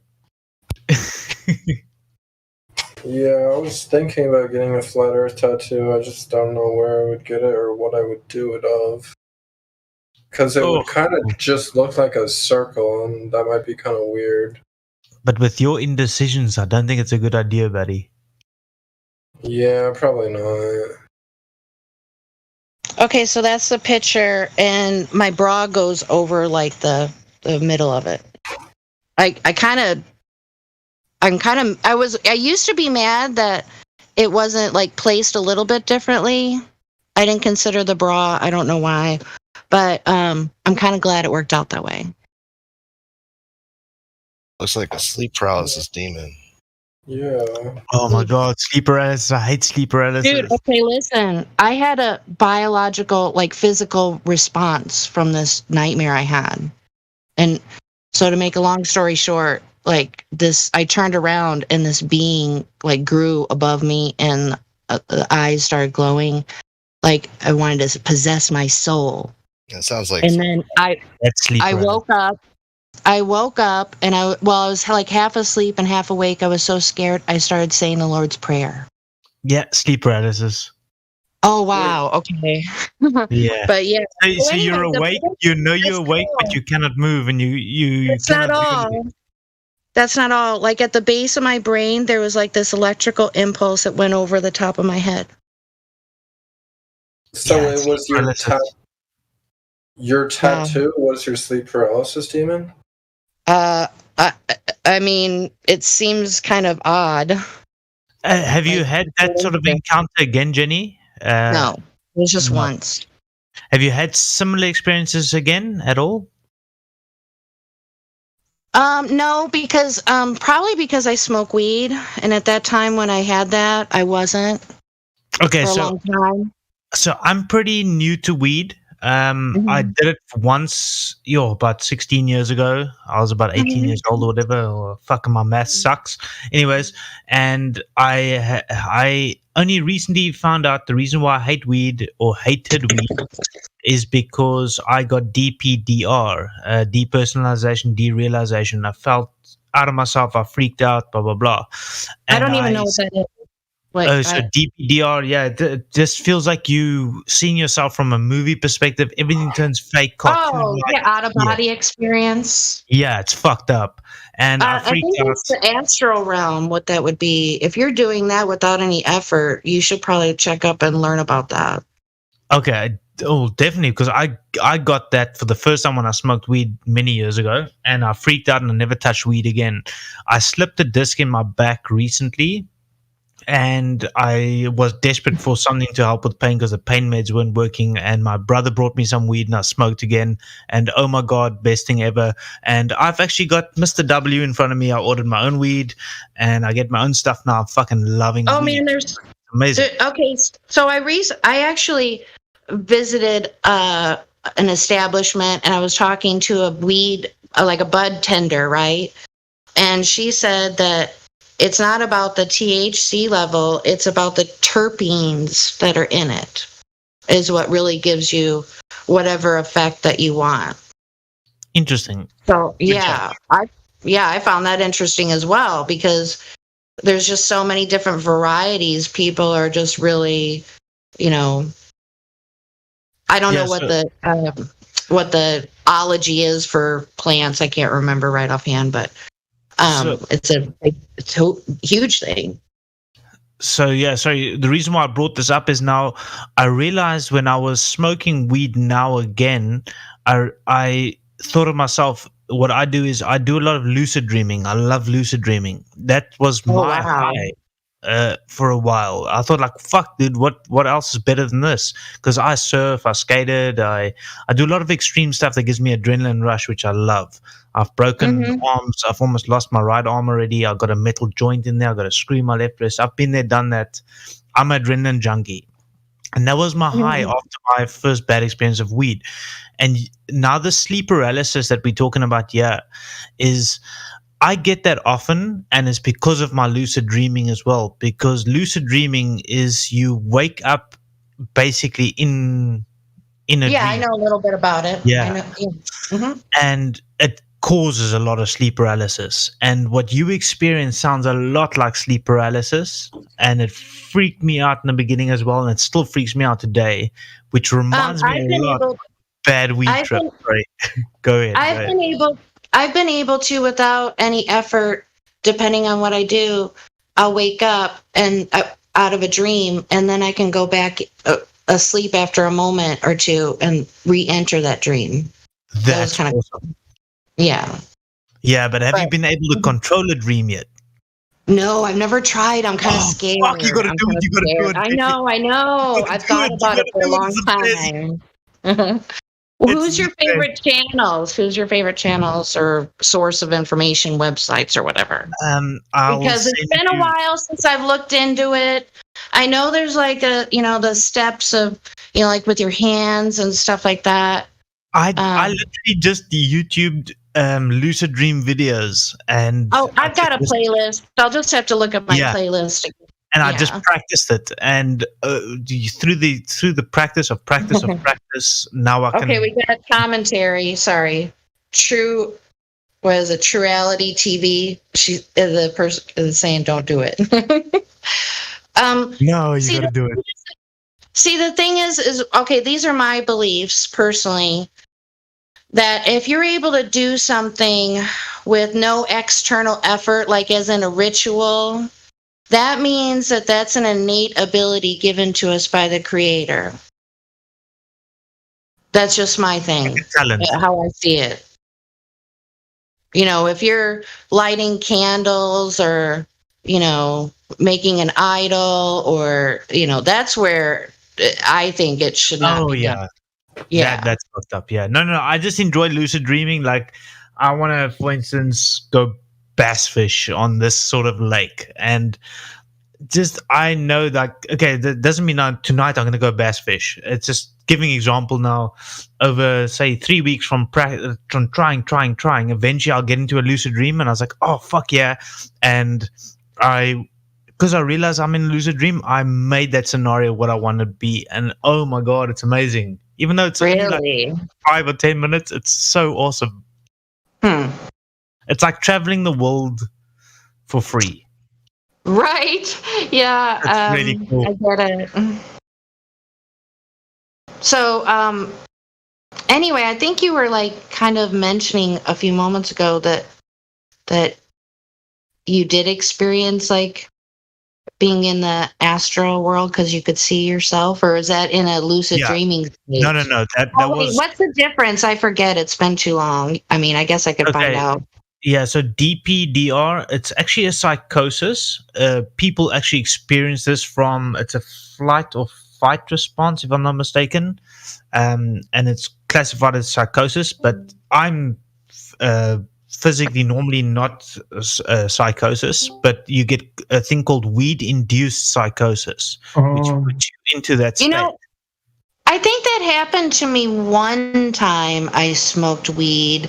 It was I felt like I was a rocket ship and I was going into outer space, and I think I passed out. Okay, yeah. It was a long time ago when I was really young. This is a little bit different. So weed-induced DPDR is something I've only recently found out. Is your body goes, because it's all your senses get heightened. Like your hearing, your smell, your sight, everything. Like the red is super red, blue is super blue, and sounds. It's like I was explaining to my brother. I'm listening to the birds outside, but you can actually feel them chirping to the left here, and then you can hear someone grinding a grinder so far away. It's like you can hear and feel everything, and your body gets too shocked, stimulated. Yeah, and you have a panic attack. That's what DPDR is. You have a panic I don't. Is that from higher doses of consuming marijuana? Okay, yeah, I don't do that. I do it like smoking or like drinking a cup of tea. Okay, yeah. So look, on your first experience, I would say most of us felt incredibly disorientated. Oh yeah. It's overwhelming to the point of like when it disappears and you come back to reality, you're kind of grateful that it's ended. You know, the panic attack that's attached to that, I would say, is very subjective. And I've seen many people who've experienced what you're describing, where they've had to go lie down in the bedroom away from all the noise. And everything. That was me. It's too much stimulation. But I would actually say that was the first time that you were really using your body. When you can hear the birds so close and you can sense all these things and you can taste things better and the reds look deeper and your eyes were working better, your ears were working better, but it was a panic to you because. But now there's also something about when anyone who cultivates something imparts a certain energy into that cultivation. And a lot of the stuff that you buy when you first start smoking is not necessarily cultivated in the best way. Correct. So you're getting a lot of underpaid people with negative energy putting out a product that can cause negative energy in people when they're in the slightly susceptible state. So cannabis is an amazing thing, but it's like a handshake in the human body. The more they've studied it, I posted a wheel about all the different combinations of how to heal different things. But I've always been an advocate of it, saying to people, like, just go do the research. It's kind of like flat earth. Like, just really go do the fucking research. It promotes protein development. It strengthens the neural sheaths in the brain, prevents Alzheimer's, Parkinson's, all neurodegeneration diseases are prevented. I didn't know that. When you stimulate your endocannabinoid system. Dude, that's probably saved my damn life because my mother had breast cancer, and I don't think of cancer in the same way I used to, but I've always been a pot smoker ever since high school. I was in the bathroom. Well, no, it was middle school. She smoked a bowl with me in the bathroom. It's like, it was so like, yeah. So anyway, that's like so reassuring to know that because. And if any of you guys my granny, she had Parkinson's, and my grandmother had dementia. And to me, I'd rather be mauled by a pack of wolves and get it over with rather than spend a decade going in and out of reality. I mean, that just sounds horrifying to me. I mean, geez Louise. Oof. So I get it's actually called as a dermatitis, which is also known as eczema. I get it on my face. Yeah. And sometimes I use a CBD oil I buy from a little health store, whatever. I put it on. It helps for like 3 weeks, blah, blah, blah. And otherwise I put a cortisone on. Hey, what's up, Master? It's actually, what's the name again? Yeah. Anyways, I know who you are. And so... otherwise I got a cortisone cream I put on, which is cortisone is not good for your skin, and I put that on and it clears it up within 2 or 3 days or whatever. And I've been smoking solid now for the past month and a half. I've not needed to use my cortisone cream for like once. It's just cleared it all up. It's incredible. And I actually only bought it for my back when I slipped my disc, which is still fucked, but to help with the pain. And my brother organized it for me, and I was like, okay, cool. But now I've ordered my own bag, and oh my god, I'm loving it. Dude, I was listening to you guys talk about it on YouTube, bro, and I had to just come in and be like, yo. Nice. Yeah, dude, you were in that chat. I spoke to you about it. Remember, it was about a month ago. I said, dude, this experience. And then you guys helped me through it, and I was like, okay, cool, fuck it, I'm going to do it. And dude, I'm loving it since. Yeah, I'm so glad that you enjoy it, beer, man. Yeah, like, I knew it was gonna help you. Yeah, I got over the whole thing where I got the DPDR, the panic attack. The paranoia. Yeah, I got over that. I told you, right? When you start going over in your head about, okay, this is what it is, this is how it works, this is what it, this is what it does for me, this is not bad. Like, you gotta say these things in your brain, bro, because everybody's like thinking like they didn't do the research, and they're like, fucking, oh shit, they start panicking, hallucinating. I'm like, Dude, it makes me fucking horny though. That's the only shit. That's the upside about it though, right? I mean, yeah, dude. But my wife is at work, and I'm like, oh my god, what am I gonna do now? It's like, oh my god. Awkward. Yeah. Sorry, Jenny. Sorry about that. Yeah, sorry, I just had to bring that up. I thought it was awesome. I think it affected me more so when I was younger. Like, it affected me like that. I got you. I'm 35. I'm married been with my wife for almost 17 years. Mm-hmm. Yeah, I'm in my 30s. Yep.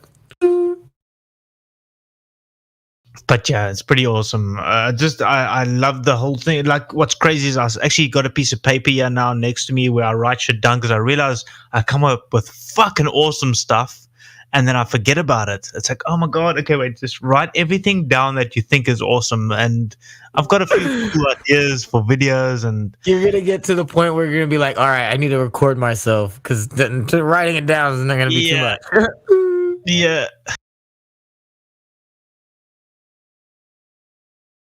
I mean, it is for me. I can't. I have to record it.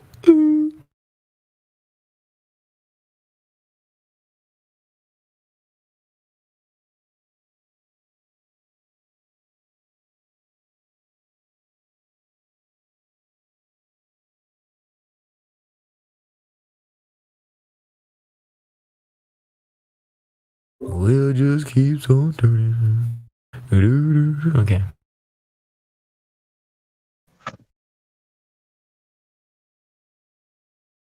Y'all want to hear a song? Yeah, I was gonna play something. I was like, Jenny, thank you for showing your tattoo. That's an awesome tattoo.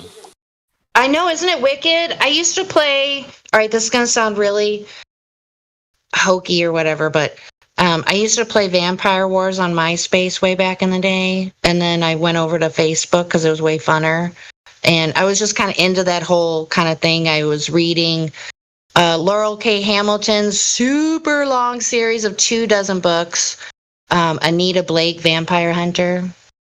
So, hey, so that brings up a question. That tattoo's crazy, Jenny. That's scary. Are the I need to have it redone. It needs to be freshened up a little bit. Maybe not. Are the controllers of this world possibly vampires? Mm-hmm. Yeah, weird, huh? Okay, I'm trying to find my song. Bear with me. I know there's actually evil immortal that actually they sit there and fucking they drink blood, bro. Okay, so that's crazy. I mean, that's ridiculous. I'm gonna play a song, and I was listening to this dude over the last day or so. I guess he's into epistemology. And I'm really a question person. I want to know why so much. I want to know why. So this song kind of like, I don't know. He calls it the society matrix. He calls it the mother of all conspiracy. So yeah, this is Drace and Karma, the system. They fucked it up a little bit.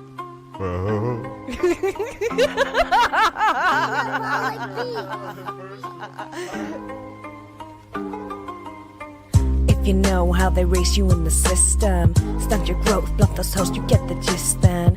On your own when you're grown, never learned at school or home, paying off that student loan, got you working to the bone. Do you know how they race you in the system? Tell you lies, hypnotize, tell you listen. Praise the thief, give you grief, feed you nothing but belief, till you're crying for relief, and you listen to the chief.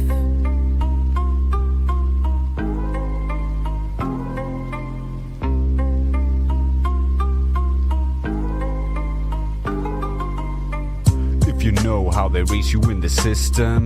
Broken men, yo girls, you need to listen. Save your children, turn your boys into good men, and the future will be good then. If you know how they raise you in the system, must conform to the norm, you don't resist them. Be a slave till you cave, cause they dangle what you crave. Make you think that you're unsafe, make you think that you're not brave. If you know how they raise you in the system, got you stressed, never rest, you get the short end. Working hard, pay with card, backs I've gotten through our God. Young children being scarred, fat cats packing lard. Do you know how to even tell the difference? Live a lie till you die with indifference. Bound by chains, cannot see, still you miss them. Take the reins, it's your life or be their bitch, man. If you know how they keep you in the system, flashing pictures, glow past scriptures. Take your money, oh you're funny, it's a reset.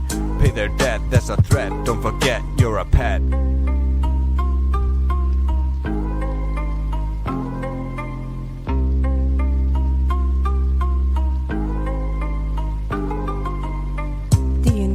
They raise you in a system, so you trust to your dust, no resistance. Young or old till you're cold, better stick within the mold. Best believe the story told, better get your kids enrolled. Now you know why they raise you in the system.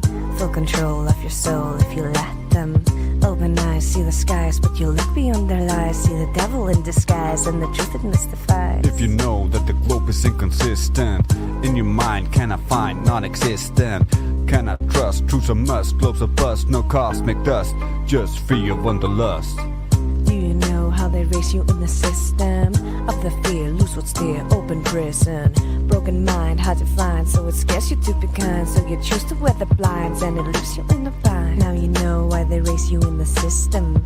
Kill your god, raise the rod, you don't need shit then. Stars align, it's a sign, there's no bendy space and time. There's a getting all the time, but their content is a crime.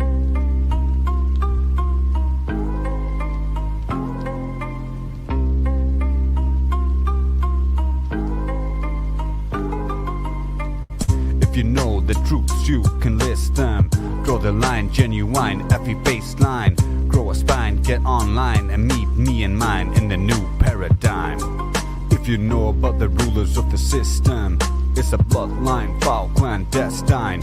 World decline, not divine. Makers of the storyline from long before Byzantine.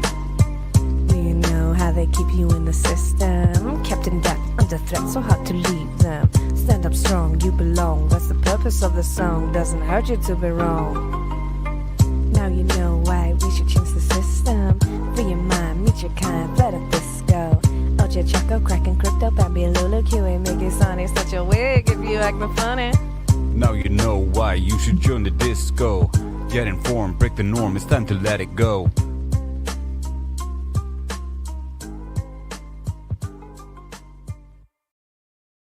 I so like the shout outs that Karma does at the end. It's so fun.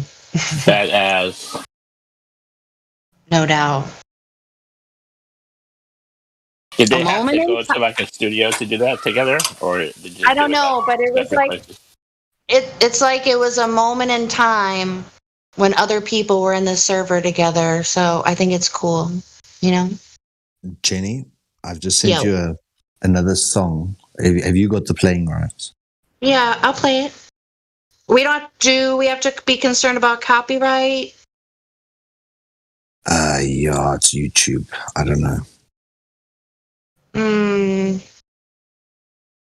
I mean, we have muted the server before, but English, is that you? English on the song with Kai?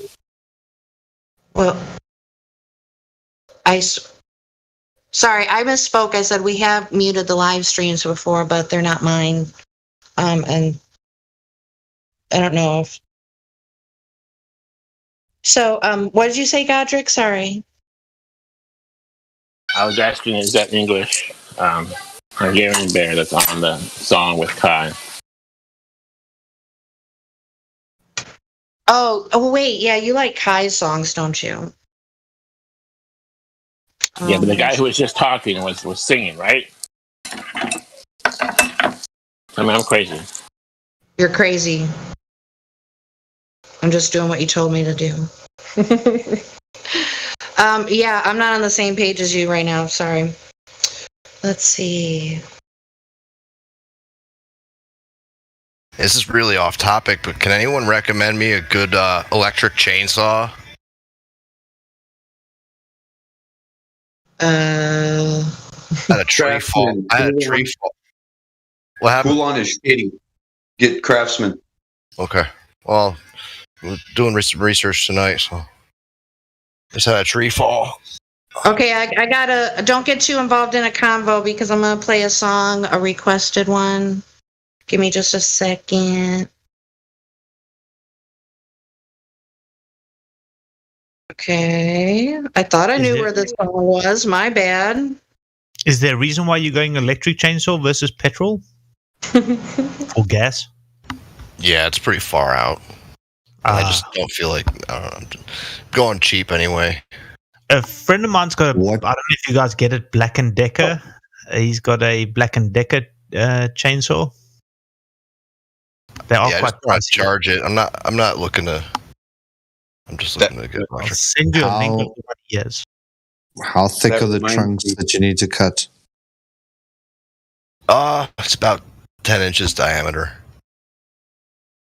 Yeah, then you can do that yourself. Yeah. I DM'd you what a friend of mine has. I don't know if you guys get it in the States. Okay, cool. Thank you. Okay, if you guys are good, I'm gonna play. Go ahead. I do believe this is the song Godric wants to listen to. Oh yeah. Sister.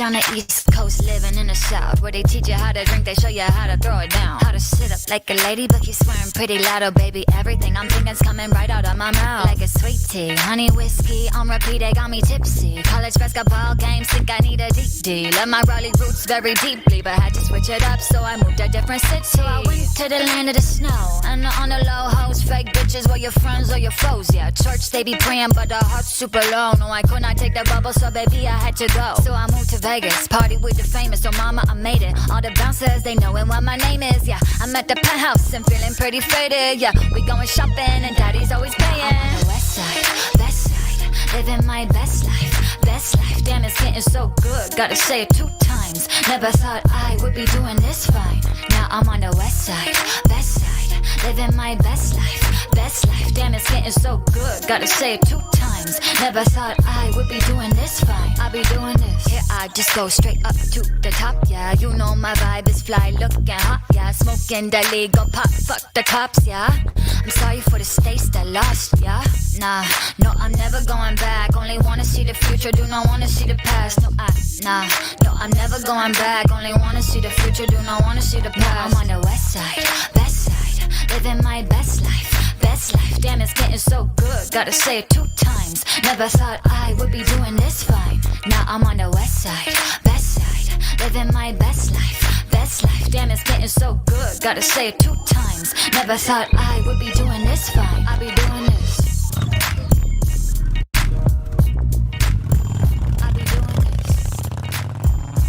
All right, everybody. That was 24/7's Hi.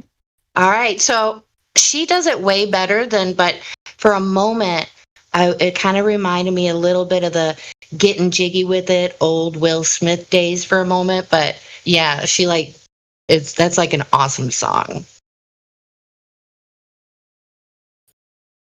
Who did you say sung that, Jenny? What?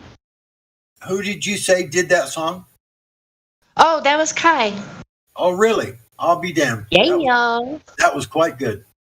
Hell yeah. It was great. I love that song. But yeah, I had a little 80s flashback for a moment and with that song. Not the whole thing, of course, but a moment or two.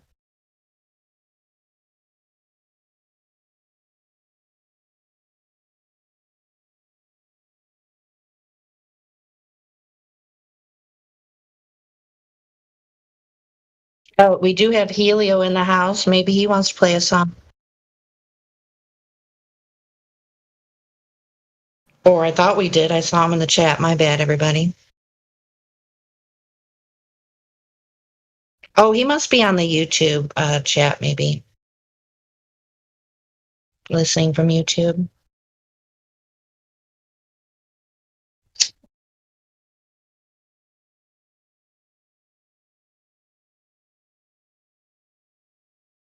So anybody else got a song not subject to copyright they'd like to hear?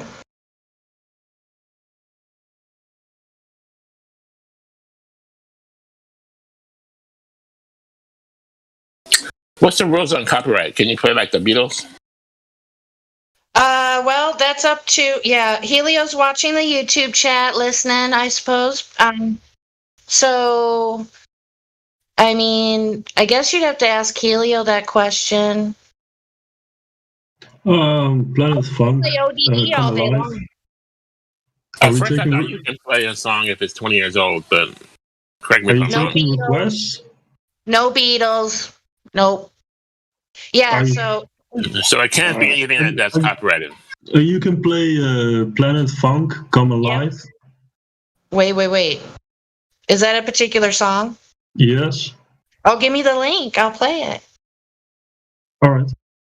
Yeah, pretty much anything Flat Earth song we're gonna be able to play here. That's general rule of thumb, I guess. But anything else, I guess it would depend. Well, it's not particularly Flat Earth, but I just like the song. Oh yeah, see, if you want to post it, is that it? Planet Funk. Yes. Oh, that's copyrighted. Yeah, under exclusive license of Wise Mama Senior. I don't know. Yeah, I mean that's kind of right in your face. I guess, I mean, if Helio was in here, I mean, we have muted, but Is there an actual bot that checks on copyright on Discord? So it would be like ODD. Okay, this is what Helio says. Originals from FE members we can play. So that's what I kind of said just a moment ago. So that's his standard of what we can play. It's not a bot that catches it. It's YouTube that it's being streamed to.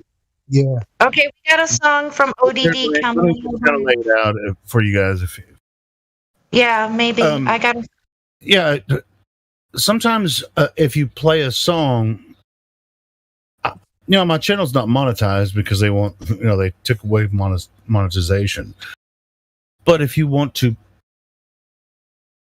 there's certain songs where they'll delete the whole video from the channel. They won't give me a copyright strike, but they'll delete the whole video of it. Even with, I've done some parodies, and if we play that song, the video's deleted. I'll dispute it, like that No More Tears song that I did, or which is Ballers Tears. Every time we play that video is striked because a bot captures the audio. The lyrics are different. It's a parody, and so once I dispute it, then it opens back up for 30 days. They have 30 days to dispute the claim, so it'll open back up, and they won't dispute it because it's an actual parody. So just to save the trouble for me, so we have to be careful about certain songs that we play on here. I have a question. I've gone after them for that crap before. Yeah. So my question is what do you want your policy to be on muting the live stream Discord channel? I've gotten some copyright claims from Conspiracy Music Guru because he's put his music out on other platforms. Oh, geez. But those are copyright claims, though. They're not strikes. I mean, they won't delete the video from anything that you play from Conspiracy Music Guru, and people. Okay, but wait. A lot of flat earthers or whatever put out music, and for the most part, you can play pretty much anything from most flat earthers. So can we mute? Can we mute the live stream and play a song? Yeah, that's what I meant. Thank you. Well, I mean, why would you? I mean, if you do. Well, they'd have to come in here to listen to it. Well, maybe I guess so. I mean, if you want to just So can we have a policy? have dead where air we for can- 4 minutes, you know. Yeah. So can that be a policy for a brief period of time? We can mute for a song and then unmute it. It's been done before, but Okay, but I it's want not. you. You have to know how to do it, though. You'll have to Video definitely. doesn't want to mute the live stream. Well, if it if it's kind of dead and you're just playing something that might be give me get me a copyright claim or a strike, then what you do is just deafen the top one that says 24/7 live, just deafen it, and then it won't go over the live stream. And that goes for Roger's channel too. You just deafen both of those channels. Option 2, go upstairs to another channel. It maybe entice people to come in. Oh, I want to see what's going on. I know, right? We So, could. We'll see. Hey, we could Jenny, do an that- announcement that we're muting the live stream and give out the vanity link for the Discord. Sure. Yeah. That song I sent you, Wasted, is really, really good. It's really worth a listen. Well, see, it's like it depends on certain songs. Like if we play any Beatles song on here, I'm going to get Instant. more than likely they won't give me a copyright strike, but they'll delete the whole video. Or they'll give me the option to delete that portion of the video, and it's really kind of a pain in the ass for me. Yeah, we don't want your channel get any hassle for sure. Or Rogers. I always go after YouTube saying, so that means you are a publication. But I mean, It's as user far as content. any You can't original, use anybody their that's a content. member, anybody that's a member here that has original content on YouTube that's not published to platforms. I mean, I've gotten copyright claims by playing some of Conspiracy Music Guru's content, which is fine. I don't mind a claim because that keeps the video up. I'm not monetized anyway, so it doesn't matter. Oh well, I get a copyright claim on almost every single video. I've told a couple flat earthers in here that they should record themselves on like SoundCloud, and then we can play it in here. Yeah, you like can, people you who can know how play to it play from an SoundCloud instrument or YouTube. Yeah. Yep. Yeah, where they actually play an instrument and sing and write their own music. I forget who. I should have screenshotted something or wrote down a note, but I heard somebody sing a song that they said they wrote themselves, and it was badass. And I don't think it was Enoch; it was somebody else. But I was like, "Wow, you need to record yourself on Bandcamp." Some platform. There's Bandcamp. I don't know how much people use that, but SoundCloud, and then we can play it on the. I've heard Enoch freestyle a couple times. Oh yeah, we should catch that. I told him too. I've told him as well. It's like I'll play your music. If you got a copyright strike for something Enoch said, I'll go to Corona. I'll go to the headquarters. No, there's a difference between a copyright claim. By his tie. No, it wasn't. Enoch was. He's just jamming, whatever. So there's a difference between a copyright strike and a copyright claim. Like when I play the Ballers Tears parody that I did, for No More Tears by Ozzy Osbourne. I think the track that I play is the original track without the vocals. And that's why I get it. That's why I get the video taken down. They don't give me a strike. If you get a copyright strike, hold on. If you get a copyright strike on YouTube, you can't stream for 90 days. Unless you go to their headquarters and you have a face-to-face off with their CEO. Looking right. That would be what in San Francisco. I'm not going there. No, seriously. Well, no, really. I mean, if. It's just like it's a robot that recognizes the original music, but they don't realize that it's not the vocalist doing a parody. So every time I'll play it sometimes, and then I have to dispute the claim and say it's a parody, and they'll let the video back on, for 30 days, and then they'll, the record company has to actually What I'm dispute, is in order my for that claim. to be a legal thing for them to do. In order for it to be a legal thing for them to do, you have to be employed by them. Otherwise, I don't really care. I mean, it's just content. like, let's just not play that song, because I have several other songs that we can play, and I never have a problem. I mean, there'll be a copyright claim, but not I don't know. I don't know how necessarily why it matters. It's like if something sounds like the original, it's just bots that capture it. You know what I mean? So it's not like there's just like thousands of people sitting at Google freaking, oh, this person played this. I mean, it's bots that capture this stuff. So yeah, I mean the original music from or the music behind that song actually just hits the bots, man, and every time we play it on here live, it just deletes it. They say, all right, we're not going to give you a strike, but nobody can watch that video just because you played that one song. Even though it's a parody. Melody. It's the melody. No, it's the music. But anyway. Is it okay? Or maybe I sounded too much like Ozzy. Anyway. Oh boy. I'm just playing. 100% you win. Okay, so maybe we can play Helio's song next and mute the live stream, but I was gonna play an ODD song.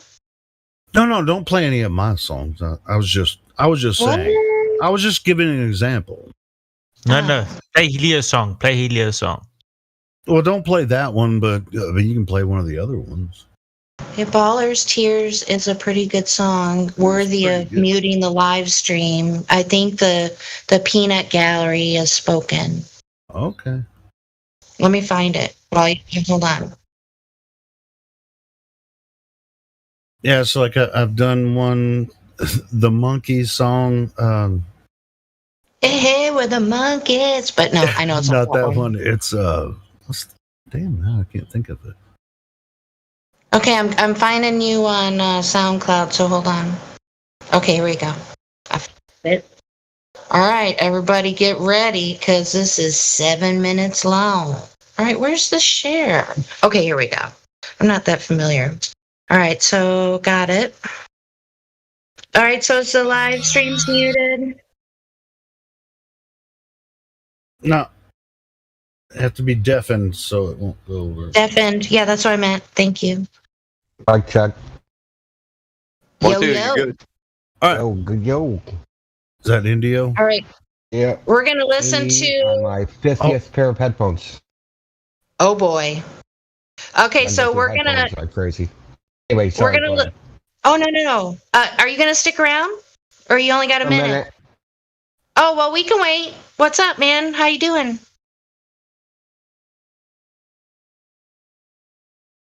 Kind of headphones you get? Maybe not very good ones.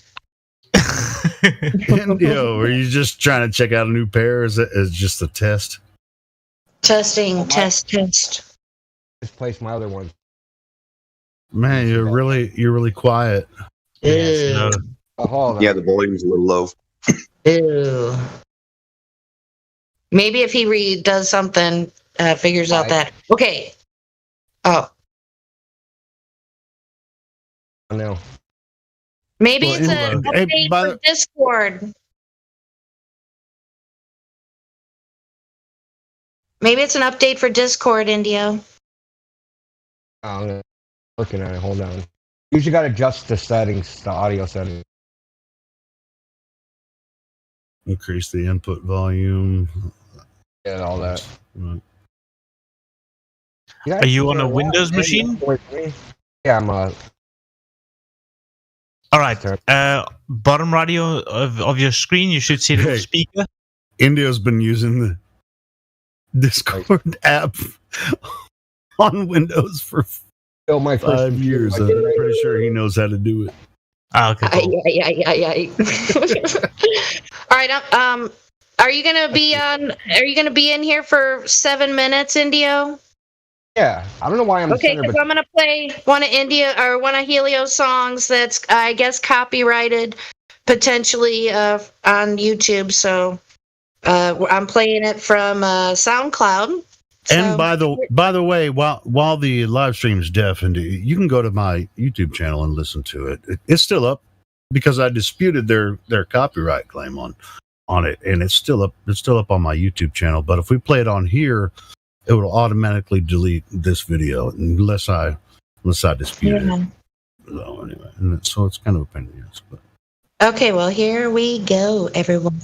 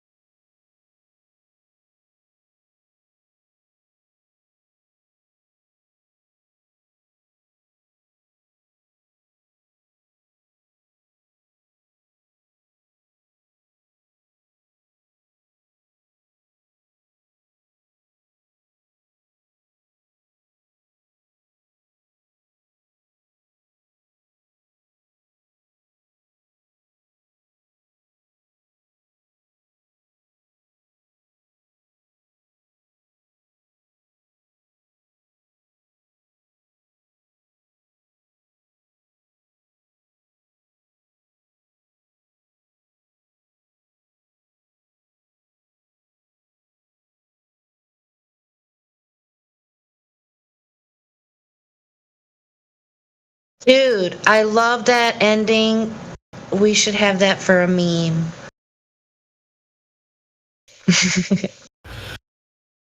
Yeah, you started playing it.